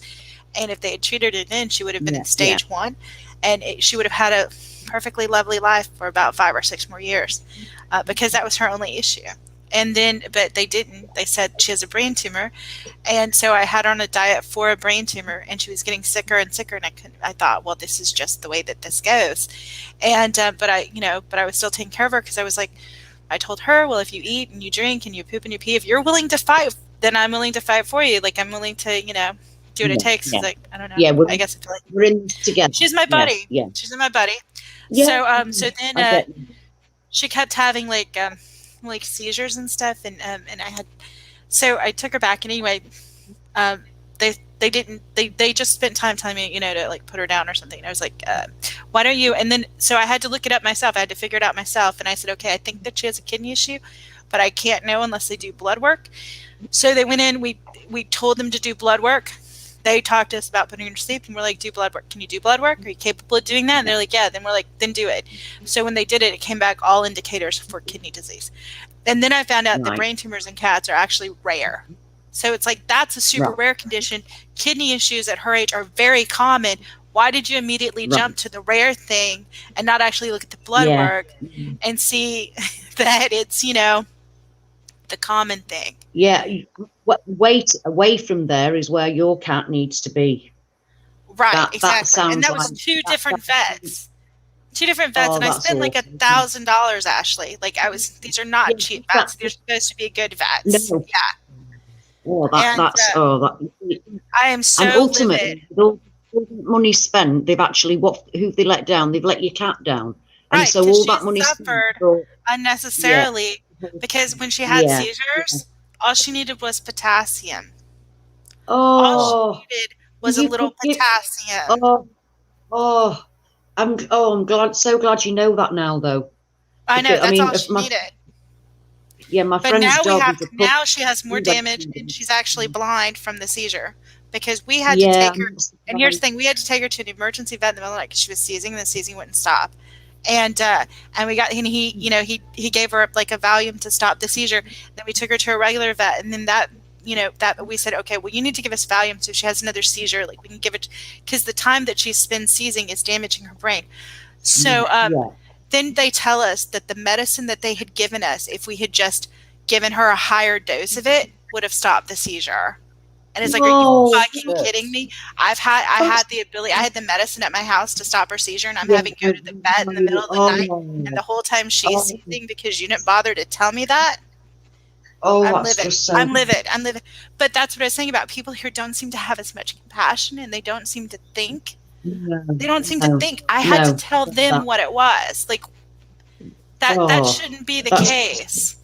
It's heartbreaking. It shouldn't. You know what though? My sister, like I was saying once before, my sister lives in New Zealand, and she has to tell the doctor what's wrong with her. Yeah. Whoa. It should be the other way around. But in New Zealand, you have to tell the doctor what's wrong with you, not the other way around, because the doctor doesn't care. They don't care in New Zealand about your health. So you've got to do so you literally, before you go to doctor, you got to do an internet research and find out what's gone wrong with you, so you can go to the doctors and get the right medication. You need to do that in the US too. What? You need to do that everywhere. What the hell? Well, in New Zealand, you have to pay for the doctor, where over in Australia, you've got a thing called Medicare. Yeah. So your doctors are paid for. It's covered by Medicare. Thankfully, we've got a thing called the NHS, and thank God we've got the NHS, even though a lot of it is being sold off to the Conservatives' buddies. We've got great swathes of it that are actually in private hands now, but it's still run so that we get free treatment. And we've actually come to the point now where at the end of your NHS stuff, if they can't find out what's wrong with you, you can then actually say, can I see that private one, please? Now, I personally wouldn't do that unless I really had to, because I believe in the strength of our NHS. I mean, they literally, I mean, you have MRI scans and everything for nothing. You know, you don't have to pay for it. You know, you can have all of that without having to pay any money, because we pay in through something called national insurance, and that comes out of our wages, and that covers everybody, whether they can work or not. That's the whole point. It's a national health service, regardless of how much money you've got. Because I mean, in America, I've seen awful things where people are literally camping and have had to stop cancer treatment because their insurance ran out. They lost a job, they haven't got their insurance, and all that sort of stuff. And it upsets the hell out of me coming from Britain, where we've got the national health insurance, the national health system, and you know. Although I don't believe everything that's coming out of them at the minute because of the pandemic situation, in the whole, we can, and anybody that comes to the country, you can go to your nearest hospital, and they won't go, I'm sorry, you don't come from here, we're not looking at you. I'm sorry, your arm's hanging off, but you don't come from this country, we're not having it, you know, or give us £1,000 now. That kind of thing just doesn't happen here. We'll treat everybody, and long may that reign. I mean, it's the one thing we've actually got to be proud of, where every citizen gets the medication that they need to live. You know, like in diabetes in America, how many people had their one man took over the pharmaceutical bit that did everybody apparently had the same stuff from the same pharmaceutical company for their insulin in America. And then this man came along and whacked it up by about $1,000 or something for each thing, and he was allowed to do that, no problem at all. He's allowed to do that because it's his thing. But in the meantime, there are all these poor Americans that then they insulin is life depending. It's not, you know, it's not a little pain cure. It's life depending, and they're not able to have it because their insurance don't cover it, because it's gone up too much, and what their insurance did cover now doesn't cover. And I feel so bad. for American people under that circumstance. Did you know that grapefruit juice, unsweetened grapefruit juice, is as effective as diabetic medication? Oh. No, I didn't. No, I didn't. Drinking 6 to 8 ounces of unsweetened grapefruit juice after a meal is as effective as diabetic medication. I had to help my grandmother. My grandmother was diabetic. I had to help her with understanding all of it. So I knew that there would be times when she cheated, and I was like, okay, well, when you cheat, I was like, when you cheat, I would drink this. And she was in her 80s. She lost when I first started working with her. It's unsweetened grapefruit juice. Unsweetened grapefruit. You can look it up. It's as effective as diabetic medication.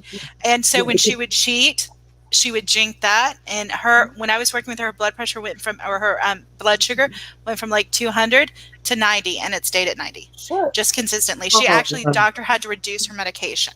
Wow. Well, that's amazing. Well, I've got my sister-in-law, her daughter has got very, very bad epilepsy, and she actually has one of those implants in her side. It's one of those new things. She's got the implant in her side that is connected to the hospital 8 miles away, and it can monitor where she's at. She's got one of those in because she has epilepsy with it. Terrible. Do you know what I mean? She has massive seizures, all kinds of horrible things. So if I can tell her to have some of that, I mean, not come off all this stuff. I'm not saying come off the medication. But I'm saying those times that you cheat and you cheat, but if it can help, that's the point. If it can help, that's brilliant. Definitely. And I think she'll be grateful of that, because she's grateful of anything like that. Do you know what I mean? That's what the whole point for her. She wants to know different things that different people have tried, and she's open to all that kind of stuff, because she doesn't really like having to be stuck with it and everything. And it's really, she does have it badly, that it interferes terribly with her life. Yet the government here is still making her prove that she's as bad as she is all the time. It's ridiculous. It's grapefruit juice. It works. You've only got one leg and you're disabled, but we want to have another test in another 6 months' time. Why? Do you think the leg's growing back? Do you know what I mean? It's that kind of stupidity that that's the government, not the NHS, if you get my drift. The government are like an entity onto their own, with their own weird and warped agenda, as governments are everywhere. Well, I was just going to say, to give you an example, with my cat, when I took her into the vet, she was seizing, right? And the vet said, well, she's not functional. We should put her to sleep. And I was like, of course she's not functional. Right now she's having a seizure. She is walking around. I don't know if you hear in the background, she's talking. She's walking, she's talking, she's eating. She's would have had her put down. Yep. That vet would have had to put down. Yep. Oh my God. Yep. But it's not viable. She's your pet. She was lacking in potassium, and she needed that's all it was. I can't bear it. That kind of what is somebody being a vet for, if that's how your mindset is? 2 different vets, and then when they got the labs back, because I said, well, it's kidney disease, do the blood work, and they're like, and I'm like, can you do the blood work? And they're like, yeah. I'm like, I'll pay for it. They're like, okay, fine. So then when it comes back, they're like, you know what? It could be kidney disease. It's like, you think every single indicator? You think? Yeah, of course it's kidney disease. And then they're like, when her her legs were stiff and her neck was stiff after her last seizure, and then they're like, actually the way her neck is in her leg, that's probably just lack of potassium. And I'm like, you bastard, you. And you say it now, how? You'd have had her dead. They would have. But they had her laying around for a couple weeks. I'm considering it. They had her laying around for a couple weeks where she couldn't walk, and I couldn't figure out, because she got really sick from the medication they gave her, and just out of sheer desperation, I gave her a blended mix of banana, because I knew that banana stops diarrhea and it stops nausea. So I gave her banana, and it stopped it. It's full of potassium, isn't it? It stopped it, and then she started standing and she started walking, and I thought, why is she getting better when she seems to be getting worse? Something weird is going on here, and that started me down the path of figuring out what it actually was. Lack of potassium. Thanks. Amazing. Yeah. Have you seen another Rick here has put, gotta love the knowledge tree that is Mandela. Thank you. You're absolutely full of it. I'm really passionate about certain things. I'm really passionate about healing your body through natural means. And I'm really passionate about educating people about their own bodies, because I think that this is from having been in a car accident where my entire body was crushed, guys. So I was at the doctor every week, 4 times a week. And so I was seeing how it was. And so, and just trying to get care for myself, I had to learn about how the body functions so that I could question them, so that I can make informed decisions. Because the things they were saying was really scary. Like, I remember right after the accident in the ER, the doctor told me I was dying. Like, she literally told me I was dying. Whoa. Yeah. Whoa. I remember it. Yeah. It was really freaky.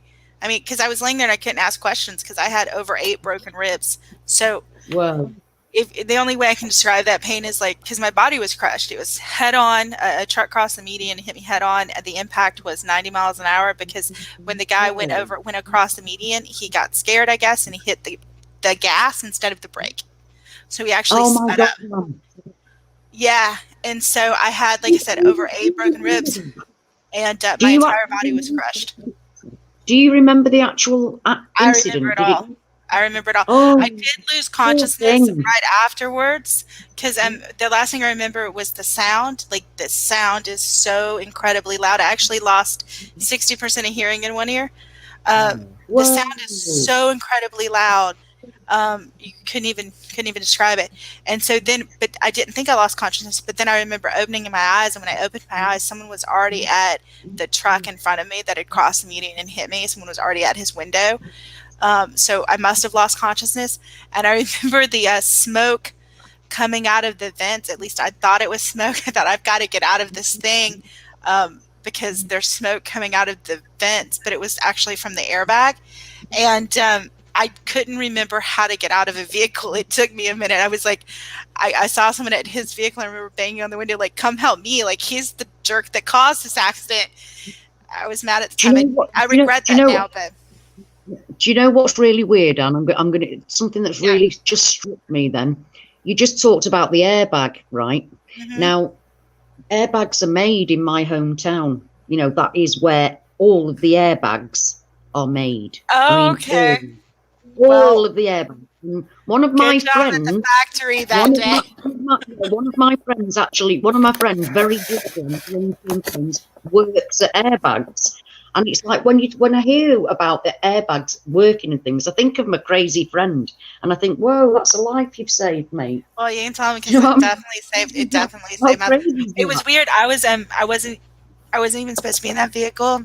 I can tell you, my accident was really a miracle. Honestly, I remember that day. I was visiting my aunt. She lives out in the middle of the country, and I was going to go to the gas station to get a bottle of water, and it's like a 5-minute drive down this 2-lane highway. For whatever reason, when I got ready to go, she's like, take my vehicle. And I was like, well, I'll take mine. She's like, no, use my gas, take my vehicle. And I drove like a little Honda, and she had an SUV. And so I took her SUV, and if I hadn't been in her SUV, I would be dead, because the guy that hit me died on the scene.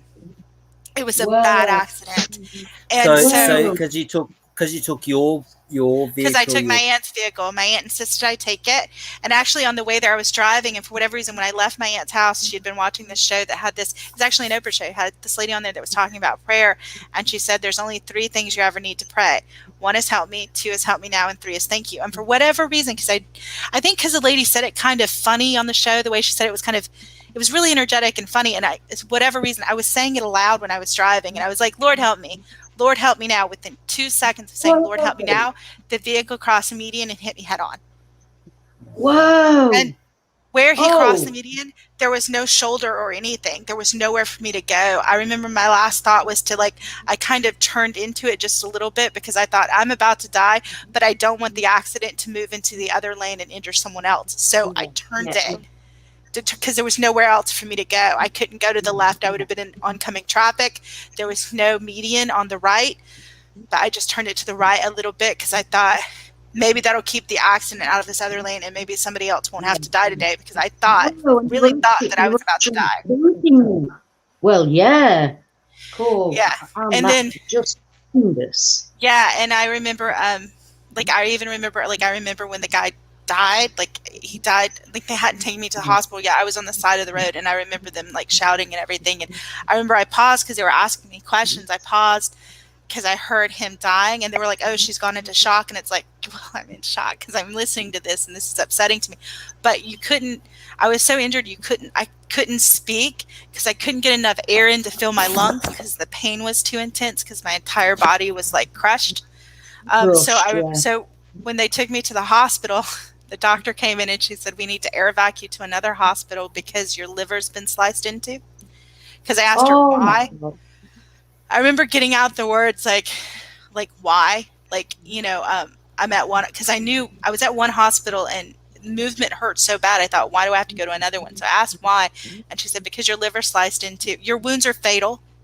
Your liver sliced into. Do you understand what I'm saying to you? That's literally what she said. And I remember closing my eyes and praying and saying, God, I don't know how you're going to do it, but I really hope my liver isn't sliced into. And at the second hospital, they said my liver was just bruised, and they discharged me that day. I don't understand why she said that it was sliced in two then. It had a contusion, my liver was bruised. I don't know why she said, I didn't know if she meant there was a cut in the liver or if the liver was literally in two pieces. The way she said it, I didn't know, and I couldn't ask, but. Or maybe it was just the fact that your liver was cut in two, but then by the time they moved you, you were in a different body, Anne. That's actually possible. Because right after she said it makes you question whether you said that yourself, whether you actually died in that crash.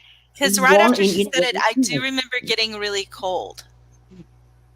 Whoa, again. Like my blood pressure dropping or something. I remember getting cold, but then, then carried on. They aren't going to come out with something as specific as your liver cut in two. If they've got to have known that was the case. They wouldn't have. Well, and actually, most of my injuries were fatal. Like I had my first and second rib were both broken, and when your first or second rib is broken, you have an 80% chance of death.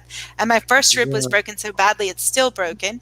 That's why the idea that ribs regrow is like weird to me, because they told me that the first rib was broken too far apart for it to grow back together, and they were considering doing surgery to remove the chunk of it, but they said if they did that, I'd lose the use of my right arm.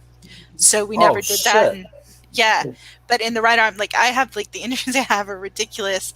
So I had a heart contusion, again, 80% chance of death. I had 8 broken ribs, and they say if you have more than 4, you're really in danger for going into like a flail chest, which is like 80% chance of death. So like I had all of these injuries, and you are a miracle, aren't you? Yeah. There. Well, I mean, that day, and I tell people I didn't get to thank you that day, but that I've been saying it ever since. So, because that was the third prayer. Thank you. Yeah. Yep. Yeah, I have a brain injury too from it. So I used to be a lot smarter. So if you guys hear me, if I'm in chat and I text and it's the wrong word, or if you hear me talking and I use the wrong word, it's because I have a brain injury from the accident. So can I just point? You are the knowledge tree that Mandela loves. So nobody's coming and getting that at all. None of us are getting that thought. You don't use the wrong words and things. I think probably because you're talking about something that's that off the wall that you're not going to get your words wrong, are you? It really means something to you. It's on a different level. I'm trying really hard, but it will happen, especially if I talk fast or if I type fast. I'll substitute words. It's weird. It doesn't. A brain injury doesn't affect your IQ, but it affects your ability to communicate, I think. So it does weird. I'm the same.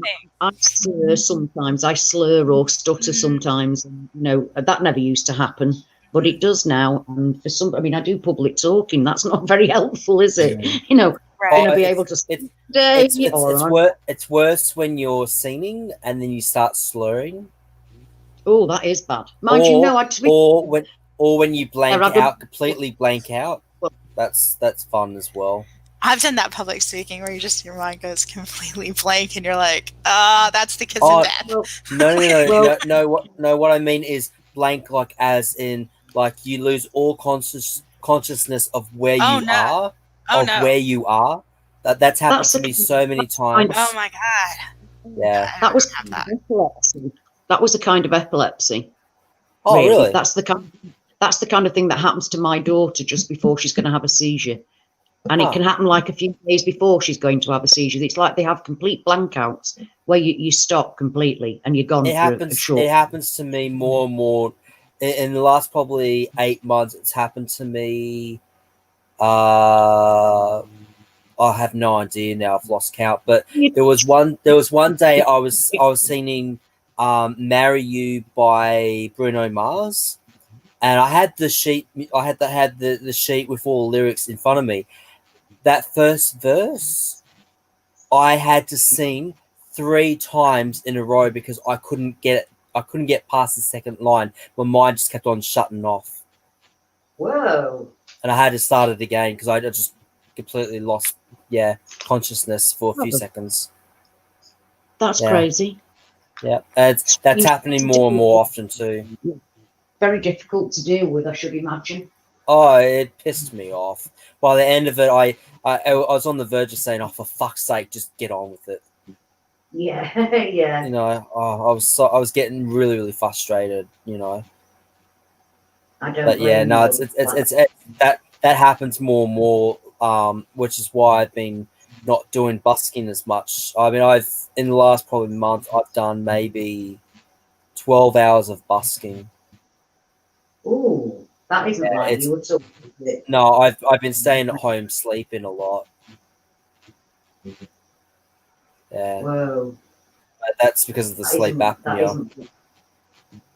Yeah, well, that does affect you in lots of different ways. Sleep apnea, doesn't it? Well, this is what I use. This is my sleep apnea treatment. All right, yeah. Yeah, so basically this one here, this goes. It's basically like a mouth guard, but this bit here helps keep it locked in place. So this actually this pushes my jaw forwards, and somehow it manages to open up my throat when I sleep. Do you sleep better with that? Oh yeah, I notice the difference when I'm able to actually sleep with it, because it is very uncomfortable.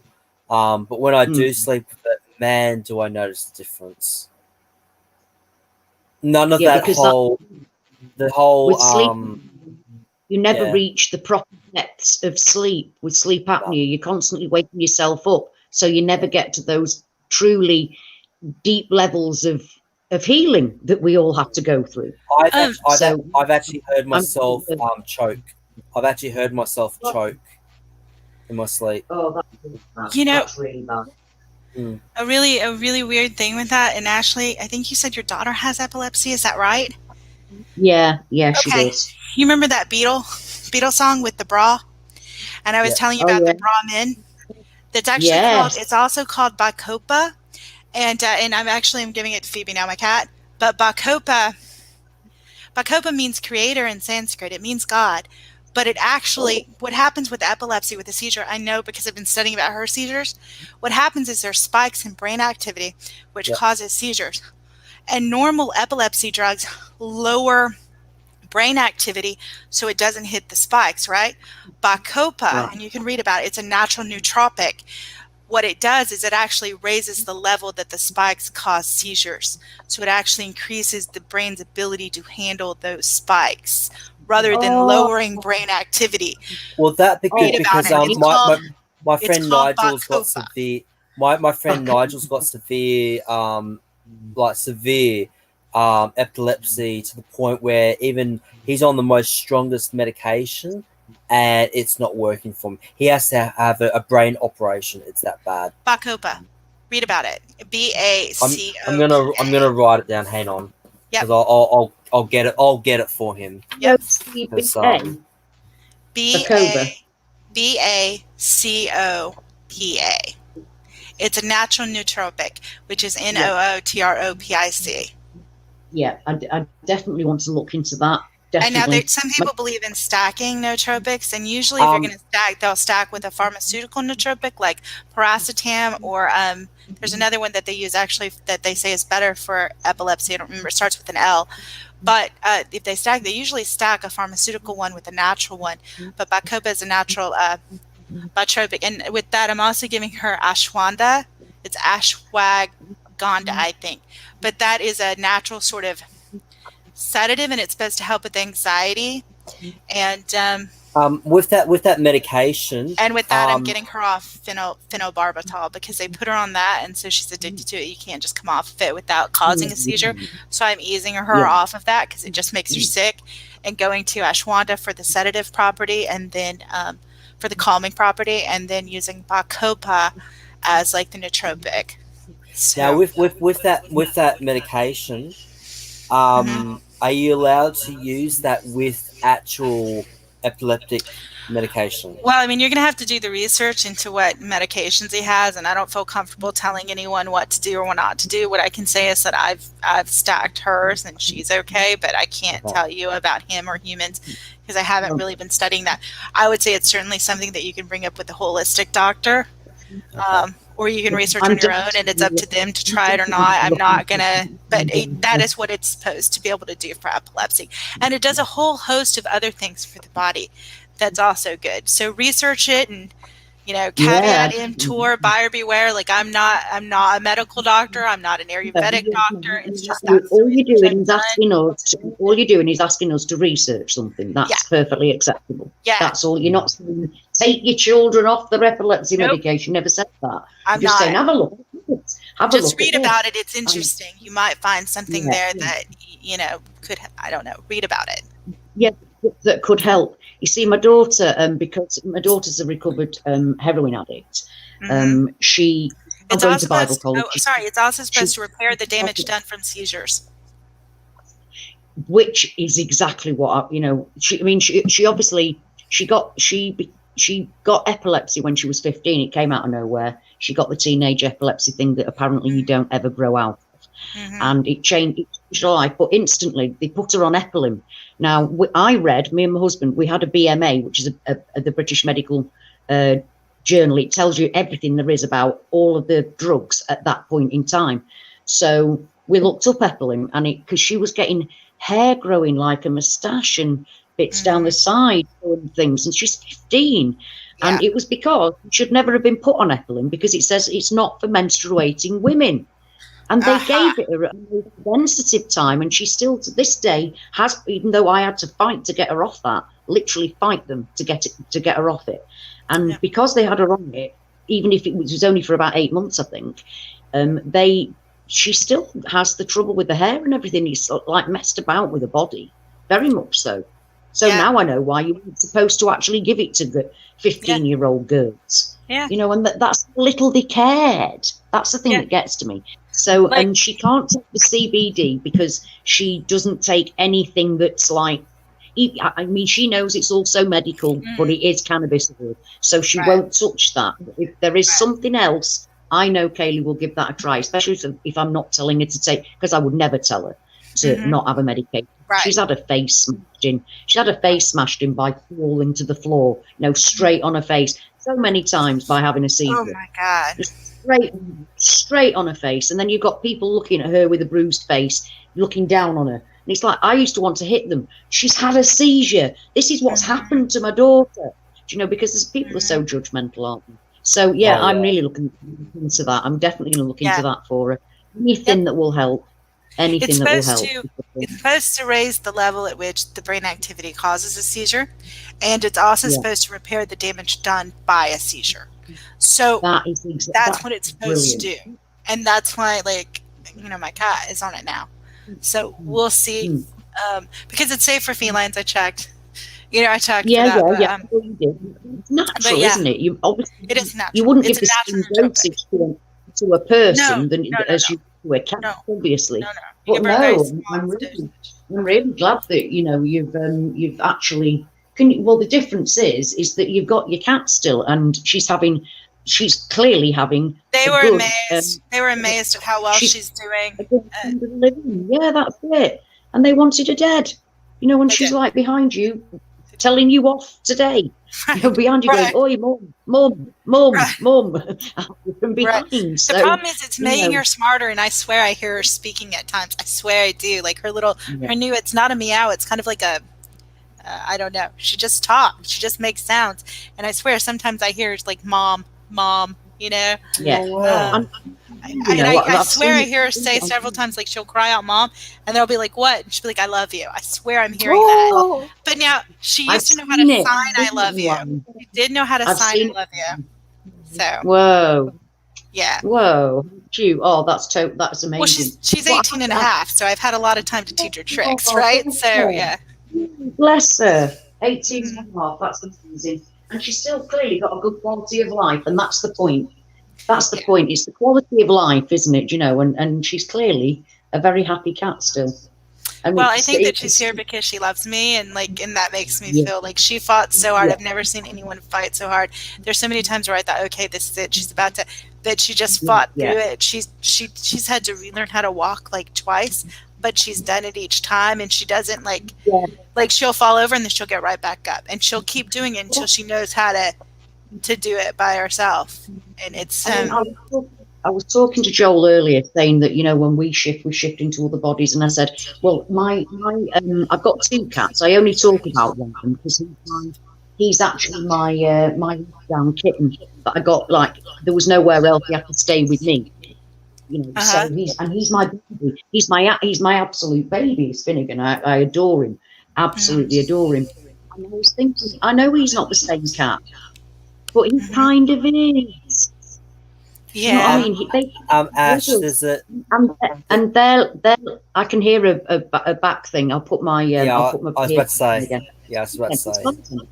I can't hear it now. Oh no, it's there. Yeah, I'll put my buds in. So I was actually thinking, the thing is though, is that those lives are precious. They are the little entities of their own, aren't they? They've got their own little personalities and everything, and their life is precious too. So they shift with us. They might not be exactly, you know, the same body, just like we're not, but they have the same affection for us as they ever did. They behave in the same way. They have the same personality. You know, that never changes. I read somewhere that it said that God's elect would also bring with them their companions. And it didn't occur to me until much later when I read that, like, our companions are our animals, actually, because in the book of Genesis it says that the animals are here to be our companions. Yes, it does. It does. So maybe they shift with us. I do know that she has a really bad case of OCD. So when she eats, she actually cuts her food in half precisely and then walks away. And it doesn't matter what size can you give her. She always cuts it in half precisely, walks away, thinks about it for a while, comes back and cuts it in half again if she's still hungry. What do you mean cuts it in half? She eats it so that it looks like you took a knife and cut it precisely in half. Oh wow! And then she'll walk away and think about it, and then she'll come back, and if she wants more, she'll take that half that remains and eat a quarter where it again looks like it was cut with a knife precisely in half. And she's still doing that. Wow, so, that's incredible. And she's doing that, and she's blind now, and she's still doing it. She's very smart. Well, I've had her 18 and a half years, so she's very smart. Yeah, actually, my husband moved the litter box one time. She has a really, really bad case of OCD, and she would always pee in the same spot in the litter box.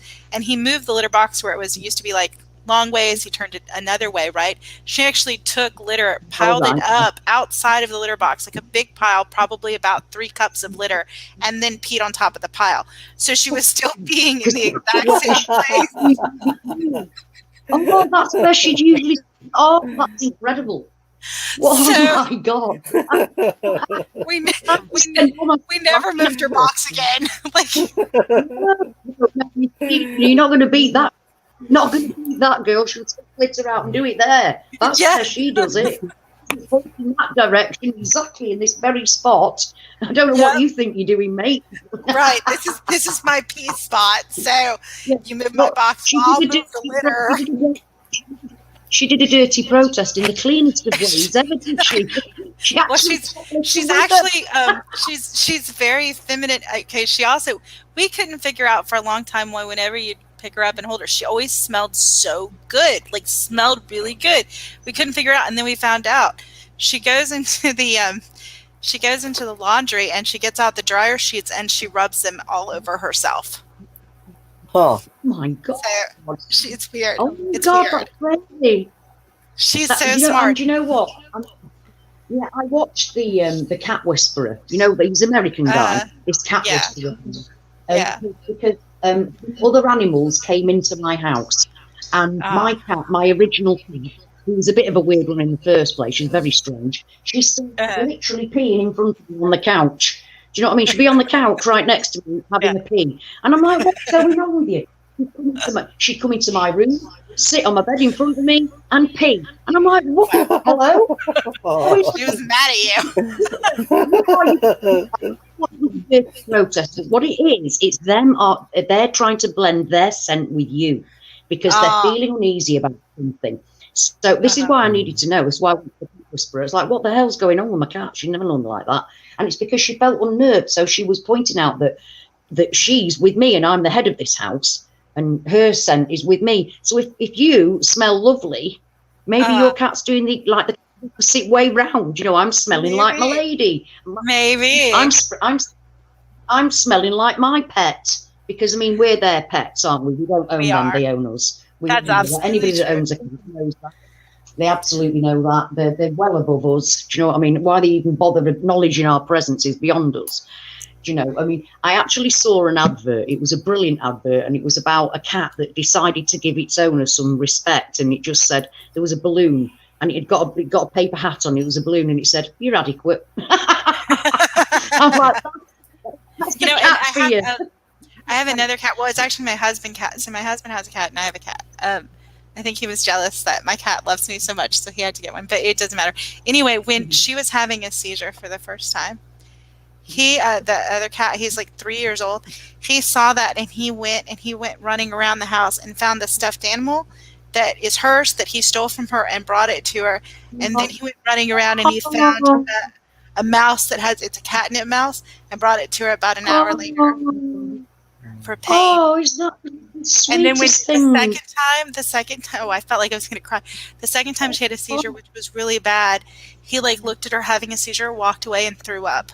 I felt he was so upset. I was like, it broke my heart.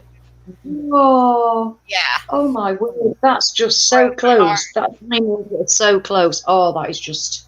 I just can't believe it. I couldn't believe it. I mean, because he always bothered her. Like when she was sleeping, he'd hit her in the head and run away. Like he would take. He has this little stuffed mouse that he carries around, and we thought it was really sweet. Like he feeds and waters it. Like he puts it in the food dish, and then we catch it in the water dish. So we're he's feeding, watering it, and then we thought that's really sweet until we realized he has other stuffed animals, and we're like, if he thinks the stuffed animal is alive, does that mean he's starving the rest of them? You know, because he's only feeding and watering one. Well, the other day he took it to another level, and we found the same mouse in the litter box. So we're like, oh, yeah. he's even seen how to go there. I mean, that's incredible. Oh my God, cats, they're crazy, aren't they? They're I do like. Yeah, I do like dogs as well. I mean, my husband's got my Jack Russell. I mean, my Jack Russell lives with him, and she's coming. Well, she's 16 now, and hanging on in there by a thread, but still as crazy as ever inside. She's a bit doolally when she goes outside, but she still jumps around like a pup inside. And I love her, but dogs are different. A cat is like, oh well, the cats, aren't they? Do you know what I mean? They're just a totally different. Literally different. They don't even come from this planet originally. It's like they were beamed down here, and everything here is beneath them all for their usage. Right. You know what I mean? No matter what it is, your prized thing, get off it, and they're looking you in the eye while they knock it off the side. Do you know what I mean? Who are you to tell me? You know, they're not even from here. They're like this ethereal thing that is just there to, we're here for their amusement. And for to pick the poo up.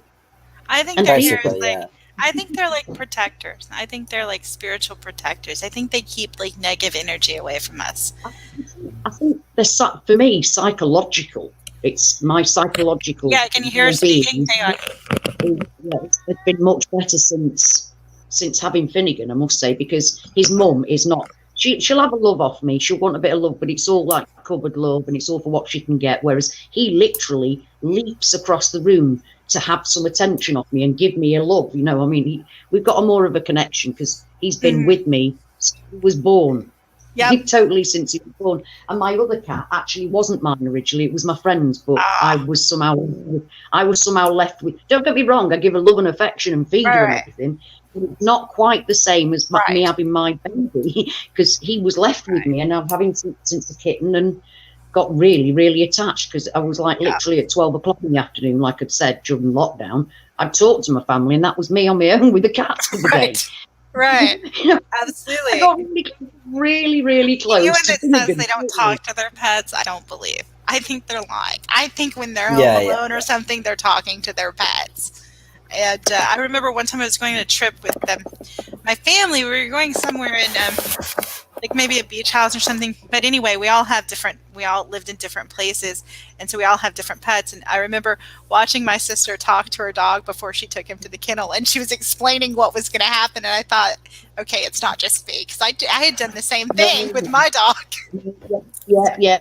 I think we all do. And they talk back to us. I mean, me and my husband, you know, we before we had our dog, we had 3 cats. And the dog, the puppy came in, and the cats looked like giants, and yet they were all really smelled like a dog. We all went, oh, we don't like this. Right. And they all kind of went outside, and they didn't want to come back in for ages. It's like, have you seen the size of this dog?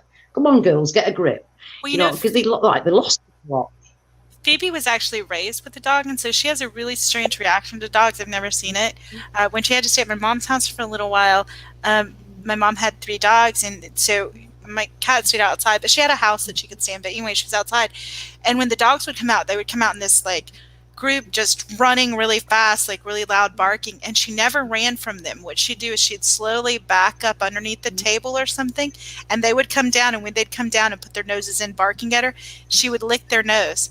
And the dog would get so confused and then be like, oh, okay, I guess we're friends, and then run off and play. And so then every time the dogs came out, they'd go and find her, so she would kiss them before when they first came out, and then before they went back in. And that was how she dealt with them. Just kissed them. That's absolutely cute. That is. Oh, it was precious. I need more R moments in my life. Yeah, it was really sweet. Absolutely R moment. It was smart too, because if she had run, they would have chased her. Very. Oh yeah, they'd have had her straight away. But, oh no, we're doing the winning you over with love. I love that. I'm right here and give you a kiss. Oh, that's. But then they actually came looking for it. They did every time. And so, I mean, I think that the point of it is, I think animals are just creatures that are here to teach us, you know, a sort of unconditional love. And and I think that I think that with the Mandela Effect, tying it into Mandela Effect for people that are still listening to us just talk randomly, is that I think that animals are getting smarter. I believe that. Or they're gaining the ability to express it. It's one or the other. I think they're just understanding better. Mm-hmm. Yes. Yeah. I think so. Yeah. Or moving into a fantasy world where all the creatures will just talk to us. Which you know what? I've been wishing for that for years. You might be manifesting it, Joel. Pardon? You might be manifesting it, right? So I said you might be manifesting it. Oh, you had the crickets talk to you. Yeah, but the thing is, I mean, I would love to have a full-on conversation like I'm having with you. Wouldn't that be amazing? Oh, you know how many times I said to Mako when he was alive, if only you could say and talk back to me. Well, we do that with Phoebe. We did beforehand. Like, we'd talk to her and we'd have her like touch her nose to our finger if her answer was yes, and to look away if it was no. And she actually learned how to do that, and she would have, I sound crazy. She would have conversations with my husband and I, and she was like legitimately funny. Like, I'd be like, "Do you love me?" And she'd be, "Yes." "Do you love your dad?" She'd be like, "No." and then he'd look at her. He'd look at her and he'd go, "What?" And she'd stick out her tongue at him. She'd stick out her tongue at him. Whoa! And then we'd be like, "Do you love her? Do you love him?" She's like, "Yes." So we would make jokes. Do really? Oh, she did. She would say no, and then he would be like, "What?" And she'd stick out her tongue at him, and just keep it that way for like a minute. Yeah, that's what I mean. So I don't know. Your cats definitely seem like really, really intelligent. Are they particularly sort of cat, or are they just a moggy? She's a Maine Coon. Oh, those cats are incredible. Those cats are incredible to see. I mean, and to me, I'll be honest, that's a Mandela effect to me, to be honest. There were no such things as Maine Coons. They were just, they're just too amazing. It could be. They're fantastic. I mean, just look at them. They're amazing. I mean, I would have known about a Maine Coon a long time ago. She's white and she's got brownish gray, like sort of spots. Whoa, she sounds amazing. She's awesome. Yeah. And what was yours, Joel? Mine was my Mako was a blue Russian. You see, also absolutely stunning. And mine is he's supposed to be a run-of-the-mill tabby, but he's got the most fantastic markings of stripes and spots, which like, his mum hasn't. She's got swirls. His mum's got like swirls on her, but he's got stripes and spots, and it's like, whoa, that's some markings you got on you. Because at first, when he was first born, he just looked like he was going to be like his mum, looked just like his mum, and he doesn't. He's much bigger, but I think that's because he's a male. But his markings on him are phenomenal. They're not like a normal tabby, like you call them tabbies. That he's not a normal looking cat, really. His markings are incredible. But I have noticed that, I'm sure you guys have as well online, that cats are having, especially cats, are having really weird markings on them, like a tie or a love heart, or all kinds of weird things. Weird markings on them. Cats are really standing out as being, whoa, look at that. I've never seen markings like that before. No, I'm not putting my cat into that category at all. But yeah. And some of them have like the most incredible eyes, like blue eyes and green eyes. They do. Yeah. I mean, was it a Maine Coon that actually had what looked like a man's face in the middle of it? There's a picture of this grey cat. Oh, I don't know. I find that quite unnerving because it looks kind of like a human face looking out at you. That would be a little. In fact, it does what it does. But other Maine Coons that I've seen are just spectacular. They're absolutely beautiful cats, stunning, absolutely stunning cats. But yeah, the actual markings on just ordinary moggies have been remarkable lately. Really remarkable. There are even cats that have markings of cats on their body. Yeah. He's like, what? He's like, what's that about? We already know what it is. We don't need the visual sign on the side. So, but it's happening a lot to cats. Of all the, different animals are changing, but cats are having weird things. My husband's cat has a heart, an upside down heart when he sits, and I think my cat would say that's because he's evil. But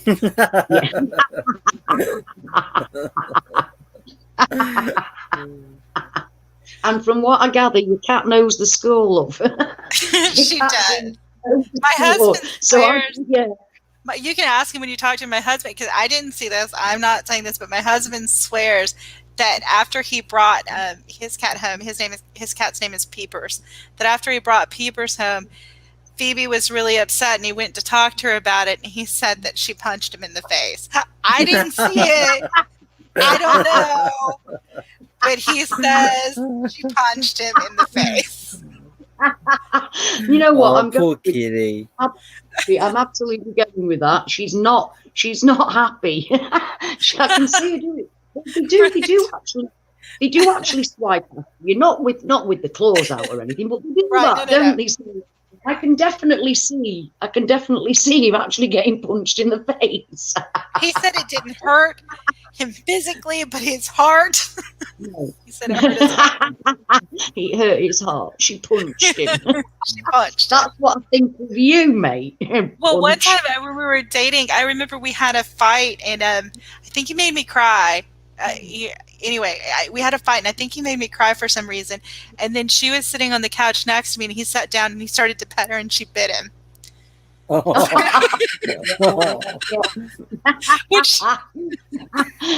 yeah, they're not blind and they're not stupid. And dare you. So we concluded that he was wrong in that argument. And possibly. Do you think she's ever forgiven him? Because it doesn't sound like she has. She likes to tease him.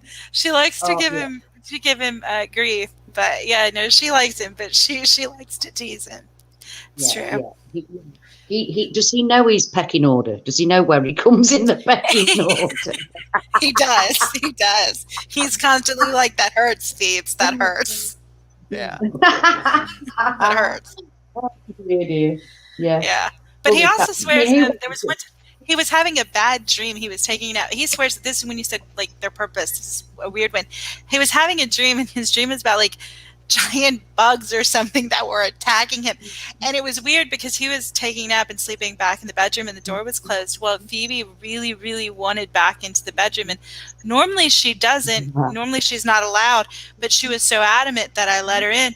And he said that he was having this dream of like bugs and stuff attacking him, and that then there was this like big white cat that like killed all the bugs, and then he woke up and Phoebe was on his back.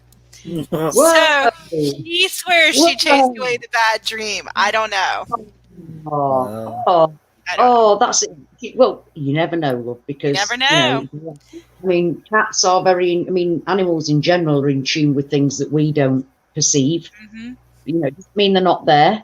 I mean, that's what we were talking about before, isn't it? Everything's frequency. I think what we're able to perceive. I mean, they can even hear and smell much better than we can, even on the most basic of level. So, you know, they can, I mean, the amount of times that you see your cat just like looking in one corner for no apparent reason. Do you know what I mean? They're not normally stupid. They don't look at nothing. Do you know what I mean? They're not spending time looking at nothing. They're definitely seeing something. And they look and they'll stare for ages. And you're like, well, what's that? And they'll look at you as if to go, like, well, I'm trying to work that one out myself, Mum. Look back. Carry on looking. And then they're looking at you as if to say, well, what are you doing about it? Can't you see that? Because they do. They look at you like, what are you questioning? It's there. You know what I mean? It's like they can definitely see something. And they look at you like you're mad because you don't know. Right. And that does happen. I mean, I know dogs do it as well. And I think horses do, oddly enough. They're quite open in a different sort of way from what I can gather. That, you know, they're aware of things, like they'll go and they'll turn up and rescue somebody, or they'll alert to danger, or horses apparently do weird things. Or dogs. I've seen videos of dogs protecting babies, and like I think that animals are more than what we understand, and because you know I personally think animals are on a higher level than us because they offer unconditional love, and we haven't mastered that. Not just that, but they can see things that we can't. Yeah, they can sense a lot more than.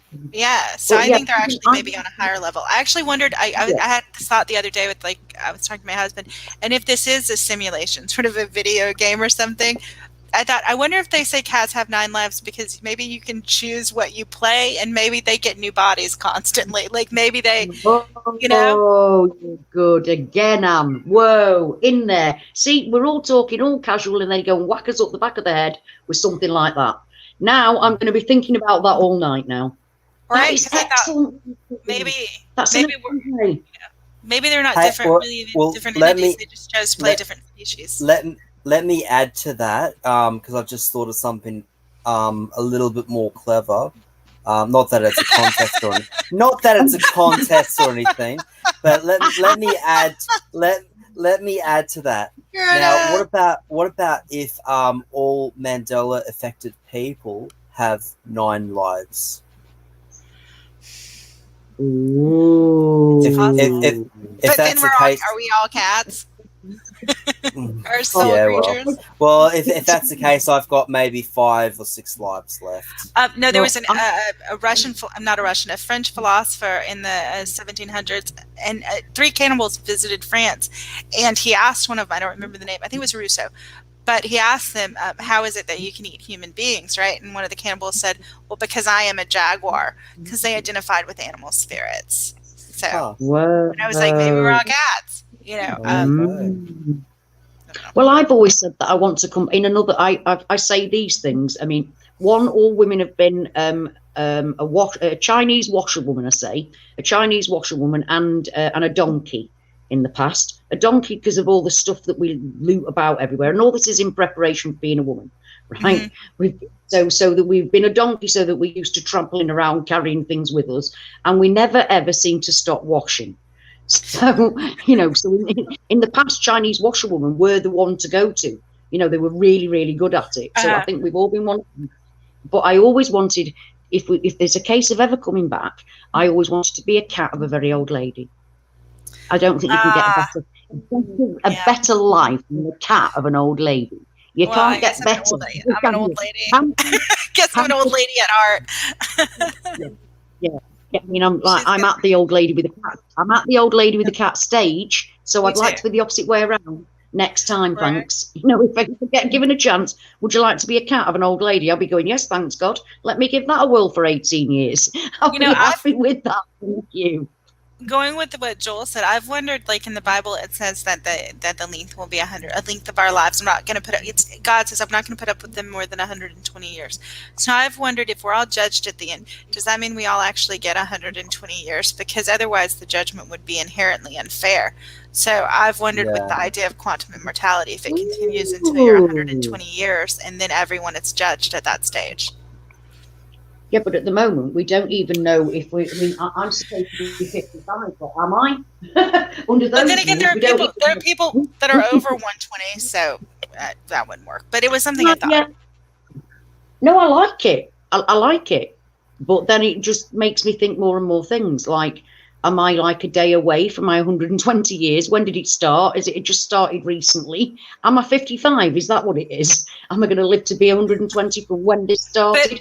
Had I started before? I don't know any of those things. Are you really 55? Because time is sped up. Yeah. I know. I do get that. But so I keep anchoring. I feel 7. I feel 7, and I like that. Yep. And I add up my numbers. So 5 and 5, I'm 10. This year I'm 10. That's how I do it. To be quite fair. I like that.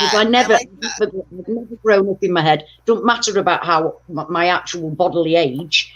Although when I was 52, I found myself really questioning, was I 52 in a confused way? Because when I was 50, I got a problem with being 50. I sailed into it, dead happy. It wasn't a, oh my God, I'm 52 moment. It was am I 52? Am I 50? And I really couldn't quite get my head around it. Had to remind myself what my birthday was. And then what's really weird is that my friend who I sat next to in school, she's now 2 years older than me.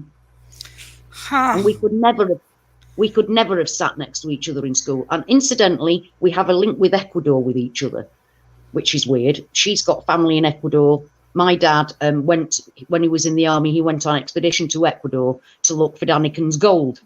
That's another story. But he did. He was actually chosen because he was in the signal regiment, and he did the communication, and met Neil Armstrong, who was involved in it incidentally. But that again is another story.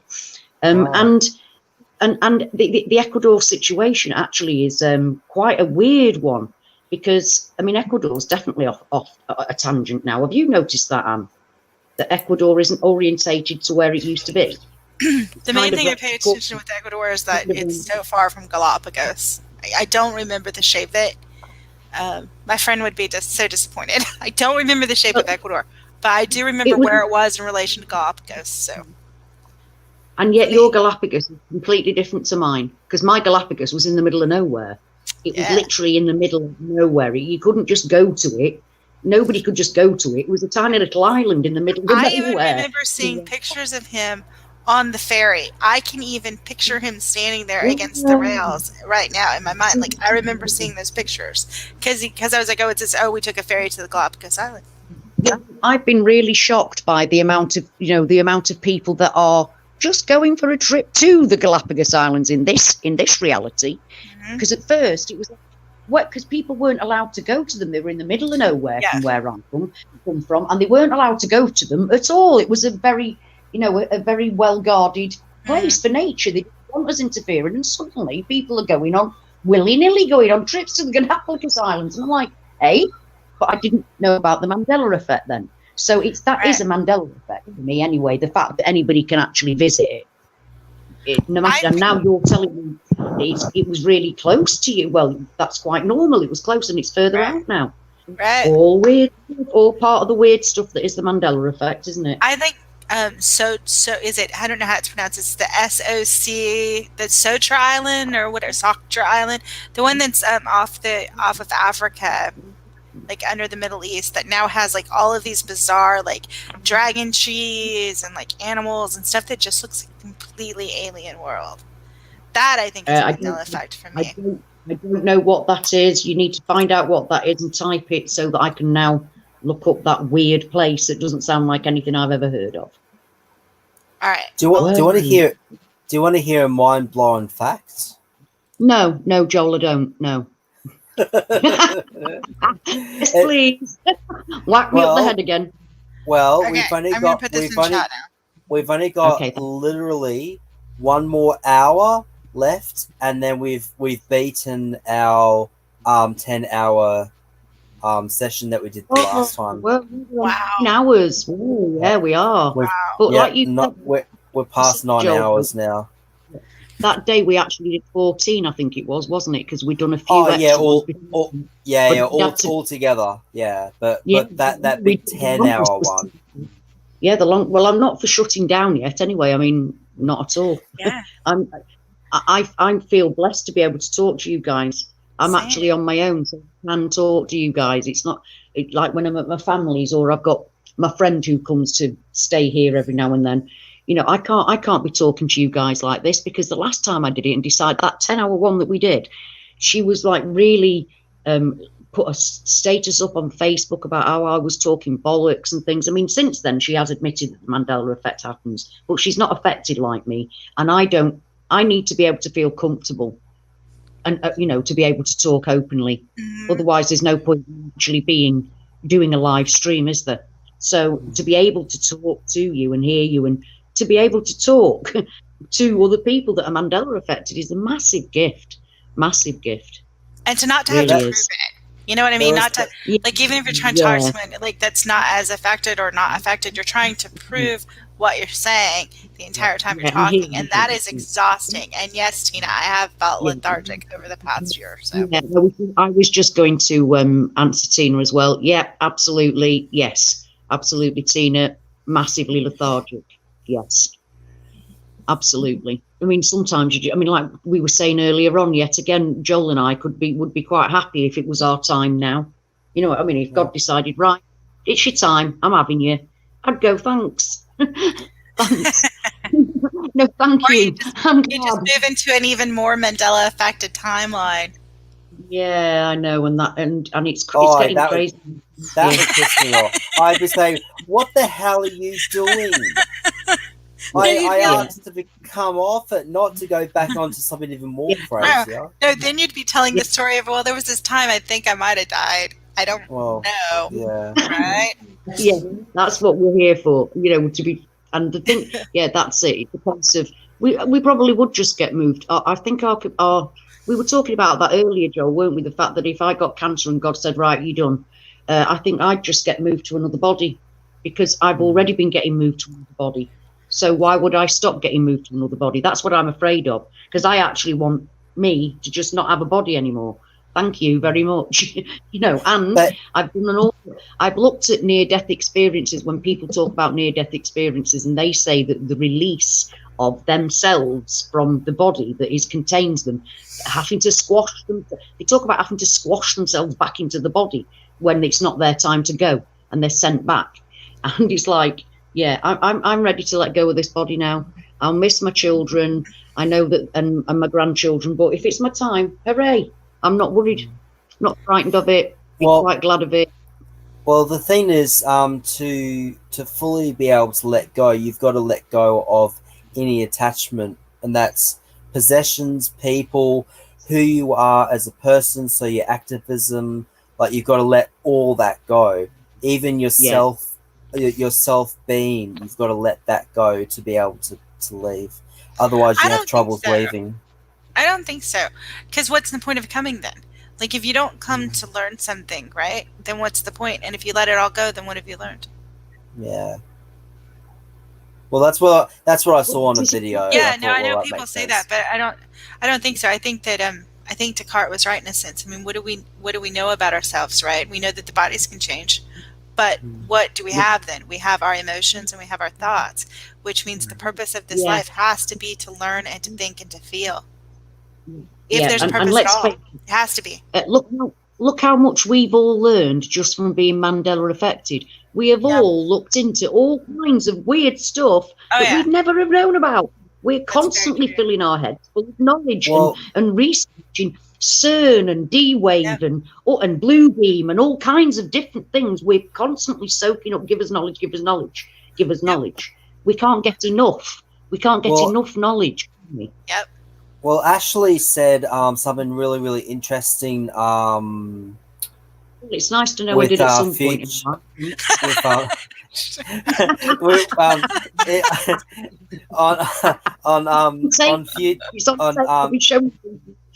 On System Failure's channel, she was saying about her grandson Rylan, how he came into the Mandela Effect once he had hit puberty, where before he hit puberty, he couldn't see the changes.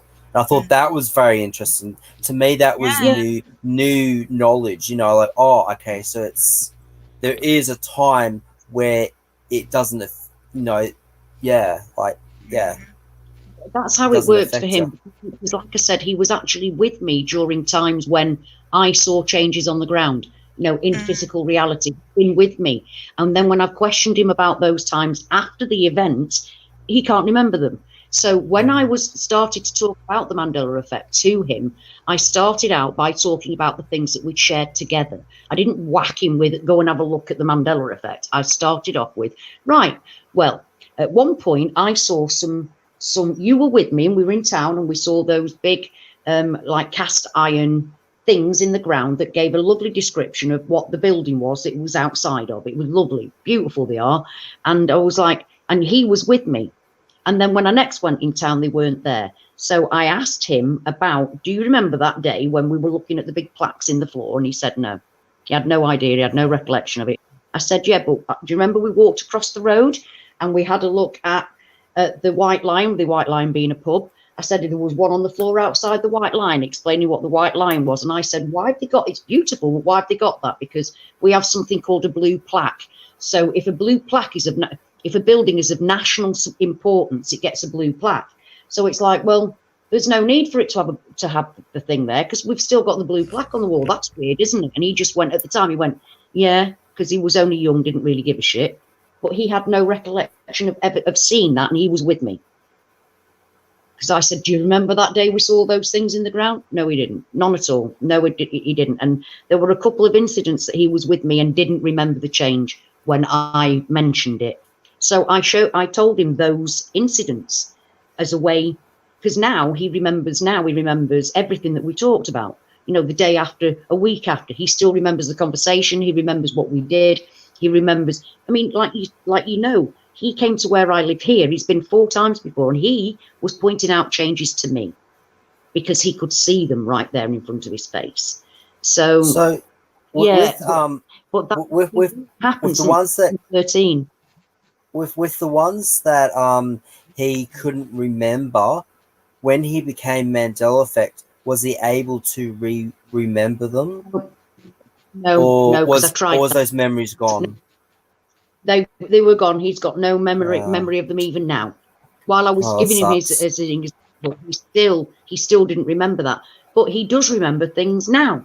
And he remembers he was 13. Last time he was here, he was still 12. So when he came back, he was 13 and he was able to say, oh, where's that move?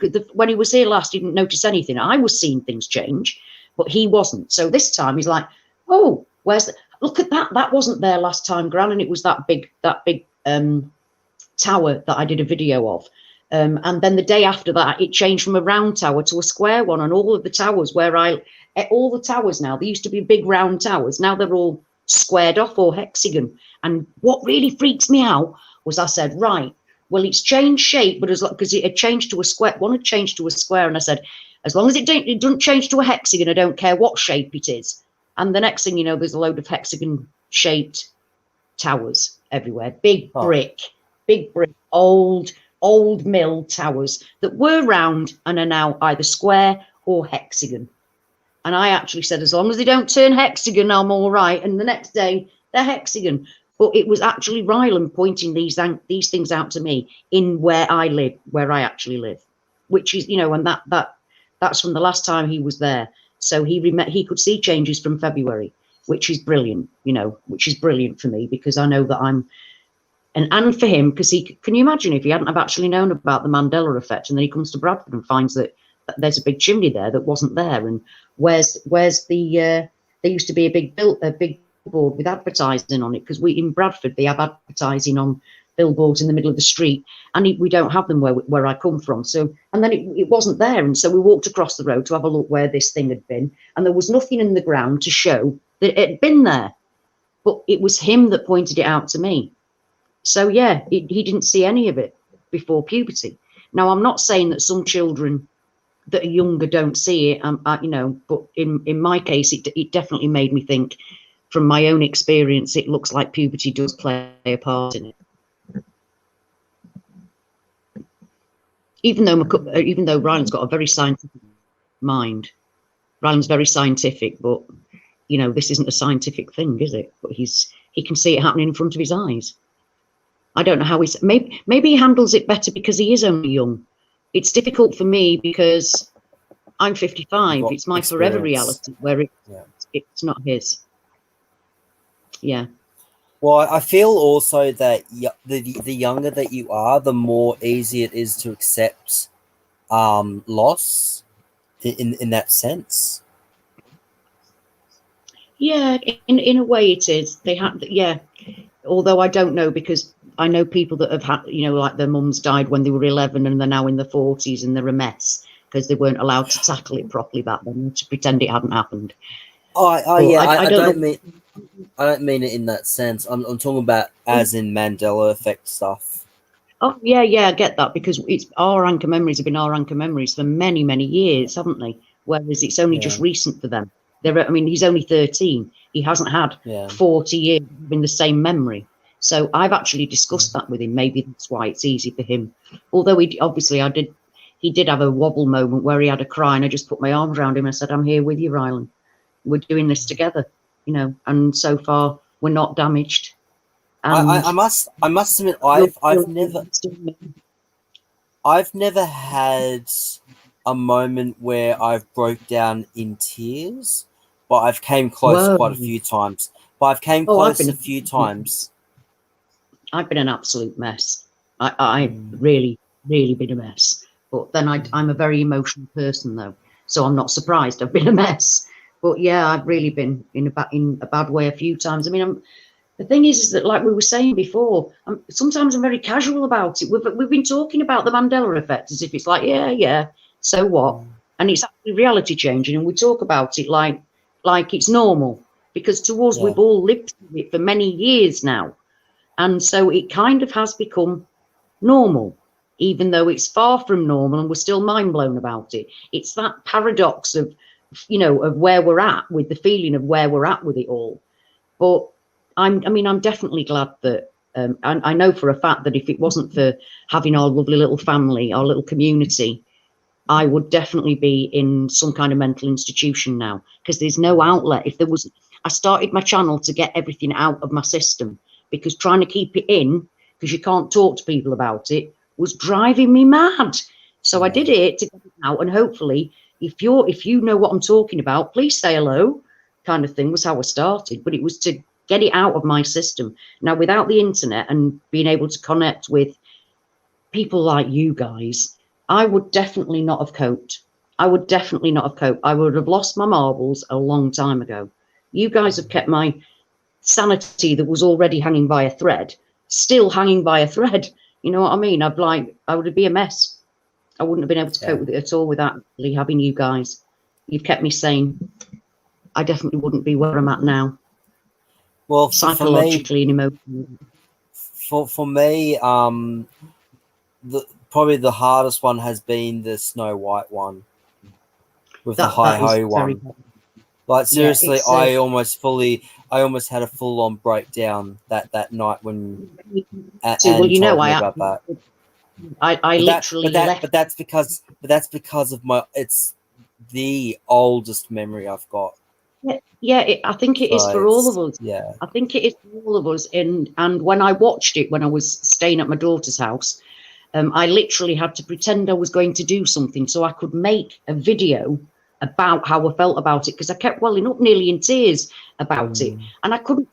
It's all changed, because she just think I'd lost the plot, because she knows nothing about it. So I'm literally welling up constantly, and that's why I had to do it, the video thing, because I had to get it out my system. So I pretended to make some bloody stupid excuse up as to why I was going out, went down the road and made a video. Oh my God, I don't believe what I've just seen. Look what's happened to Snow White. So much of that film has changed. It's not the same film in any way, shape or form. I never want to watch it again. It freaked me out. It made me feel quite, it gives you the weird chills of, ugh.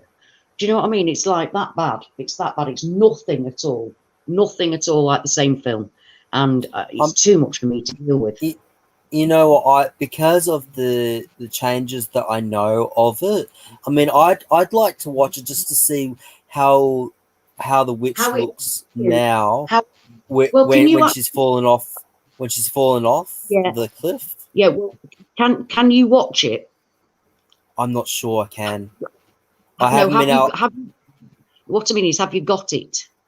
Oh yeah, I've got the movie. Right, so you've got your own movie in your own home. Yeah. Yeah, I've got the VHS and the DVD.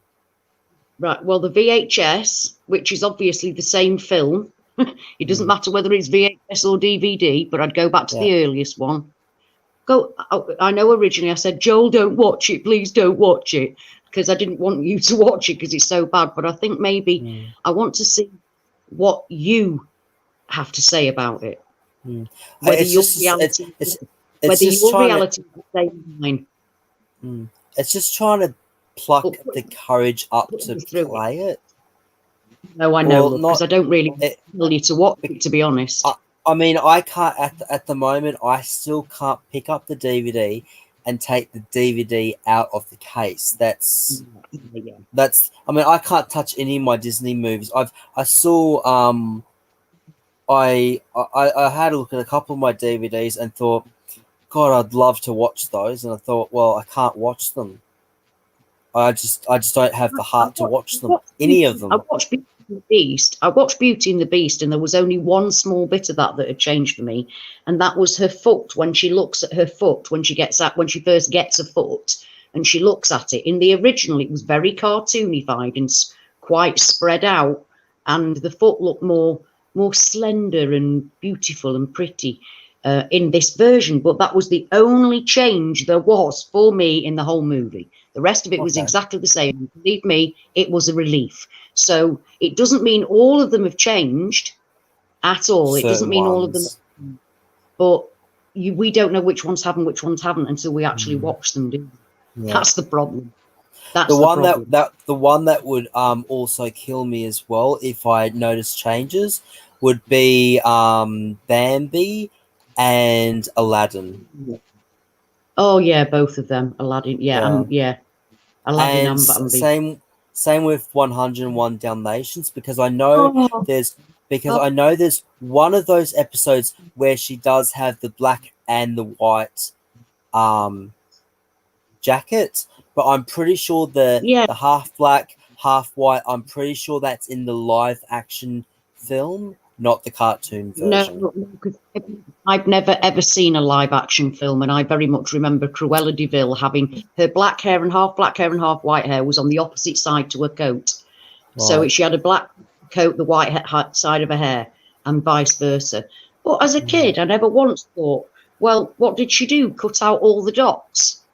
Because it wasn't a black and white combination coat. It was half white, half black, and I thought, did she cut out all the dots and sew them all together? And what happened to the rest of the white coats? And all kinds of things were going through my head. You know what I mean? But Yeah, it didn't make sense because it wasn't actually spotted. Are you talking about Cruella de Vil? Like that Mandela Effect change? Yeah. That's a weird one. Yeah, it is. It's like we've said, it's messing with our childhood. That's the thing that we don't like about it. It's messing with our childhood. Tony the Tiger has like a blue nose now. It's just weird. Fruit Loops. Tony the Tiger on Frosted Flakes. Oh, what? Yeah, I remember. I remember both. But I remember the black nose. I remember the black nose more though. Yeah, it's happened sometimes, and it doesn't do much with me. But it was always black for me. It never had Tony never ever had a blue nose. Yeah. No, that's a Mandela Effect in me. Yeah, and then like Fruit Loops obviously is a big one. Fruit Loops, like that's weird. Well, it's gone back. It has flip flopped for me. It's gone back to. Well, it was fruit, like as in the piece of fruit. Yeah. And then it flipped. And then it was healthy. Yeah, and then it flip flopped back to FOO. See, for me, it's the opposite. It was always fruit for me, like a piece of fruit, and then it changed to fruit, FROT, and that was the Mandela Effect for me. So it has not changed back. Me too. It's still fruit. No, it wasn't for me. Like a piece of fruit. Yeah, because Yeah, to me it was as if they were trying to make it sound like it was healthy, calling it Fruit Loops. It was a healthy. It was a healthy cereal. It's Fruit Loops, but I know these things like Febreze is now Febreze, and I'll say it now. It's turmeric. It's turmeric. Oh, my husband. That one bothers him so much. Me too. I have turmeric all the time, so. I saw it on the shelf and I was like, no, just like no, pointing. No. He refuses to call it turmeric. He refuses. He's like, me too. I call it turmeric. I can't. It's one of those things that I can't not call. I have to. And at one point when I first saw it, I used to gauge where people were you a turmeric or a turmeric person. And if you're a turmeric person, I wasn't that interested in you. We're over that now. Right. Mandela Effect. If it might be turmeric, that's fine. But at first I was like, right, that's my gauge. That's my gauge as to where people are. Are you a turmeric or a turmeric person? Oh, turmeric, is it? Well, you're not from my reality, excuse me. And then it was like, hang about a minute, you're getting a bit ridiculous. It's the one thing I got like that about, where I was getting really funny with people because they didn't call it turmeric. Like, what? So, yeah, I backed down from that one. I do understand that not everybody that's affected with it. I will say when my husband experiences an Emmy that I don't, or I experience one that he doesn't, I do give him the side eye, like, who are you? Yeah. Like, what have you done? What have you done with my husband? Like, Yeah. Who are you? Like, who are you? I can see it now for some people. Yeah, right. Yeah, I know you, Mister, and you're not Mister. Yeah, there's been a few where... weird. That is weird, one hand, to be fair, because like the thing is with me is that my husband was my anchor person for 30 years. We went through everything together. So for him to remember the same thing really blew me away. And there you are, both of you affected, but still you expect your man to have the same anchor memories that you do, and he must expect his woman to have the same anchor memories as he does, because you've been through that time together. Not anymore, but the weird thing is we woke each other up at different times.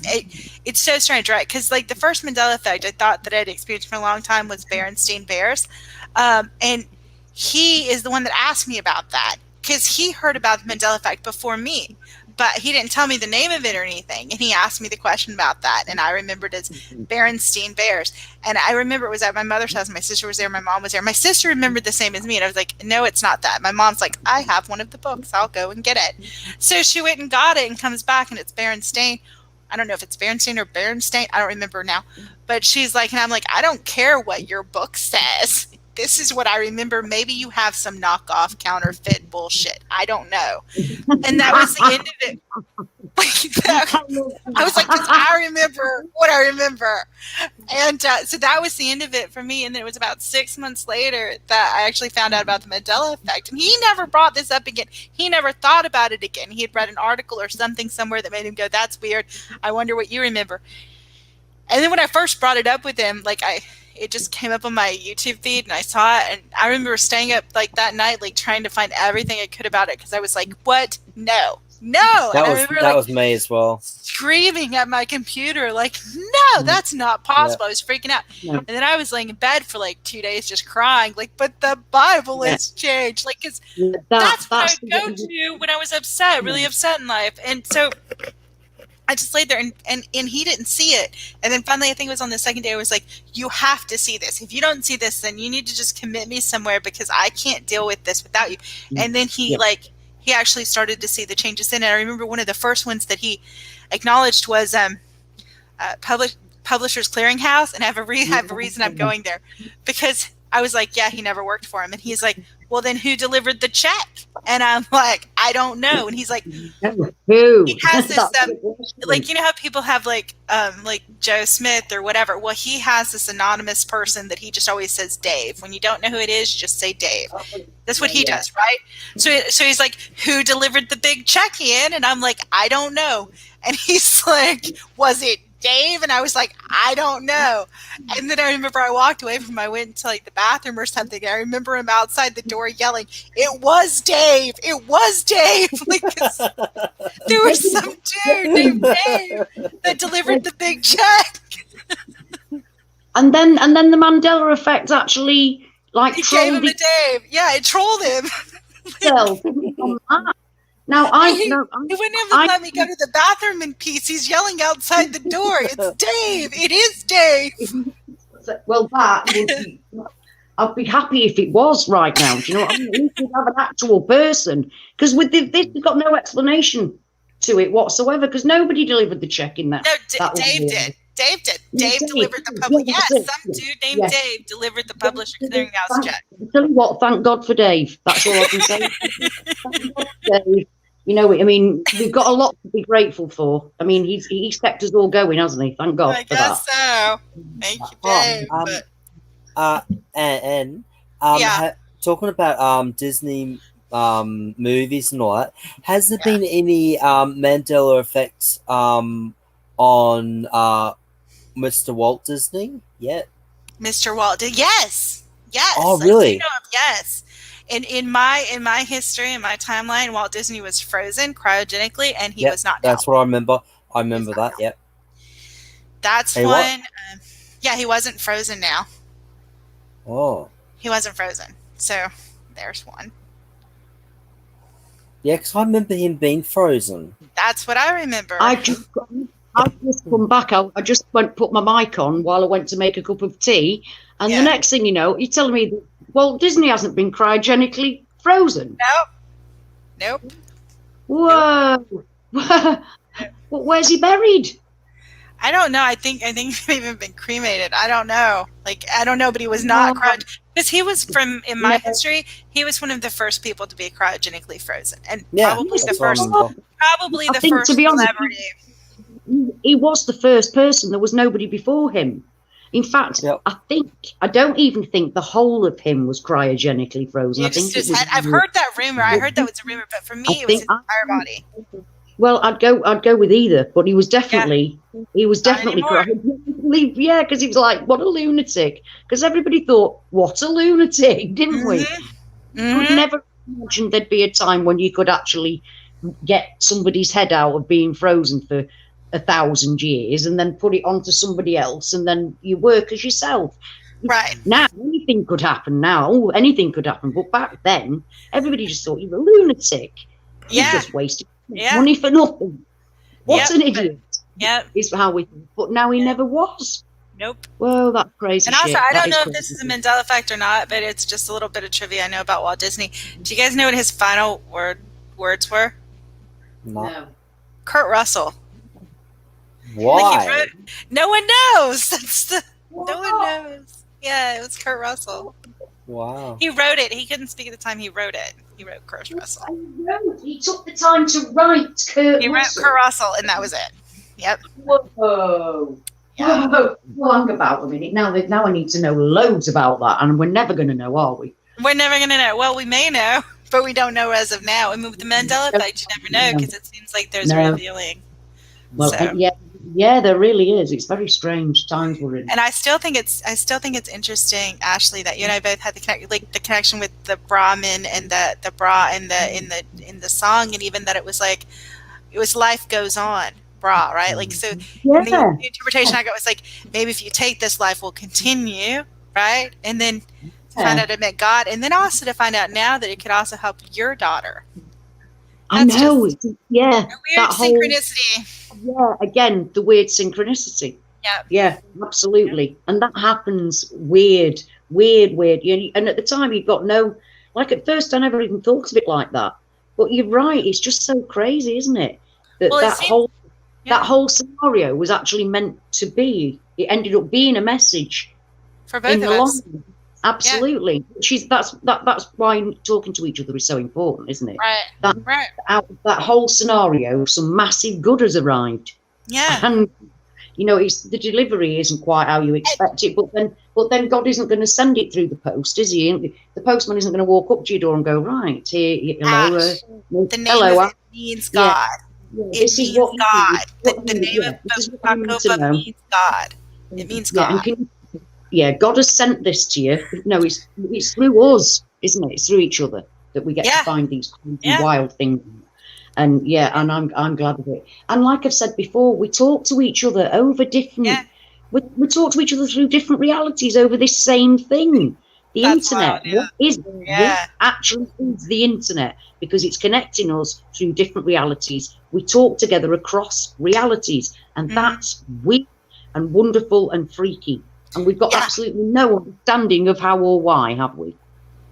Well, no understanding of how or why. I still think it's benevolent, whatever it is. I think you can say it like that helps you, that helped me. I think it's really interesting though that you can have that Mandela effects, or can also it's almost like, and that's the story with Dave, right? Because it seemed like the Mandela effect was actually speaking to my husband in that instance, and this seemed like it was speaking to us. Now it may be speaking to 100 other people, I don't know, but it's interesting that it seems to be speaking, and when it's speaking, it usually tends to be for a benevolent or a good end. Yeah, positive reasons. Yeah. It's always to the good, isn't it? Those things. Yeah. They're never ever to the detriment. You always learn something more. You've got the answer to a question, or it's put you on the path of the answer to the question. Yeah. One of the things that you're thinking, and that's why it's so. That's why I've said loads on my videos. Thank you for all the links and things that you send me, because without you sending me the links and this is before we could actually speak to each other.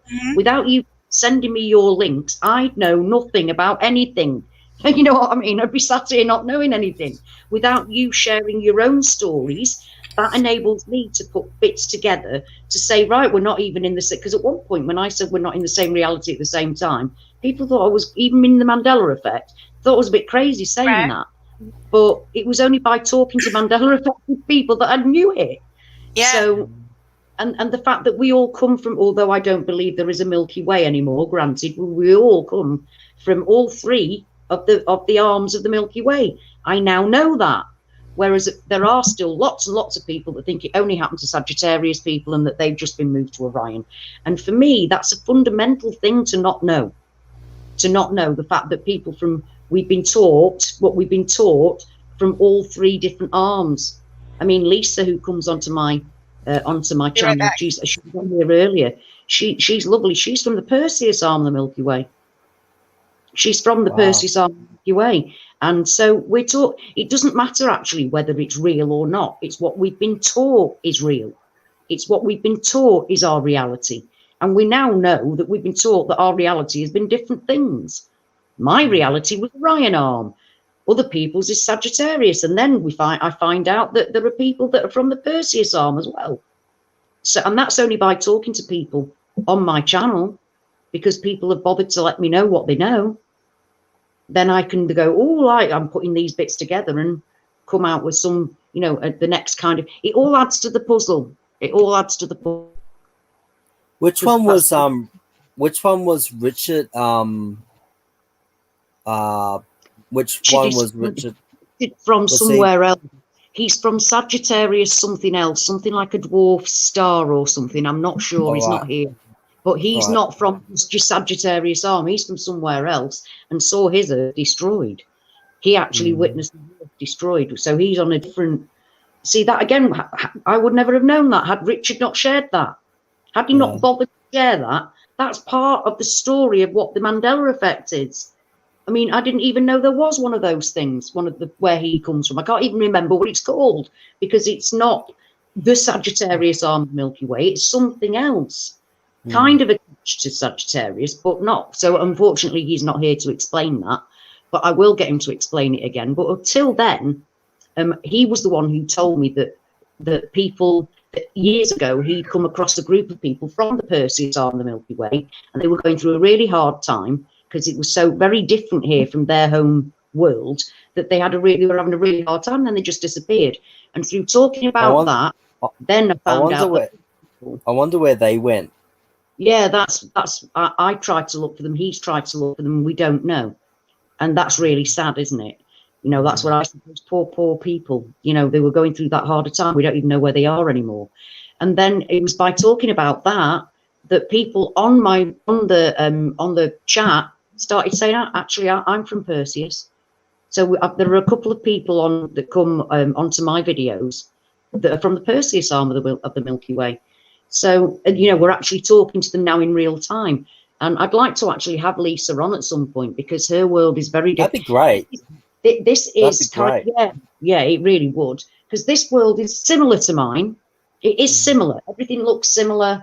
Everybody is similar, except for, I mean, obviously when you get under the, people might look the same, but they're not acting the same. No. And the underneath, it might all look similar and ever changing, but similar, but the underneath isn't quite right, is it? You know, where I'm at here. But ultimately, the technology has gone up in leaps and bounds. Oh yeah, big time. Yeah, that's very advanced, very much more in advance than it was in my reality. We had no such thing as like it's a dystopian, weird dystopian future movie. Yeah, it kind of feels like we're that. really living that. We're really living that at the minute. It's very, very strange. And like where I come from, the thought of having holograms was like a pie in the sky scientific dream. Right? We were nowhere near having holograms. Next thing you know, you've got dead people in holograms performing on stage with other people. Well, that wasn't a that was weird. That was wasn't weird. a thing 4 years ago. That was not a thing in my reality. We were nowhere near doing that.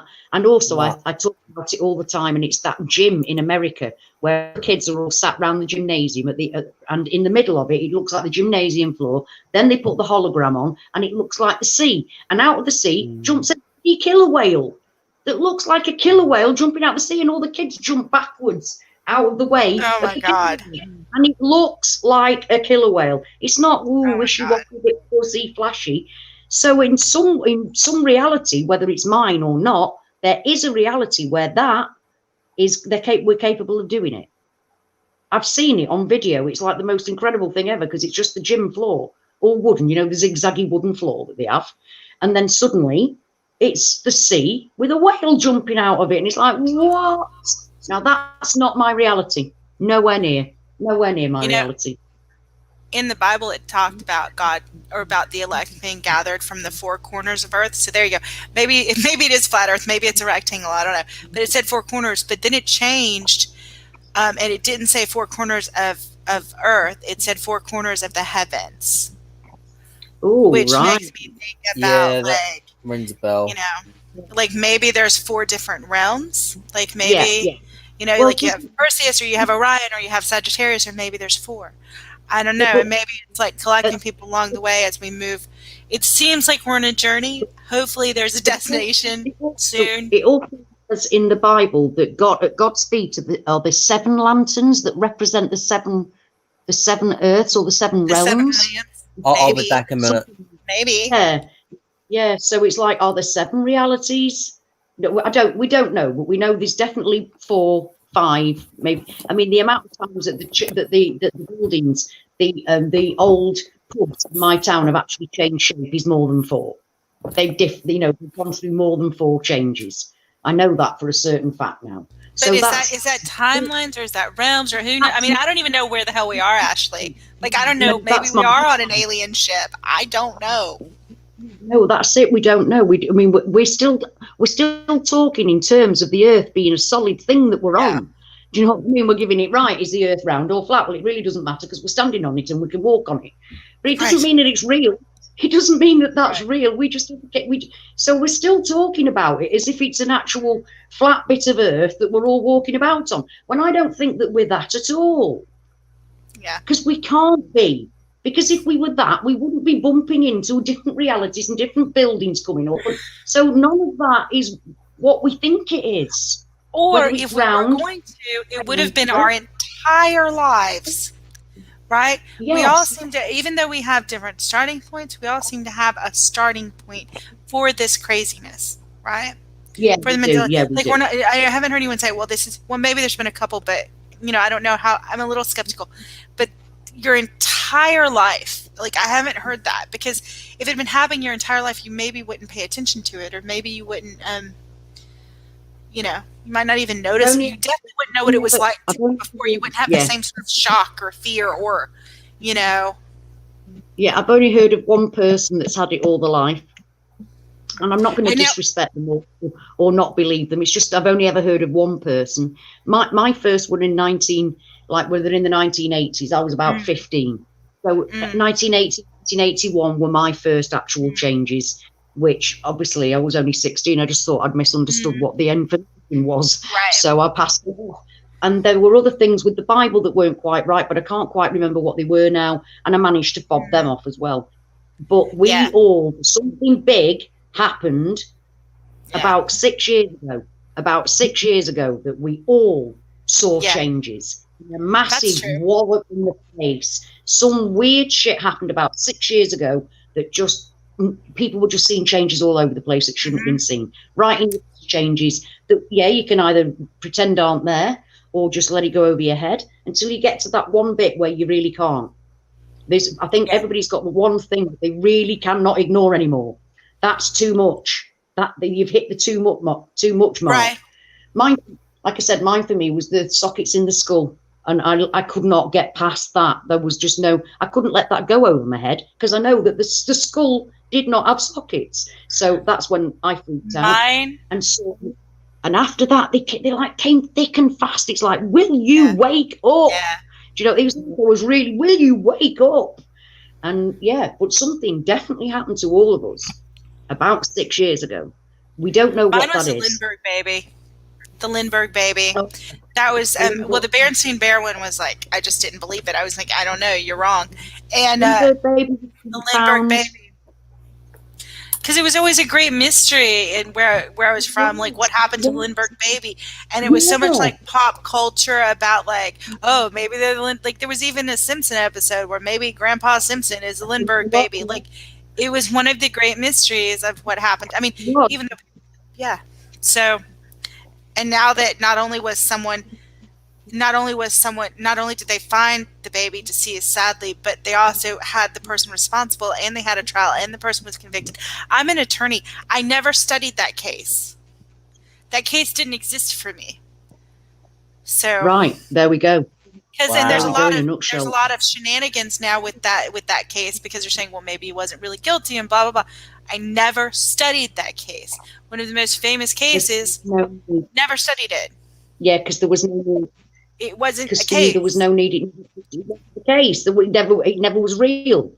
It's never real. Oh, it's never solved. Yeah. So that was a really big one for me. That was there's absolutely nothing you can do about that. That's the complete opposite, isn't it?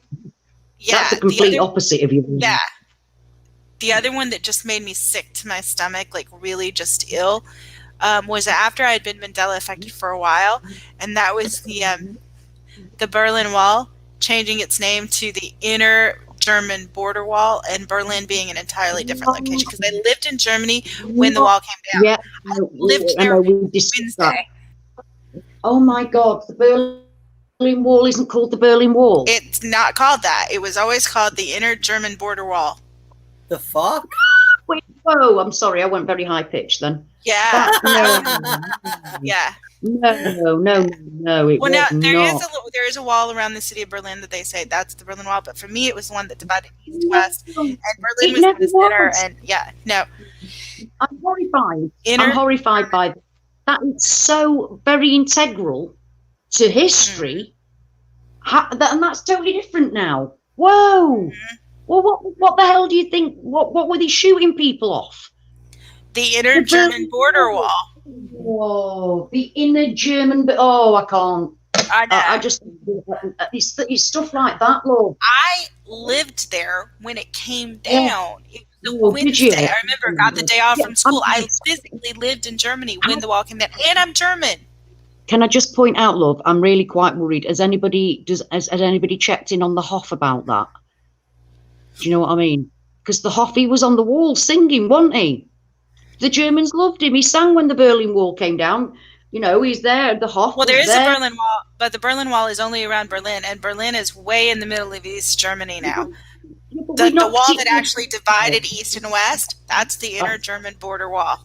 And it changed a lot of history, because now there's this little road that went from East to West Germany. So like during wartime, people in Berlin, because it was still West Germany, could travel to the West. Like that doesn't make any sense to me, because they're traveling through enemy territory. But that was allowed, but the East Germans weren't allowed to cross. It's so messed up. I don't understand it. It wasn't even there then. It was there. The division happened after the war. That was the whole point. It was divide East and West. That was the point. Okay, during the sort of the silent war or whatever. The silent war. Between that's what I meant. Sorry, you're right, because it was corned off after the war. It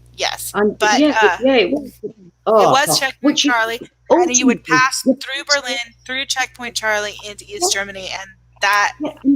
No. And both me and you are army brats. Why were we there? Yeah. Because we were there to make sure that side of the wall didn't start attacking. That's why we were bloody in Germany. Yeah. That's exactly why. Yeah. Oh, I can't. That's our own history changing. Yeah. Yep. Our own childhood history changing there. I remember going through protest against like Americans and stuff around that time, because they were like, Americans go home, get out of our country, because there was a unification of the East and West, and like I remember those things vividly, because you don't forget that, like you just don't forget that, going through a mob of people like screaming that you need to go home. When I was, as a child, I wasn't like, I was like a teenager, so. Yeah, that's harsh. It's not something you forget. That's like, it was scary. But now it didn't really happen like that, which is even scarier. I remember bands coming and playing like Pink Floyd, The Wall. I remember people selling pieces of the Berlin Wall everywhere. Or chunks of concrete that they said was the Berlin Wall. Like, I remember that going on. I mean, it was just everywhere. You're not going to... It was one of the emotional moments watching that breakthrough. It was one of the most emotional moments to watch. All that suffering, just like if anybody that was around and knew about it, all of that suffering from that side of the wall, when they broke through, it was like, it was like your heart went out, and it's like, we're healed. Yeah, like families get to be reunited, and like, nope. Yeah, and it was just such an amazing thing. Just such an amazing thing to have witnessed. And, at the time, you knew it was history, and you'd be saying, you'll be talking to your grandchildren about what it's like, and when the Berlin Wall came down, and, oh, God. Well, instead of talking to you guys, I'm talking to you guys about it, right? Like, because it's not the same. It's the inner German border wall, and Berlin is not in the same place, and it didn't happen the same way. And that one really made me feel ill. Like, to be honest, like that one was just like, but I was there. Me too. Yeah, at the time. Yeah. Mm-hmm. That's the time, and that's the That's like, I think that would be like, if you went to Woodstock and then you find out later that the name has completely changed. Like, I think you'd be like, but I was there, and that was a moment in history that is iconic in some way. it was a massive event. It was a massive event in history. It wasn't a small event. It was a massive event in history. Oh my God, Anne, that's really just too much. That one really got me. That happened years ago. That's an old one. That's probably 3 years ago for me now, but yeah, that one still bothers me. Yeah, massive. That's your history changing right there. Yeah, absolutely. Your own history, and mine to a certain extent, but yours because you were there at the time. I mean, and German. I'm German. Are you actually German? I'm actually German. My grandmother's German. My grandmother and my great grandmother, my aunts, my cousins, they're all German. They all lived there. Like, we would go and have Christmas with them. Oh, that's fantastic. Oh, that's fantastic. Do you know what? It's the best time of my life ever was living in Germany. I've got the happiest memories ever of what living part in of Germany. Germany did you live in? I lived in Osnabrück first. Then I lived in Hereford. And I lived in Bunde, which was which has the world's largest cigar in it, folks. And believe me, it's a very large cigar. And then I went to boarding school in Ham. So, okay, I lived in Augsburg, and I lived outside of Frankfurt. Oh, right, yeah. I visited Frankfurt. I visited quite a lot of the places. Obviously, I went to Hamlin and all in Frankfurt and all of the main beautiful places. It's a beautiful place. It's Germany. It is very pretty. And the people are lovely, and they really treat children well. Do you know what I mean? They give meat away and everything at the counters, things like that. I mean, being an army brat was such a blessed childhood. I can't even begin to explain to people how amazing it was being an army brat. It was the most magical, amazing childhood ever. Not quite the same if you're in the actual army or if you're an army wife waiting for your husband. I'm quite sure that was a different thing entirely. But for me as a child, it was the most amazing and wonderful thing to have gone through. To move around a lot. Yeah. There's the Mandela Effect robbing us of it. It's like, piss off. You know, that's what. Or maybe we went through it to prepare us for the Mandela Effect. We should be used to changes. But also, a lot of the places, like we've actually seen, like I saw the Mona Lisa in person. Like I've been on top of the Eiffel Tower. On top of the Eiffel Tower, there was no river right next to it. The Mona Lisa didn't have red curly hair. Like I've been to now. It's red and curly. Shed black. Yeah, exactly. It was for me. It was a dark brown and it was straight. For me, it's red and curly. Yeah. She had black still dark hair. Yeah, but it's red and curly. Yeah, it's changed. Go ahead, Google it. I'll wait. I love them. Well, I actually did. It's not like that in mine, isn't it? I like when Joel Googles something because then we get to see his face when he sees it. Oh, hang on. So you want me to Google it, don't you?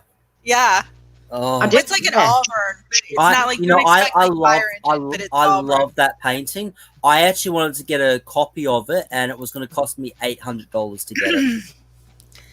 And I've got no wall space to really hang it, so that's why I didn't get it. But that and the price of it is just going to cost too much. So, do you know what was that was supposed to make that painting special? Yeah, she had a smile that it wasn't it smile, wasn't it? No, it wasn't the smile. It wasn't the smile. It wasn't the smile. It was that no matter where you moved in the room when you were looking at the painting, the eyes seemed to follow you. Yeah, right. Still look at you wherever you were in the room. Exactly. Your eyes would follow you. Exactly. And her smile. Smile wasn't a smile, it was just straight out. But see, I don't see really much of a change with the smile personally. To me, there was always a little bit of a smirk. It was like Mona Lisa's smile, that was the joke. But Hazel Fiver channel, he put up both. He's really good with residue, and he put up the Mona Lisa that I remember. Because the question was, can you see a smile? Has she got a bit of a smirk? Well, no, it was a straight line. I used to think, what bloody smile? And then suddenly the Mona Lisa was actually smiling on one of her face. You're right. You're always reality. Yeah, you're right. It also has a veil now. A veil. It's like it's like a browny red color. It does not look right. Yeah. Those curls in the front, they were not like that. Yeah. It was dead straight, and her hair is actually shorter. Do you see the veil? Yeah, I agree. If you look across the forehead, you'll see the veil going across. There's a veil on top of her hair now. I see it. Yeah, I see it. Yep. No, but her hair was like down to there. It used to be down to there. Now it's shoulder length, basically. And now there's 3 Mona Lisas. There's another one. Yeah, there's 3. One is a nude Mona Lisa, by the way. What? Yep. Okay, I'm looking that up. Not to sound like a bird, but stop now. There's a nude Mona. I'm not joking. There's a nude Mona Lisa, and then there's another one. There's a second one that he did that is like. Oh my god! There's 3. What the hell? She's nude. She really is nude. Joel is blushing. Whoa. Yeah, there really is a nude Mona Lisa now. Yeah, it's weird. Never heard of such a thing. I will be going to have a look. I don't think that's really Mona Lisa though, because no, it is. It is. Well, he screwed up her face. Well, there's another one that's awesome. Oh, Joel, that's where you are, my love. How sweet is that? It's a nude Mona Lisa. You say he screwed up the face. I love you. That's cracking. Well, he had the naked body there. No, I like that. Yeah, it looks odd. Right back. Yeah, right. There's 2 of them there. There's one that he practiced on. There was only, so there's 3 total. Wow. Oh, stop now, please. Yeah. No. Right, I'm just going to go silent briefly because I'm going to make my cup of coffee that I keep not making. So I'm going to go silent and make that coffee. Be back shortly, guys. It gets like that.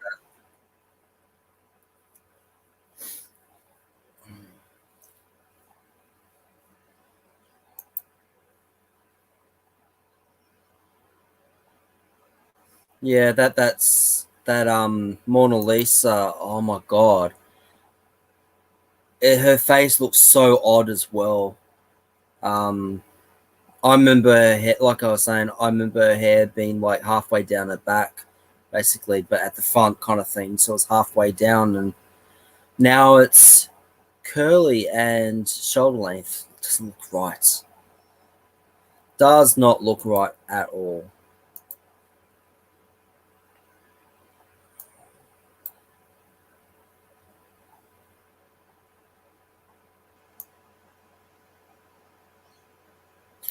I'm gonna put a question to the chat. What does people remember with Mona Lisa? What is people's memories of Mona Lisa? I'd like to know.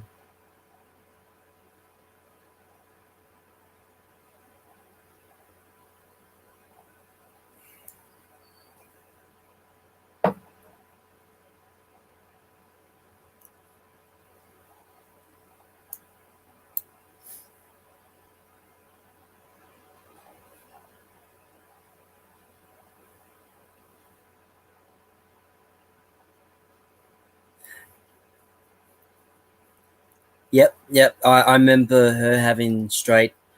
I actually remember her having black hair, not dark brown, but it's. I mean, yeah, she definitely did not have curly hair. That's for sure.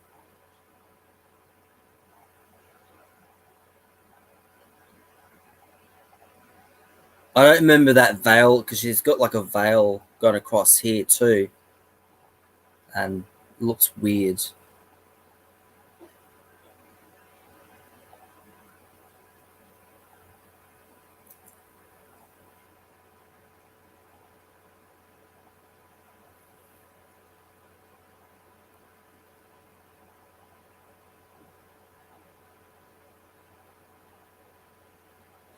Well, the thing is, Captain Rankin, I remember her having just a very, very. It wasn't a smile or a smirk, but you couldn't really tell. Like you couldn't tell if she was like it was like a poker face. Like it was very straight.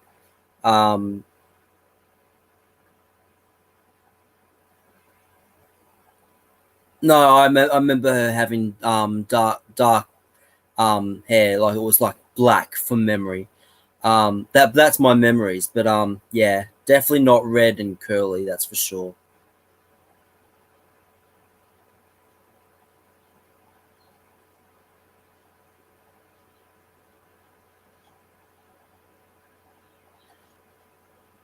What do you mean by was it 1980s? I'm not sure what you mean.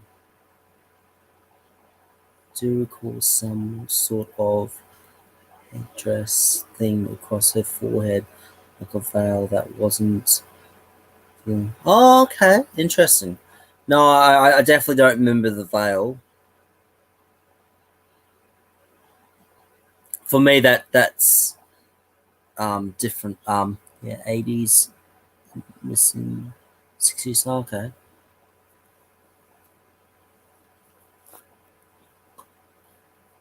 Yeah, she was mysterious with. Yeah, she was. That I mean, the Mona Lisa painting is one of my absolutely favorite paintings. I've always wanted to own a copy of the Mona Lisa painting. Now, I went to one of the suburbs near me, and they've got a painting. Obviously, it's a copy, but it was going to cost like $800, um, and it was huge. I mean, I don't. I mean, this wall that I've got here would be perfect for it, but the thing is, it's concrete, so I can't actually put anything up on it. And all the other walls they're covered with pictures, so I've got really no wall space for it. But apart from that, it costs a lot of money. So I was like, oh, maybe one day. But no, it's the Mona Lisa painting's one of my absolute favorite paintings in the whole world. So for me, that did affect me quite a bit.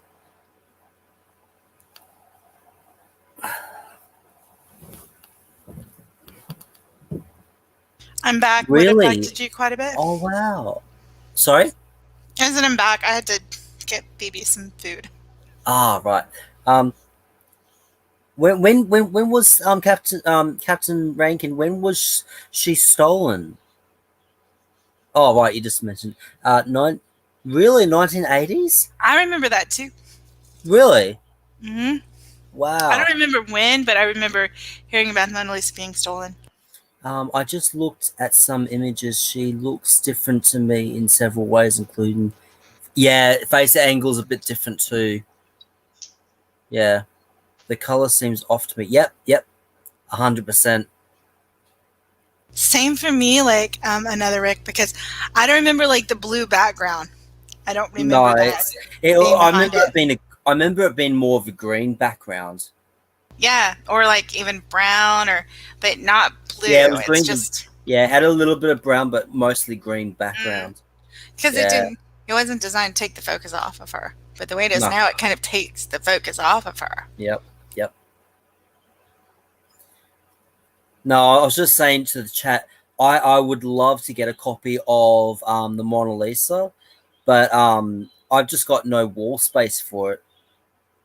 That, and it costs way too much. It costs like $800 for a copy, and it's huge. Like the picture's huge, but I just don't have the wall space to get myself a copy of it. Mm-hmm. Yeah. And a couple more art changes for me. Like for me, it was Leonardo da Vinci, which is D-I.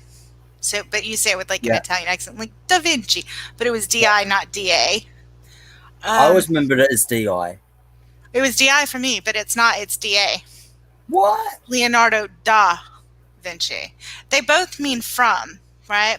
They both mean like of or from, But I always remember it with the D-I, not a D-A, and now it's D-A. So that's it doesn't sound right to me. And then like another one that's really big for me is Van Gogh. I thought it was Van Gogh. I remember it might be now. For me, it was Van Gogh. Oh. It had a G-O-U-G-H, Van Gogh. The way the Americans pronounce it. It's Gough. but the Americans pronounce their words different to us. They kind of have the vowels. They have the vowels the opposite way around. Sorry for interjecting, but well, we also have to drive on the opposite side of the road, and we also have to use like Fahrenheit when everyone else uses Celsius, and we have to use mod. Like we have to be different, apparently. Yeah, by the way, I just wanted to mention also, we have now done the longest live chat ever. Yeah, wow. 10 hours, 7 minutes. For one video, for one live video, this is the longest video we've done. The last video was 10 hours and 2 minutes and so many seconds. It's now 10 hours, 7 minutes, 14 seconds. Wow. So we've beat our record. It's still going strong. I can't believe people are still listening to us. Really? Yeah, it did drop quite a bit before. Like it was down to like 7 people watching, but I'm glad that it's gone back up again. But people that were watching from the start, they've probably come back and forward to think, holy shit, they've done it again. Right? Yeah, we're still here. We're still here talking. Well, I'm just sitting here with the sick kitty, so it's keeping my mind off that. So we'll do too. Today. Yeah. I wonder what the longest live chat is. I think it was 15 hours. Photo helix. Wow. I don't think we're up to those. Pardon? I don't think we're up to those levels. Although I didn't think we were. I didn't think we were up for 10 hours when I decided to make a 5-minute live about Tesla. Yeah, that's a very long 5 minutes. You're gonna have to change the title. People will be like Tesla. Yeah, really will. There's nothing to do with Tesla. I do have an interview with Tesla for me. There's now an article. Sorry. There's now an article, an enemy for Tesla for me, to kind of keep your title, right?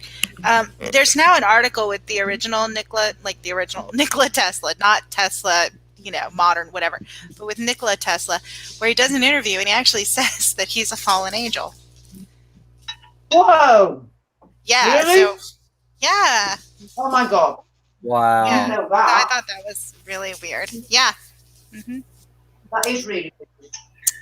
It's a little creepy though. Never said it wasn't. Never said it wasn't. Apparently he had a really weird sense of humor. I don't know. No one knows if he was being serious or not. Like he did some weird things to like Albert Einstein. I don't remember all the stories because I wasn't really listening when my husband talked about it. But apparently my husband was really into history. But I did read the article, and apparently, he was a fallen angel according to him. Phone. Be right back. Whoa. That's crazy. He did actually say that a lot of his stuff came from when he was dreaming. Okay. But it wasn't in my original reality. I know that. Are you eating or something? Yes.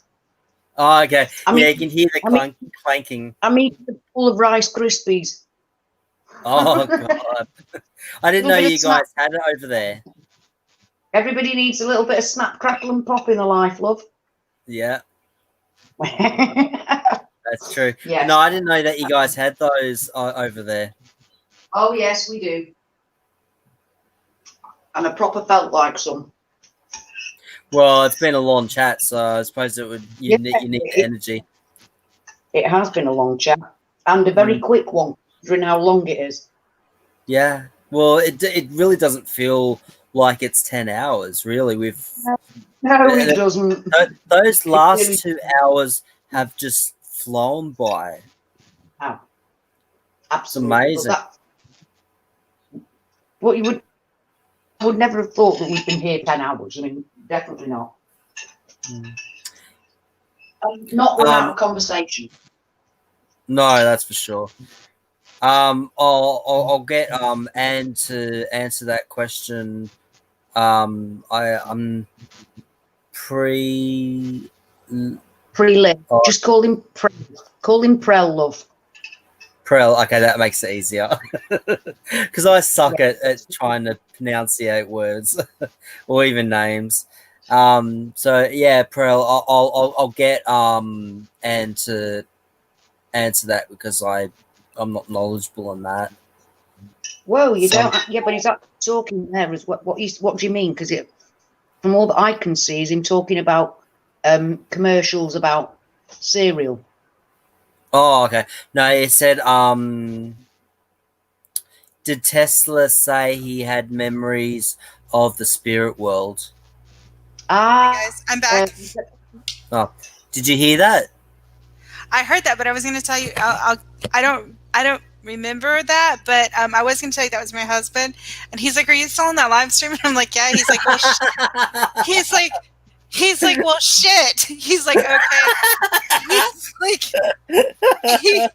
He's like, "If you're still on it when I get home," because he's on his way home, he'll be here in about 10 minutes. He's like, "Then maybe I'll join." So there you go. Cool. Yeah. Cool. But he was like, "Well, shit." Yes, we are. They're not lightweight round part, you know. I remember the Rice Krispies commercial in the 1970s. Wow, I didn't know it was that old. Snap, crackle, pop. Yeah. Or did that change? Yeah. They're much older than the 70s. I think they came out. Did they come out like the 40s or something? Oh wow! Originally, it's a Kellogg's thing. Has snap, crackle, pop changed, or is that still the same? No, it's still snap, crackle, and pop. Let me have a look. It might have done. I'll just let me check. Don't you hate that? You're like, is it still the same? I don't know. Hey, Lisa again. Oh, here's another weird one. Do you guys remember the Energizer Bunny? Now there's another one. There's the it's the Energizer Bunny, and then there's also the Duracell Bunny now. Oh yeah. And for me, there was just the Energizer Bunny. Oh really? I remember both. There was just the Duracell Bunny, and then the Energizer came out. But the Energizer to me is a Mandela. Because for me, it's the Duracell. The Energizer one came out later. No, not for me. That's so weird. Yeah, no. For me, I don't see the Duracell Bunny anymore. I don't see the Duracell Bunny anymore. It just used to be the Duracell Bunny, and it was the copper colour top was always a superior battery. We were told, and that's how we thought of it. So yeah, this Energizer Bunny is like something very different to me. No, for me it was always the Energizer Bunny. There was never a Duracell Bunny or any. We were like, I think for my husband too, but who knows? You have to ask him. He might have changed since then. Yeah, maybe a different husband. I don't know. Yeah, you might have actually bought them together in a shop, but you know what I mean. But it could have not been the same product that you bought. I know. Which is crazy. It's so crazy weird. stuff. Yeah, so weird. Gets weird. I like. From what the Hopi prophecy said, though, the thing that gets to me is that at the moment things are still pretty normal in an abnormal way, and the Hopi prophecy says that things are going to be that weird and different that they can't even tell us what it is. They can't even tell us how and strange to get. That's why I get concerned what happens next. Well, has everything that they've described, has that already happened? Like before it gets to the weird part that they won't describe? Maybe it hasn't happened yet. Maybe it's supposed to get worse. No, what I'm saying is, like, if they say, okay, A, B, C, and D happen, and then it gets really weird, and I'm not going to talk about it. Has A, B, C, and D already happened? That's my question. Yeah, that is the point. This is the bit here about the blue and red kachina. That is the last. They have other prophecies that came true about the white man coming with his railway and everything. They've got every single. They had 10 other prophecies, and they all came true. And then the red and blue kachina one about the changing of reality and everything is the end part of this. So we've already hit all the other bits. That's the thing. And now they think that we're in the middle of that going to another. And it kind of fits in with Bosra. It kind of it no, it doesn't. It doesn't. Doesn't? It doesn't say how long after No, it doesn't. Okay. See, there's two different things. There's the Hopi prophecy, which is actually carved into stone, and that talks about the beginning of the fourth world, what's going to happen, about the Antichrist and about Jesus. The bottom line is all empty until partway, about a third, not even a quarter, less than a quarter of the end, where there's a line joining both the top and the bottom line, and only a few people are on the bottom line being led away by Jesus, right? And they believe, the Hopi believe now we're on that line, the in-between connecting line between the old reality. If you stay up there and you don't turn your ways, you're doomed. If you go on this line, you'll eventually be on the bottom line, which is the new, being led off to the new world by Jesus, which kind of fits in with Bosra. It does, because it doesn't say Jesus. It says the breaker. No, but I watched. But it's the same sort of idea. I'd watched an update of it recently, and they say this person's Moses, and they're talking about the 10 Commandments, and because, like I said, this wasn't given to me all in one go; it was like drip fed. Yeah. So, and the last one says he was saying, "This is the Antichrist, and this is Jesus," and they're like, this is what they're saying." Absolutely. Wait, they're saying with Bosra or with the Hopi? The Hopi are saying. Oh no, I was talking about with Bosra. They call it the breaker. The breaker arrived. Right. So, the line that is between the two lines, which is the one that's connecting it both, like our transition line, they call that the breaker. Right, I get you. So it's even talked about in the context of Bosra.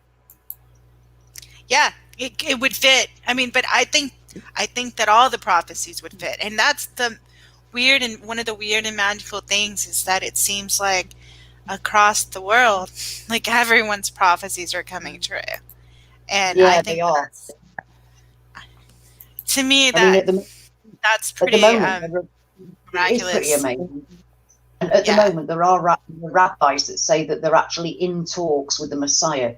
Now, we have to remember that the Messiah to them is a man, a person. It's not Jesus. Right. It's not a supernatural being. Yeah. It's a person, a king-like figure is who they're waiting for. And they're talking to him. He's here in person, and they're having chats with him. So it's like, what? What? Really? This is because there have been so many different prophecies, Jewish prophecies that have come into pass, like the snake falling out of the Wailing Wall. Oh, I remember that. I saw that. It was born, all kinds of different things. Fish in the Dead Sea. Fish in the Dead Sea. I'm like, what? Fish in the Dead? I still can't get my head around that. There's fish in the Dead Sea. I know. That's something we never, ever thought would ever happen. Well, not for like fish. Hundreds of years or something. Like it was like... No, we thought it would eventually like dry out or sink to the bottom and then things could live. But we didn't ever think like within our lifetime there'd be fish in the Dead Sea. And so why do they call it the Dead Sea? I know it's a stupid question, but why? Salt. It's that full of salt that nothing could live in it. Yeah. Right. That's why you can float in the Dead Sea, because it's that full of salt that you float. You become buoyant because it's that full of salt. And now, there's fish, which is part of the Jewish prophecy for end times and the coming of them. My husband also pointed out a Mandela effect. There's this like in Africa, like in the Sahara, in the middle of the Sahara, there's now this huge lake in the middle of the Sahara. Yes, and it looks kind of similar to. It looks kind of similar to like the Eye of the Sahara, kind of. I mean, it's like it's a volcano, like it's a volcanic crater. Which is a Mandela effect. That Eye of the Sahara wasn't in my reality. I'd never heard of the Eye of the Sahara. I don't remember when I first and yet heard there it is, this massive peak. Yeah.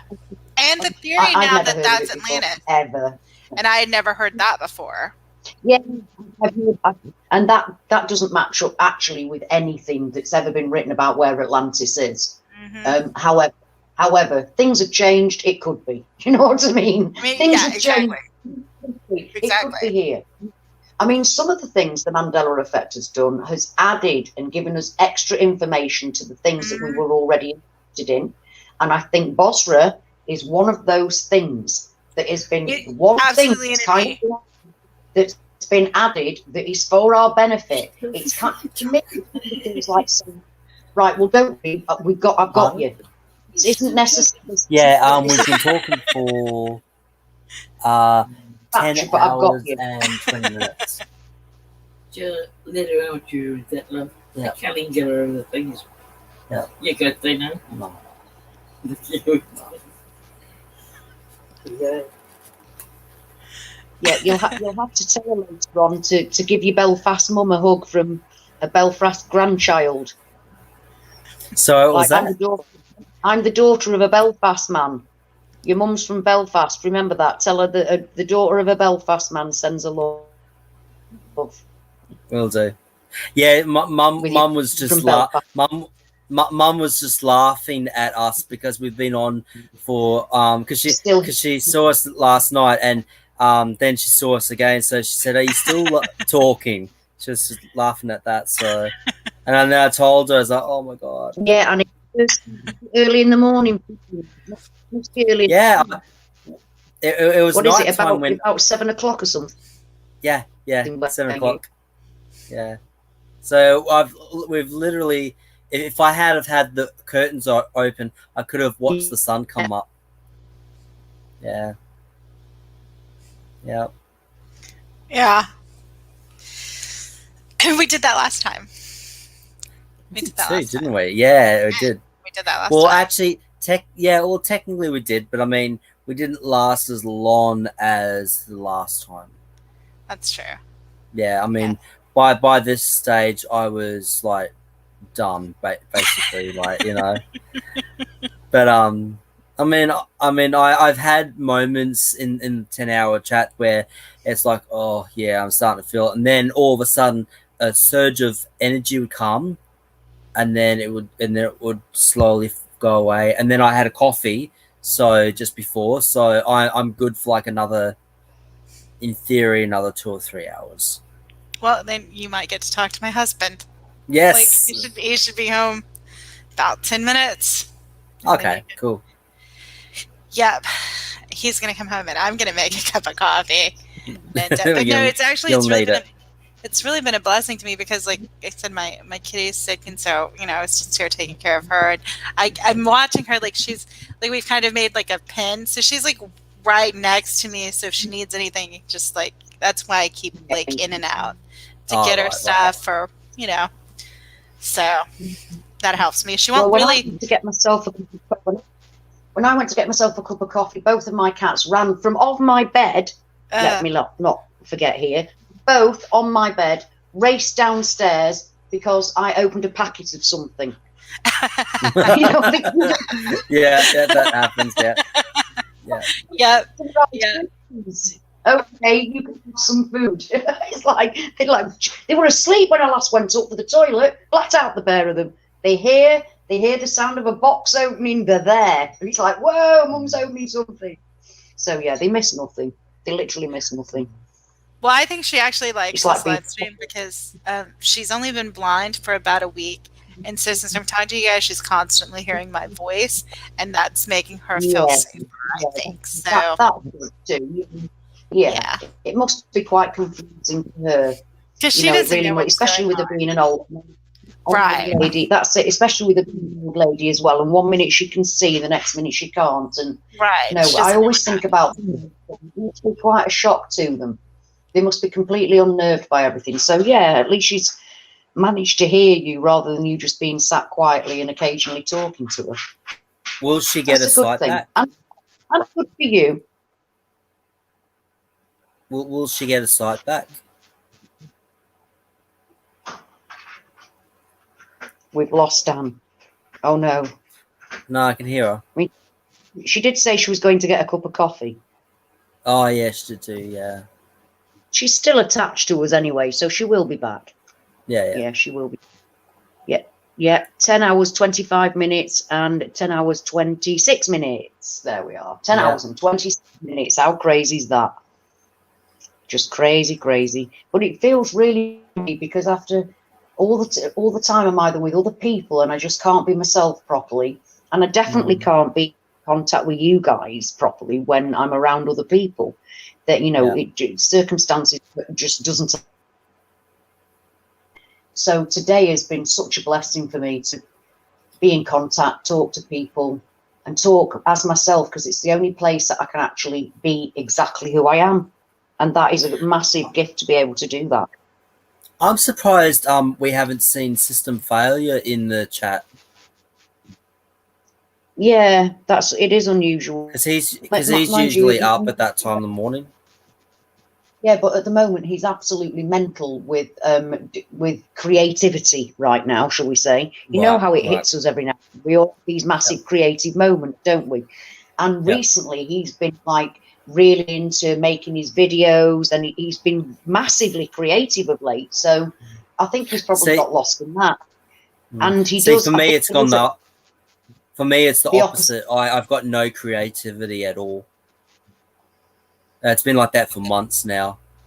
Yeah. Well, I still have, but I've not got the outlet. My outlet used to be doing bits and pieces in my house, but I'm planning on moving back nearer to my family so I can be nearer to them for my grandchildren, because I'm 60 miles away.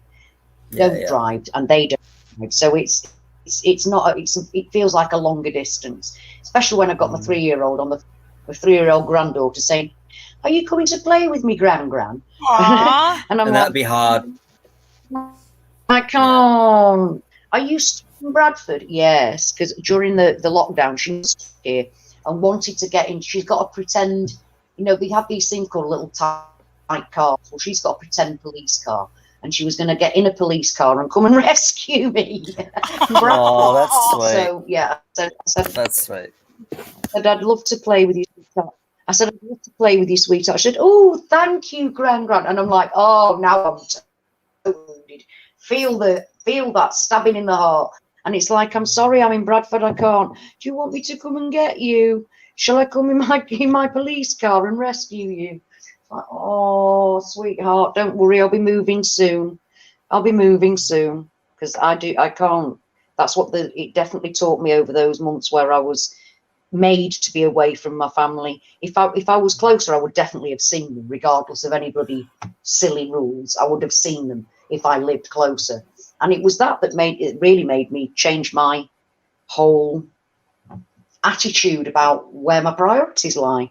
And they lie with my grandchildren, really. Yeah. They do.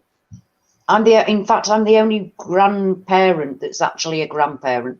My husband, he's granddad, but he literally only bobs in for 10 minutes in the morning and sees them for 10 minutes, and then that's it. He doesn't do anything with them or get involved in their life or anything. What does he do then? Well, he lives in his own house, and he's got his own life, really. But part morning of his routine, he nips in to see his daughter and his grandchildren. 10 minutes later, he's off doing the rest of his day, and tomorrow he'll come back and do the same thing. He's very stuck in his ways and his routine, and that's basically all he actually does with them. He doesn't take them out anywhere or do anything with them. That's what I do, and then other grandparents that are involved in their lives, which is sad. Now, is that I'm literally the only change in his personality that acts like. No, that's him. Changing his personality. That's him. He doesn't think that he's not he didn't do very much with his children. He's very much old school, white man. He's the one that goes out to work. You're a woman. You look after the children, but he loves them from over there. Do you know what I mean? He's never been. No, the fact that he would be absolutely wounded if he heard me talking about him like this, because I don't think he really thinks about it. But in reality, he's not a proper granddad to them. Not like his own granddad was. You know what I mean? And his own granddad did all kinds with him. So it's a bit of a shame, really. But I'm very well aware that I'm grandma. I'm gran, and I want to be doing the daft things with them. Taking them to the places, going to the park, just being a grandparent. Because grandparents are very important, I think. Well, my grandparents give children something that parents don't have time for. I know I didn't have time. If I treated my children the way I treat my grandchildren, it would have been easier for me. But when you're actually living it and bringing them up, you don't have time for that. You don't think of it like that. You're just getting through your day, bringing them up, getting through your day, sorting it all out. And then before you know it, they've grown. And grandchildren come along, and then you've got for them in a different way. because you've been through the bringing up of children, and you haven't got all the chores and having them round your feet constantly while you're trying to do your chores. It's not the same thing at all being a grandparent.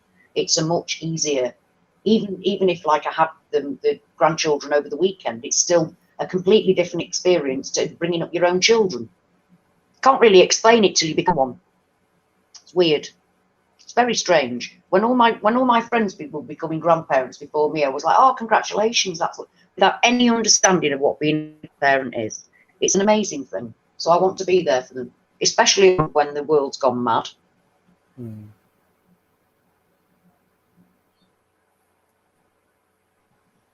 At the moment, I've got my fur baby. My fur baby, what keeps me going. Do you know what I mean? Talk to them on the phone is something, but priorities change, don't they? I want to be closer to Rylan in case, when he's seeing changes and things happening. I want him to be able to just jump on a train and be 5 minutes away from me. That's the point for me. Husband's back. It's time to stop being selfish. Ah, cool. Yeah. Yeah. Yay. And yes, yeah. And we are still here. Yeah, he probably needs like a few minutes, like change out of a suit and stuff like that. But yeah, he's here. He came in and I swear my cat started talking to him. She was just making these sounds at him. And I was like, I think she's bitching about me. And he's like, of course she is. Like, and undoubtedly so. Because poor thing, I keep squirting medicine in her mouth. She's over it. Hey, what's it like over there? I think I can't remember if I've asked you or not, but what's it like there with the pandemic at the moment? Depends on what state you're in. Okay. I'm in Georgia, and they don't care. Georgia does not care. We were like one of the last states to shut down, and we were like the first to open back up. So we were only shut down for 2 weeks. Wow. So how does that make any sense at all, right? I think, well, maybe 3 weeks. It was 2 or 3 weeks. It was it. It was not very long at all. So has all your businesses reopened, or? Oh, ours, I think so. Ours, like our governor does not care about any of it, and like, there's no mandatory mask here. There's no lockdown. There's no. I think gatherings of 50 people or more were banned, but not really. Yeah, nothing. Are we going to move to Georgia? Because that sounds like the only thing. There in Mexico sound like the only sane places left on the planet. It's everywhere else has gone completely doolally. Well, I mean, I don't know. Like, I've had family members that were sick, remember? But they actually are not in Georgia. So that's weird. But yeah. Yeah. Yeah. Yeah, well, yesterday, Anne, I kind of I did a little video and reported on Facebook about a piece that came out in the Lancet on the 26th of September. And they said COVID-19 is not a pandemic, it's a syndemic, is what they said. And they said COVID-19 is actually SARS-CoV-2, along with a multitude of non-communicable diseases. It's a mixture of those two, but the problem isn't the SARS-CoV-2. The problem is the massive amount of non-communicable diseases. So things from diabetes to obesity is on that list. And these people are saying that if we just they actually said that the modelers have modeled it like it's a plague. It's a plague, and they said it isn't. It's a mixture of two things. One of them is the SARS-CoV-2, and the other one is a multitude of non-communicable diseases. People have got a lot of other things wrong with them, and it's those things together, mixing together with the SARS-CoV-2 that makes COVID-19. COVID-19 is not one thing on its own called COVID-19. It's a mixture of a multitude of many different things that people have wrong with them. And the SARS-CoV-2, which people are just, that again is the sort of thing that's the Lancet, which is the most, the most revered medical journal in Britain, the Lancet, and people from all over the world write in the Lancet. They publish their findings in the Lancet. And here's the Lancet being ignored by our own government, who still do not want to take it as a holistic approach. and they really should be, because it's targeting certain areas like your black, your Asian, black, Asian, and ethnic minorities. A far greater number of those people are dying, and one of the reasons is that they're economical, and they're actually, this report is saying that we have to look at the economics of the people that are worse off. Now, it doesn't mean that only poor people are getting hit by it, and it doesn't mean, some people say, well, my relative died and there was nothing wrong with him. But the things that they are now adding as a non-communicable disease, that this SARS-CoV-2 thing, it becomes a problem. Whereas before it wouldn't have done. I mean, the fact that you're slightly overweight, you wouldn't really have thought that this SARS-CoV-2 thing would have a problem with you, but it does, because it's mixing with something else. You've got something else that your body's not quite right with. And this is what this article said in the Lancet.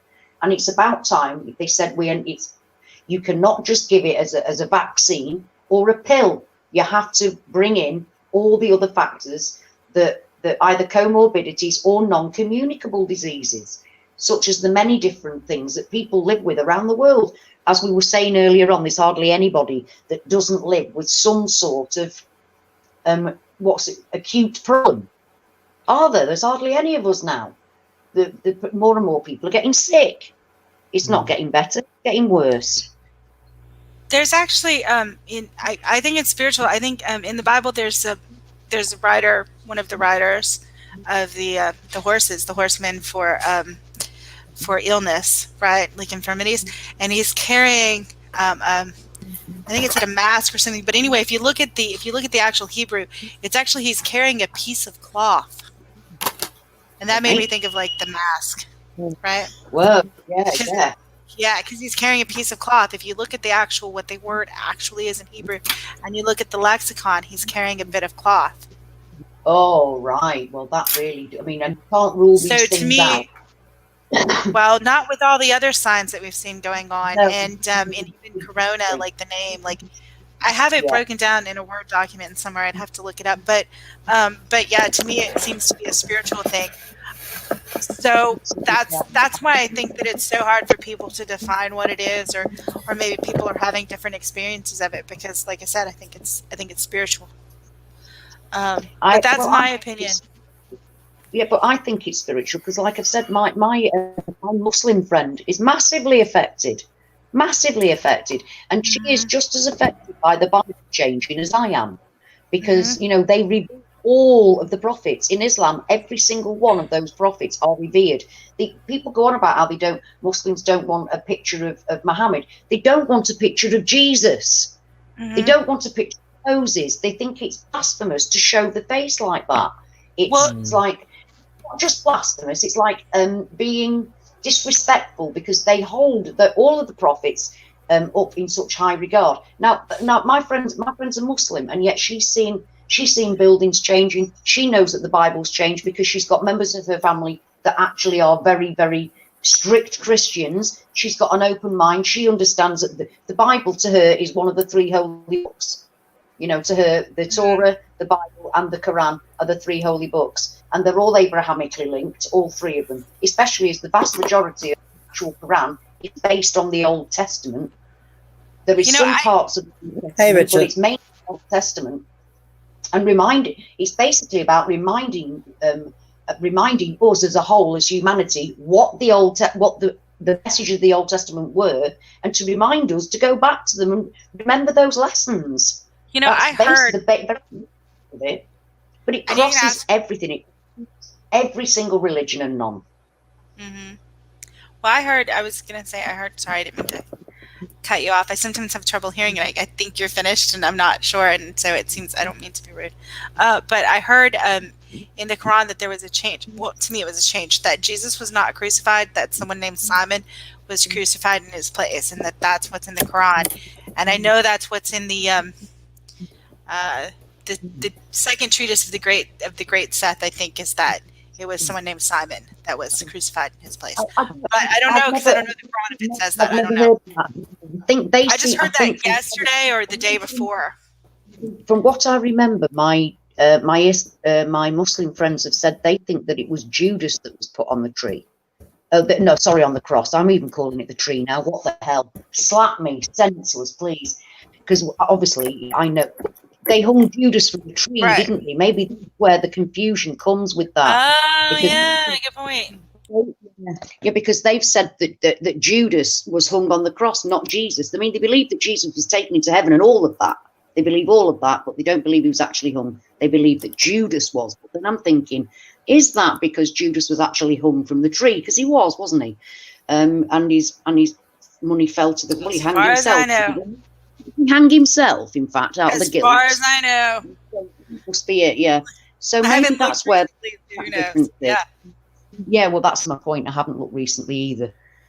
Not at that specific bit. So crazy. That's the craziest part. Like, one of the craziest parts. Like, you sit there and this is why it's so great to have you guys talk to me, because when you talk to someone else and you start to say something like a fact or trivia or something, then you have to stop and go, wait a second, this may not be the case. I have not looked this up in the last 10 minutes. It could have changed. Yeah, it could very well. And we thankfully we can just say that to each other, casual like. Whereas it's the only place at all that we can be ourselves, isn't it? Truly be ourselves. I mean, you're lucky because you've got your husband. You don't have to pretend at home.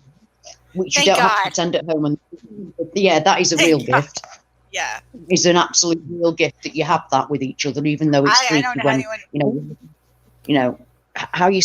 I cannot live with other people that aren't seeing it, aren't affected by it. It drives me mad because the dumbing down of it, the dumbing down of yourself, the having to pretend all the time.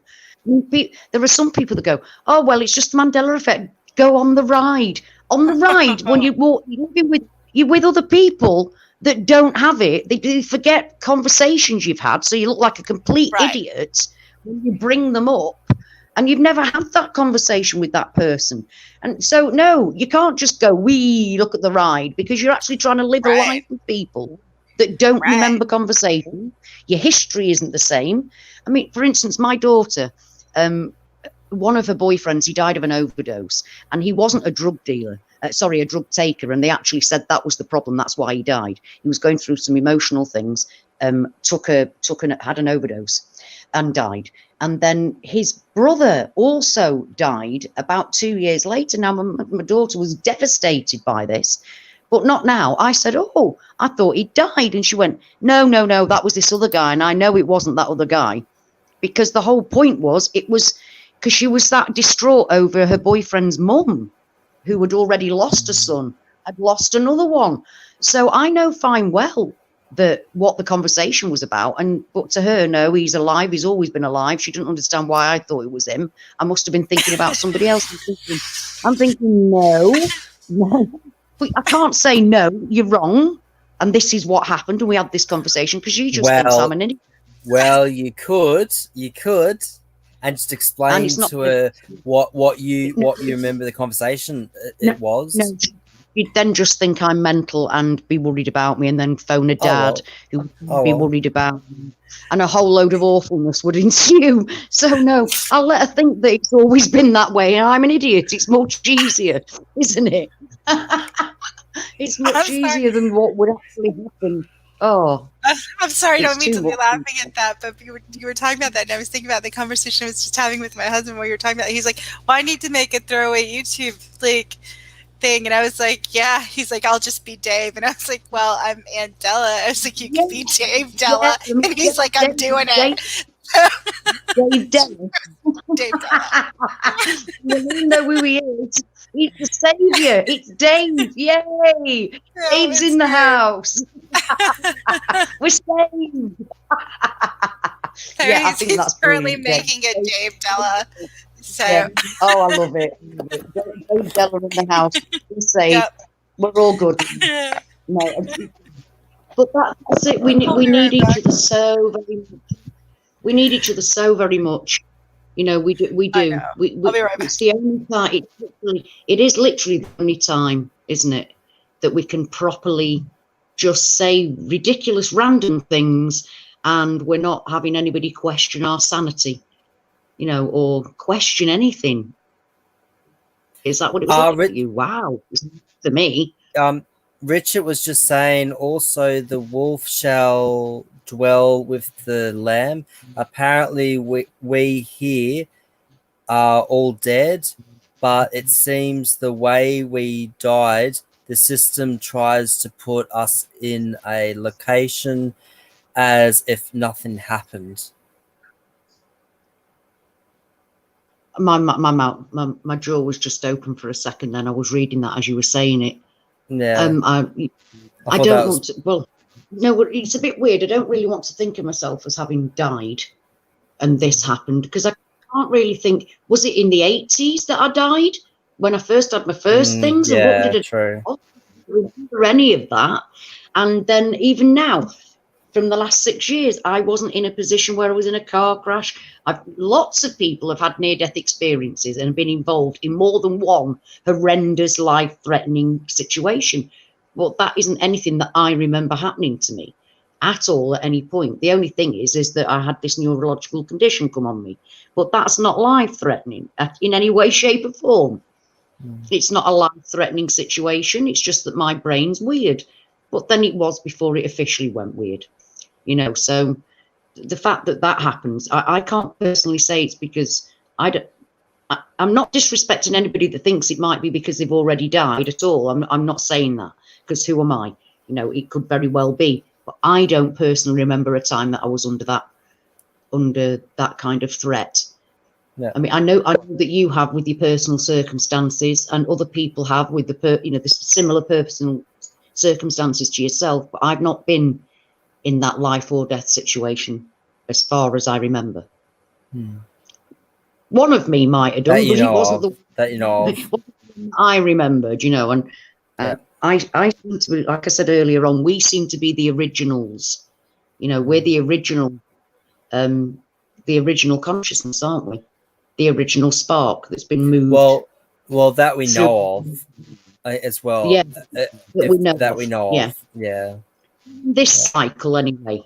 during this meat suit cycle, anyway, because we don't know if we've been here before or what any of it is, or whether people out there aren't real people. We don't know anything about anything anymore. We're all just flapping about in the dark, looking for somebody to give us a book and say, there's the instructions. And then you'd get half the men throwing it away because they really don't do instructions, and the other half spending all their time looking at the instructions. And none of the women caring. That'd be me. I'd be looking at the instructions thinking, how the hell do I do this? Yeah, you'd be that, or you'd get the other half of manhood, which would all be like totally fixated on the instructions, getting it all right, and they'd be like glued to the instructions. And you get all of the women giving it, shrugging the shoulder. Yeah, there we are. I tell you what, men, you work it out and let us know. That'll do. That's what generally happens with any kind of instructions, isn't it? Women go, oh my God, it's instructions. We can't do it. My friend and I put up a piece of furniture the other day. It was a set of drawers, they're lovely. And oh God, it was just pictures and like screws and a gazillion of stuff. And we just looked at it and went, oh my God, you know, now I understand why men are needed. Men are really needed, because we can't do anything on our own. We need a mantle. I don't know. My next door neighbour, she put my side table together because I couldn't put it together. Yeah, well, to be honest, I think women I was hopeless. I think women would be better if we threw the instructions away and just did it by, come on, what do you think it is? We'd be better like that. Do you think this is going to work? Look at the picture. Let's have a look. But the minute any kind of instruction comes into it, we kind of go, ah! And there are always, sorry ladies, there are always exceptions to that rule. But generally, any kind of packet opening with instructions, we get frightened of it. It's like kryptonite to women. Instructions. Kryptonite. Well, it's not like they make it easy. No, they don't. They make it as complicated as humanly possible. Of course they do. Yeah. And the one I was looking at was literally just pictures. And the pictures were really shit. It made it look like this one part should be on the side when it wasn't. It was just that's what they were showing you, that's what it was that they wanted you to put on the thing in the first place, not where to place it. So what it took us like 15 minutes to work that out. I'm what, please? Oh, so yeah. I'll be back in a minute. We didn't finish that. It's okay, love. Off you go. Yep. I think you've done really remarkably well. You've hardly had any time off, and I've been up to the back and everything. Well, my husband's fixing his mic, so. Oh, he's about to join us, is he? Oh, here comes Dave. By the way, here comes Dave. Dave Della was taken. Just for your information, Dave Della was taken. So. Oh, how dare! No, that's outrageous. Can we put in a complaint? Because we know who the original is. Yep. And it's well, he had to put 2020 with it, but yeah, no, Dave Della was taken. I am surprised, but it was. Yeah, I'm very surprised by that. Yeah. Is your actual name really Anne? Or is that wrong? Is that a made-up bit as well? Anne? Oh, she's gone. She's gone. I love it. Oh, God. Hello, people. Well, actually, like I've just said, we're on 10 hours and a few minutes of this okay, broadcast. So he's in chat now, I think. I can't see him. I can only see Richard Parker at the moment. Only Richard. Type hello. Oh. Yeah.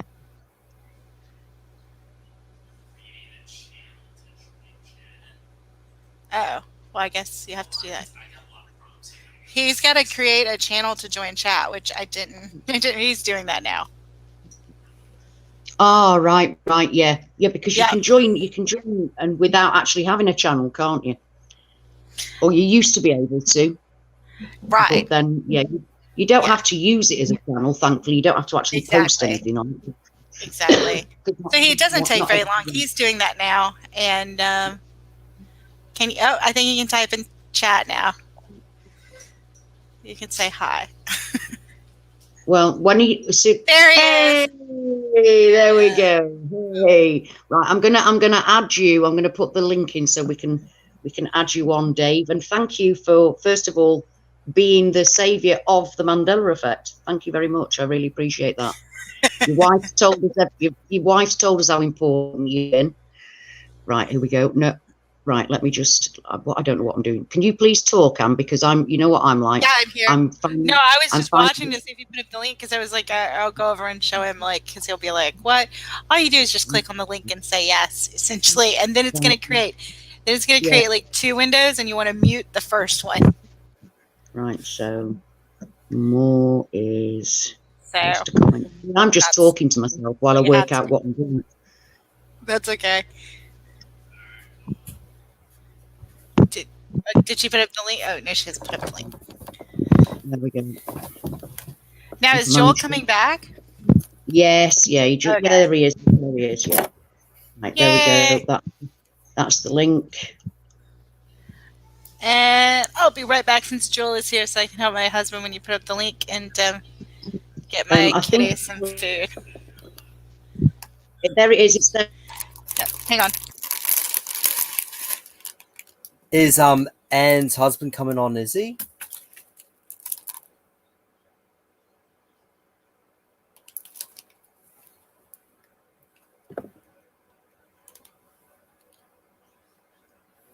Oh, I can't hear.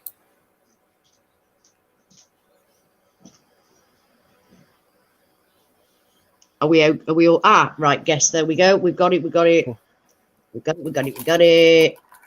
In comes Dave. Dave at the stream. All right, did this work? Hey, Dave. What's up, guys? I have no idea if it's working or not. Yeah, I can hear you. I can hear you. Hi, Dave. Hey, yeah. No, I think we're good. So, how's your day been? As I'm gone making food. So far, so good. So yeah, I've never done this kind of thing before. So it's so much fun. It's our day's been spreading 11 hours, nearly 11 hours. Almost, yeah. Wow. This is the longest live stream we've done, like in one video. I mean, Ash and I did 14 hours, but that was over 3 videos. Man. All right. We know how to talk. I can talk Yeah, sometimes. we did do 14 hours one day, but it's like. I could talk the back end, the back leg off the hind leg. Sorry, I could talk the hind leg off a donkey. Is what I could.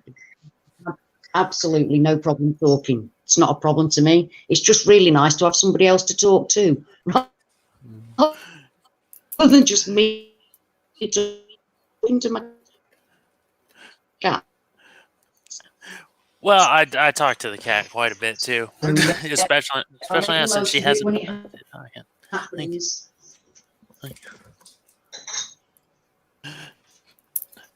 Now I figured I'd give it a shot, and Anne always seems to have a really good time doing it. Yeah, she's. Well, I mean, we're kind of like in the same room, so it's interesting.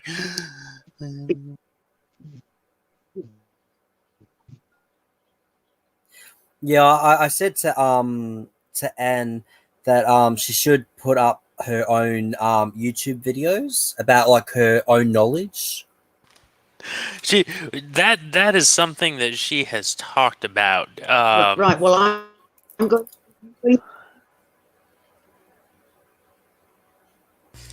Yeah. And I'm back. Okay, cool. We were just talking about you.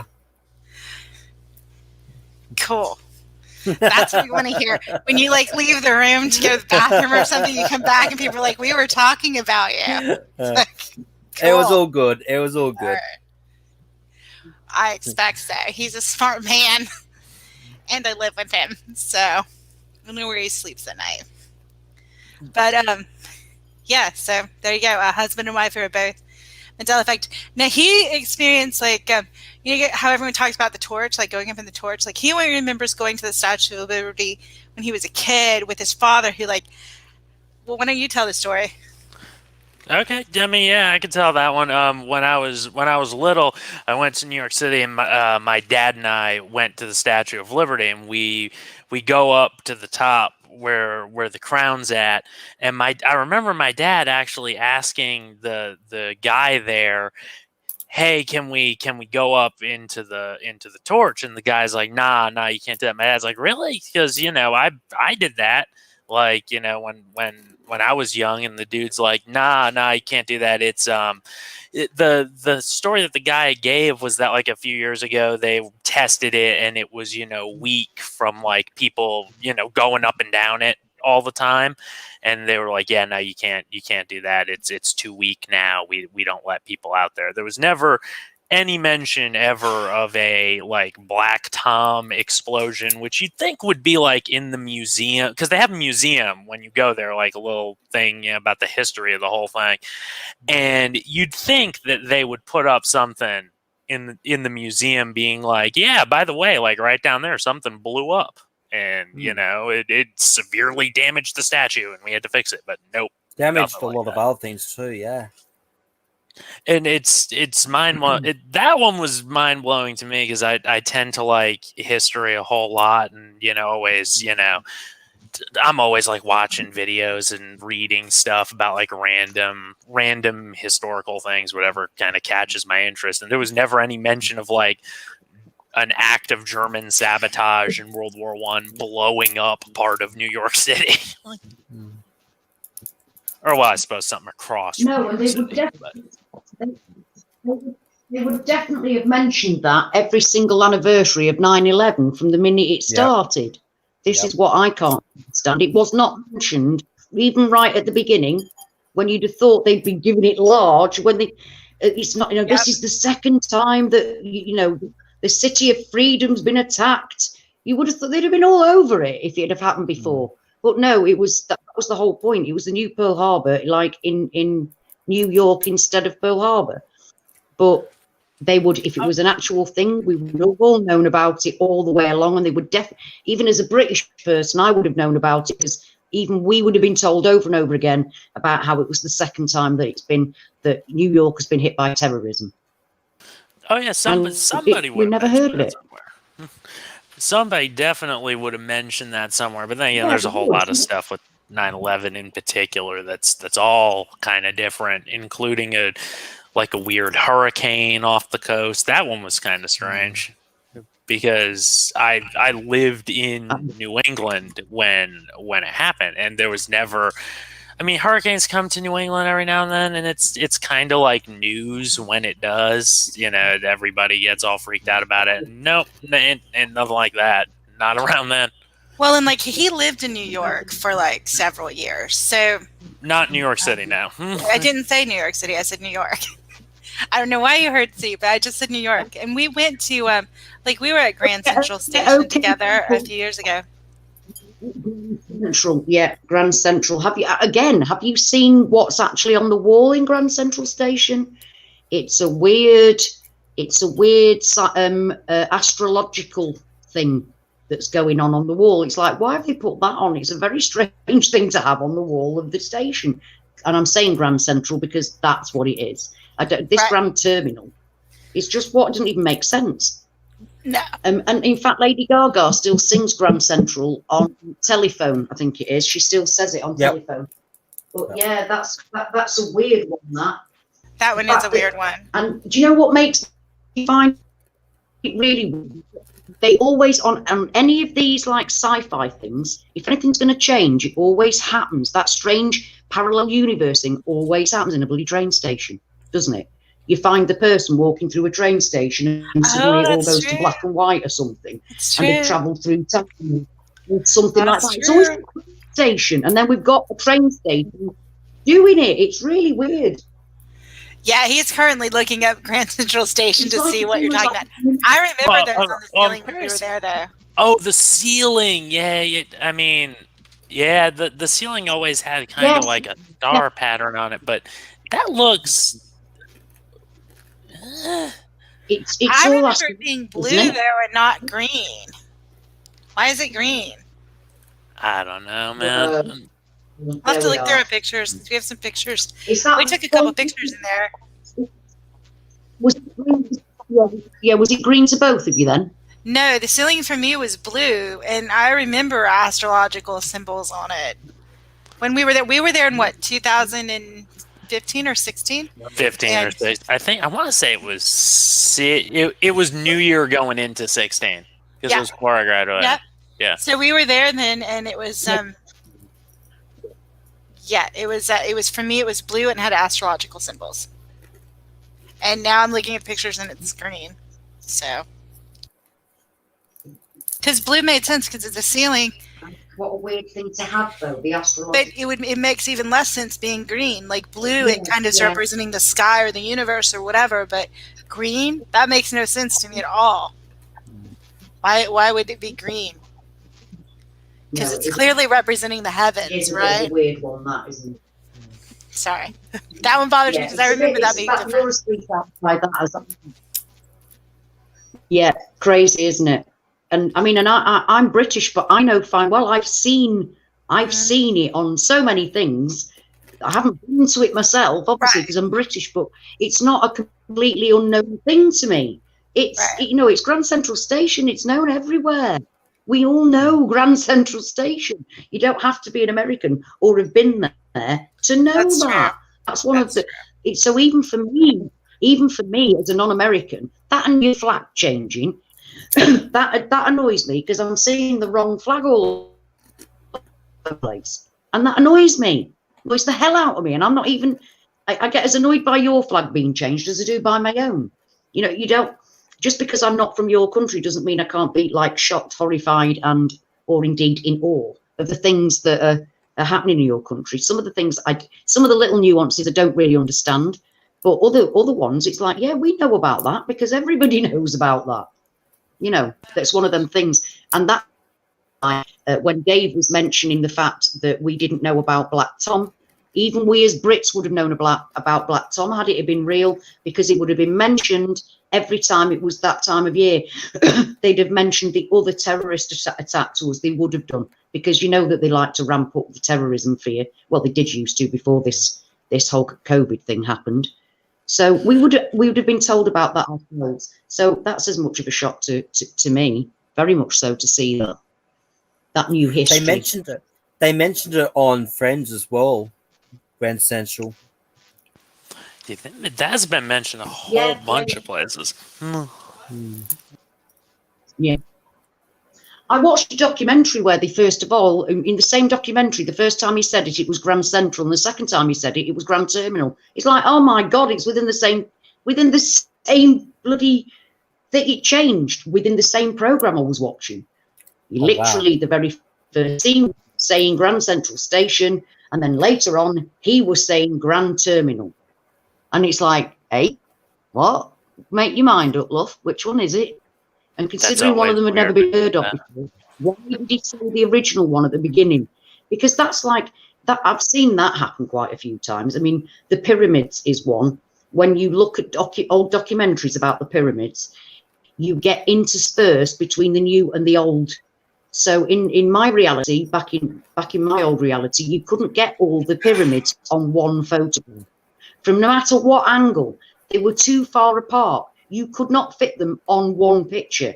You had to, you know, it was always bits of it. Now they're all squashed together, really close together, almost touching. You know what I mean? Whoa. Yeah, the pyramids have really freaked me out. They were another one of the big ones that I just could not get my head around. Could not. The one that got me. But I mean, there's so much like. Sorry, Dave. You go. No, I was gonna say the one that got me with the pyramids.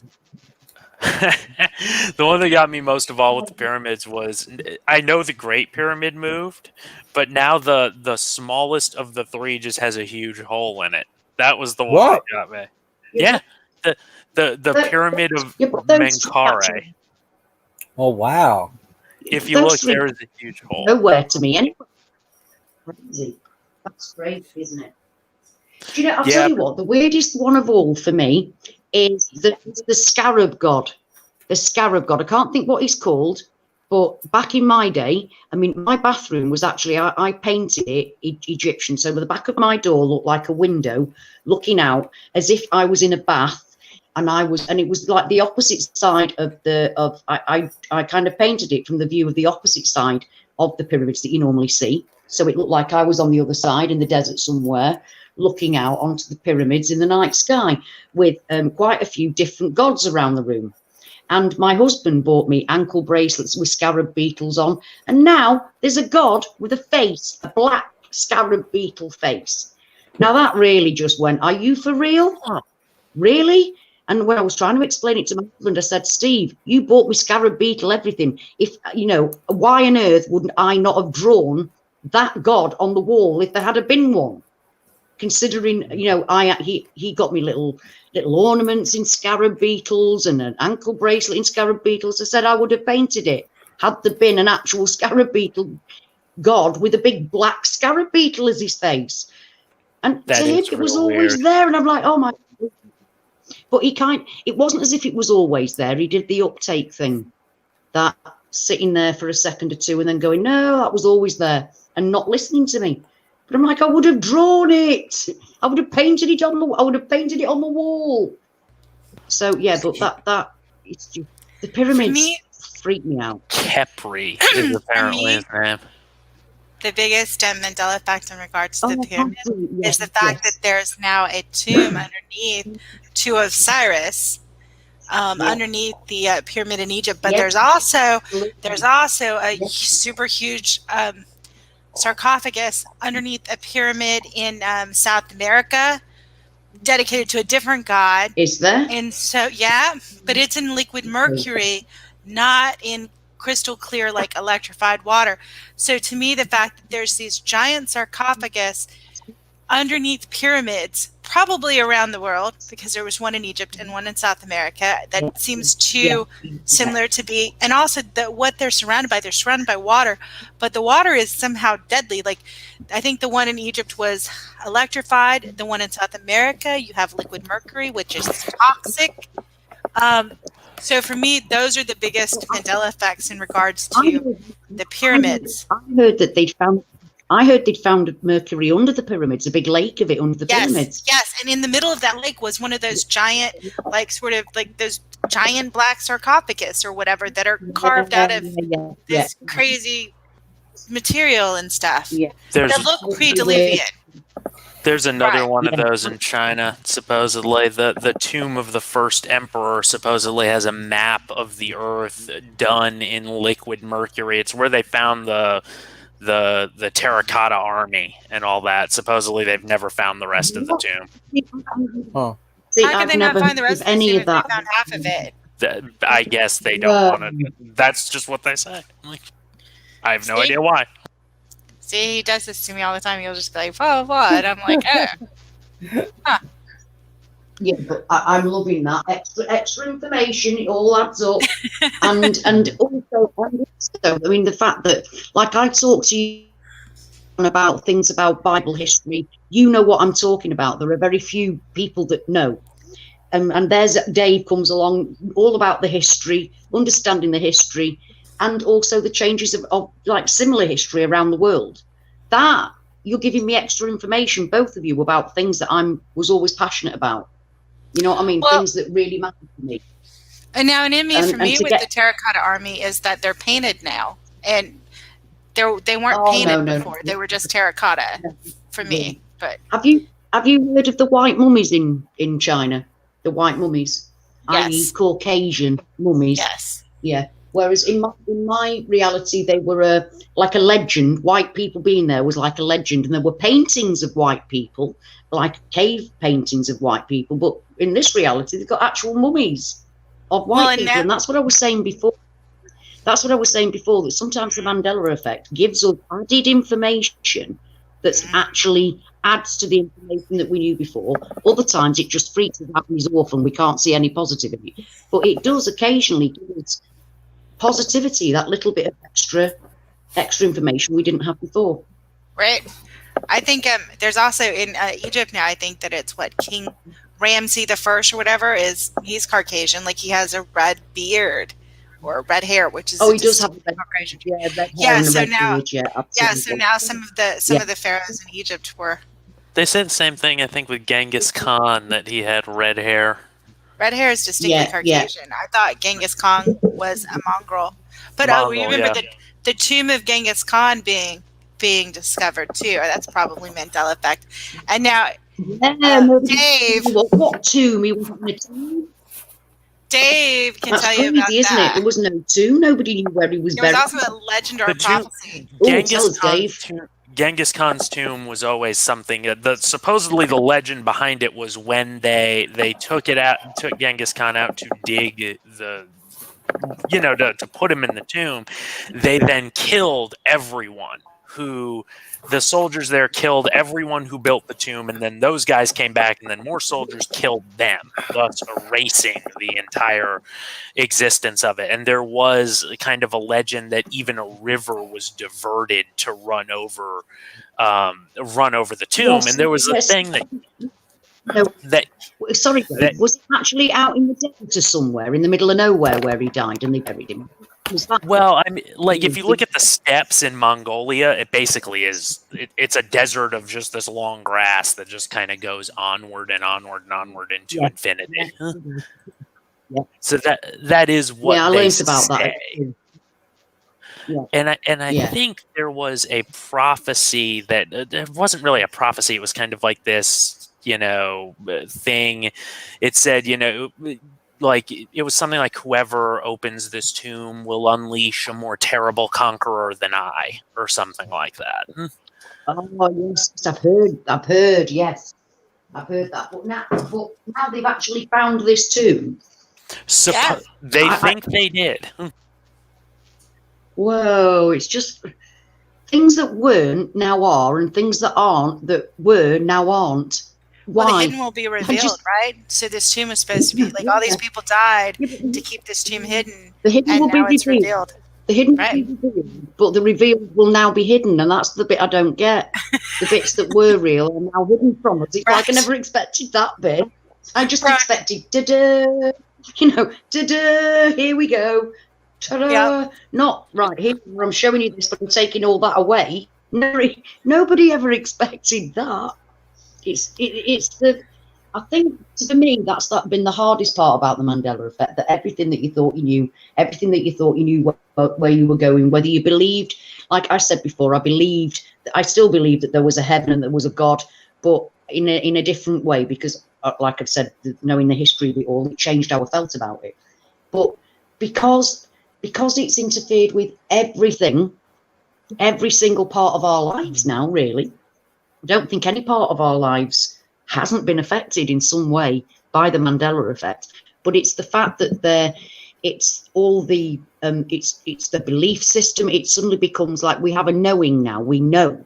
We don't believe anything anymore. We know it.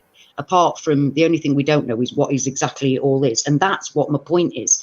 When we were looking as, looking back before the Mandela effect at end time, how end times would happen, Bosra wasn't there for me. It was just the rapture. The rapture would happen and those chosen would be taken away and the rest of us would have to fight for it. That's what went on. And basically how it's kind of as if you fought on the side of right and you didn't have the mark of the beast and you didn't give into it all, then you could have some kind of redemption. But we'd have to fight for that redemption. We'd have to fight for that. And now we've got Bosra, which is one of those things that is like a gift, a bonus that the Mandela effect has given us. Yeah. And out of a Bible changing in such a crazy way, to actually have something good in it at all is like it's kind of as if when you're playing a computer game and you've got that little secret but not everybody knows about it and you don't even realise it's there half the time. Hardly anybody does. And it's kind of like that in the middle of all that, in the middle of a computer game, this little secret room's going on that wasn't there before. It wasn't there. It's like you've moved on to another level and everything's the same, but there's this little tiny room that wasn't there before. But if you go in there, you're all right. Well, you need it because now the rapture means death. Weird. Now the rapture, to be raptured means to be killed. Yeah. So if it's not a rapture, wasn't it supposed to be resurrected? It was supposed to be taken up into the when you're raptured, you're just taken straight into heaven. It's like I could be stood next to you and I disappear in front of your eyes. Yep. Right. You can wake up in the morning and your spouse is gone. Yeah, that's what it used to be. In the blink of an eye. God, how can the rapture have changed to me? Oh, yeah, it is in the blink of an eye. Yeah, in the blink of an eye, lots of people just disappear. Yep, and now it means and they're saved. That's what happens. You're raptured, you're saved. Oh my God, I just can't bear that. That's totally corrupting everything, isn't it? I mean, for the rapture to be... Oh, yeah. And it's in a couple places. That's my problem. Like I think it's in Psalms or Proverbs. No, it's in Psalms. It's in Psalms and it's in is it Luke? Yeah, it's Luke and Psalms. So it's in two places. But yeah. But I don't know if it was corrupted. I mean, I don't know if it's just revealing because it always said as in the days of Noah, right? And to be taken in Noah's days was taken by the floodwater. So it might have always been there and we just read it a different way. And now it's very clear about what it is. So I don't know. Yeah, it depends on your view, and everyone has different views. And well, to me, and since we're in different places, maybe everyone's view is right. I don't know. Yeah, well, to me, anybody that believes that has always had Bosra, I mean, I've got no problem with that whatsoever. If you've if you're Mandela affected and you tell me you come from a world where it was always the wolf and the lamb, I'm still going to believe you. Because you're Mandela affected. I'm not going to go, oh, I'm sorry, that's completely wrong. Or you come from an evil place, don't you? Or I'm never going to throw that out because we don't know what's going on. So although, like I said before, I've never known anybody that knows the wolf lying down with the lamb as being the original, except for the people that aren't Mandela affected that come from that reality. So that one, I mean, I said specifically that one, but I've never heard anybody at all who's had that as their reality. But that's a disturbing one. I mean, a wolf in sheep's clothing, it's all about deception. The whole thing is about deception, and the world that we're being moved into is beyond vile and nothing at all like what we thought end times would be. So it just throws me in a right quandary. Like I don't know anymore. But it wouldn't actually, if we are in Bosra, and I think that's where I come completely unstuck. if we are in Basra, this isn't like this is end times, but it's not. It's supposed to be a reflection of the end times that are going on Earth, but it's like a watered down version. Like it's not as bad. So like with everything having been so crazy here, if this is a sort of a slighter version of it, I can only imagine what would be happening there. You know? Yeah. Yeah, it'd be pretty scary. Right? Because it's scary here. Yeah. Yeah. Yeah. Yeah, it is.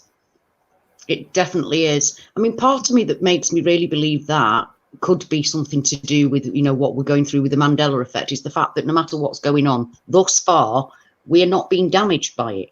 We seem to be being upgraded, don't we? Our whole body seems to be being upgraded. And although, yeah, they freak me out, the changes freak me out, but it's not, we're not being harmed by it. At the moment, nothing is actually harming us. But is that because of our state of mind? Yeah, for the moment, because I don't know what's going to happen next. But it does, in some ways, it does kind of make me feel that I'm being protected from something, even though I'm being pushed into more and more evil world, where the history of my own town's changed, all kinds of different things have changed, history all over the place. I mean, how can history change? How can they have found the Lindbergh baby? You know, I mean, even the smallest things, they're all like, how can that be? Well, it is. Yeah. And it's nothing at all like any of us could have imagined the end of times to be. And that's where I'm lost. Because at least with our old knowing what happens at end times, it felt pretty normal. We've got this added extra weird shit going on at the same time as seeing all these amazing changes. Skies and prophecies. I am still convinced it was retroactive. Well, explain to them what you mean. Well, I have this kind of pet theory that I mean, I suppose the most obvious example of it would be that like Revelations is kind of happening, but it's happening in a more gentle way, that the events are kind of being inserted into history, like Wormwood being Chernobyl, for example, like Chernobyl just straight up meaning wormwood. And, you know, star, okay, nuclear reactor, that makes sense. It poisons all the water. It's right near a major river that I think that river runs into something. I mean, the Black Sea or the Caspian Sea or something like that. So, I mean, you could see that poisoning a lot of water. I mean, I don't know. It's something that comes up every now and then that I don't know. It's something that I mull over every now and then. That's your pet go-to, is it? Yeah. It is. Like that Revelations. That Revelations you have a pet go-to. In retrospect. And I didn't even... Yes, I mean, you can see that all over the place. You really can. And today, until today, I didn't even know that Chernobyl meant wormwood. I mean, what a thing to call it. It's weird, right? And also... thing to call it. That there's the three angels there blowing the trumpet. That's just a bizarre thing to call a nuclear factory that's supposed to be good for you. It's supposed to be good for you. Yeah, that statue. Yeah, because... Oh, crazy. But why are they blowing a trumpet? You know what I mean? Like, okay, I get that they say now that 3 men sacrificed their life to keep the disaster from being a great deal worse. But why does it depict them blowing a trumpet? Because trumpet is a reference to Revelation. I'm sorry, I lost you for a moment. Were you speaking then? Yeah, I was. Can you hear me now? Can you hear me? Can you hear me? Can you hear me? Am I still there? I can hear you. Okay. So what I was saying is that... So I wasn't sure if you were talking to me or Ashley. I was just talking, I guess, to my husband. Okay. The air. I'm not sure. No, I was just saying that, like, to me, it makes no sense that there's 3 angels there. I get it. The statues are for the 3 men that sacrificed their lives. But why are they blowing a trumpet? Because a trumpet, an angel blowing a trumpet, is a distinct image of Revelations. No, there's actually one.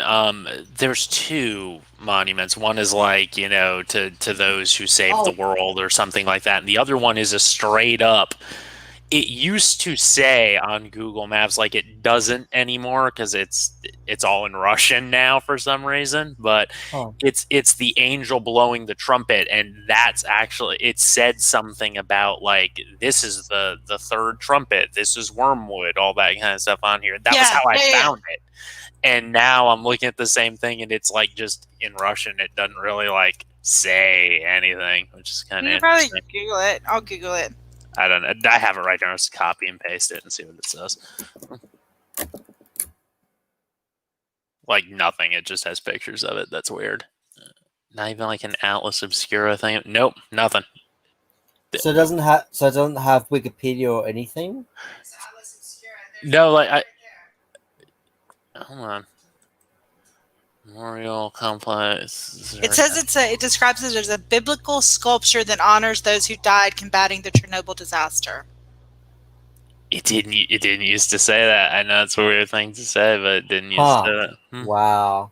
No. It has a quote on it. Apparently, it says its name was inspired by a passage from the New Testament Revelation 8:10 through 8:11. And here's the quote that I guess it has on it.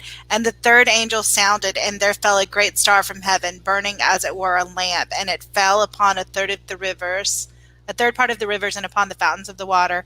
And the name of the star is called Wormwood.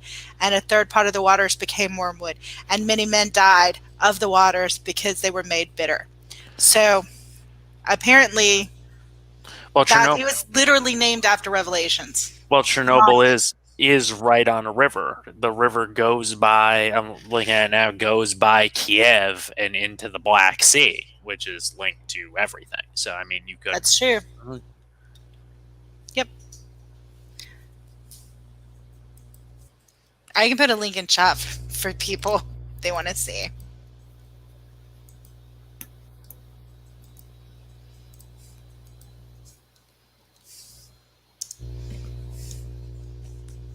There, link in chat. Can you guys hear us, or it's so quiet? I can hear you. Oh, okay. Yeah. And that is true. It is Revelation now.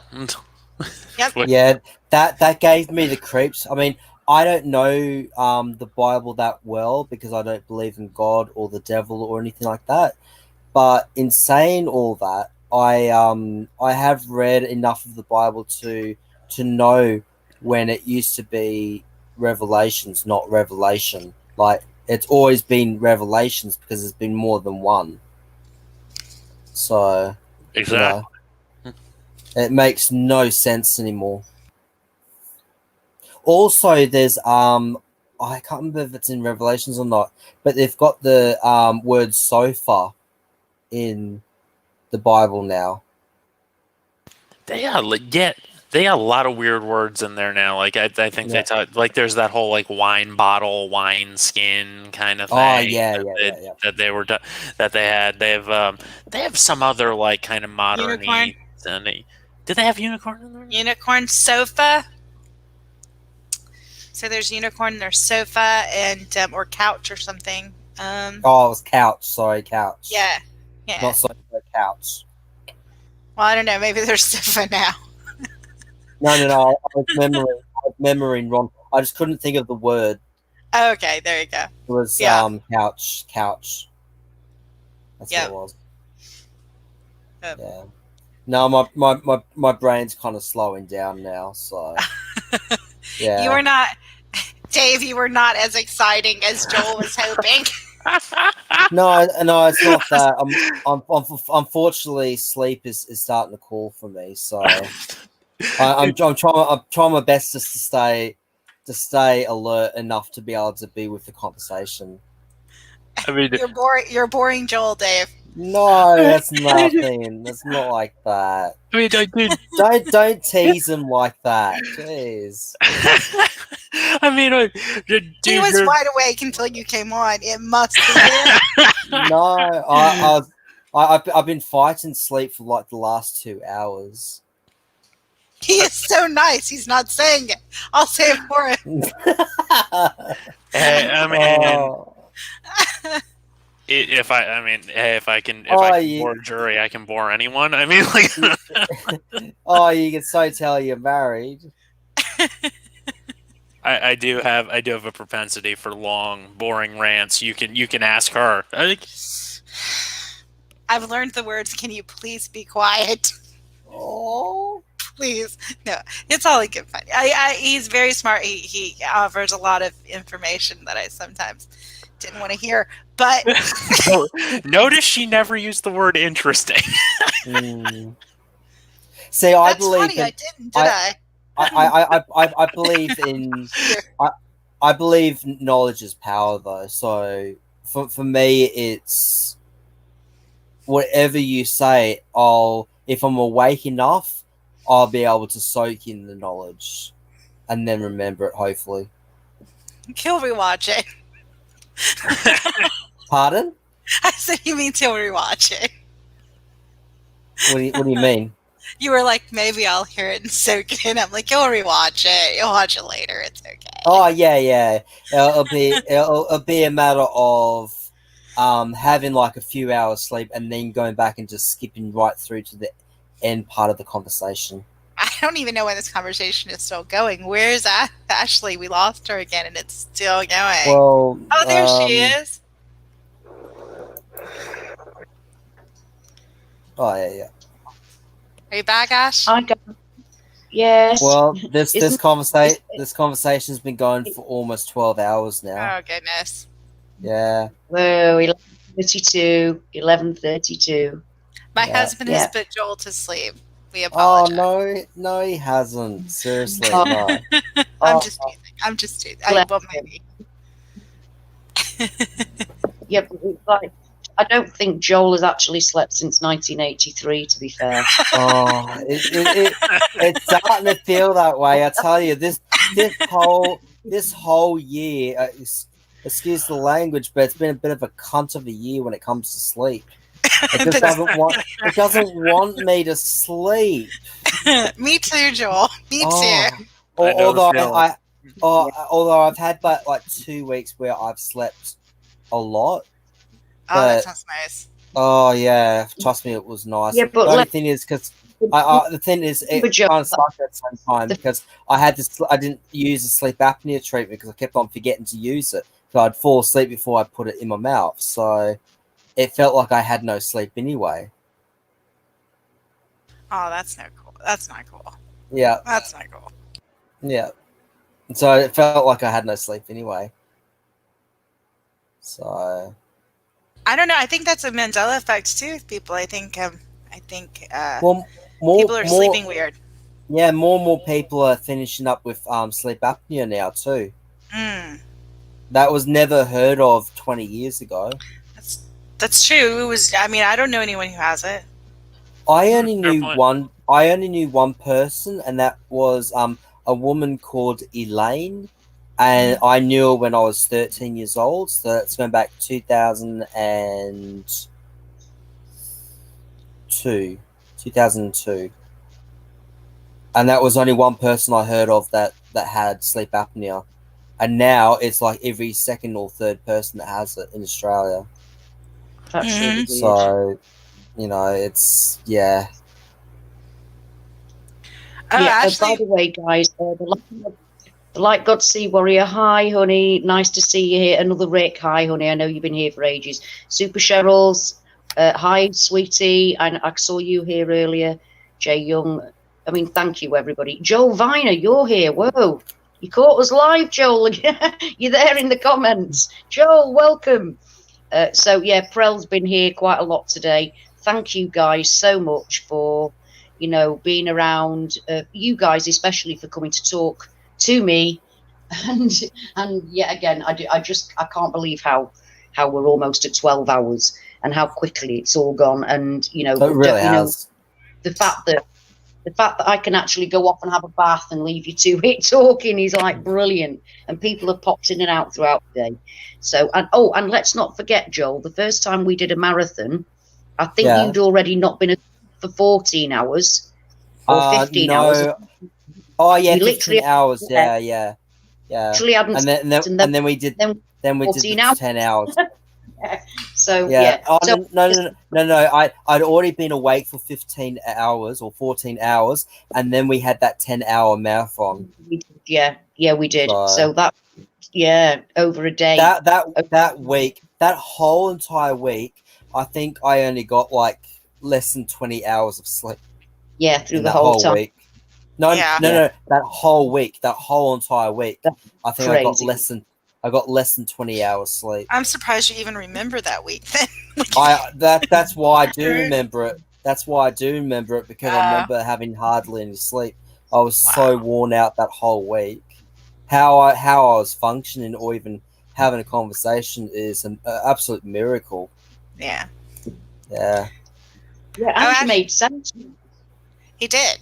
Yeah. He made lots of sense. So obviously you need to be sleep free and delirious. Yeah. It works. It works for you. Yeah, it's really annoying. I used to be able to sleep like for 9.5 hours left to my own devices, and you could literally set off a chainsaw beside me and I wouldn't wake up. Whereas now I barely go to sleep, and when I do, I'm not really in deep sleep. You know, the rustle of a leaf outside my window, and I can be awake again. So that's really annoying. It is really. But then sometimes during shifts, I'm asleep for like zonked out, comatose type of sleep. I haven't gone to sleep. I just wake up hours and hours later, going, "What the hell happened there?" I mean, can I have a bit more of that, please? Because it's been a while. But it doesn't happen like that, does it? We have to grab the sleep when it lets us. Yeah, I must admit, my favourite thing to do about 8 years ago was to lie in my bed and sleep. Yeah, that was my favourite thing to do. Yeah, and now I can't stand it. No, bed becomes like a terrible place of tossing and turning and wishing I could get my head to shut up. Just shut up. Arguing with myself in the middle of the night about irrelevant things. Oh, yeah. That's my life. Or just as you're just drifting off to sleep, it will go, "Oh, by the way, did you remember about this happening? This happening?" There's shut up! I just want to sleep. Yeah. Please, can we talk about this tomorrow? To yourself, can we talk about this tomorrow, please? Yeah. Where your own head works against you. Yeah, I think we've all been there. Yeah, there's been I used to think the word black when I couldn't get my mind to shut off to like black, the room is black, everything's black, and then I would work, I'd go to sleep. And what's weird is I was talking to my mom about it one time, and she actually does the same thing. We've never discussed it, but she does the same thing. Wow. It works. Counting sheep never worked for me or anything like that, but thinking that, and then I'd open my eyes, the room would be dark, close them, think it again, and it would cut it off for me. Wow. Well, I'm going to try that. See, for me, that's not going to work because I can't sleep without any lights on. That's probably why you can't sleep. Well, because there's something about the light. No, I'm not actually being like flippant. There's something about the light that stimulates the brain. So you're keeping your brain stimulated with the light on, and so you're not getting into a more restful sleep. See, my anxiety my anxiety goes through the roof if I don't have light, like source of light. Well, I think maybe if you can work on what that anxiety is really stemming from and like figure it out, that you'll sleep better. What it is. I know what it's from. It's from living in a haunted house for 6.5 years.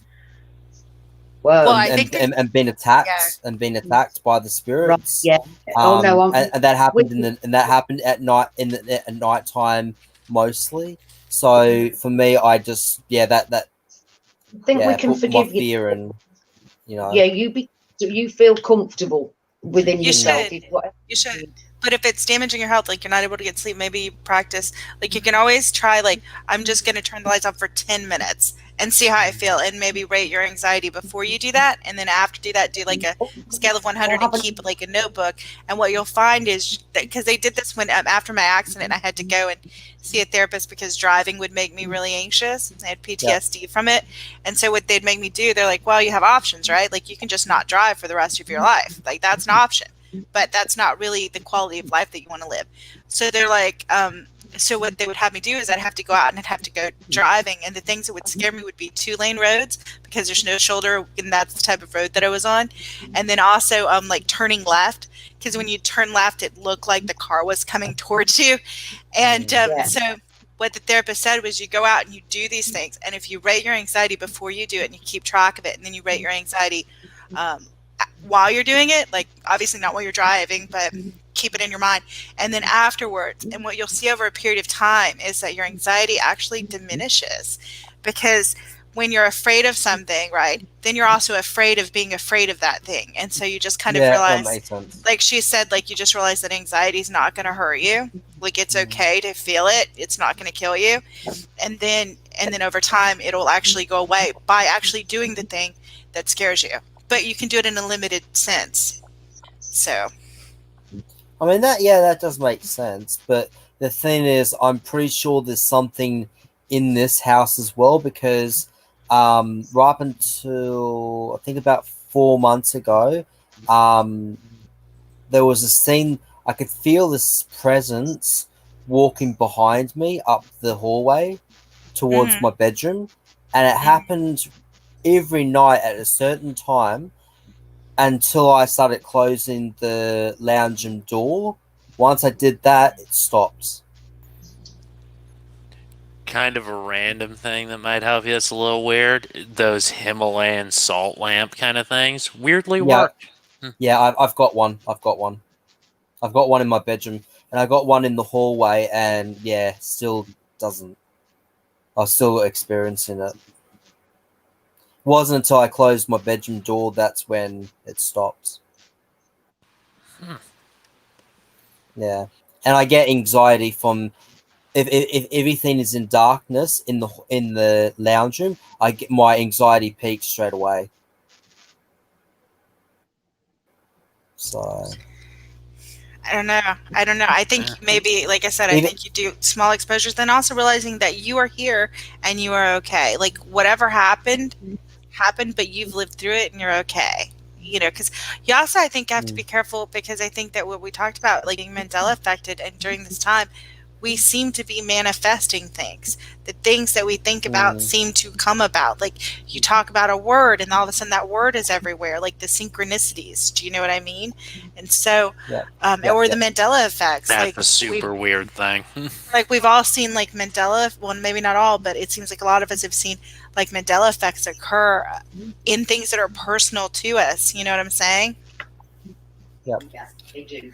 So I would say we all should maybe try to practice.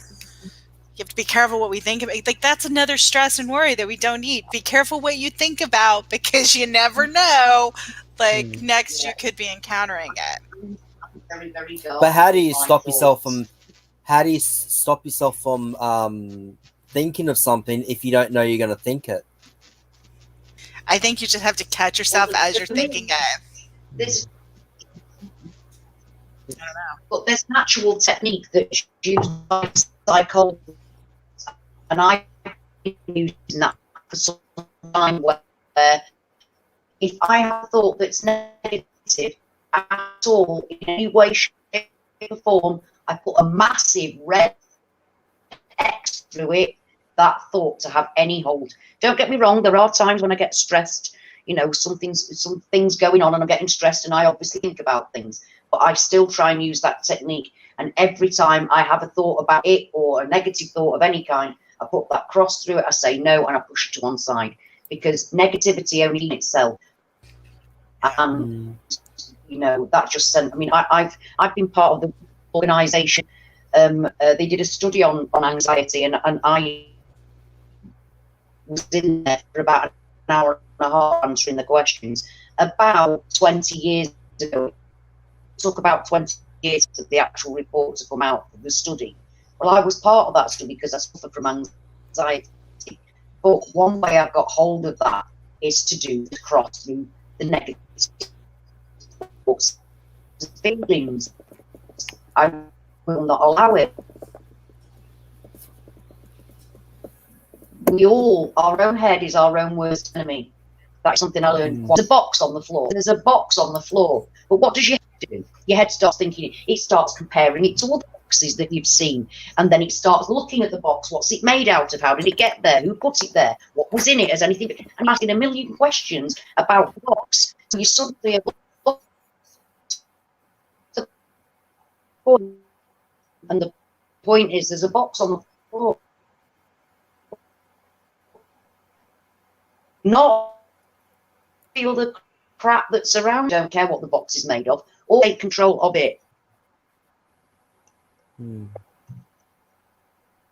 I could only hear half of what you were saying. You're cutting in and out a lot. Oh, and actually, Dave is backstage. He had a glitch. Oh, okay. I was wondering why he disappeared. I had glitches. Well, we glitched, but maybe it was the. I was basically just saying it's about, no matter what negativity it is, it's about reminding yourself that no, I'm not doing that. And every time, if it's every 5 minutes that you're doing it, you get to your brain suddenly gets to the point where you only have to say it once and the thought will go away. But it does take a lot of practice. I mean, I've been doing it for many years now. Many years now. So I've kind of got quite used to it. But it was very difficult at first. Being able to stop similar. Yourself. I do something similar. Like for me, I always had to have something. Like I like your idea of crossing through it. That's awesome. But mine was like, I would just say something. I would say something back to it, like, and it had to be something you could say quick and be short. And so I would just say "bless me," because it reminded me of like where I wanted to be and like what I thought was important. So whenever I caught myself thinking something negative, I would just say "bless me," and it would go away, and then it eventually stops happening. I do now ask for forgiveness instantly if it's a negative thought, and I will say I will get rid of it with the cross, but I will also say, "Please forgive me," straight away. That's a good one. Because I have to, because I mean otherwise it lingers, and for me, especially now we're Mandela affected, our thoughts, words and deeds all have equal merit or against us, and I don't want God to go, well, you crossed them all out but you weren't sorry about them. Do you know what I mean? So it's too much responsibility. Like we've got to be responsible for actions, words. Straight away, sorry. The amount of times in a day, or that I say I'm sorry, forgive me for things that happened years ago. I still say sorry because although I know I'm forgiven for it, I just can't help myself. So I ask for forgiveness all the time because what you think sometimes the things that you think don't seem to have any relevance to the person that you are. I mean, sometimes I think some really quite awful things, negative, bitchy things that I'm going like, where the hell's that come from? Do you know what I mean? Because I'm not a bitchy person, but I go, oh, and they did me. And I can start to hear that horrible voice going, oh, and she said that, and I don't like concentrating on any of that stuff. I'd like to put it to bed, thank you, and walk forwards. So I will not have that voice go, oh, but they did you wrong. They did this to you. I won't allow that. And then I'll say, I'm really sorry. I'm really sorry for even thinking that way. Please forgive me, and not allow it to happen. But I can't let it pass without asking for forgiveness for having thought it in the first place. Because to me, thinking it's almost as bad as doing it. Well, it's a good way of thinking about things. It keeps me on track, and it's a good way to practice love and light. Yeah, that's how because I mean, like I said, I'm not a bitchy person. I don't like holding on to things. I don't like getting into the nitty gritty of how somebody's done me wrong. I'm not like that. I don't like it, and I can forgive at the drop of a hat. So when I've got a nasty bitchy voice in my head going, yeah, but remember when they did this, and after all, they actually did that to you, and do you remember? And I can't have that, and I go, no, not having it. Please forgive me, because if I don't say that at the end, I don't feel right. But that's only the last few years I've been asking for forgiveness. I just choose to cross it out and walk away. Is Dave still backstage? He might have collapsed because, like, he's been at work and everything. Mr. and Mrs. Della might have left us. They might have left the building.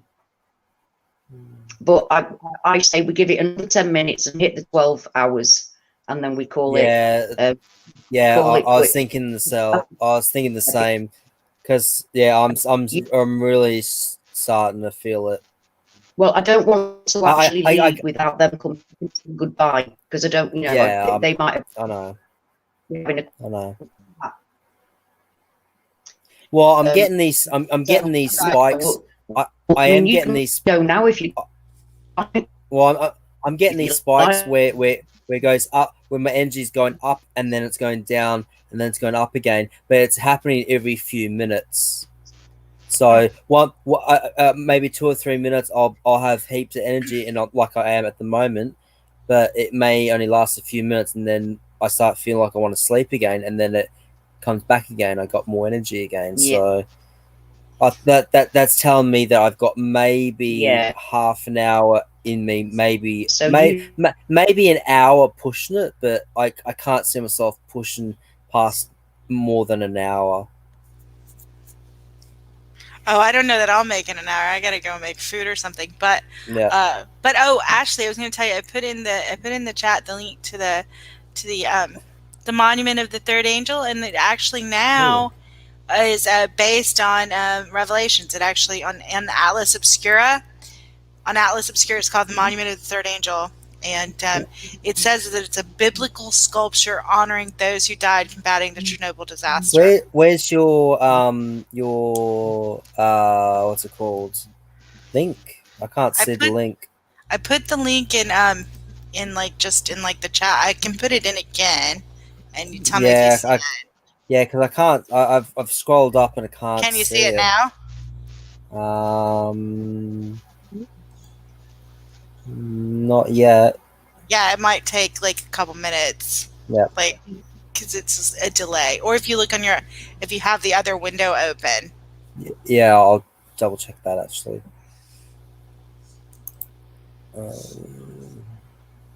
Another Rick, you're awesome. He's like, woohoo, the home stretch. He's like been here like most of the chat. Has it been all the chat? I don't know.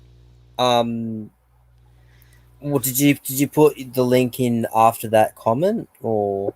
Yeah, his comment is after my link.